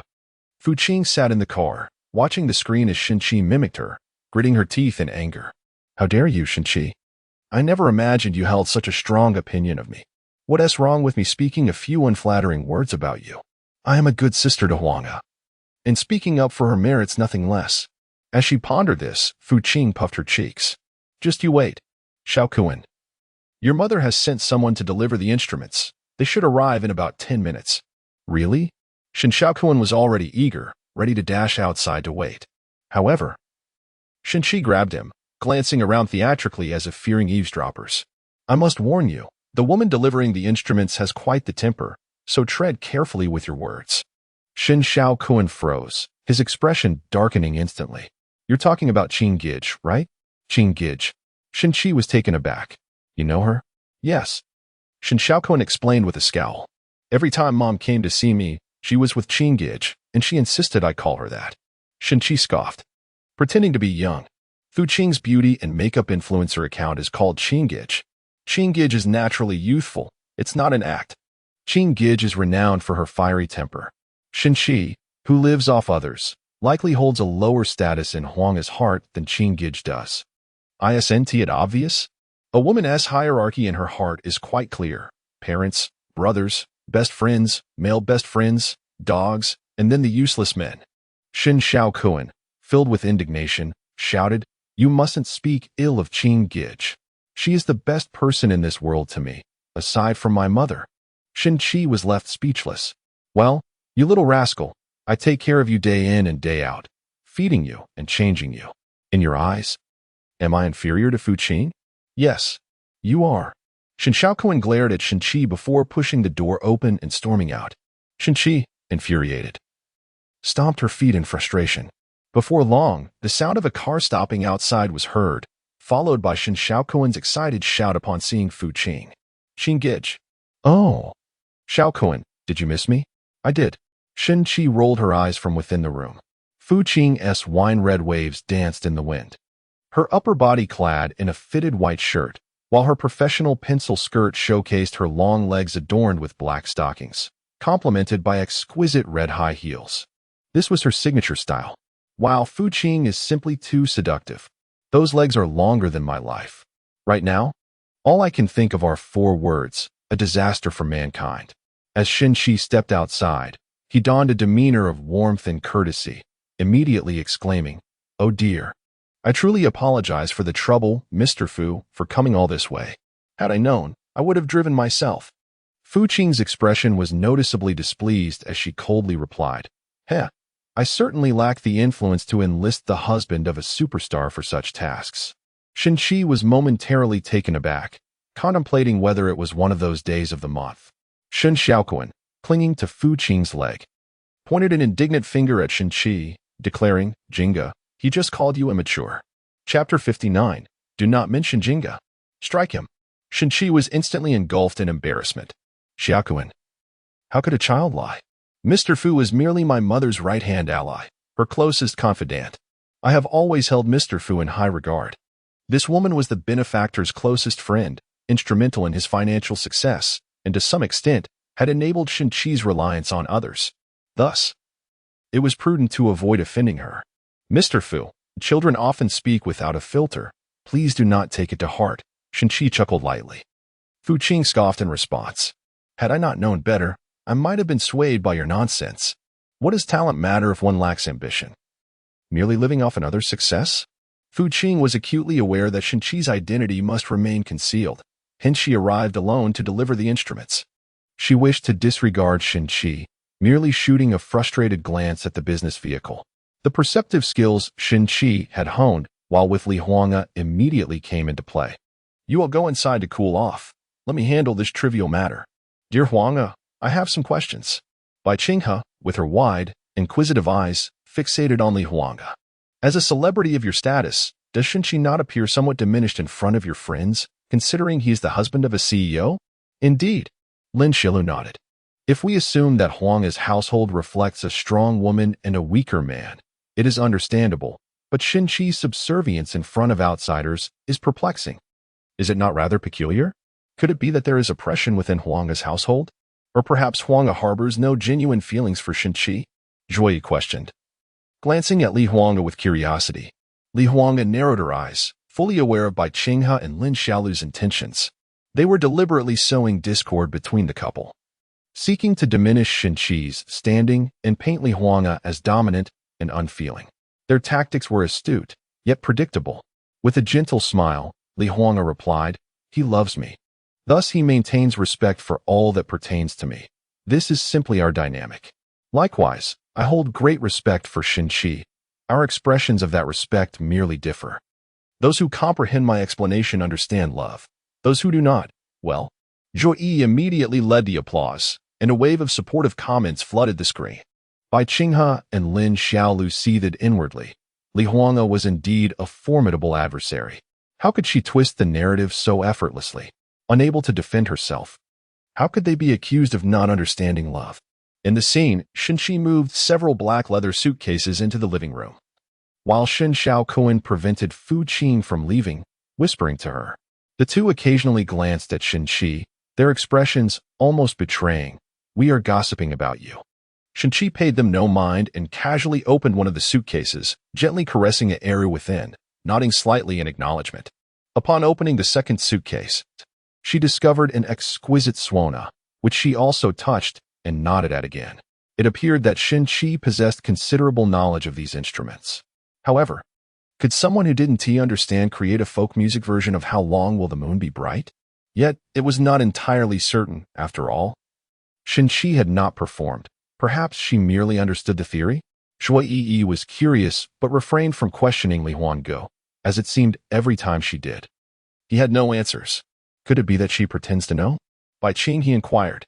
Shin Qi suggested to Xiaoquan that one's energy is limited, implying that perhaps she lacked the stamina to learn so many instruments, and thus, she likely did not know these folk instruments. Lin Xiaolu concurred. Zhuo Yi shook her head slightly. When guiding the elderly in rehearsals previously, I sensed that Shin Qi should know how to play. Moreover, the light in her eyes when she looked at these instruments is unmistakable. I am familiar with that light. My grandfather was involved in folk music, and he exhibited the same gleam when he saw fine traditional instruments. Bai Qinghe and Lin Xiaolu were dismissive. That sounds rather mystical. Li Huangu also noticed the spark in Shenqi's eyes, perceiving an indescribable emotion on her face. Desire? At that moment, Shenqi felt an intense longing. Certain experiences from her past began to stir within her, igniting an impulse to perform. Stealing a glance at Fu Qing and Shen Xiaoquan, she noticed they were also watching her. Clearly, Shen Xiaoquan was whispering something to Fu Qing again. Can you play these instruments? Fu Qing asked with curiosity. Shen Qi shook her head vigorously, resembling a bobblehead. I cannot. I dislike these outdated instruments. Suddenly, a striking red comment appeared at the top of the live stream. These instruments are treasures of our Chinese culture. Unfortunately, they have fallen out of favor. Young people prefer Western instruments. And there is no one to carry on our folk traditions. The comments were flooded with question marks, speculating about the identity of the individual. This person was evidently no stranger, likely a guest invited by the production team. Li Lei quickly clarified, this is our renowned folk music master. The president of the Chinese Folk Association, Mr. Liang Sheng. Bai Qinghe and Lin Xiaolu nearly burst into laughter. The show is about to begin. Zhuo Yi and Li Huangu immediately grew concerned. Oh no, Shenqi seems to have offended Professor Liang. Professor Liang is notoriously fiery. He absolutely does not tolerate any disparagement of folk music. The renowned singer, Huangu, holds great respect for Professor Liang Sheng. Isn't Shenqi merely setting Huangu up for ridicule? To be candid, traditional folk music is currently not in vogue. So it is quite normal for Shenqi to be underappreciated. Fu Qing observed Shenqi with a hint of scrutiny. Yet, Xiaoquan asserted that he could perform. Shenqi shot a glare at Shen Xiaoquan and forced a smile, saying, "Oh dear, children love to tell tales. Why not ask him if he has ever seen me play?" Shen Xiaoquan shook his head. Fu Qing let out a cold laugh. What you can or cannot do has no bearing on me. If you cannot instruct Xiaoquan properly, you might lead him astray. Shenqi's face darkened upon hearing this. Although Shen Xiaoquan was not his biological son, Shenqi's current role was that of a father. As a man, he could not tolerate such insinuations. Your words are unfounded. How could I mislead anyone? Is Xiaoquan my son or yours? Fu Qing was taken aback, suddenly realizing that Shen Xiaoquan was still unaware of the adoption. She found herself at a loss for words. Otherwise, given Shen Xiaoquan's intelligence, he might deduce the truth. Shenqi was fully embodying the role of a father, and any further comments from Fu Qing would only exacerbate the discrepancy in their identities. This left Fu Qing, known for her fiery temper, utterly frustrated.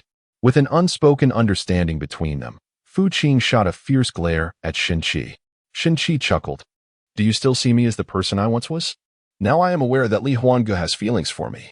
If things escalate, whom do you think Li Huangu would support? Xiaoquan is my son. What gives you the right to dictate terms in my household? I am the man of the house and your employer's husband. Show some respect. Fu Qing was left in shock. When did Shenqi become so assertive? Who had given him such confidence? Did he think she was unaware of their contractual marriage? Why was Huangu withholding information from her? Ironically, Fu Qing knew everything but felt powerless to speak. At that moment, she wished to find every camera in the room, cover them with cloth, and perhaps even strangle Shenqi with black silk. Shen Xiaoquan stood up, teeth clenched, declaring vehemently, Qing good. I absolutely will not allow anyone to speak ill of you. Hit him. Chapter 60. Am I here to engage in a discussion of knowledge while you are merely spouting nonsense? Strike him.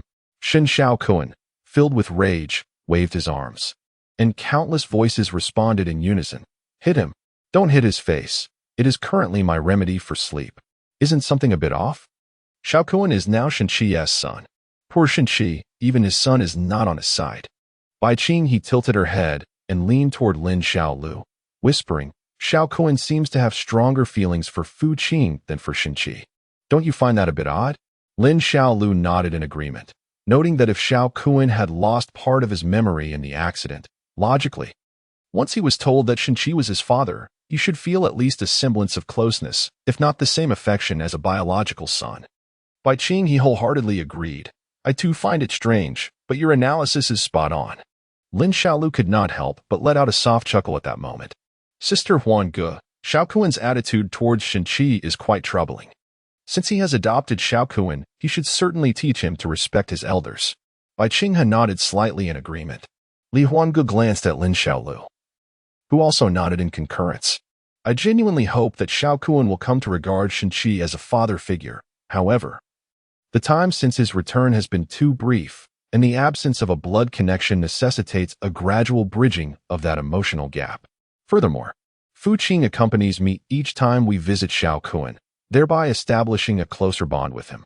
Lin Xiaolu wished to voice her thoughts, but suddenly noticed comments in the chat mentioning her son's gaming behavior, prompting her to silence herself. Meanwhile, Fu Qing quickly intervened to stop Shen Xiaokuan. Yet, she could not suppress her curiosity, as through the live broadcast of the old band's rehearsal, she had an inkling that Shenqi possessed knowledge of traditional musical instruments. You truly do not know? I do not, Shenqi replied, tilting his head. Is it a crime not to know these instruments? Fu Qing felt momentarily stumped, biting her lip in frustration. Shenqi, however, appeared somewhat pleased. It seemed that the woman's previous outbursts were merely a fade. Now that I have taken a firm stance, she has softened. Among close friends, no topic is off limits, and Shenqi speculated that Li Huange had revealed his true feelings to Fu Qing. Thus, Fu Qing reconsidered her approach and hesitated to confront Shenqi directly. She was eager to uncover Shenqi's hidden talents, even contemplating signing him to Huange Entertainment. But after this encounter, she felt that it would have been better had they never met. I have things to attend to, Xiaokuan. Huh? Shen Xiaokuan looked visibly reluctant. The more Shenqi looked, the angrier he became, ultimately turning away to sit beside the computer. Just as Fu Qing stepped halfway out the door, she hesitated and stepped back. Hey, what are you doing? Isn't it a bit obvious that Qing Gugu is a little too close? She asks, almost pressing her face against Shenqi's. Isn't that stating the obvious? If you saw Shenqi sitting by the computer, wouldn't you be curious if the work fecal C Crazy Maggot was authored by him? That book, The Queen's Wife Crazy Rolls at Work, while I lie flat and get live streamed by the entire internet, was definitely not written by Shenqi. I followed it from start to finish, and everyone can check it out. It's comparable to Fecal C Crazy Maggot. I hope Qing Gugu can expose Shenqi's secret. I haven't done anything, Shenqi replied irritably. Are you leaving or not? Why are you still here? Fu Qing not only remained but even moved closer, her gaze fixed intently on the computer screen. Upon closer inspection, Fu Qing found herself momentarily bewildered. She noticed that in the search box, Shenqi had typed a phrase, how to make an adult submit willingly. This phrase was simultaneously broadcasted on the live stream and displayed on the studio's large screen. Everyone was perplexed. Zhuo Yi inquired, Huange, what does adult feces mean? Li Huange shook her head, having never encountered such a term. Bai Qinghe glanced at Lin Xiaolu, who began to smirk. Adult feces? It's obvious it's not a compliment, Lin Xiaolu remarked nonchalantly. Li Huange nodded in agreement, acknowledging the sentiment. Shenqi's lack of decorum was indeed alarming.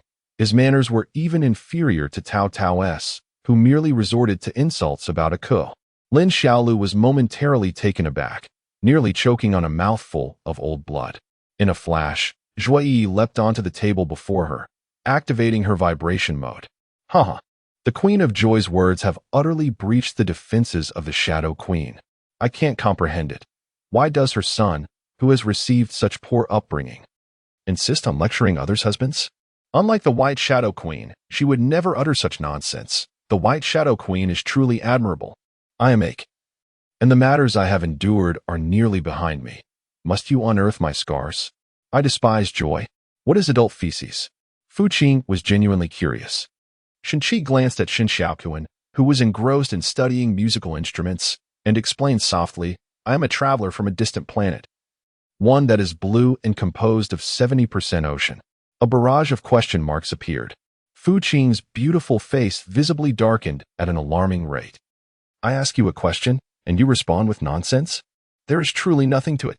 Shenqi shook his head vigorously, conceding that perhaps he had provided a bit too much background. Speak quickly, Fu Qing demanded angrily.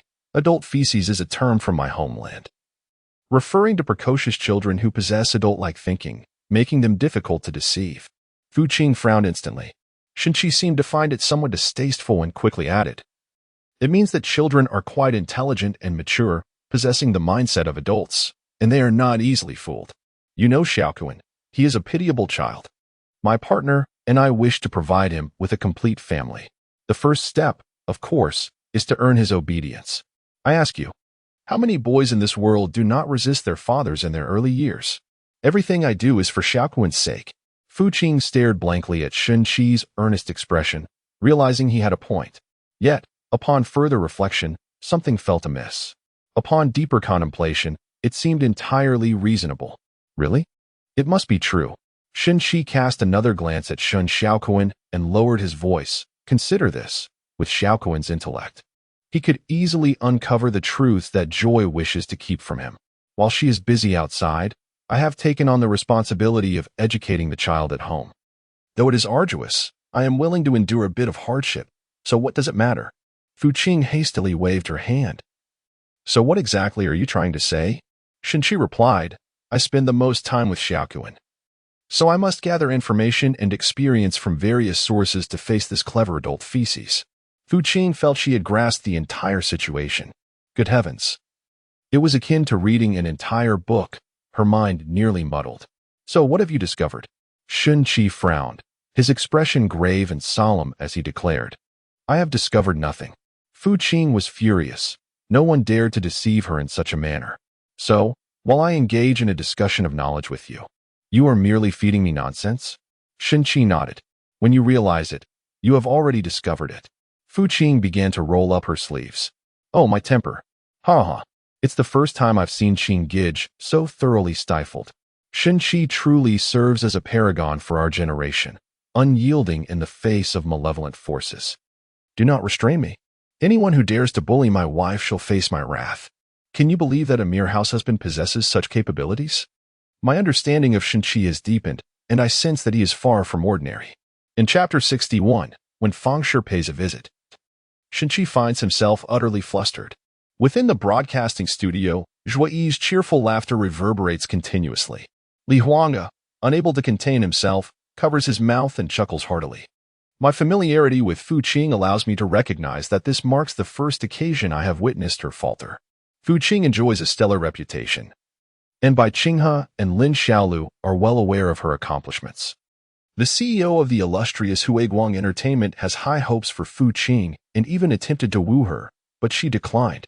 The CEO sent his son, who was instantly smitten by Fu Qing, only to be reduced to tears by her mere words. Now, Shen Qi, with just a few sentences, has managed to put Fu Qing at a disadvantage, filling the live broadcast room with an air of astonishment. The voice of our role model resounds endlessly. It seems that Shen Qi is indeed extraordinary. At this moment, Shen Qi feels an inner thrill, as if he has finally risen to prominence. If even Fu Qing cannot withstand him, who else, aside from Li Huanga, could possibly do so? Suddenly, a piercing sound of a swan reverberates, startling both Shen Qi and Fu Qing. Before them stands Shen Xiaokuan, confidently playing the swana. Though it is his first attempt, he displays a commendable semblance of skill.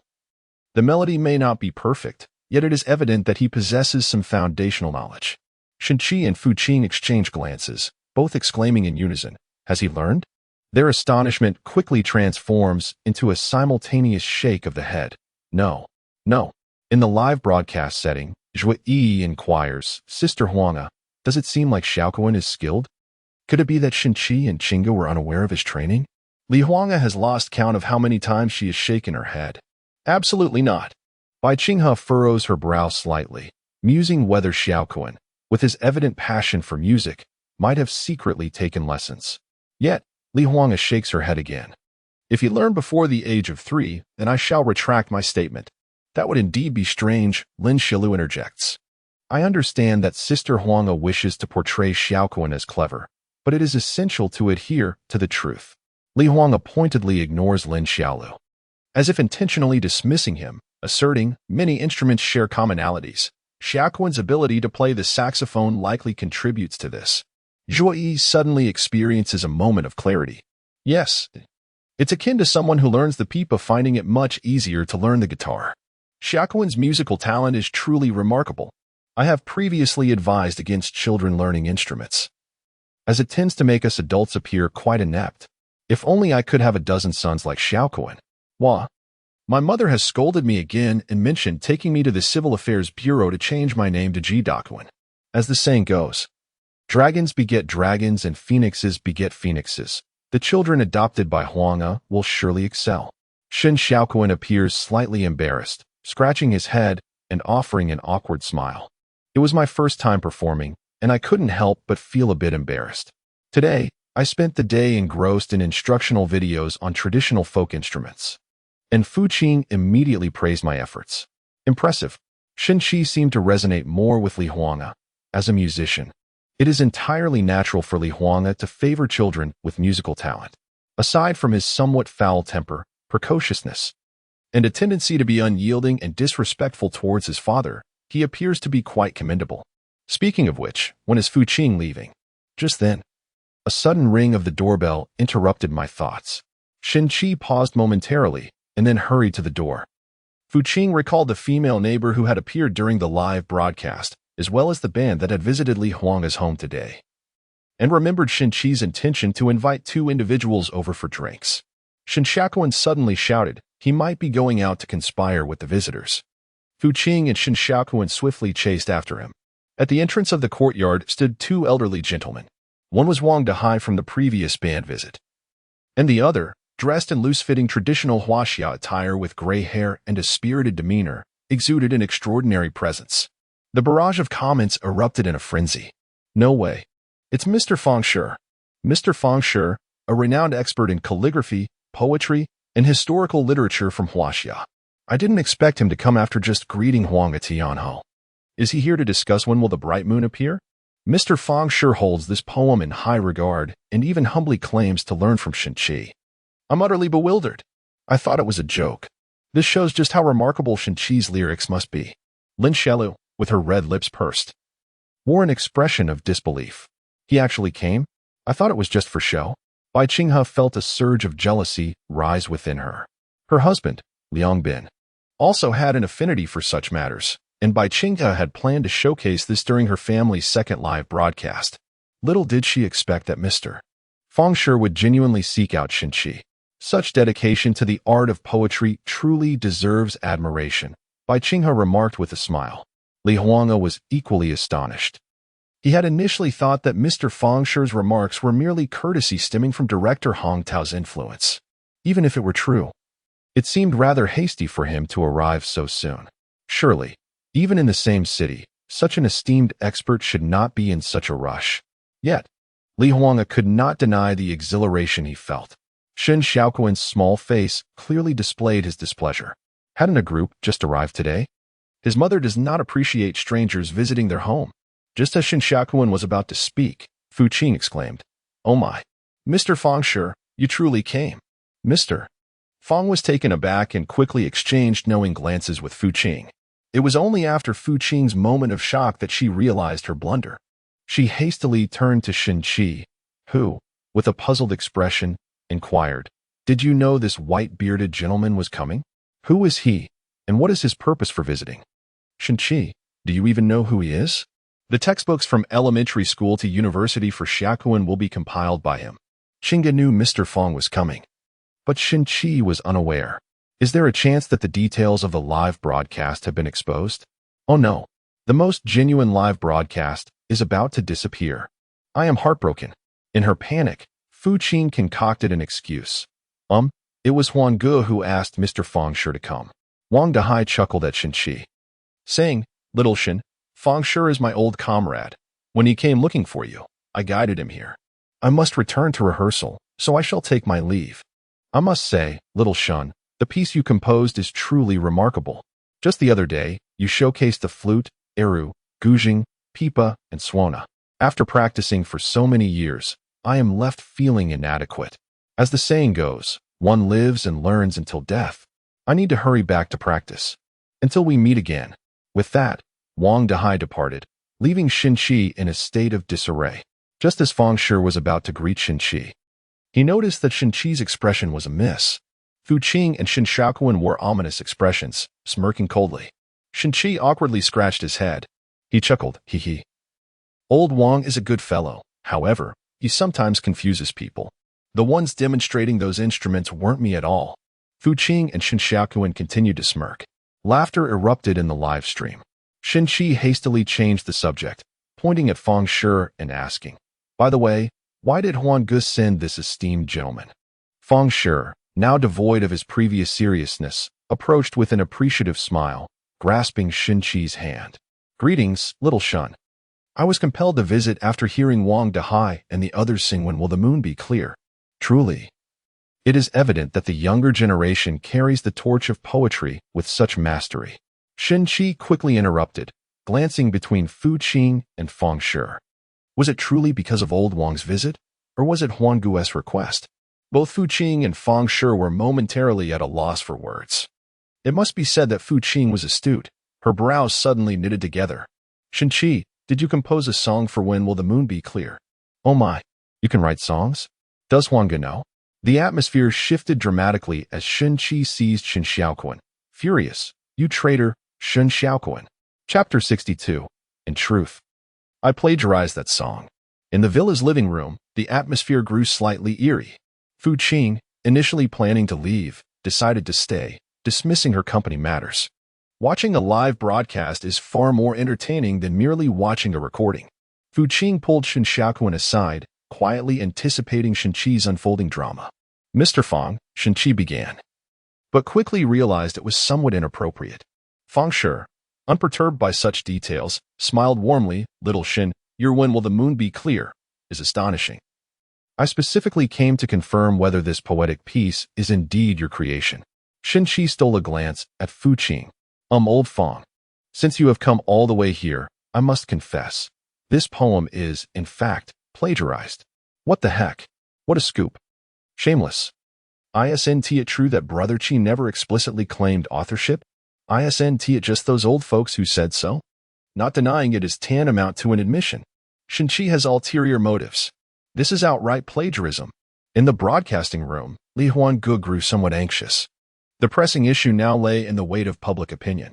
If Shen Qi has deliberately lied out of consideration for Fu Qing, the repercussions for Li Huangge, the female president of the entertainment company and Shen Qi's husband, could be substantial, especially since he has been accused of plagiarism. Moreover, Li Huangge desires for Shen Qi to showcase his talents. What woman does not wish for her husband to shine brightly, even if it is merely a contractual marriage? In the eyes of the public, Shen Qi is still recognized as Li Huangge's spouse. Suddenly, Li Huangge stood up, her expression tinged with seriousness. "I know Shen Qi. He is reluctant to seek the limelight and prefers to lead a simple life. That is why he lied about not writing the lyrics to When Will the Moon Be Bright. To reveal the most authentic side of him, I request to call Fu Qing." Feng Qian and Li Lei exchanged startled glances. At that moment, a command from Hong Tao echoed in their ears. "Agree to her request." Fu Qing retrieved her phone. Surprised to see Li Huangge's call. "Aren't they in the studio?" Sensing the significance of this call, she answered while making her way towards the exit. "Is there something you need?" Li Huangge's tone was exceedingly serious and composed. "Do not let him lie." Fu Qing paused momentarily, quickly grasping the situation. "Leave it to me." Before she could reach the door, the call ended. Fu Qing returned and sat beside Shen Xiaoquan once more, observing this scene. Bai Qinghe's eyelashes trembled ever so slightly. Lin Xiaolu cast a puzzled glance at Bai Qinghe, who shook her head subtly. "This poem is, in fact, my own act of plagiarism," Shen Qi declared earnestly, eliciting a flicker of disappointment on Feng Shi's face, though his tone remained courteous. "To my knowledge, this poem has never appeared in Huaxia. Could you enlighten me on its origin?" Shen Qi stole another glance at Fu Qing. "Are you, a woman, planning to linger here indefinitely?" Shen Qi struggled to find an appropriate response. Feng Shi seemed to sense something amiss. "Do you have a hidden concern?" "A hidden concern? Absolutely not," Shen Qi quickly retorted. "Actually, it came to me in a dream, where Chang'e recited it, and I simply wrote it down." Feng Shi's eyes lit up with interest. "Then this poem is indeed your creation. Throughout history, some great talents have received inspiration in dreams. It is merely another manifestation of one's cultural cultivation, is it?" Shen Qi was taken aback. "You, old man, are quite peculiar. Do those in the cultural field always delve into others' pasts?" Fu Qing chuckled. "It seems I need not intervene. Shinchi felt overwhelmed, fearful of any ensuing trouble. Yet, When Will the Moon Be Bright had already been sold to Huanga Entertainment. Would that not mean revealing to Li Huanga and Fu Qing that I am the shadowy figure behind it all? This is perilous. Shinchi realized he had acted hastily, entangling himself in such a predicament for a mere 500,000. This was utterly contrary to his initial intentions upon arriving in this world. Had he known, he might as well have set a price of 6 million and earned the necessary funds in one go. It truly isn't my creation.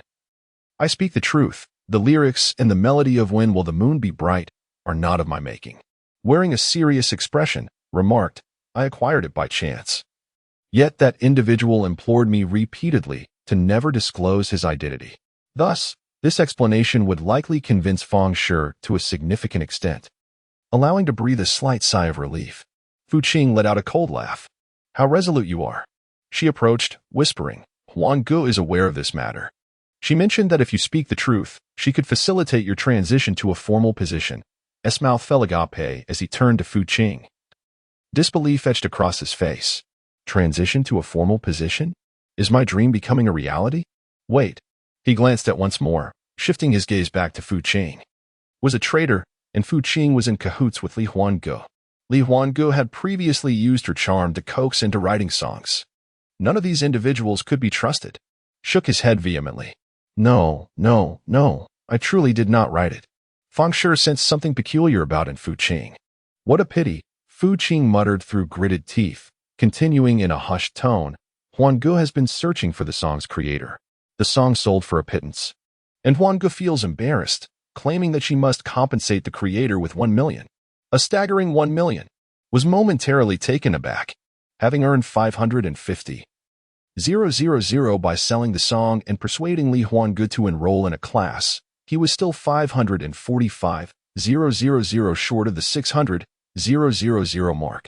1 million? I told you, I truly did not write it. Shook his head again like a rattling drum. You know me well. I'm merely a homemaker, a man living off others. If I possess such talent, would I still be dependent on others? Surely, no man in this world enjoys being a parasite. His words bore a sincerity that even Fu Qing, momentarily taken aback, found partially convincing. Could it be that he genuinely did not write it? What about Tian Ho? What about Tian Hei? Were those also plagiarized? Feng Shi sighed, disappointment etched on his face. Then I shall take my leave. He stood to apologize and headed for the door. Fu Qing promptly rose to see him off. I believe is indeed a homemaker. How could that possibly be unreasonable? Then it must surely not be who wrote it. 1 million could buy my life. If we're truly in need of money, he would undoubtedly admit to writing it. I detest plagiarists. At this moment, Li Huanggu appeared momentarily dazed, a sense of foreboding creeping into her heart. Bai Qing's eyes glittered with a hint of schadenfreude. Huanggu, do not be disheartened. It is entirely understandable that cannot produce such poetry, especially one deemed a timeless masterpiece by Mr. Feng Shi. It is truly unnecessary to. Li Huanggu, rarely exhibiting anger, interjected, I, disheartened? If I assert that this poetry was written by, then it was indeed written by him. Chapter 63, My husband knows nothing about the live broadcast. Li Huangji's tone was quite unfavorable, yet by Qing, he seemed unfazed by it. Let your fury show. Let the audience witness your less favorable side. However, Lin Xiaolu was displeased. What is going on? Li Huanga has attained everything. Yet does it mean that your husband must be superior to ours? However, Shinchi himself has admitted to the act of plagiarism, and without concrete evidence from Huanga, one cannot simply accept such allegations at face value. A cold smile crept across Li Huanga's face as she cast her gaze upon Lin Xiaolu and Bai Qinghe. The two shared a common mindset, with Lin Xiaolu being more forthright and Bai Qinghe exhibiting a more cunning disposition. They seemed to exploit Shinchi's predicament to steer public opinion. Are you implying that I am unjustly glorifying my husband? Bai Qinghe offered a slight smile, remaining silent. Lin Xiaolu, however, retorted directly. Isn't it patently obvious? Very well. Li Huanga nodded, pondering how the vast online community would perceive your suspicions if this song were indeed penned by Shinchi. Deliberate, calculated, just as Lin Xiaolu was about to elaborate. She felt Bai Qinghe discreetly kick her beneath the table. Despite Lin Xiaolu's straightforward nature, one does not achieve the status of Best Actress without a degree of astuteness. Throughout 4 consecutive days of live broadcasts, numerous netizens have suggested that the two were targeting Li Huang's family. Now, with the entire internet focused on when will the bright moon appear, Fang Shi has even emerged, personally paying a visit, and the fervor has reached a boiling point. Should it ultimately be confirmed that the song was indeed written by Shenqi, their cunning would be irrevocably established. We are merely striving for the sake of the show. Lin Xiaolu hastily amended her statement. Li Huang raised her hand to interrupt. No need for excuses. You stirred up quite a ruckus. This is getting intense. It seems that Lin Xiaolu and Bai Qinghe together are no match for the legendary Huang. Of course, Huang's popularity is unmatched. And she is also a formidable business mogul. They exist on different planes.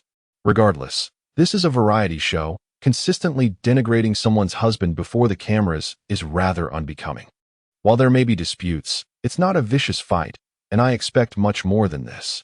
Fang Qian and Li Lei stepped forward to regain control, drawing everyone's attention back to the live broadcast. Fu Qing, having seen off Fang Shi, felt a surge of anger within her. The tasks assigned by Huang remained unfulfilled, and Shenqi feigned sleep, making it impossible for Fu Qing to rouse him. Very well, the mountains remain unchanged, and the waters flow eternally. Fu Qing gritted her teeth as she directed this remark at Shenqi, clicking her heels as she strode out. Shen Xiaoquan shot a glare at Shenqi before hastening after her. Alone in the villa, Shenqi finally relaxed, releasing a long sigh. That was a close call. I nearly exposed myself. Doesn't this serve as proof of the truth? Indeed, it was Shenqi who wrote it, and he is concealing his identity. But Huang cannot produce evidence proving Shenqi's authorship, which complicates the matter. There is an unsettling sense of dissonance, yet it seems entirely plausible. Shenqi furrowed his brow, deeply contemplating the situation, resembling a detective analyzing a case. Only Shen Xiaoquan and the 4 elder members of the old band truly know the truth. Judging by Shen Xiaoquan's demeanor earlier, he likely isn't the source of this information. That leaves only old Wang. With a surge of irritation, Shenqi took out his phone and called Wang Dehai. Old Wang, you are not being righteous. When I introduced the song, When Will the Bright Moon Appear, it was with the intent of assisting you and your fellow brothers. We had agreed beforehand that you would not disclose that I was the author of this piece. What? I haven't told anyone. Only the 4 of us are aware. That is not correct. How did Fang Shi find out? Does Fang Shi know? Shenqi was bewildered. Wang Dehai continued. We are old friends. He approached me directly and expressed his desire to speak with you, so I brought him to you. But why did you mention that melody when you left? Why did you bring up my knowledge of folk instruments? I merely referenced a tune. I did not specify it was When Will the Bright Moon Appear. Nor did you instruct me not to mention folk instruments. Shenqi found himself at a loss for words. Next time, be more cautious, old Wang. After hanging up, Shenqi fell into contemplation once again. It's over. I feel Shenqi is about to discover that we have been spying on him. For goodness sake. Can someone provide Shenqi with a plausible yet false explanation? I do not wish for him to learn about the live broadcast. Now, the only option left is to sacrifice Xiaoquan. Indeed, the most reasonable explanation must come from Xiaoquan's lips. In the broadcasting room, Lin Xiaolu appeared rather troubled. The images from earlier had led the public to unequivocally conclude that Shenqi was the author of When Will the Bright Moon Appear. In the absence of any pretense, one's true self is often revealed. Lin Xiaolu chose to remain silent. Li Huang seemed to glance at Bai Qinghe and Lin Xiaolu, causing Lin Xiaolu to feel a pang of anxiety, her apprehensions towards Li Huang beginning to surface. Meanwhile, Bai Qinghe remained composed and unyielding as a mountain. Zhui Yi was quite puzzled. Why, despite the clear identification of Shenqi as the author, did Li Huang not retaliate in any manner? Li Huang turned his gaze towards Fang Qian and Li Lei. Host, I could call Xiaoquan and have him admit that he informed Fu Qing, and everything would be justified. The live broadcast would remain a secret to Shenqi. The audience erupted in enthusiastic applause, and the comments section overflowed with praise. A subtle smile graced Li Huang's face. Did you see that? This is the true spirit of variety shows. Compared to you two, I, Li Huang, am practically a bodhisattva. Zhui Yi seemed to grasp the situation. The more Li Huang adhered to the rules, the more the other two appeared despicable and base. Quite impressive. Fang Qian and Li Lei were engaged in discussions with the production team, while Bai Qinghe, seemingly puzzled, murmured softly, "Even so. Will Xinqi not learn about the live broadcast online?" In that moment, Lin Xiaolu stood up as if struck by a sudden realization. Yes. We are in the information age. Xinqi will undoubtedly see that he has been broadcasted on trending topics. Li Huanga narrowed his eyes and looked towards the two once more. Bai Qinghe remained her usual self, her words not sharp yet skillfully guiding the conversation. Lin Xiaolu was not foolish, but she still fell prey to Bai Qinghe's manipulation, often finding herself slapped in the face while Bai Qinghe lurked in the background. Xinqi rarely ventured online and paid little attention to the entertainment news. Now, everyone has a basic understanding of Xinqi. He simply wishes to take a back seat and thus pays little heed to trending topics. After all, in his heart, he believes he is the true figure in charge. The audience nodded in agreement. However, Li Huanga suddenly shifted the conversation, a hint of astonishment mingled with confusion on his face. I just stumbled upon a curious issue. Bai Ying's husband, Liang Bin, is a high-ranking executive in a media company, which undoubtedly keeps him attuned to the dynamics of the entertainment industry. And Lin Ying's husband is a superstar singer. If they claim to be oblivious to trending topics, even if Xinqi were to insist otherwise, I would find it hard to believe. Bai Qinghe and Lin Xiaolu were left dumbfounded. Oh no, you're right. I just realized. So, Liang Bin and Ji Ming must have known they were being live-streamed. Are they performing for us, the 2 million viewers? You're overthinking it. The highest number of viewers during their live broadcast was merely a few 100,000, with the lowest being around 30 to 40,000. Goodness. Those two are always keeping an eye on Xinqi, yet they never mention knowing about the live stream. Chapter 64. Li Huanga's terrifying insight. Fu Qing's clever plan. The barrage of comments was rife with skepticism regarding Ji Ming and Liang Bin's prior knowledge of the live stream, particularly aimed at Ji Ming. Despite Ji Ming's commendable acting skills, astute netizens uncovered certain details from Lin Xiaolu's family's live broadcast during the first episode, which instantly sparked widespread discussion online, especially regarding those 4 dishes. While the director's team deliberated whether to have Li Huanga call Shinshakuan Li Huanga, with a hint of schadenfreude, feigned casualness and began conversing as if fulfilling her duty as an observer. Hey, don't you think everyone in the entertainment industry has a penchant for following trending topics? Zhuo Yi blinked her beautiful eyes, nodding vigorously. Of course, if we cannot grasp the pulse of entertainment, we are surely destined for elimination. Li Huanga concurred. The evergreen figures in our circle remain ever relevant largely due to their acute sensitivity to trending topics and entertainment news. So, being so young, you must learn from those superstar singers. Zhuo Yi bobbed her little head like a chick pecking at grain. Thank you for your guidance, Sister Huanga. I will certainly study hard and stay attuned to trending topics. Although Lin Xiaolu may not excel in managing expressions like Bai Qinghe, she had immersed herself in the entertainment industry for many years and was close to losing her composure. Look at my Huanga, throwing shade with a veiled punch. Observe my Huanga's snarky tone. Quite reasonable indeed. Just as sensible as wearing a cotton coat in winter and fanning oneself in summer. Zhuo Yi, always clear about right and wrong, turned to Bai Qinghe. Bai Ying, your husband is a senior executive at Xingho Media, correct? I heard that Xingho Media released a short drama last month, which was produced by teacher Liang Bin. I still vividly remember his remarks at the press conference. He stated that we, as entertainers, should adapt to the entertainment era and uphold the spirit of entertainment. The short drama appears to be an inspirational piece based on a trending topic you previously engaged with. It seems that teacher Liang has been keeping an eye on the trending charts. Zhuo Yi tilted her head, observing Bai Qinghe's expressionless face. Is that so? Bai Qinghe responded with a dull hum, employing the simplest reply to avoid exacerbating any issues. Li Huanga chuckled lightly. Yi made a very good point, didn't she? Suddenly, Li Huanga turned his gaze towards Fang Qian and Li Lei. On the very first day of our show's broadcast, while I was still live at home, how many entries from the trending list made it to the top 20? Fang Qian cautiously replied, roughly about 10. Oh. Li Huanga responded with a single word before falling silent. Thus, on the day of the broadcast at Huanga's residence, Ji Ming and Liang Bin had already realized they would also be live-streamed, correct? Obviously, by that first day, it was already confirmed that Bai Qinghe and Lin Xiaolu's families would also be live-streamed. It was all over the trending list. How could they not know? Haha. You underestimate the two leading actresses. Perhaps the script was already being written before the show even aired. These days, no variety show is entirely genuine. Zhang Wei felt a surge of anxiety, believing that the ongoing discussions online posed a significant challenge to the production team. Yet, that man remained unfazed. Stroking his little mustache. I had anticipated all of this long ago, so fret not.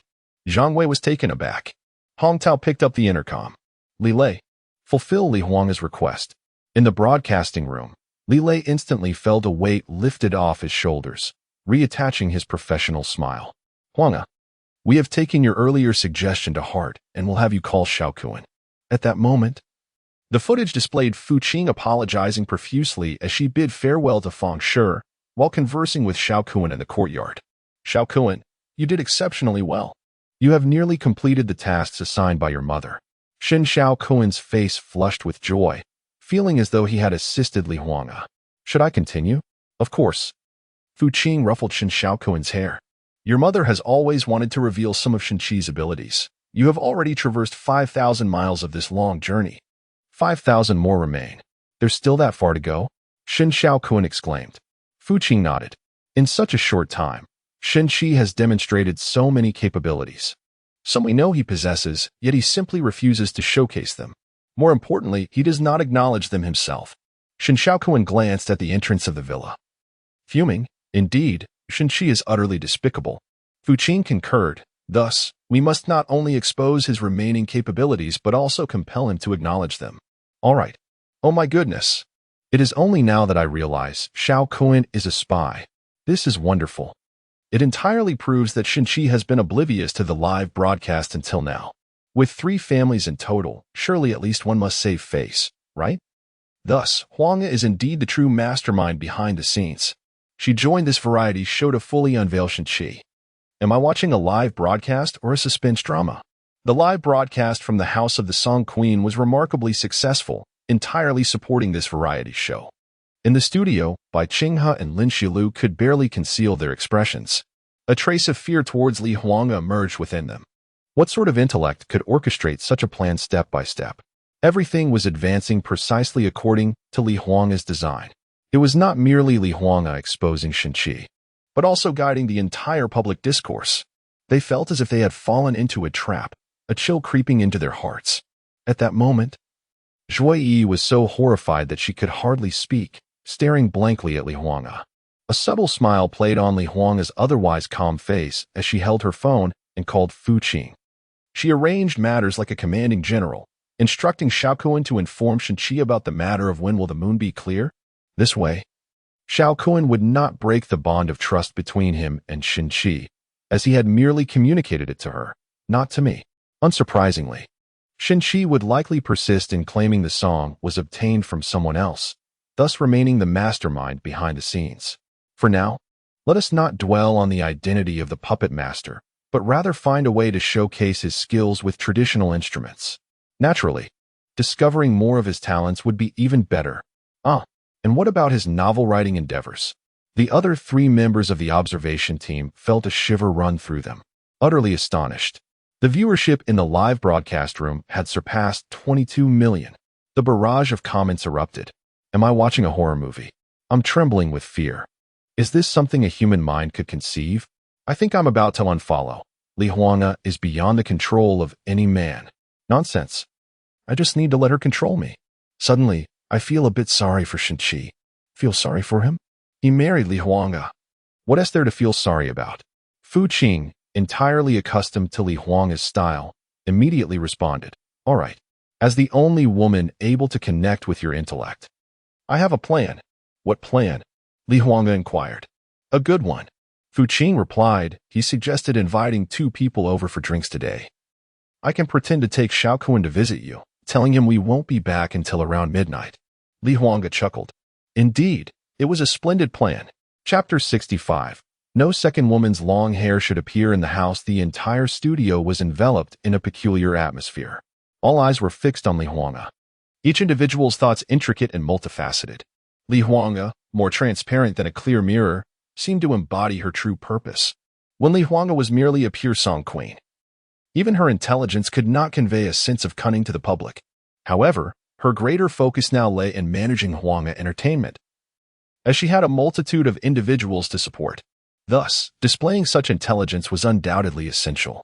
In doing so, prospective partners would feel assured in entrusting resources to Huanga Entertainment, confident in its capabilities.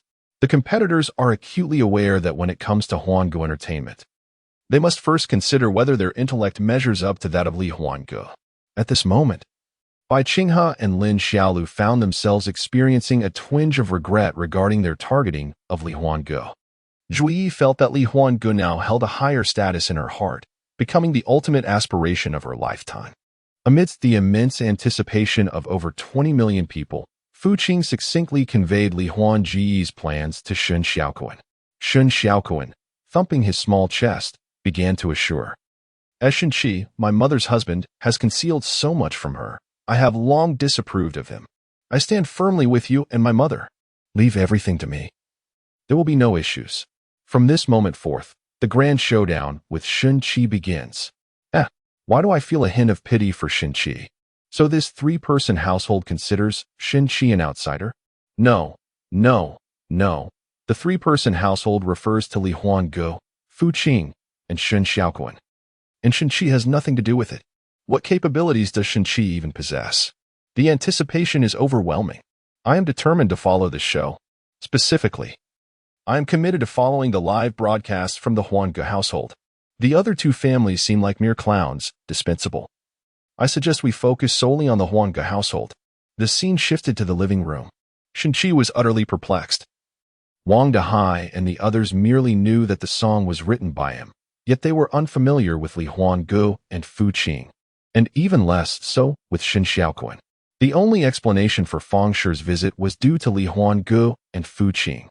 The sole possibility was that Xiaoquan had informed Li Huanga and Fu Qing. Shenqi furrowed his brow. The only option now is to deny everything. Little traitor.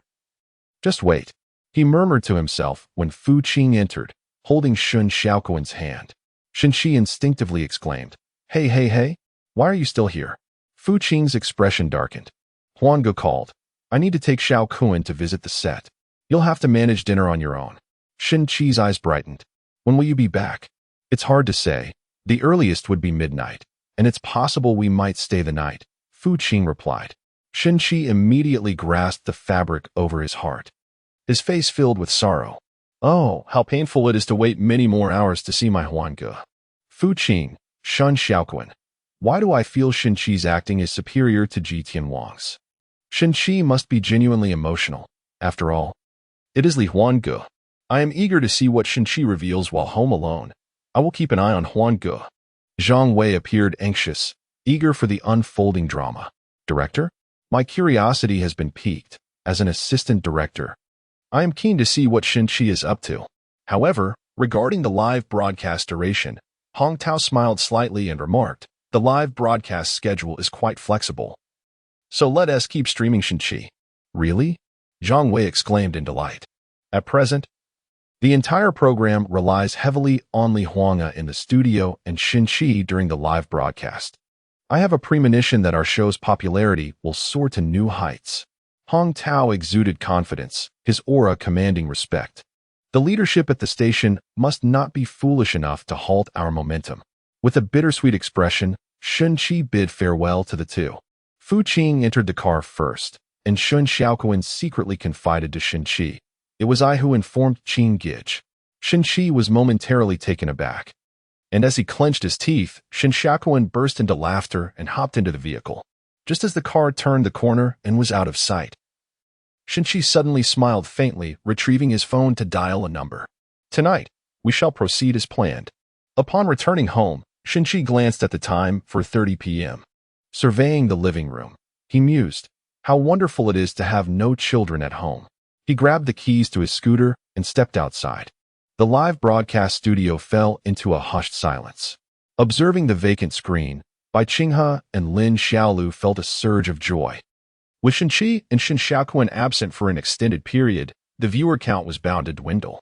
If Shenqi had gone out for drinks, that would be splendid.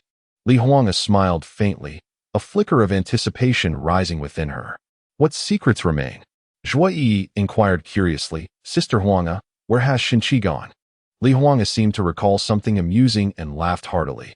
You cannot even fathom how frugal he is. While I am unaware of whom he intends to treat to drinks, I can assure you, he would never spend money at a restaurant. He must have gone out to buy groceries. The live audience responded with good-natured laughter. A full 20 minutes passed, and Bai Qinghe and Lin Xiaolu were astonished to discover that the online viewer count had remained stable at around 22 million. Even experiencing a slight increase, they felt as if they had entered a surreal entertainment industry, their perceptions completely reshaped. How could such an empty live stream captivate so many viewers? After a moment's reflection, they realized the truth. Not only the audience, but even the opposing Bai Qinghe and Lin Xiaolu had to concede that their curiosity had been thoroughly piqued by Shenqi and Li Huanga. What secrets does Shenqi harbor? Approximately half an hour had elapsed from the time he left until his return. When he came back, Shenqi carried 2 plastic bags in his hands. All eyes were fixed on him, believing he was about to showcase his culinary skills with a feast. However, Shenqi merely placed the bags in the kitchen and tidied up a bit. After cleaning, he returned to his computer. The live audience in the studio erupted into excitement. Quick, switch the camera to the computer screen. I have a feeling he is writing a novel. Sister Huanga, you must agree. Aren't you eager to discover what novel Shenqi is penning? Oh my, I'm on the edge of my seat. Zhuo Yi grasped Li Huanga's arm tightly, and Li Huanga felt a flutter of excitement. I agree to view the computer screen. The technical team of the program was already brimming with anticipation, and the screen promptly switched to the scene. Before Shenqi's eyes lay not the author's backend of a novel website, nor the interface of a writing software, but a collection of folders and a chat dialogue. Shenqi opened a folder and sent a document to a friend named One Face Protecting Hard Hair, who replied promptly. Received. He then sent another document to a friend named 9 Provinces Big Pout, who also responded. Received. Brother Qi. Xiaohong insists on following me into moutier place. Shenqi furrowed his brow. It seemed that women inevitably shed hair. There could not be a second woman's long hair appearing in his home. Do not bring her. Chapter 66, One Face Protecting Hard Hair and 9 Provinces Big Pout. Although no one was privy to any details about the novel on Shenqi's computer screen, everyone sensed that the moment had ripened. One Face Protecting Hard Hair and 9 Provinces Big Pout were indeed the 2 drinking buddies Shenqi had invited. Ah, indeed. He has secretly invited people over to drink behind the back of the songstress. What on earth was written in the documents sent to those 2? Shouldn't everyone be more concerned about Xiaohong, who is losing hair? Yes, we ought to focus on Xiaohong. Shenqi seems overly cautious, fearing that the songstress might misconstrue his invitation of women to his home. Have the 2 older ladies who visited before not lost any hair? The barrage of comments flowed abundantly, and discussions erupted in the studio. Zhuo Yi and the 2 hosts now fully understood that, regardless of the matter, asking Li Huanga would yield no clarity. Wait a moment. Since someone is coming over for dinner and Shenqi has bought vegetables, why isn't he cooking? Lin Xiaolu inquired curiously. She was deeply concerned that if Shenqi were to cook again, the online discussions would undoubtedly resurface regarding Ji Ming's for takeout dishes. In just a brief moment, the myriad of uncertainties presented in the live broadcast had become overwhelming. Oh, it appears that Sister Huanga is quite oblivious to all things concerning Shenqi. If not for their marital relationship, one might think they are merely acquaintances, Bai Qinghe remarked, prompting nods of agreement from many. Reflecting on Li Huanga's status and Shenqi's continuous engagement in household chores, such a dynamic seemed rather ordinary. A slight tremor coursed through Li Huanga, compelling her to ponder. Have I truly been neglecting Shenqi too much? Under the terms of their contractual marriage, while there was no obligation to constantly monitor Shenqi, his contributions far exceeded the mere monthly allowance of 200,000 yuan. At the very least, Li Huanga believed that 200,000 was trivial. The provision of daily meals alone warranted such expenditure, not to mention the additional efforts Shenqi had made. At the headquarters conference room of 8 Cats Novel Network, The president, vice president, and other executives gathered, with the live broadcast featuring Shin-Chi displayed on the screen. Someone was delivering a report. We have checked the information of all contracted authors, but there is no record of Shin-Chi. Could it be that his work does not even meet the signing standards? No matter, another interjected, we can directly offer him a contract. Given his current popularity and the show's immense success, he will undoubtedly draw in a significant audience. After some investigation, it appears that the author Shin-Chi has not signed a contract with us, and there is no evidence to suggest that he writes novels for our website. It seems rather unfortunate, akin to drawing water with a bamboo basket. Just then, a young and handsome editor rushed in, panting. "Boss, I was just watching the live stream. Among the authors I signed last month, 2 pen names happened to be one face guarding heart in 9 provinces, big pouting mouth." As the clock struck 7 in the evening, the doorbell finally rang. Shin-Chi stepped outside and brought in 2 individuals. They were both tall and unassuming in appearance, one stout with a scruffy beard, and the other slender, fair, and refined. It was evident that the bearded fellow was one face guarding heart, while the elegant one was undoubtedly 9 provinces' big pouting mouth, known for his cheerful demeanor. Their familiarity with Shin-Chi suggested they were likely his close acquaintances, and anticipation filled the air as we awaited their conversation. Shin-Chi retrieved 2 plastic bags, from which he pulled out smaller bags and laid them out on the coffee table. Inside were delicacies such as pig ears, diced pig heart, shredded roasted chicken, and various cold dishes, as well as peanuts. "Is this all we're having?" the stout man inquired, his expression one of dissatisfaction. The slender man echoed his sentiments. "With your culinary skills, are you just teasing us?" Shin-Chi shrugged. "There are few things in this world that inspire me to cook with care, though you two qualify." Today's theme is reminiscence of hardship and sweetness. Their laughter filled the room, seemingly unfazed as they settled onto the sofa. Observing this scene, the initially perplexed Li Huanga couldn't help but chuckle. What does this even signify in terms of reminiscing hardship? Isn't it just plain noodles? Zhuo Yi burst into laughter, while Lin Xiaolu's expression shifted once more. Shin-Chi then brought out a case of white liquor. The 3 of them appeared accustomed to the ritual, each opening a bottle and pouring for themselves, leaving many astonished. Within less than an hour, each had polished off a bottle, as if it were nothing. "Goodness! Do you all possess such remarkable alcohol tolerance?" Zhuo Yi exclaimed in disbelief. Li Huanga furrowed her brow in confusion. "When I'm at home with Shin-Chi, we might share a drink, but I usually just have a bit of red wine to unwind, while he drinks 3 or 4 bottles of beer to keep me company. He has never had white liquor before. I always thought his limit was just a few beers." Lin Xiaolu retorted. "Are you unaware of your husband's drinking capacity?" The implication was clear. The relationship between the couple was evidently strained. Perhaps Shin-Chi understood her well, but she did not possess the same understanding of her husband. This suggested that while Shin-Chi had affection for her, her marriage to him was merely a means to find someone to manage the household. Li Huanga offered a slight smile and chose to ignore the jab. Such a level of provocation felt more like a mere tickle. The online audience, however, seemed entirely captivated by the simplicity of the small gathering and the modest dishes presented. Their expectations had finally come to fruition. After a bottle of liquor, the conversation among the 3 noticeably intensified. The slender man remarked, "Brother Chi, I am here today primarily for 2 matters. The first pertains to relationships. This relationship issue encompasses 2 parts. One is mine, and the other concerns him." As he spoke, he casually pulled out a cigarette and a lighter. Shin-Chi frowned slightly. "Step outside to smoke. Li Huanga dislikes the smell of cigarettes. Besides, she isn't home. Brother Chi, you truly are a devoted admirer, aren't you?" The stout man intercepted the slender man, saying, "Enough, enough, don't smoke. You're on the verge of a breakup. Don't you understand why?" The slender man paused, tucking the cigarette back into his pocket. Shin-Chi listened for a while. It was merely the usual discord between men and women. "You both have issues. Your problem lies in your desperation for a resolution, which breeds unhappiness." The slender man was taken aback. "Then what about her problem?" Shin-Chi replied, "She cannot tolerate the smell of cigarettes. She should never have pursued a smoker in the first place, rather than incessantly attempting to reform a habitual smoker. She cannot endure loneliness, So she seeks a soft and clingy man, rather than compelling you, a driven and busy individual, to accompany her constantly. She chose the worst approach, blindly clinging to you, only to later find fault in everything and embark on a rigorous transformation regimen for you.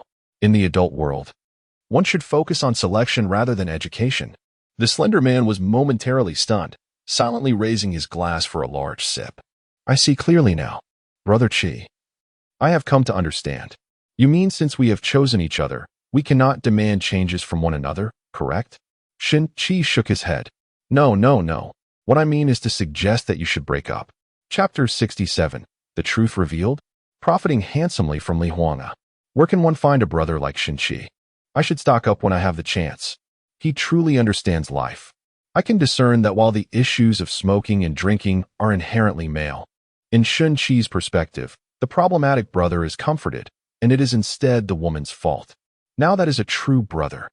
In contrast to the concerns regarding the overly outspoken individual, matters concerning the stout man were far more significant. Despite being engaged, his fiancée was incredibly demanding. Throughout the year, there were countless holidays and anniversaries, each requiring gifts, along with numerous justifications for receiving presents. The stout man found it overwhelmingly tedious. Shin-Chi took a sip of his drink and said nonchalantly, I have a strategy. What is it, Brother Chi? The stout man immediately perked up. Shin-Chi pondered briefly and suggested, just tell her this. If you truly love me, then this mid-autumn festival, gift me 10 gold bars. What? The stout man was left speechless. A multitude of question marks flooded the screen. Shin-Chi explained with an air of certainty, requesting 10 gold bars signifies tenfold sincerity. It implies you will not engage in flirtations with other women. 10 gold bars also represent her affection, understanding, patience, adoration, protection, and companionship for you. What a boy desires is merely a show of commitment. You have devoted your prime years to her, and she must not squander your youth. The stout man gasped in disbelief. The slender man appeared perplexed, sensing that something was amiss, yet everything seemed to align perfectly. What a revelation! Why does this feel so strange? Isn't this merely an eye for an eye approach? I find no fault in this.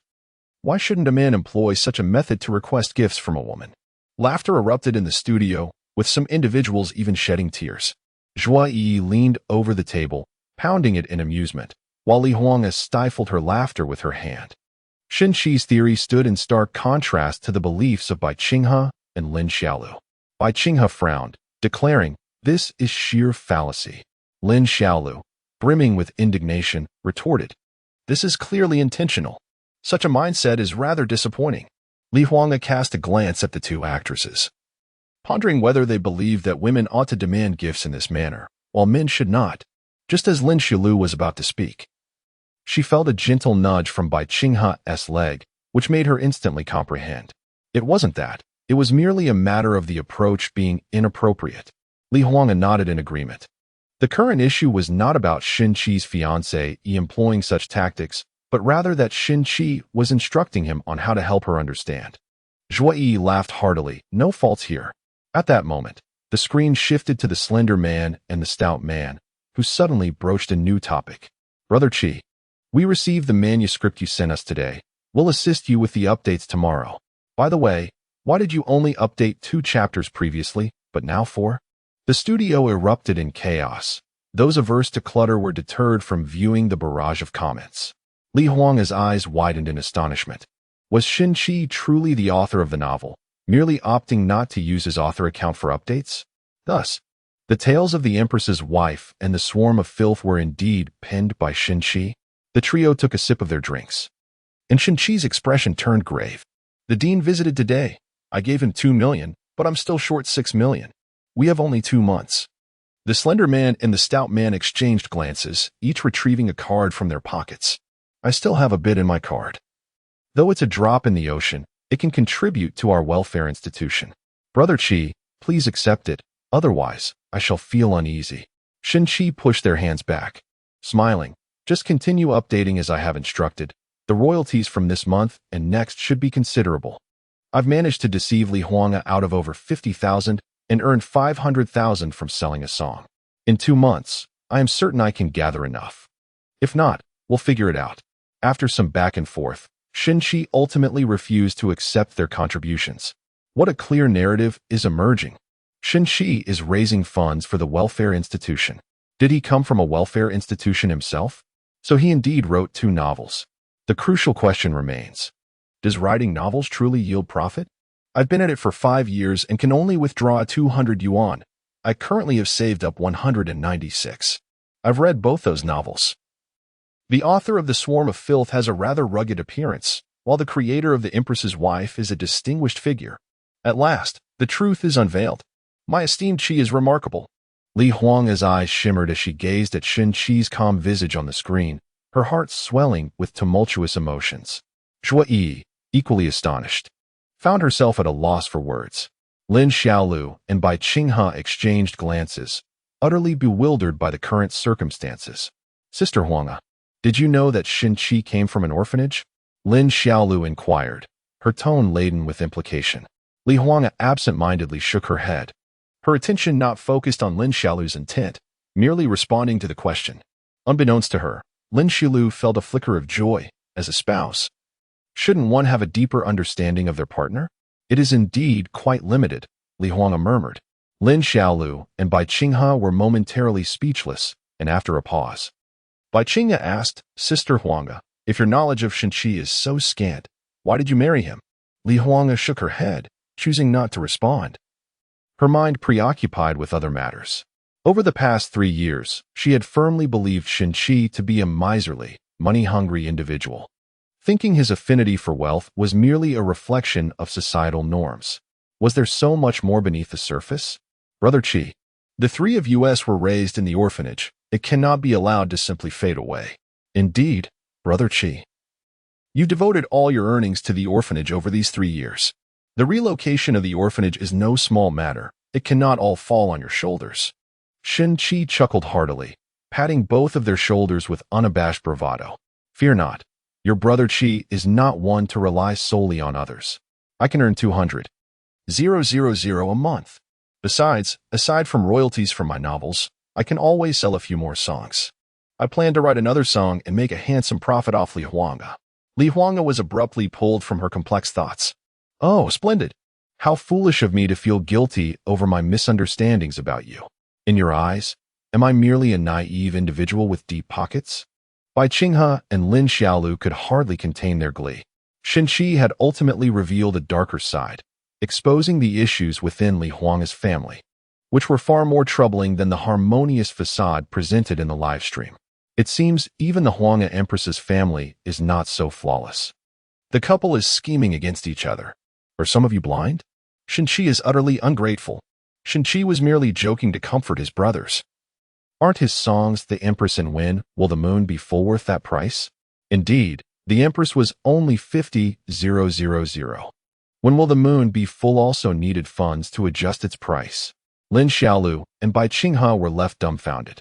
Could it be that netizens were actually defending Shin-chi? Was my entry into the entertainment industry a sham? Shin-chi, seemingly intent on reassuring his 2 brothers, continued, now that Shin Shakuan has arrived, I must take care of him. Li Huang hasn't increased my pay.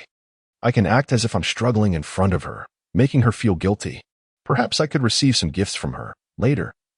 I could post the gifts she previously gave me online, and I might earn a tidy sum. Chapter 68. At that time, each of you will receive a share of the Best Actress's bounty. Feng Shi was somewhat disappointed that he had not found the true creator of the lyrics for When Will the Moon Be Full. Restless and unable to sleep, I opened my phone only to discover that the program Mom is on a business trip was still being broadcast live. With a hint of curiosity and a touch of hope, I decided to tune in. Amid the torrent of comments, I quickly gleaned the information that piqued my interest. The 2 leading actresses are truly cunning. It has now been confirmed that Shin-chi not only authored 2 novels, but When Will the Moon Be Bright is also a creation of his. What do they have to say? Mr. Feng sure must feel he wasted his trip. I hope he sees my comment. I feel that selling When Will the Moon Be Bright for 500,000 would be a bargain.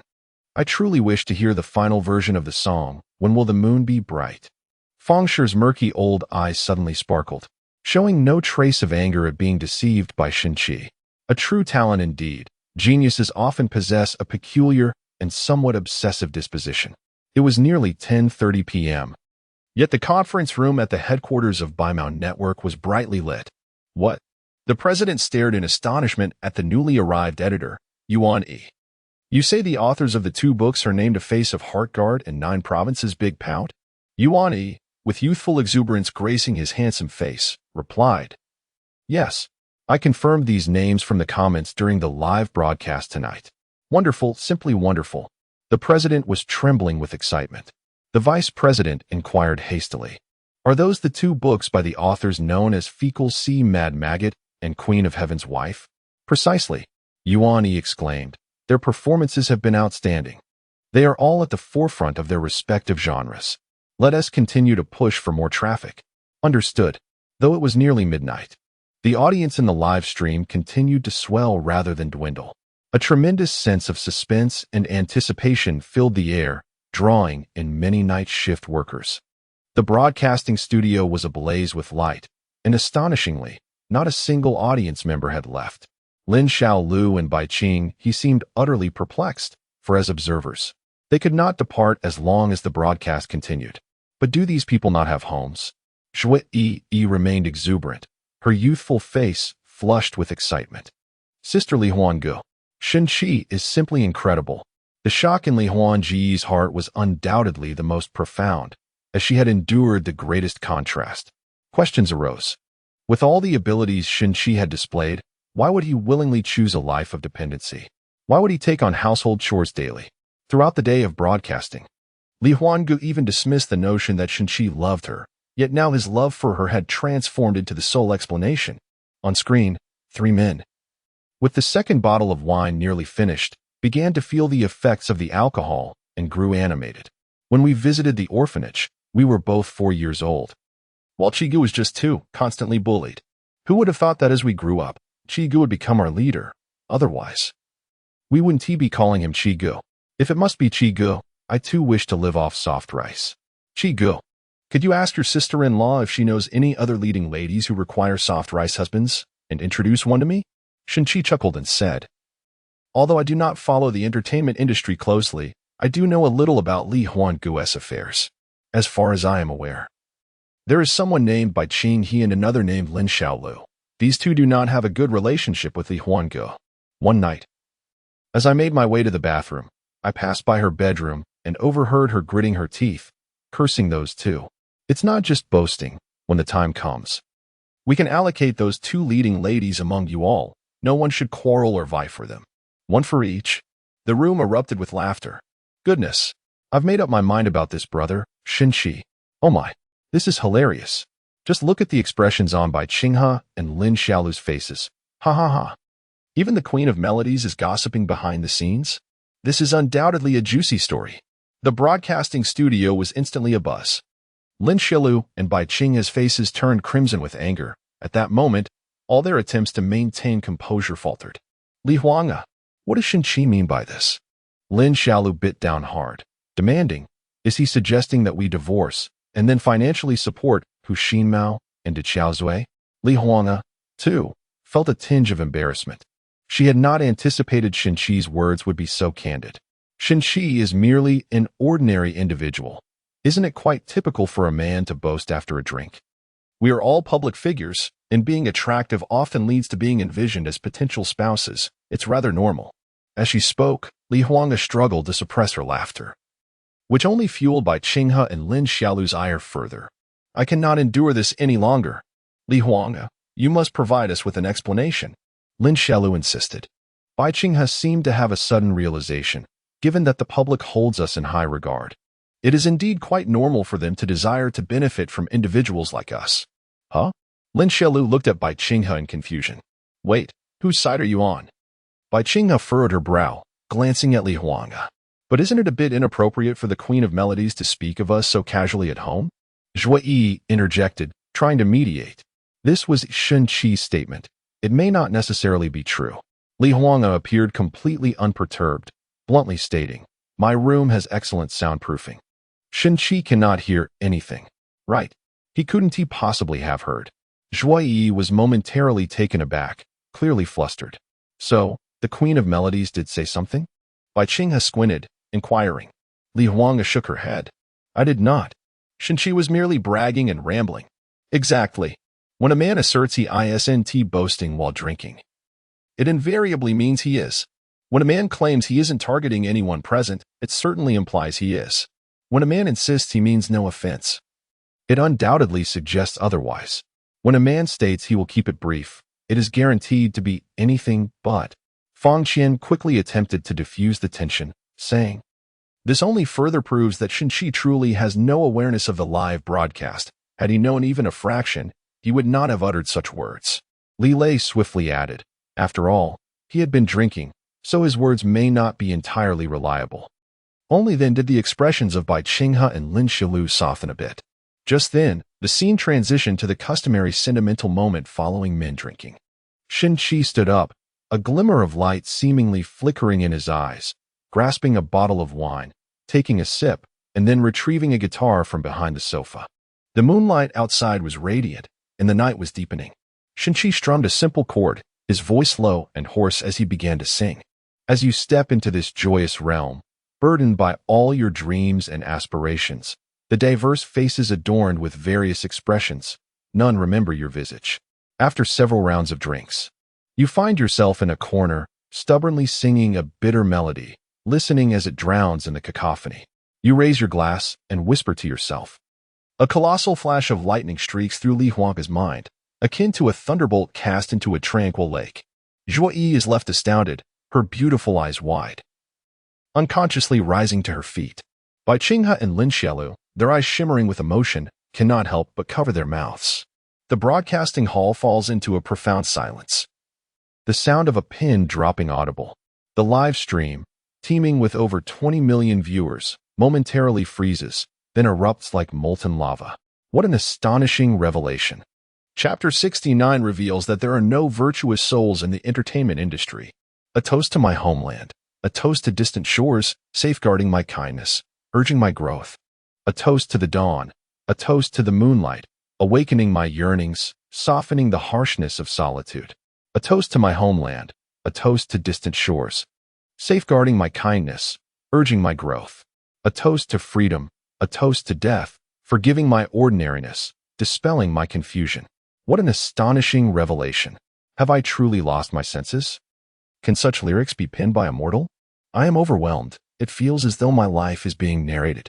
Here I am, kneeling in the dead of night, tears streaming down my face, while my mother has already contacted a psychologist. I raise my glass to those sycophantic leaders, while he toasts to life itself. Finally, I have found resonance, weeping freely to this song. Those who empathize feel their eyes welling with tears. In this moment, Bai Qinghe and Lin Xiaolu also find themselves misty-eyed. They too were once innocent and kind-hearted girls, assimilated and corroded by the entertainment industry's murky waters, transforming into the conflicted individuals they are now. They reflect on the ridicule, disdain, hardships, and humiliations they've endured over the years. Gazing at Shenqi on the screen, they murmur, "You wretched creature." Zhuo Yi's nails dig into her fair, slender thigh. Yet she feels no pain. Li Huang's eyes glisten with unshed tears, reminiscing about leaving home, burdened with the sorrows and weights of an ordinary life. Moving forward with great difficulty. Shenqi, oh Shenqi, what manner of person are you? To others, you are merely a slothful man living off others. To me, you are a gentle and wise counterpart. Yet now, you have deemed me a fool? What else is it that I do not know? In the scene, Hu Xinmao and Xiaozue recall their days in the orphanage and the arduous struggle of stepping into society after leaving it. They gulp down the last remnants of alcohol from the bottle. The liquid seems to course through their veins, reddening their eyes. Shenqi's hoarse, magnetic voice concludes with the final guitar chord. Well, after dawn, the departure is always hasty. The sober are the most absurd. Shenqi glances at the two dazed individuals and smiles gently. That's enough. Let us return to our respective homes. The two nod somberly. Brother Qi, what is the title of this song? De Xiaozue inquires. It is called Dissipating Sorrows. Hu Xinmao inquired. Brother Qi, with your remarkable talents, why not venture into the entertainment industry as a singer? You would undoubtedly become a superstar. Shenqi merely scoffed. What good is there in the entertainment world? The crowd reacted with astonished expressions. Indeed, Qi Yi never fails to astonish us. He has even taken down his own wife with his words. Did you all see the dark line on Queen Li Hongwa's face? There's something wicked yet captivating about Shen Qi, don't you think? This man's charm is simply irresistible. Li Hongwa, Bai Qinghe, and Lin Xiaolu wore displeased expressions, while Zhuo Yi cackled with delight. Suddenly, several comments in red appeared on the screen. In the subtle nuances of listening, one can sense the creator's desire to convey a spirit of perseverance, urging us to continue pursuing our ideals even in adversity. Imagery of hometown, distance, kindness, and growth resonates deeply with the youth striving hard, yet sometimes feeling overwhelmed. The word choice is precise, the melody piercing, provoking contemplation. A rare masterpiece. Li Lei chuckled. This online commentator is renowned in our Huaxia pop music scene, the esteemed lyricist and music critic, teacher Zhao Shanhe. It seems he holds Shen Qi's song in high regard. The crowd was jolted back to reality by Li Lei's words. At that moment, more red comments appeared on the screen. I must respectfully disagree with teacher Zhao Shanhe. In my view, this song falls short. The deliberately husky voice attempts to evoke a sense of life's hardships. With a barrage of ornate phrases, it seeks to resonate with some listeners. The melody is overly simplistic, lacking any dynamic rise and fall. I feel this song is superficial and certainly not a great work. Fang Qian's expression grew peculiar. This esteemed figure is also a prominent lyricist and music critic, teacher Jin Lin. Lin Xiaolu and Bai Qinghe, initially disheartened by Zhao Shanhe's high praise, now brightened at the prospect of a spectacle. Zhuo Yi, fueled by her sense of justice, boldly retorted, "This is undeniably a good song. A song that resonates deeply with many." Li Hongwa glanced at Zhuo Yi, gently shaking her head. She understood all too well why Jin Lin had made such remarks. Jin Lin's fame was closely tied to the superstar Ji Ming, and they were essentially allies. The network of relationships was straightforward. A friend's enemy is an enemy. Li Hongwa smiled as she watched Shen Qi, who was tidying up with a comical expression, a glimmer of admiration in her eyes. Each to their own. Any work serves those who find resonance, yet it cannot evoke empathy from those who do not. Nevertheless, the quality of the song remains clear. Here, I can only say, teacher Zhao Shanhe possesses exceptional discernment. Queen Hongwa remains ever the eloquent critic, her gentle words cutting to the core. This song is undeniably excellent. Why must one speak falsehoods? I have long harbored a disdain for Jin Lin, who has cultivated a persona characterized by a blunt and acerbic tone, seemingly ready to lash out at anyone in her sight. I found myself resonating deeply with teacher Zhao Shanhe's words, which moved me to tears just moments ago. The barrage of comments from Zhao Shanhe reappeared. Thank you, Queen Huangge, for your candidness. Huangge smiled and replied, "You're welcome." The comments from Jin Lin were palpable with emotion. What do you mean? Are you suggesting I lack an understanding of music? Very well. Do you dare to wager with me? I shall compose a song akin to Xiaoqiu and we shall compare it. Both songs will be released simultaneously, and we will measure their rankings on the Mandarin music charts. Huangge smiled faintly, pondering what Jin Lin intended to wager. The loser must post on Weibo, conceding that their appreciation level is inferior. Huangge squinted, understanding the underlying motives.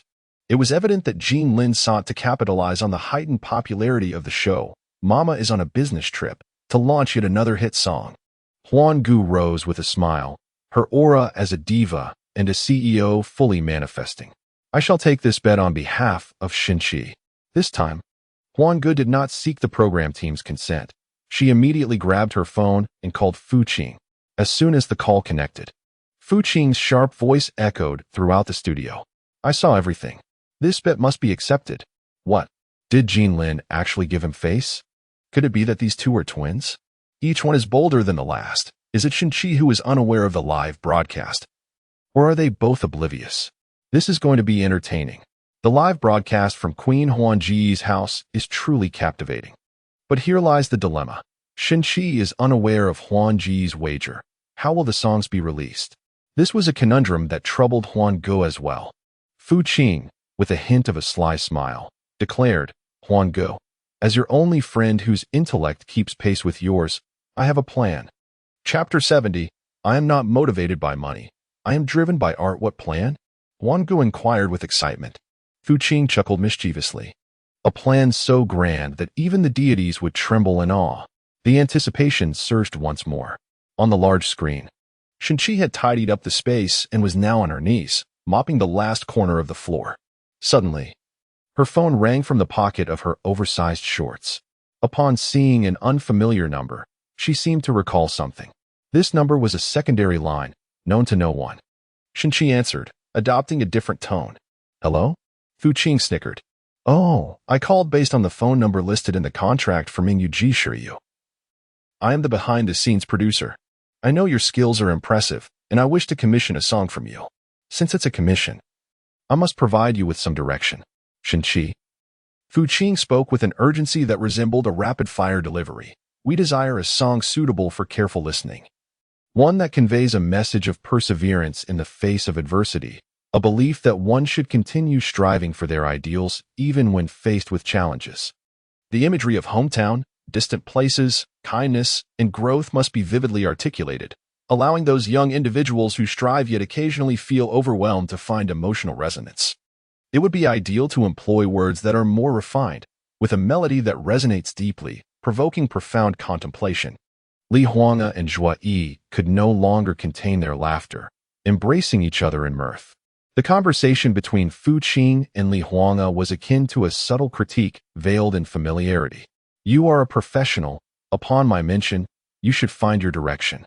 Perhaps some might argue that the song I wish to customize is rife with flaws, such as the deliberate use of a hoarse voice to evoke a sense of life's hardships, or the excessive reliance on parallel structures to elicit resonance from listeners. Others may remark that the melody is overly simplistic, lacking the necessary fluctuations to captivate, or that the song merely possesses an exterior charm, failing to embody true artistry. Amidst the laughter, Shenqi blinked in confusion, sensing something amiss yet unable to pinpoint the source, until Fu Qing, with indignation, urged him to disregard the voices of those detractors, likening them to mere flatulence. Shenqi seemed to grasp her meaning. Fu Qing, much like Li Huanga, exhibited a fiery temperament, while Li Huanga, having transitioned to a corporate role, displayed some restraint. Fu Qing was unapologetically forthright. Shenqi surmised that Fu Qing must have made a wager with someone, leading her to seek out his expertise in her quest for the specific type of song she desired. Observing this exchange, many believed the matter would resolve favorably. However, Shenqi shrugged, adopting a different tone, and declared, I'm sorry, but I am quite busy. Busy? Aren't you merely waiting for Fu Qing to prompt you? Isn't your profession that of a songwriter? What do you do if not craft songs? Shenqi wore a sly smile, patiently elaborating. Firstly, I have a wife who is akin to a fairy, and I devote my days to preparing meals and attending to her needs, considering every detail. Secondly, I have a rather mischievous son, who proves quite challenging to care for. Lastly, songwriting is not as simple as laying an egg. It cannot be summoned at will. With a silent chuckle, Shenqi contemplated how one day, should they uncover the identity of the mastermind behind the music, Li Huanga would surely find joy in his earlier remarks, while Fu Qing might feel a pang of regret for having underestimated him. After a moment of reflection, Fu Qing, gritting her teeth, declared, If I am satisfied with this song, the fee shall be 2 million. Everyone witnessed the tumultuous rise and fall of Shenqi's chest as he endeavored to suppress his excitement. I have taken on this task, Fu Qing exclaimed, while Li Huanga added, This is remarkable. Shenqi, with an expression of righteousness, solemnly declared, Do not misunderstand. I am not motivated by monetary gain. I have always approached my clients with utmost seriousness and responsibility. Furthermore, the principal reason is my dedication to art. Fu Qing was left speechless. All right. For the sake of art, I hope you can expedite the process. Shenqi responded with an affirmative grunt and inquired, If I can deliver it to you before midnight today, would you increase the payment? Fu Qing was utterly baffled. An additional 200,000? 20 minutes later. The transaction on Tauga network was complete. Shenqi abruptly ended the call. The broadcasting studio fell into a profound silence. Zhua Yi asked in astonishment, Is he really going to compose the lyrics and arrangement for Xiao Chou in just 20 minutes? It seems so. Li Huanga nodded in agreement. There appeared to be no other explanation. The red comments from Jean Lin re-emerged. This is hilarious. Writing the lyrics and arrangement for a song in 20 minutes? How audacious. Even for a song one is thoroughly familiar with, merely penning the lyrics is a daunting task, let alone arranging the instruments. No one in the entire music industry could achieve such a feat. The red comments from Zhao Shanhe also appeared. Indeed. But Shinchi just performed the song. Huanga Entertainment is quite professional in this regard. It's merely a procedural formality. The netizens suddenly gained clarity. Li Huanga felt a wave of relief wash over him. On the screen, Shinchi was seated before his computer, typing away at a remarkable speed, even producing afterimages. The typing speed of a web novelist is indeed rapid. It is plausible he could compose it in 20 minutes. Impossible. It's not merely about writing those lyrics. Composing the score is incredibly challenging. No song can be completed that swiftly. Quickly switch to Shinchi's computer screen. Fang Qian and Li Lei were even growing anxious, but before they could voice their concerns, Li Huanga shouted, "Switch." The computer screen was instantly displayed on the large screen. Within mere moments, half of a song's lyrics had been written. Most people had not yet comprehended the situation, but Bai Qinghe was the first to notice. She nearly lost her composure, her tone tinged with undeniable excitement. The lyrics seem to be incorrect. They are not the lyrics for Xiao Chou. Chapter 71. Am I a natural-born money magnet? Li Huanga and Zhuo Yi quickly scrutinized the text. Indeed, it was not. Zhuo Yi grew anxious. Wait, wasn't that just sung? How could it be written incorrectly so soon? Has he had too much to drink? Li Huanga, burdened with the wager against Jean Lin, felt a wave of anxiety wash over him. Shinchi, this is not simply about writing the wrong lyrics. Lin Xiaolu could barely suppress a smile. It seems that Huanga and teacher Jean Lin's bet is about to be lost. As the melody and lyrics were rapidly completed, Shinchi resumed his work on the instrumental arrangement. Zhao Shanhe's striking bullet screen re-emerged. This is not Xiao Chou. What I mean is, this is an entirely different song. A song that is not inferior in any way to Xiao Chou. Merely observing the lyrics may not reveal much. But when paired with the melody, everything becomes remarkably clear. Astonishingly, the arrangement of this song was conceived entirely within Shinchi's mind, and he composed it with remarkable swiftness. At this moment, those who understand music felt as though their minds were engulfed in a thick haze, while even those less familiar with music could sense an overwhelming impact. But that was not the end. After completing the song, Shinchi took out his phone and began recording. It was simply a straightforward guitar performance. I am a nameless person on this road, devoid of news or commentary. I must expend every effort to attain an ordinary script, twisting and turning in the struggle for survival. Indeed, this is not just a song, as attentive netizens noticed the song's title. They typed it into the bullet screen, nameless. The studio fell silent. Shinchi had only recorded a brief segment. Yet even this simple demo performance held everyone spellbound within the song's embrace. Once Shinchi completed this, he exhaled deeply, stood up, spread his arms wide to his chest, and then forcefully pressed down on both sides of his waist. That's a wrap. Li Huanga chuckled, her excitement palpable. And she suddenly recalled the moment when Shinchi had inquired whether the fragrance on her was her natural scent or a late-night indulgence. In a moment of mischief, Shinchi hastily scribbled down Tian Hei Hei. During the time Shinchi was writing, Li Huanga had experienced a similar sensation. Now, that feeling washed over her once more. How to describe such a feeling? It felt as if something was pressing down on her chest, suddenly squeezing violently. Blood surged from her heart, rapidly coursing through her veins. She found herself trembling in a state of ecstatic frenzy. The most vivid manifestation of this was the multitude of goosebumps erupting on her skin. It was overwhelming. Li Huanga instantly recognized that this song, Nameless, was astonishingly powerful. Whoever sings it will surely attain fame. Zhao Shanhe's and Jean Lin's vibrant bullet screens appeared in a crossfire of excitement. This song is simply phenomenal. This song still falls short for me. It feels like it rolled off the table and onto the floor compared to Xiao Chou. I can hardly believe my eyes. Did he not just say that writing songs is not like laying eggs? Then what is he doing now? All right, since both Nameless and Xiao Chou possess such quality, either could serve as a wager. Having been a lyricist and music critic for many years, this is the first time I've encountered such an extraordinary creator in Shinchi. What a sensationalist. Li Huang, you are bound to lose. The bullet screen was abuzz with diverse opinions. Some supported Zhao Shana, while others found Jean Lin's remarks to be valid. At that moment, Fu Qing, watching the live broadcast, felt utterly bewildered. Wait, isn't it too obvious that I was alluding to Xiao Chou? After making so many requests, how did he come up with Nameless? The crux of the matter is that Fu Qing was utterly stunned. The essence of the song Nameless Person is no less remarkable than the earlier piece Dissipating Sorrow, and it perfectly aligns with the previously stated requirements. What does this signify? Fu Qing abruptly rose to her feet, her face awash with incredulity. This indicated a plethora of song choices swirling in his mind. He cannot be human. How is it that this individual has managed to conceal himself beside the astute Li Huang?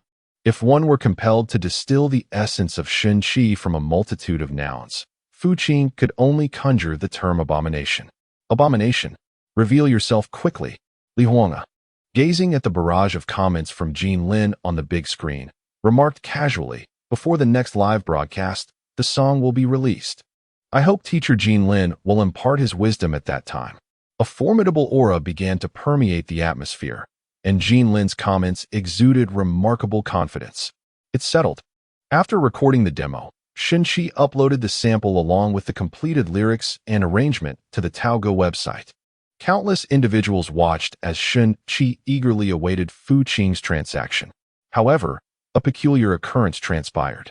Immediately after the upload, an avalanche of transaction requests flooded in. 999. Shen Qi was bewildered. Was something amiss? Were these people not sleeping at night? The critical point was that he had previously listed 2 songs, and they had sold within a brief span. Was behind the scenes truly that renowned?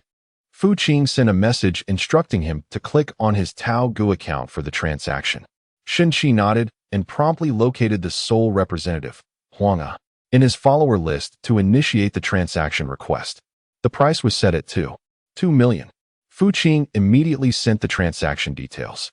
As Shen Qi beamed with delight, his phone chimed with a notification. Your bank account ending in the last 4 digits has received 2 million. Shen Qi let out a jubilant shout and leapt into the air. We, the common folk, truly ecstatic. After the excitement subsided, Shen Qi began to tally his earnings. 6 million minus 550, 000 leaves 5. 45 million, deducting 2 million leaves just over 3 million. In just one day, I have earned nearly 3 million. Shen Qi scratched the back of his head, his expression of pride nearly overwhelming him. Could it be that I possess an innate ability to attract wealth? Fang Qian and Li Lei arrived at the center stage of the studio. Today's live broadcast was lengthy, yet it was evident that everyone was particularly intrigued by the domestic affairs of the pop diva Huang. Now, we shall conduct a vote on the tasks filtered through big data. Li Huang immediately felt a surge of anxiety. The big screen displayed a multitude of task options, each seemingly invoking Schadenfreude from Bai Qinghe and Lin Xielu, leaving Li Huang at a loss for words. Have Shen Qi teach Li Huang to sing fried rice? Li Huang must uncover which 2 novels Shen Qi has written. Demand that Li Huang return all the money Shen Qi earned today. Have Shen Qi invite Hu Xinmao into Chao to drink while Li Huang is at home.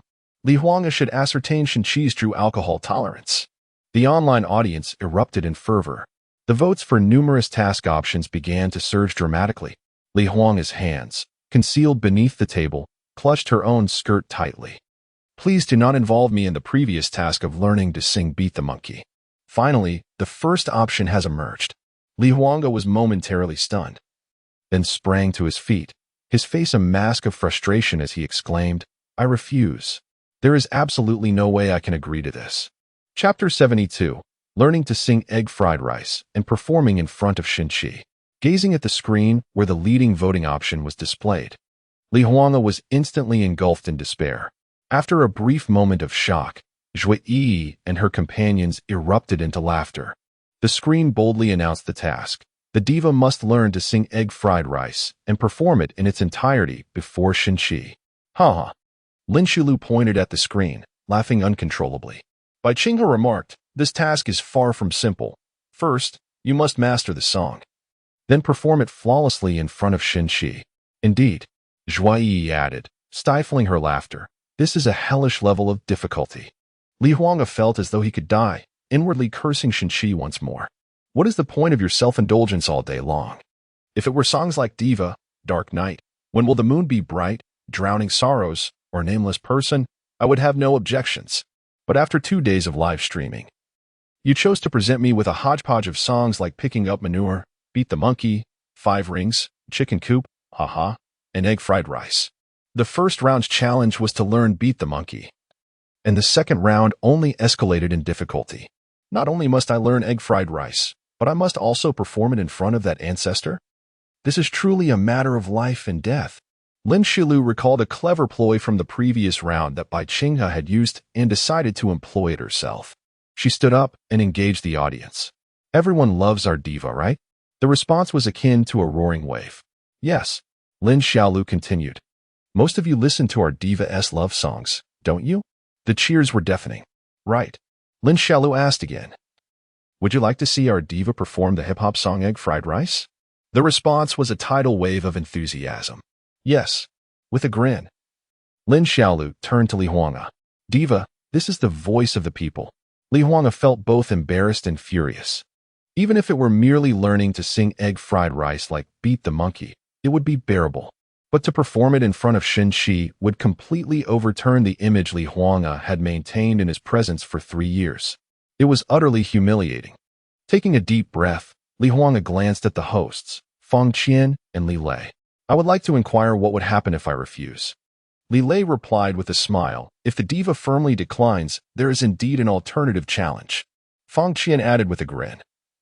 That would involve replacing the leading voting option with the second and third options, meaning the diva would have to complete both the second and third tasks simultaneously. Everyone quickly turned their attention to the screen. The second option, Li Huanga must cook a feast for Shenqi and invite Hu Xinmao and Chao Zui to his home for a drink. The third option, Li Huanga must get Shenqi intoxicated to discover his true alcohol tolerance. Li Huanga furrowed her brows, deep in contemplation. Cooking? That was utterly beyond her abilities. As the party A, was it reasonable to serve party B? Moreover, she would have to cater to those 2 friends of his as well? Absolutely not. The possibility was inconceivable. As for the third option of getting Shenqi drunk, Shenqi could consume 2 gin of liquor and remain unfazed, even managing to produce 2 delightful songs while maintaining a clear mind for transactions with Fu Qing. Although there were unconventional means to induce drunkenness, Shenqi had consistently demonstrated a remarkable resistance to alcohol over the past 3 years, and he would undoubtedly be on his guard. Thus, both tasks posed a nightmarish challenge. After careful consideration, Li Huanga gritted her teeth and nodded. Then I shall choose the first option. At that moment, it was already 11:30 at night. Li Huanga, exhausted, stepped into the business vehicle. Her emotions were tumultuous. On one hand, she was overwhelmed by the day's tasks, and on the other, she yearned to visit the company to oversee the arrangement of unnamed person and confirm who would perform the song. It was quite thoughtful of Fu Qing to call after learning that Li Huanga had finished her program. The arrangement from Shenqi's division was exceptionally professional, and upon receiving the song, she promptly forwarded it to the creative department, which assured her it would be ready by nightfall. The song was remarkable, ideally suited for Zhou Qiqi and Li Ya, potentially heralding the rise of a new musical superstar.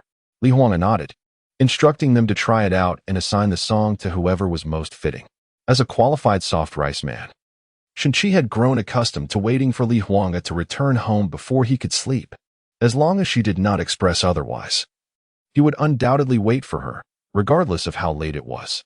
Rather than being roused in the middle of the night for a late-night snack, it was preferable to simply await her return, showcasing his commitment, with the hope of perhaps receiving a red envelope in return. After all, there was ample time for sleep during the day. The sound of the door unlocking broke the silence, and Shenqi lifted his head from the tea table. You're back? Do you want a midnight snack? As Li Huanga changed her shoes, she inwardly scoffed. This person could truly put on an act. He was an entirely different individual from the one presented during the live stream. It was quite alarming. Nothing unusual happened at home today, right? Li Huanga inquired, half-heartedly. Shenqi maintained his calm demeanor. No, nothing at all. Fu Qing just dropped off some instruments and took Xiao Kun away. Huh, that's odd. Shenqi pondered. Wasn't he supposed to visit you? Why didn't he come back with you? Oh, he stayed at Fu Qing's place. Shen Qi's eyes brightened. Then he definitely won't be back tomorrow, right? Li Huanga was taken aback. Her curiosity piqued. Do you dislike having Xiao Kuan at home? Shen Qi was equally surprised. How could that be? Xiao Kuan is my son. Having watched only 2 days of the live stream, Li Huanga found it hard to believe Shen Qi's words. Go make me some fried rice. Chapter 73. Tone down your bravado when you're home. Without a hint of doubt, Shen Qi knew that every time he made fried rice for Li Huanga, she relished it immensely. Yet, eating fried rice in the middle of the night, was she abandoning her commitment to fitness? As Shen Qi busied herself in the kitchen, Li Huanga pressed his ear against the door, listening intently. Aside from the clattering of pots and pans, Shen Qi refrained from humming any melodies. A hint of anxiety crept into Li Huanga. It wasn't until the fragrant egg fried rice was presented that he remained at a loss for words. Perhaps it was time for Xiao Kuan to take the lead. As he neared the end of the delectable dish, Li Huanga seemed to have an epiphany. If he could master the art of preparing egg fried rice and then showcase his skills before Shen Qi, why not learn it in secret? He simply needed to cast aside his mental burdens and perform before her. With this thought, his spirits lifted considerably. Your egg fried rice is truly delightful. Shen Qi chuckled, pouring him a cup of steaming tea. Do not fret about gaining weight.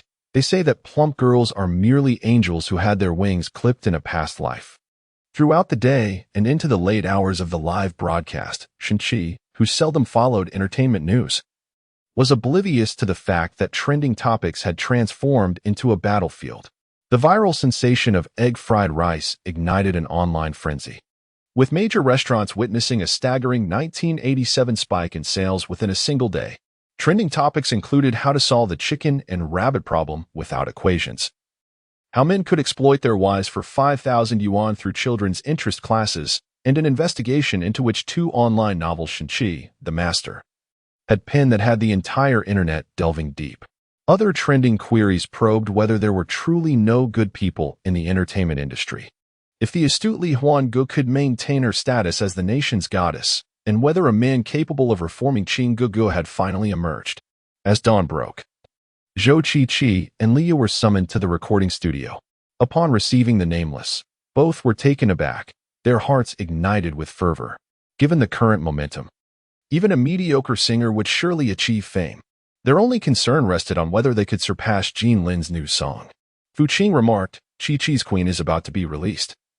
And this nameless is equally compelling. Let us see who is better suited. Even if Chi-Chi is the more fitting choice, Xiao Chou will be allocated to Liu later on. So, do not worry. Focus solely on familiarizing yourselves with this song, aiming to finalize the recording today.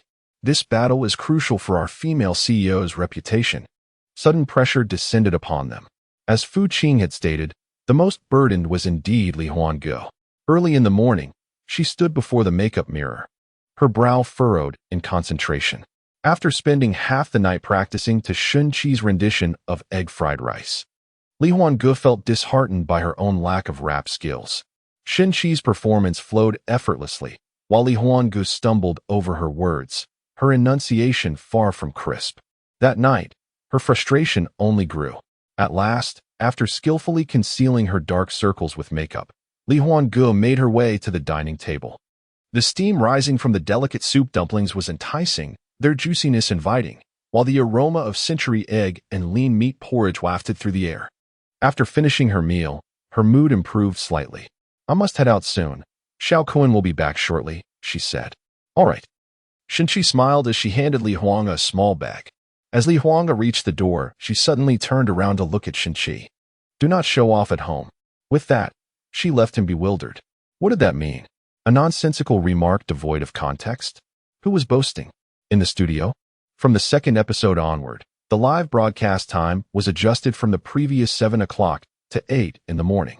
Li Huanga was acutely aware that this change was made to accommodate Ji Ming's family, eliminating the breakfast segment. Before the live stream commenced, a montage of completed tasks was shown. Following the host's customary opening, the big screen began displaying edited highlights. Ji Ming meticulously selected the best clip from countless training videos, which was quite commendable. Did you see that? King Ji isn't incapable of cooking. He simply chose not to showcase it before. Don't make excuses. No one is blind. It actually looks quite decent, similar to when Shinchi cooked. Is having eyes just for breathing?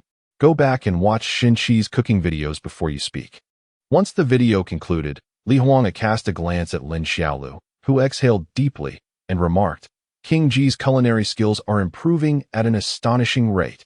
I happened to capture a video of Shinchi preparing these 4 dishes at home, which I haven't released yet, waiting for this moment. I wonder if the production team would allow me to play it? After all, Lin Ningho mentioned that King Ji has a great passion for cooking. It would be nice for everyone to share their insights. Li Huang's gaze remained fixed on Lin Xiaolu, seemingly indifferent to the host's presence. As if seeking Lin Xiaolu's approval was paramount, Lin Xiaolu's composure faltered, her face flushed. Fang Qian and Li Lei broke into a cold sweat. The difficulty of hosting this program was escalating. With a knowing smile, Li Huang continued, all right, I was merely jesting. However, there is a question that has piqued the curiosity of netizens lately. Does King Ji know he is being broadcasted live? Lin Xiaolu narrowed her eyes and rose from her seat. I must clarify that my husband is indeed aware of the live broadcast. He has seen the trending topics following our family stream. Bai Qing had nodded in agreement with a smile. Li Huang feigned shock, covering her mouth delicately. Oh my. Are you finally going to showcase the correct family values and proper parenting techniques? It turns out that in the first episode, both your families were providing erroneous examples to the viewers? How noble. I shall keep my eyes wide open. Chapter 74. If he can be a king, then Shinchi surely can become an emperor. As the live broadcast began, the father and son finished their meal. Ji Taotao sat at the small desk, diligently starting his homework. Ji Ming, addressing the audience with openness, informed Ji Taotao, I never expected that your mother secretly signed us up for a live broadcast program. Now everything we do is being observed by many. When Ji Ming uttered these words, I could already sense a considerable amount of theatricality. Do you not find it intriguing? I am quite eager to witness the spectacle of Emperor Ji being unmasked. Farewell. I shall return when the songstress broadcasts live from her home. So, does Tao Tao know what to do? Ji Tao Tao raised his small head and nodded earnestly. We merely need to exhibit our most natural state at home, devoid of any theatrical elements. Ji Ming nodded in approval. This time, Tao Tao's composition was significantly improved compared to last time, much to Ji Ming's satisfaction. The math problems were also solved commendably, and Ji Ming nodded in agreement as he reviewed them. However, upon reaching the final question, Ji Ming furrowed his brow. Tao Tao, you were careless with this question. How could you have erred on something so simple? He encouraged, come, let me explain. The question appeared on the large screen. A has 22 candies, B has 10 candies. If A gives B 2 candies each time, how many times must this occur for both to have the same amount? Tao Tao had answered 3. Ji Ming patiently and gently inquired, how many more candies does A have than B? Tao Tao replied, 12 candies. Ji Ming then asked, if 2 candies are given each time, how many times can we give 12 candies? Tao Tao hesitated for a moment, but seemingly trusting his father more, he nodded and said, 6 times. Exactly. Ji Ming chuckled, affectionately ruffling Tao Tao's hair. So, Tao Tao, you must be more meticulous in your studies moving forward.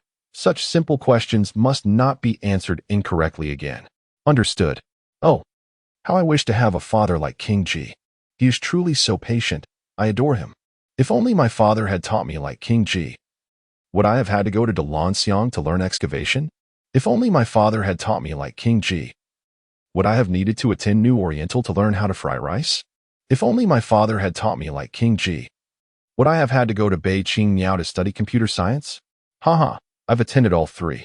And I can now manipulate a computer to control an excavator while frying rice. Lin Xiaolu displayed a content smile.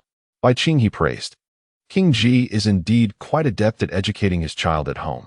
Just as Zhui Yi was about to speak, Li Huange suddenly tapped her thigh. Zhui Yi immediately halted, looking at Li Huange in confusion. Li Huange smiled and asked Miss Lin, do you believe King Ji's explanation of Tao Tao's problem was correct? Lin Xiaolu was taken aback, turning to scrutinize the large screen once more. Yes. What seems to be the issue?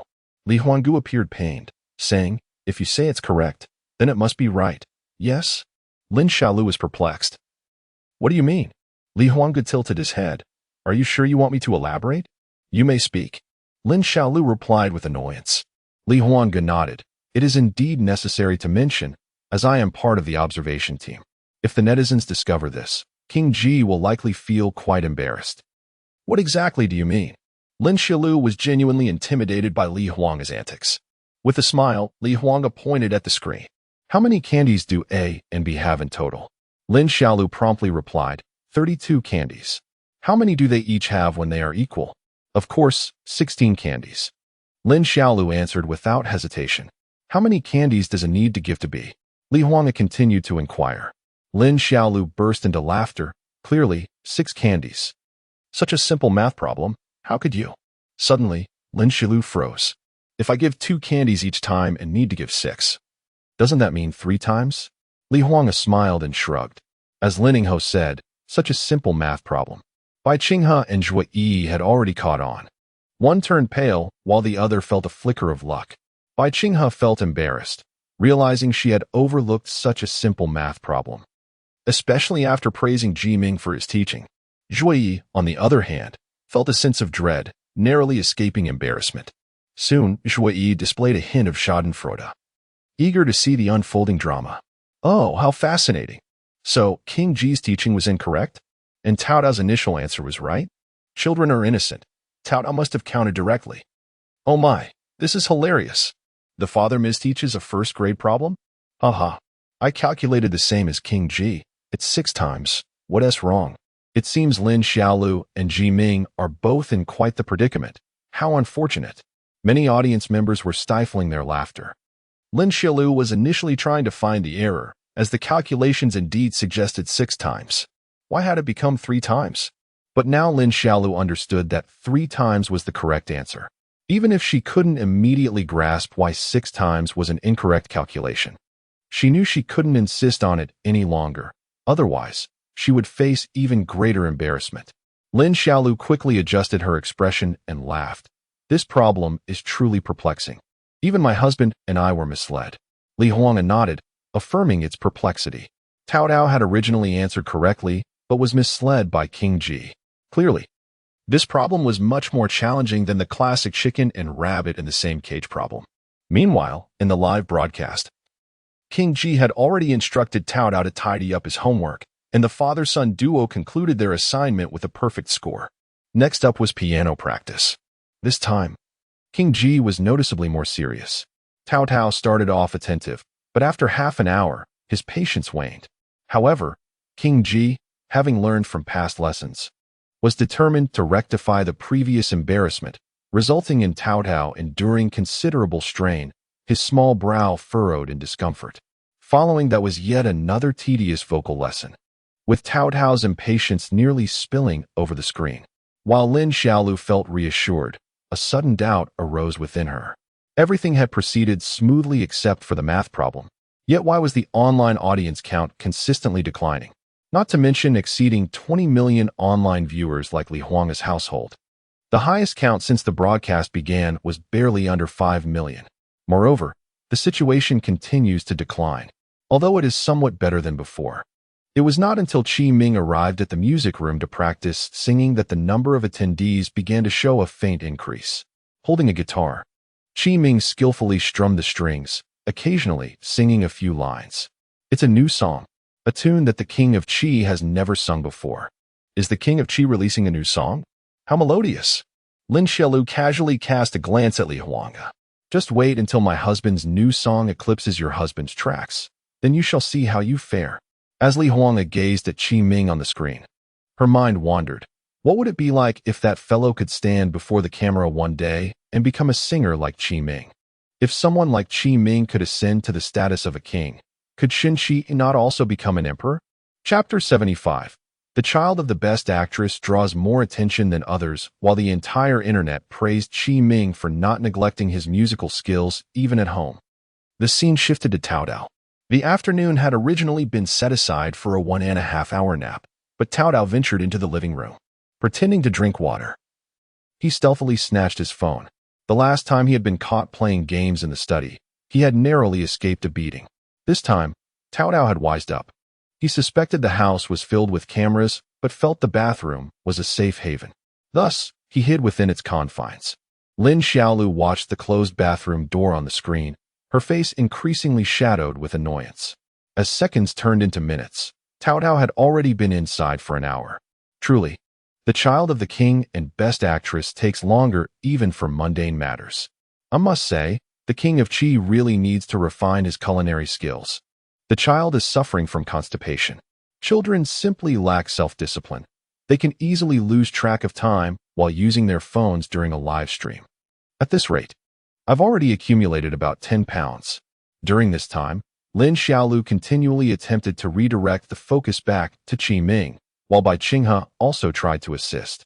Zhui Yi and Li Huanga, however, deliberately avoided engaging, maintaining an air of indifference towards the live broadcast, chatting about other topics.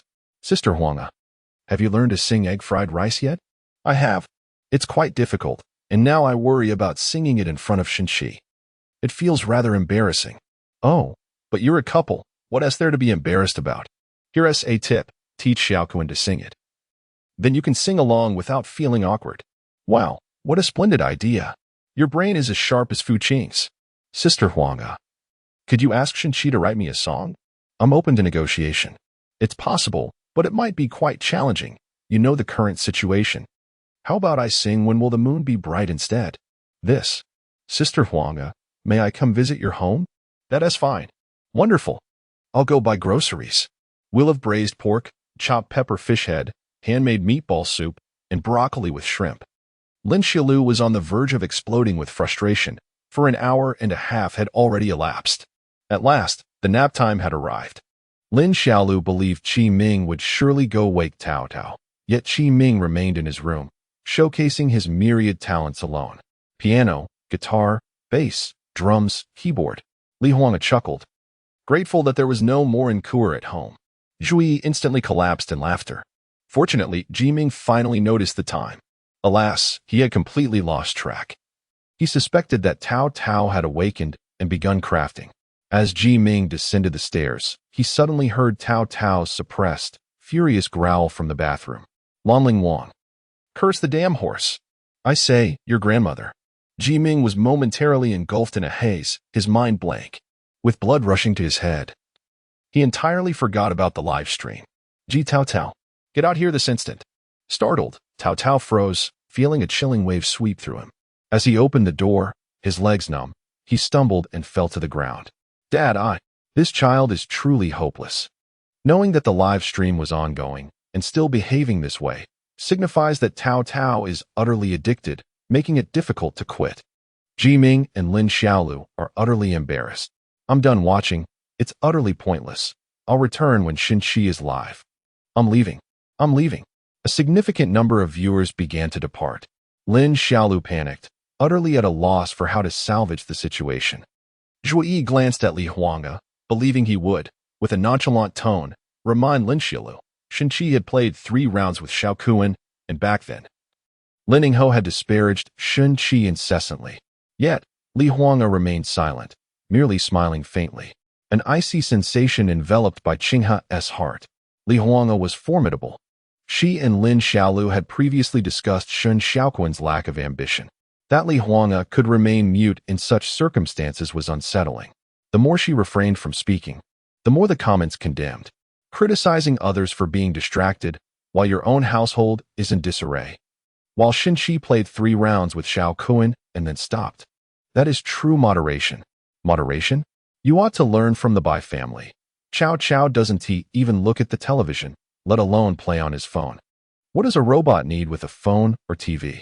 I'm leaving. The number of online viewers in the live stream dwindled once more. Zhang Wei felt quite displeased, yet Hong Tao remained unfazed. Let us conclude after dinner. Indeed, our Lin Ningho's live stream has reached its end. Now let us examine the task options filtered by big data. Lin Xiaolu had been scowling the entire afternoon, but now felt a flicker of relief. No matter how challenging the task, it was preferable to enduring continuous embarrassment. Fang Qian and Li Lei seemed to deliberately hasten the program's pace. The top voting option appeared on the big screen, leaving Lin Xiaolu in shock. Lin Ningho learns to use the hero Lanling Wang, or a coup in honor of kings, capturing Cao Cao 15 times in a single match. I don't play this game. Why do I still find it intriguing? This task is quite challenging. It seems Lin Yingho is unfamiliar with honor of kings.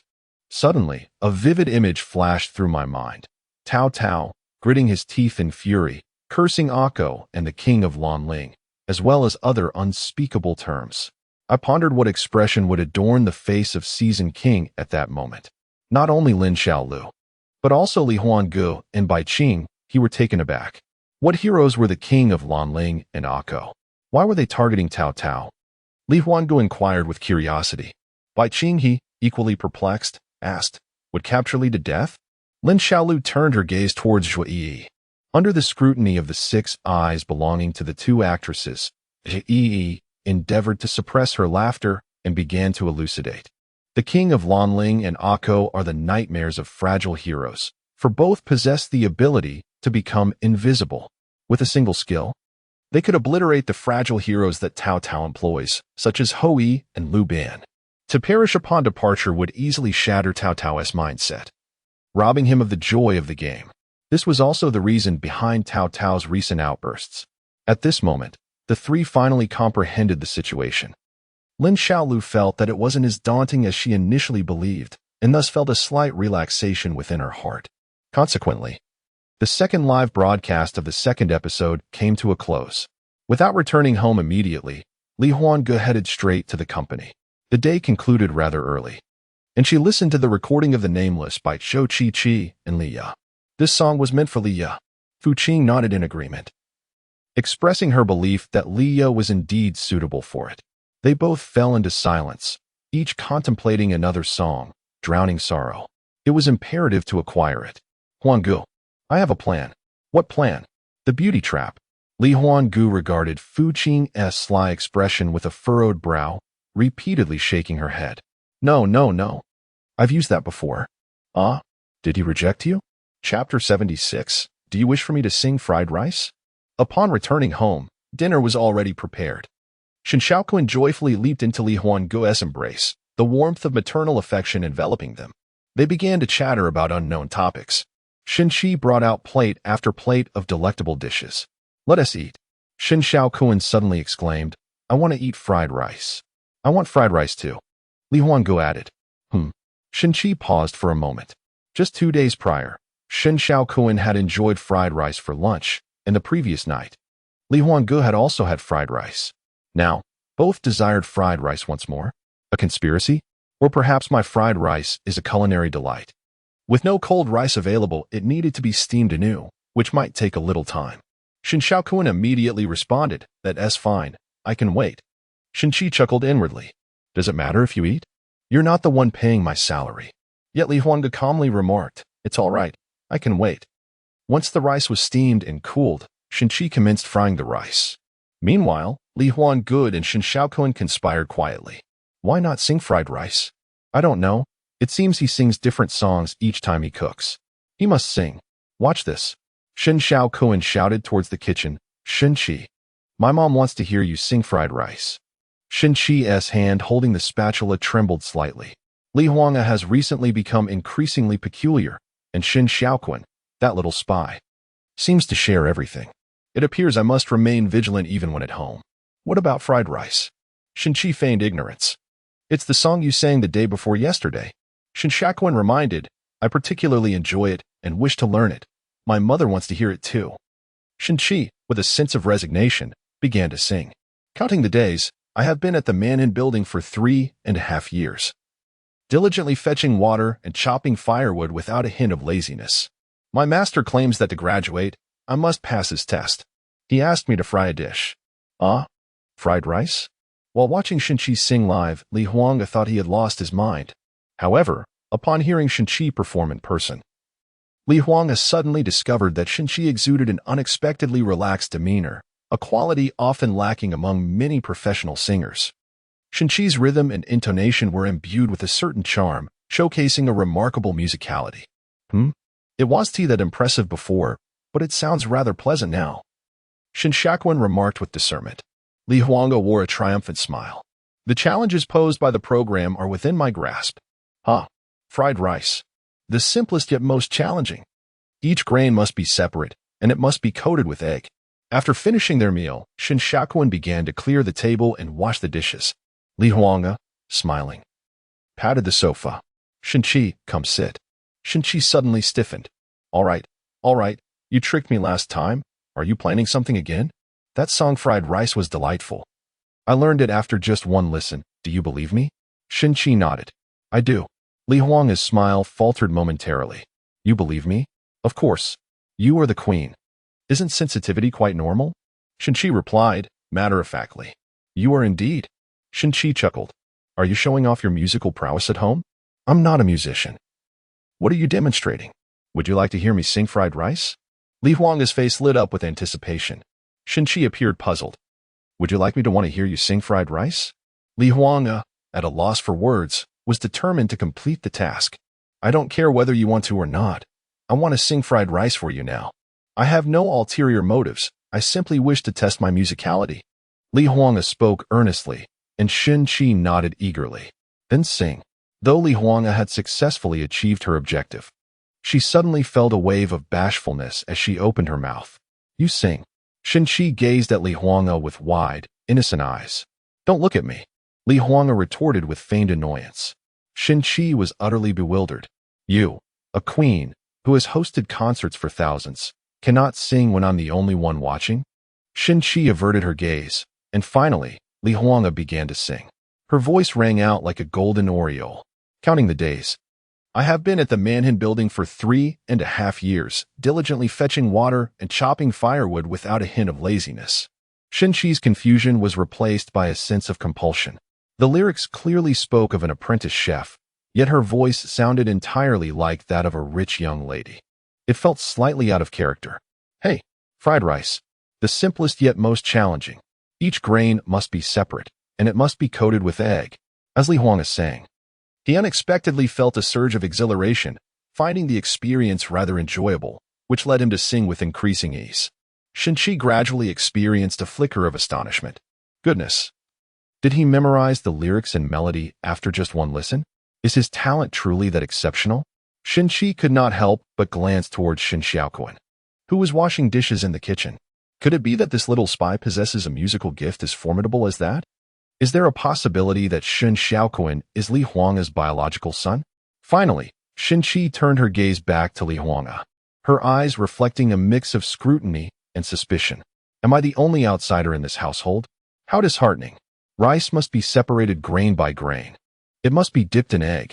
Li Huanga finished singing and tilted his head to look at Shin-Chi, his face slightly flushed with embarrassment.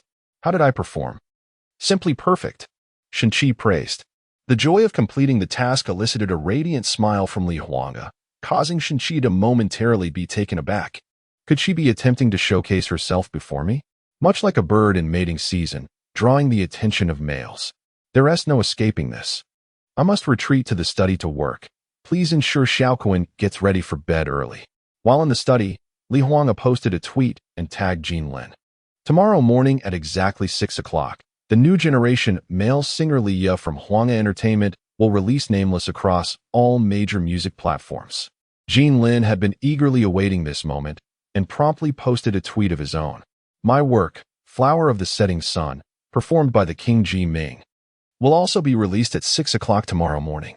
Within 24 hours, the outcome would be determined based on the music popularity rankings within the Chinese music charts.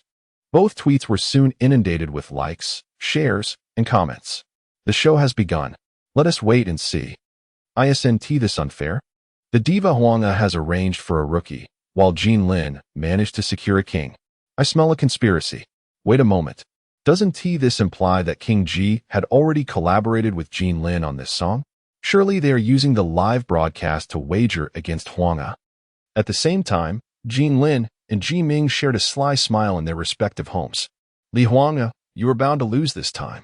Shin-Chi, this industry is not one that a soft-handed man like you can easily enter. Chapter 77. Chow Chow shaking his head. Chow kept shaking his head.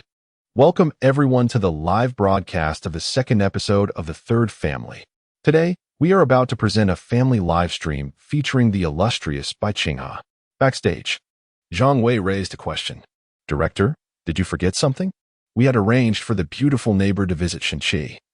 Didn't you say it should be equitable for all? You didn't arrange anything for King Ji yesterday. Hong Tao shook his head slightly. After reflecting on it, Jiming and Liangbin hold somewhat special statuses, and they have long been aware of the live broadcast. This segment would likely not stand out. Thus I decided to cut it. At that moment, the large screen was broadcasting clips of Bai Qinghe completing her tasks. Chow Chow, come to mommy. Chow Chow approached timidly. Bai Qing had gently grasped Chow Chow's hand. Do you know any songs you can sing? Chow Chow, with a hint of confusion, shook her head. Haven't you learned even a single one at school? Chow Chow continued to shake her head. Bai Qinghe, feeling a twinge of anxiety, asked. Then when you watch television or use your phone, don't you come across any songs? Chow Chow stared blankly at Bai Qinghe, saying nothing. Yet the answer was evident to everyone present. How about if your mother teaches you a song? Chow Chow shook her head again. Bai Qinghe appeared at a loss. Trying to remain patient. Chow Chow, children your age usually sing, don't they? Chow Chow persisted in shaking her head. Is that not the case? Bai Qinghe pressed on, her patience wearing thin. Finally, Chow Chow spoke. You have said that these things are of no help to me, and you do not want me to learn. It seemed as though Chow Chow had lost the ability to learn to sing. No matter how hard Bai Qinghe tried, Chow Chow either remained silent or was unable to learn. A heavy, oppressive atmosphere enveloped the entire studio. Bai Qinghe's eyes glistened with unshed tears when she heard Li Huanga beside her emit a faint sound of discontent. How can an actor be so dedicated, unable to step out of the script? It's quite terrifying. Bai Qinghe couldn't help but glance at the impassive Li Huanga. The words spoken by Li Huanga during the last live stream echoed in her mind, lingering there for days. After a brief moment of doubt, Bai Qinghe ultimately believed that in this rapidly changing society, one must educate children as they do in her family. In the end, Chow Chow managed to stammer through the 4 lines of a nursery rhyme alongside Bai Qinghe. Even Fang Qian and Li Lei found it hard to breathe under the weight of the tension. Li Huanga, Lin Xiaolu, and Zhui Yi finally exhaled a sigh of relief. Bai Qinghe stood up, her voice slightly choked with emotion. Last episode revealed some shortcomings in the way we raise our child. My husband and I have contemplated this and decided to alter our educational approach, ensuring that Chow Chow experiences joy, much like other children filled with sunshine. This time, my husband will strive to rectify his previous methods. We hope everyone will witness this transformation. Li Huanga chuckled inwardly. It's merely a fade prompted by the public's criticism. Do you truly believe there are flaws in your educational approach? It's simply a matter of feeling embarrassed due to low viewership. The scene shifted. At breakfast, around the dining table, Young Bin asked, Chow Chow, do you feel a significant amount of pressure with your studies lately? Chow Chow shook her head, silently eating. Liang Bin inquired again. I remember you used to enjoy singing nursery rhymes as a child. Why do you never sing now? Chow Chow shook her head once more. Liang Bin's expression shifted, a slight frown appearing on his brow. Then tell me honestly, do you dislike learning calligraphy? Chow Chow shook her head. Chow Chow shakes her head emoji. Chow Chow shakes her head emoji. Chow Chow shakes her head emoji. Liang Bin finally lost his patience. Can you speak? You need to answer my question. Chow Chow trembled slightly, murmuring, food should not be spoken of while eating, and sleep should not be disturbed. Liang Bin was taken aback, his expression growing increasingly somber. Yet, during the live stream, he strained to suppress his emotions. Bai Qinghe sat in silence, observing the mere 100,000 viewers in the live stream, feeling a deep sense of frustration. The issue undoubtedly lay in the lack of engagement. Shouldn't everyone be inclined to embrace correct educational values? Must one resort to the foolish antics of Shinchi to capture the audience's attention? Today's viewers are indeed both oblivious and difficult to satisfy. Li Huanga and Zhui Yi suddenly realized that participating in a variety show could also be so tranquil, comfortably seated on a spacious sofa while earning money. If only they could indulge in their mobile phones as well. It is utterly tedious. Chow Chow hardly utters a word. To educate a child through oppressive means to the point of soul deprivation, and now they ponder remedies? I shudder to think what I would become if I were in Bai Qinghe's household. Isn't this the very outcome desired by the vast majority of parents in today's society? Thank you to Bai Qinghe's family and to the production team. My mother cried as she canceled all my tutoring classes. The screen was soon flooded with comments expressing disinterest, and the number of online viewers plummeted again to below 500,000. The day's live broadcast was nearing its conclusion. Curiously, discussions about the entertaining segments featuring Shin-chi and Xiaokuan began to proliferate in the comments. Another topic soon emerged. Have you all seen the real-time rankings of the Chinese music chart? I've been keeping an eye on it. Lia's Nameless Person surged into the top 5 within 2 hours of release, while Ji Ming's Sunset Flower briefly entered the top 10 and now sits at 13th. I've listened to it. Nameless Person is simply phenomenal. It resonates deeply. Ji Wang's performance is commendable, though it feels devoid of soul. Now Nameless Person has dominated the charts for 8 hours, while Sunset Flower has not re-entered the top 10 since dropping out. I wonder if Jean Lin is watching the live stream. Lin Xiaolu's expression darkened slightly as she fought the urge to glance at the betting discussions in the comments, yet her curiosity got the better of her. She hoped for a sudden twist, such as Ji Ming's song catapulting to first place, displacing Shin-chi's track. It was infuriating that Jean Lin and Ji Ming could not compete with the fledgling Lia and the so-called soft rice man. The discerning tastes of the audience seemed to ask you. Li Huanga wore a smile, as if everything unfolded as anticipated. The oppressive atmosphere of the live stream finally approached its conclusion. The abundance of Chow Chow's shaking head emoticons was glaringly overwhelming. Bai Qinghe felt a wave of relief wash over her. The final voting option was much like the previous ones, merely altered to propose that Bai Yinghe and Liang Bin perform a children's song together with Chow Chow. Li Lei and Fang Qian finally managed to gather their heavy hearts. In the third episode, our live stream will adopt a brand new format, featuring a collaboration among 3 families. During the live broadcast, we will also activate a donation feature. All proceeds from the donations will be directed towards charitable causes. Bai Qinghe and Lin Xiaolu exchanged concerned glances. After 2 episodes, the disparity in popularity among the families was alarmingly evident. Dividing each episode among 3 live broadcasts proves to be a more manageable arrangement, should they converge. The comparative fervor of the 3 streams would become rather ironic. In this moment, a sense of repulsion arose within the 2, even leading them to contemplate withdrawal. The purpose of participating in a variety show is to enhance one's exposure, thereby elevating one's popularity and status. Suddenly, Li Huanga stood up. Both Ji Tianwang and Teacher Liang were aware that they were being broadcast live. Was this truly fair to my family? Should I inform Shin-chi? Chapter 78. Treating others as fools, yet becoming a fool myself. Li Huanga's serious inquiry, delivered in a casual tone, struck Bai Qinghe and Lin Xiaolu as exceedingly jarring. What did she mean by unfair? Even if the husbands of both families were aware from the first episode, the 2 leading ladies before the camera merely claimed that they had only just discovered this in the current episode. Li Huanga's statement cast doubt on the sincerity of the 2 families. The reality itself was already skewed, and any defense seemed futile. Zhuo Yi covered her mouth, giggling. Oh dear, Sister Huanga, this is a variety show. Let us treat it like a game. Li Huanga immediately chuckled in agreement. Yi was indeed correct.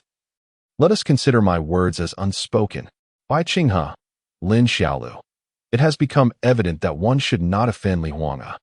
Li Huanga possesses the uncanny ability to render seemingly trivial matters exceedingly vexing without consequence.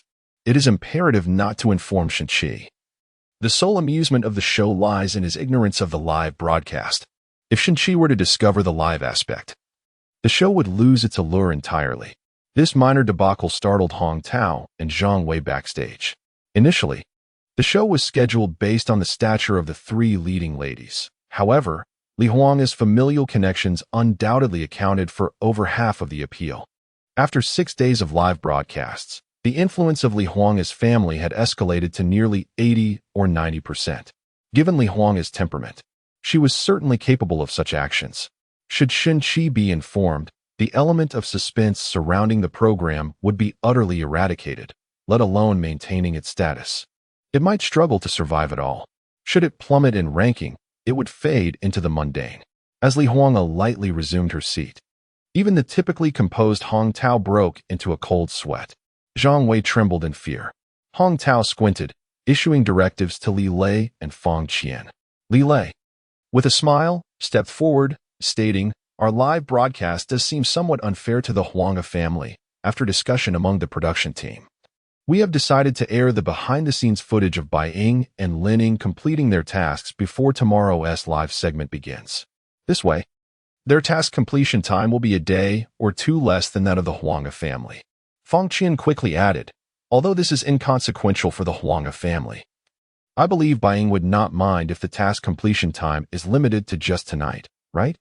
Lin Xiaolu was about to speak when Bai Qinghe interjected with a smile. Of course, she wouldn't mind. Lin Xiaolu promptly closed her mouth and nodded in agreement. Mind? Let us not be absurd. Would the public not scold us to no end? If they are unconcerned about the perceived unfairness, why should we cling to this trivial matter of a day or two in task completion? Li Huanga chuckled softly and remarked, surely, both esteemed actresses would not mind. If I were in their shoes, I would not take issue either. If I were to gain an advantage, I would certainly remain silent about it. Lin Xiaolu's chest heaved in indignation, and Bai Qinghe's expression shifted subtly. However, I have a question. Bai Qinghe cleared her throat. In this information age, who can assure us that Shenqi won't uncover the truth through the internet? Lin Xiaolu's eyes brightened immediately. Indeed, even if the illustrious Huanga were to inform Shenqi, we would be none the wiser. Li Huanga turned to Bai Qinghe, saying, I have already addressed the matter concerning the white actress. Shenqi has never shown interest in the news. His social circle appears to consist solely of a few elderly members from the old band and those childhood friends from the orphanage. If they were to inform Shenqi, that would be beyond my control. It certainly wouldn't be my doing, correct? Li Huanga's gaze towards Lin Xiaolu bore a hint of mockery, which Lin Xiaolu felt acutely, sensing the derision. As for the question regarding the Lin actress, how should I put it? It seems rather juvenile. Lin Xiaolu's cheeks puffed in frustration as she glared at Li Huanga. From our two live broadcasts, it is evident whether Shenqi is aware of the live streaming. Surely, the Lin actress does not believe I have already told Shenqi, does she? You all claim that he is an inept man. Yet does he possess the acting prowess akin to that of King Ji? King Ji has performed in numerous dramas, yet he remains under the discerning gaze of the audience. Lin Xiaolu sprang to her feet, her eyes blazing with fury. Li Huanga remained unfazed, no longer glancing at Lin Xiaolu, and coolly replied, when you regard others as fools, it is often you who becomes the fool first. The netizens have been discussing the possibility of prior knowledge regarding the live stream these past few days. Surely, no one has overlooked that? Such blatant mockery was artfully presented by Li Huanga. Li Huanga did not display anger. If Lin Xiaolu could not maintain her composure, she would find herself at a disadvantage. Losing in live stream popularity, losing in the song competition, and now potentially losing in decorum? Though Lin Xiaolu was not as adept at managing her emotions as Bai Qinghe, she was no fool. All right, then let us anticipate the performance of the illustrious Huanga's household tomorrow. Li Huanga smiled. In a live stream room of over 20 million participants, surely the rewards would not pale in comparison to those of a room with merely hundreds of thousands, right? Zhuyi quickly ducked her head. Bai Qinghe's expression shifted dramatically. Lin Xiaolu felt a pang in her chest, akin to a wounded heroine ready to spew blood. How ruthless. Truly merciless. Not necessarily. Those without wealth, who dream of living off others, are the ones who watch Shenqi. I doubt their tips would be substantial. Wealthy individuals are likely to prefer watching King Ji and Teacher Liang. It's possible for one to tip hundreds of thousands. Nonsense. Li Huanga is inferior to Bai Qinghe and Lin Xiaolu. Tipping Li Huanga wouldn't result in a loss, would it? Let us not even discuss the adults. Would you prefer to tip Xiao Kun or the duo of Tao Tao and Chao Chao? The second episode of All Families live streams concluded with Li Huanga's commanding performance, triumphing in a one-on-two competition. After the event concluded, Zhang Wei discreetly sought out Li Huanga and escorted her to the office of the chief director. Hong Tao, usually composed, displayed a hint of obsequiousness in his demeanor towards Li Huanga. Goddess Huanga, please do not mention anything about the live broadcast to Shenqi. Li Huanga was well acquainted with Hong Tao, having participated in his third variety show. When I agreed to join you, it was not merely for the lucrative appearance fee of 2.4 million per episode. Your selection of Bai Qinghe and Lin Xiaolu was rather transparent in intention. My silence is a matter of adhering to the rules of the show. I won't proactively inform Shenqi, but I cannot guarantee he won't discover it through other means. Hong Tao quickly smiled and said, I am truly grateful. Li Huang squinted and smiled. Well then, my temper may not remain so amiable moving forward. Hong Tao immediately raised his hand in assurance. Rest assured, whatever is necessary will be done. I still possess some influence. Li Huang nodded and rose. Hong Tao promptly signaled Zhang Wei, who immediately brought forth 2 elegant tote bags, presenting them to Li Huang with an eager expression. What is this? Hong Tao replied with a smile, a small gift for Shenqi and Xiaokuan. Li Huang nodded in amusement, and Hong Tao continued, by the way. Before tomorrow's live broadcast, aside from airing behind-the-scenes footage, there will be a segment for singing to create anticipation. You and Bai Yinghe will perform solo, while Lin Yinghe will have Zhuo Yi assisting her. Li Huang's eyes sparkled with interest. Now, that is intriguing. How will you respond when I unveil Jin Lin and Jiming? Chapter 79. The backstage conundrum took a full 10 minutes to compose, which was quite infuriating. On the journey home, Long Aoyan remained exhilarated, discussing the day's live broadcast. Sister Huang, you were magnificent today. You rendered those 2 older women speechless. Aside from watching the live broadcast, I was also keeping an eye on the Chinese music chart, and the Nameless continues to hold the top position, while the Sunset Flower has dropped to 15th. Li Huang smiled and nodded. It will continue to decline. A significant number of people are supporting the Nameless due to Shenqi. If a mere house husband can achieve this, imagine what would happen if he signed on as a singer. Upon returning home, Li Huang casually placed the 2 tote bags on the sofa. One for you, and one for Xiaokuan. Shenqi paused in surprise, then immediately beamed with joy. Isn't this my favorite gift-giving moment? In the past, Li Huang would often bring back gifts for Shenqi, whether they were in used items from the company or valuable treasures eliminated from the show. Shen Xiaokuan was equally thrilled, eagerly opening the boxes from the tote bags. Inside were 2 watches, one a luxurious mechanical watch, and the other a high-end electronic children's watch. Naturally, Shen Xiaokuan adorned the mechanical watch on his wrist. Thank you, Mom, but the strap is a bit long. Shenqi, slightly flustered, responded, Oh no. Li Huang chuckled softly. Then you might as well wear the children's watch. During dinner, Li Huang seemed to be holding back words, as if she had much to say. Shenqi exhibited an air of vigilance, completely feigning ignorance. Li Huang, lost in thought, retrieved his phone to peruse the Chinese music chart. The first place was occupied by Unnamed, with lyrics and composition by the enigmatic figure known as Behind the Scenes, performed by Leah. The third spot featured Queen, also penned and composed by Behind the Scenes, sung by Zhou Qiqi. At the 17th position was Flower of the Setting Sun, with lyrics and composition by Jin Lin, performed by Ji Ming. Li Huang subtly lifted his gaze towards Shenqi, who, startled, buried himself in his meal. Have you studied composition? Shenqi responded with a muted acknowledgement, having already revealed some of his talents under the allure of temptation. I understand a bit of music theory. Occasionally, melodies surface in my mind due to your influence as a queen, though I merely jot them down haphazardly. Li Huang smirked inwardly, his expression serene as he asked, Do you have any other compositions? Indeed, pieces like Monkey, 5 Rings, and Egg Fried Rice, surely you have heard of them? Shenqi, feeling guilty, maintained an outwardly calm demeanor. A pile of mud cannot ascend the wall. A dead dog cannot reach the southern wall. A dead pig cannot be scalded in boiling water. Li Huang's countenance darkened. Really? More genuine than a children's watch. He exchanged a knowing glance with Shen Xiaokuan. He truly is something. Utterly ridiculous. The following day, a fine drizzle fell from the sky. Li Huang left early to deliver the accompaniment to the production team and to liaise with the band instructors about the details of the live performance. As the clock struck 7:40, the program finally commenced. The first segment was dedicated to a newly introduced song meant to attract popularity. The first performer was by Qinghe.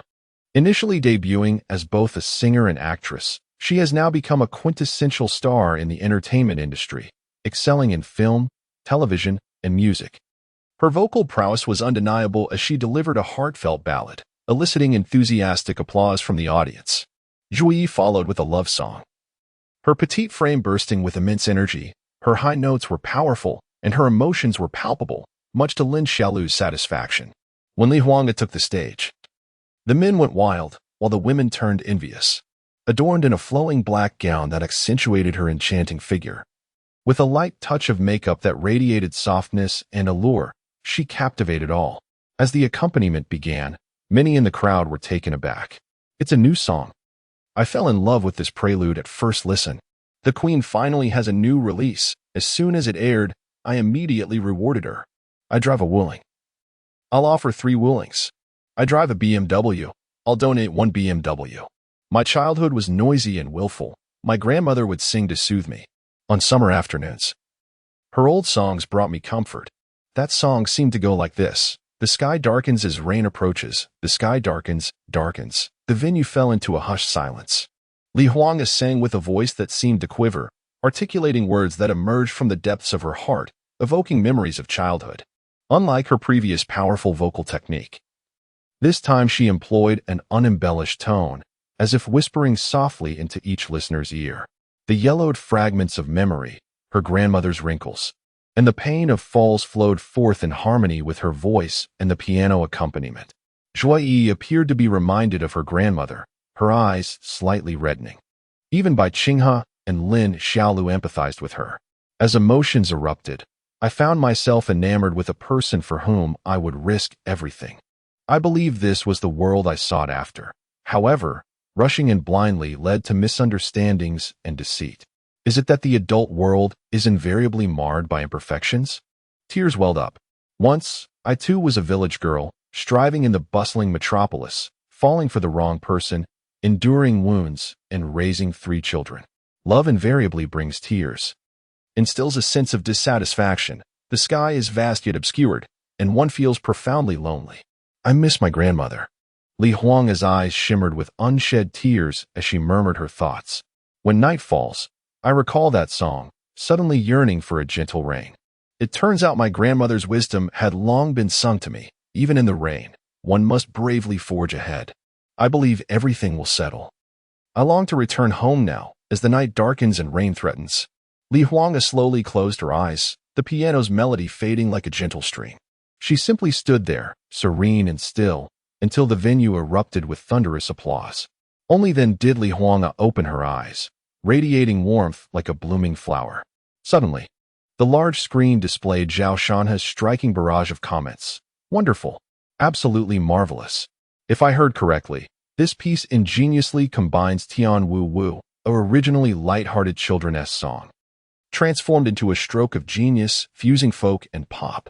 The emotional transition from nursery rhyme to chorus, returning to pure simplicity, embodies the mature sentiments of a young girl, reminiscing about familial bonds and childhood, transcending the emotions typically associated with love. The control Li Huanga has over her voice is truly formidable. What astonished me the most is the genius behind this song's lyrics and melody. A true prodigy, an absolute genius, with smiles on their faces. Bai Qinghe and Lin Xiaolu applauded, yet internally seethed with frustration. Zhuyi let out a loud cheer. I'm in love. It's fantastic. I want to cover this. Li Huanga smiled gently, glancing at the screen. Oh, why hasn't the other lyricist and music critic offered their thoughts today? Did you check the rankings this morning at 6? Where did Mr. Jin's song place? Sorry, I'm incredibly lazy and didn't scroll down. Everyone knew that Jin Lin had lost, and Ji Ming had as well. Lin Xiaolu was fuming. Li Huanga smiled again. Oh right. The song Tian Hei Hei was crafted in my studio in just 10 minutes. How infuriating. Chapter 80. Everyone shout with me. Touching the egg. Zhuyi was taken aback. 10 minutes? Sister Huanga, are you sure Shenqi only took 10 minutes to create Tian Hei Hei? Li Huanga nodded sincerely. Isn't that infuriating? Zhuyi wholeheartedly agreed, nodding in affirmation. It was indeed maddening. A strong scent of Versailles wafted throughout the entire studio. Bai Qinghe remained somewhat composed, while Lin Xiaolu felt as if her lungs might burst. What does this mean? Is it meant to evoke comparisons to Shenqi's unnamed person, which was also written swiftly? The implication is that such rapidity could surpass the accomplishments of Jin Lin and Ji Ming's collaboration Sunset Flower, correct? I wish for Shenqi to excel in all endeavors. Li Huanga gracefully stepped off the stage, once again inciting a wave of applause. The second segment presented a montage of the 3 observers completing their tasks. In the first clip, Bai Qinghe and Liang Bin, as a couple, took the stage together. Bai Qinghe held her own. Yet Liang Bin's expression during the children's song was so awkward it nearly transcended the screen. Cao Cao had his first experiment singing with Bai Qinghe, and this time he seemed to let loose a bit, though only to a limited extent. What is Liang Bin doing? Singing with his wife and child. Yet it looks like he is being tortured? Rescuing Cao Cao from the mire is not an overnight endeavor. He is too deeply ensnared. It's hard to fathom how, regardless of academic prowess, Cao Cao will manage in society without basic social skills. What to do? Just let it be. Do you think such a child will attract any companies in the future? Although Bai Qinghe completed her task, the barrage of comments was, for the most part, rather harsh. Bai Qinghe felt disheartened. The second clip featured Lin Xiaolu, which was significantly more entertaining compared to the somewhat dull segment of Bai Qinghe's household. A discerning eye could immediately discern that Lin Xiaolu must have conspired with Tao Tao beforehand. The two created a 5-on-5 room. Tao Tao selected the descendants, while Lin Xiaolu chose the king of Lanling. Tao Tao deliberately stood still, waiting for Lin Xiaolu to ambush him. Yet, Lin Xiaolu struggled to comprehend the skills. After several attempts at wearing Tao Tao down, his teammates began to voice their frustration. Actors, why are elementary students not back in school yet? Even 4 teammates collectively called for surrender, and it took Lin Xiaolu 3 rounds to accomplish the task. The comments were filled with laughter. Lin Yingho is a gaming black hole. Under the pressure from Lin Yingho, Tao Tao intentionally threw himself into danger. His expression quite pitiful. It feels scripted, but thankfully it was completed. Hurry up, I can't wait to see my brother Chi and my son Kuan Kuan. And I can't wait to hear the new diva sing fried rice. I want to eat fried rice. I want fried rice too. No worries, I can wait. No worries, I can wait as well. The previous song Fried Rice was delightful. I learned it after just one listen. Do you believe me? I do. Do you believe me? Of course. You are the diva. ISNT being sensitive quite normal. So, do you want to hear me sing fried rice? Do you want me to sing fried rice for you? I don't care what you think. I want to sing fried rice for you now. I have no other intentions. I just want to test my musicality. Then sing. Don't look at me. Shenqi's bewildered expression alongside Li Huang's mischievous demeanor was truly amusing. This is the essence of this variety show. I adore this family. Dear heavens. Grant me a husband like this. Let us initiate a vote to have the show focus solely on Li Huang's family. Yes, exactly. In the scene, as Li Huang sings fried rice, everyone is thoroughly amused. Though he is earnest, his delivery is far from conventional. Yet it possesses a unique charm that renders it exceedingly endearing. Reflecting on my time at the Full Man Han Pavilion, it has been 3.5 years of diligent labor without a moment's idleness. As he reaches the climax of the song, the audience spontaneously joins in. With each line that Li Huang sings, the crowd echoes back in unison. Hey, fried rice. The simplest yet most challenging. The simplest yet most challenging. The rice must be separate. The rice must be separate. And it must be coated with egg. And it must be coated with egg. Even after the song concludes, a resonant male voice from the audience shouts, coated with egg, followed by a synchronized chorus, coated with egg. Joy energetically waves her small fists, rising to sing along. Bai Qinghe and Lin Xiaolu are well acquainted with such antics. As guests on variety shows, they know they must join in the revelry. Yet, they find themselves bemused. What am I doing? Why am I joining in on coated with egg? I don't want to coat with egg. Throughout this exuberant episode, Li Huang's ears burn with embarrassment. Eventually, unable to contain herself, she buries her face in her hands atop the table, her hair spilling out. While she feels a tinge of humiliation, laughter bubbles forth uncontrollably. Alas, Feng Qian and Li Lei lose all semblance of composure, laughing heartily with their backs to the camera. The production crew bursts into laughter as well. In the background, Hong Tao and Zhang Wei join in the merriment, and another iconic moment from Mom is on a business trip is born. The delight in the comments section is palpable. After a full 3 minutes, Feng Qian and Li Lei finally catch their breath. All right, we are about to commence today's live broadcast. Unlike the previous 2 episodes, today's broadcast will feature 3 simultaneous streams with a tipping function. It is essential to note that prior to the program's commencement, the 3 leading ladies, Queen Huang, Diva Bai, and Star Lin, have each registered their respective charitable foundations, the Shaokuan Charity Foundation, the Chow Chow Charity Foundation, and the Tao Tao Charity Foundation. Throughout the broadcast, all audience contributions to the three streams will be directed towards educational initiatives for children in mountainous regions through these foundations. To ensure fairness, viewers entering the live stream will be randomly assigned to one of the three channels, guaranteeing an equitable start. To retain viewers and garner more tips, the performances of the three fathers and their children will be paramount. Let us get started. My wallet is itching to be opened. This variety show, Mama's on a Business Trip, is the best I've seen this year. I want to be assigned to Shin Chi's stream. Chow Chow is shaking head meme. I've been eagerly anticipating this. Bai Qinghe and Lin Xiaolu feel a surge of anxiety, but recalling their preparations and rehearsals at home, they reassured themselves that it would be manageable. After all, the viewers drawn to Shin Chi, the quintessential family man, are likely to be financially constrained.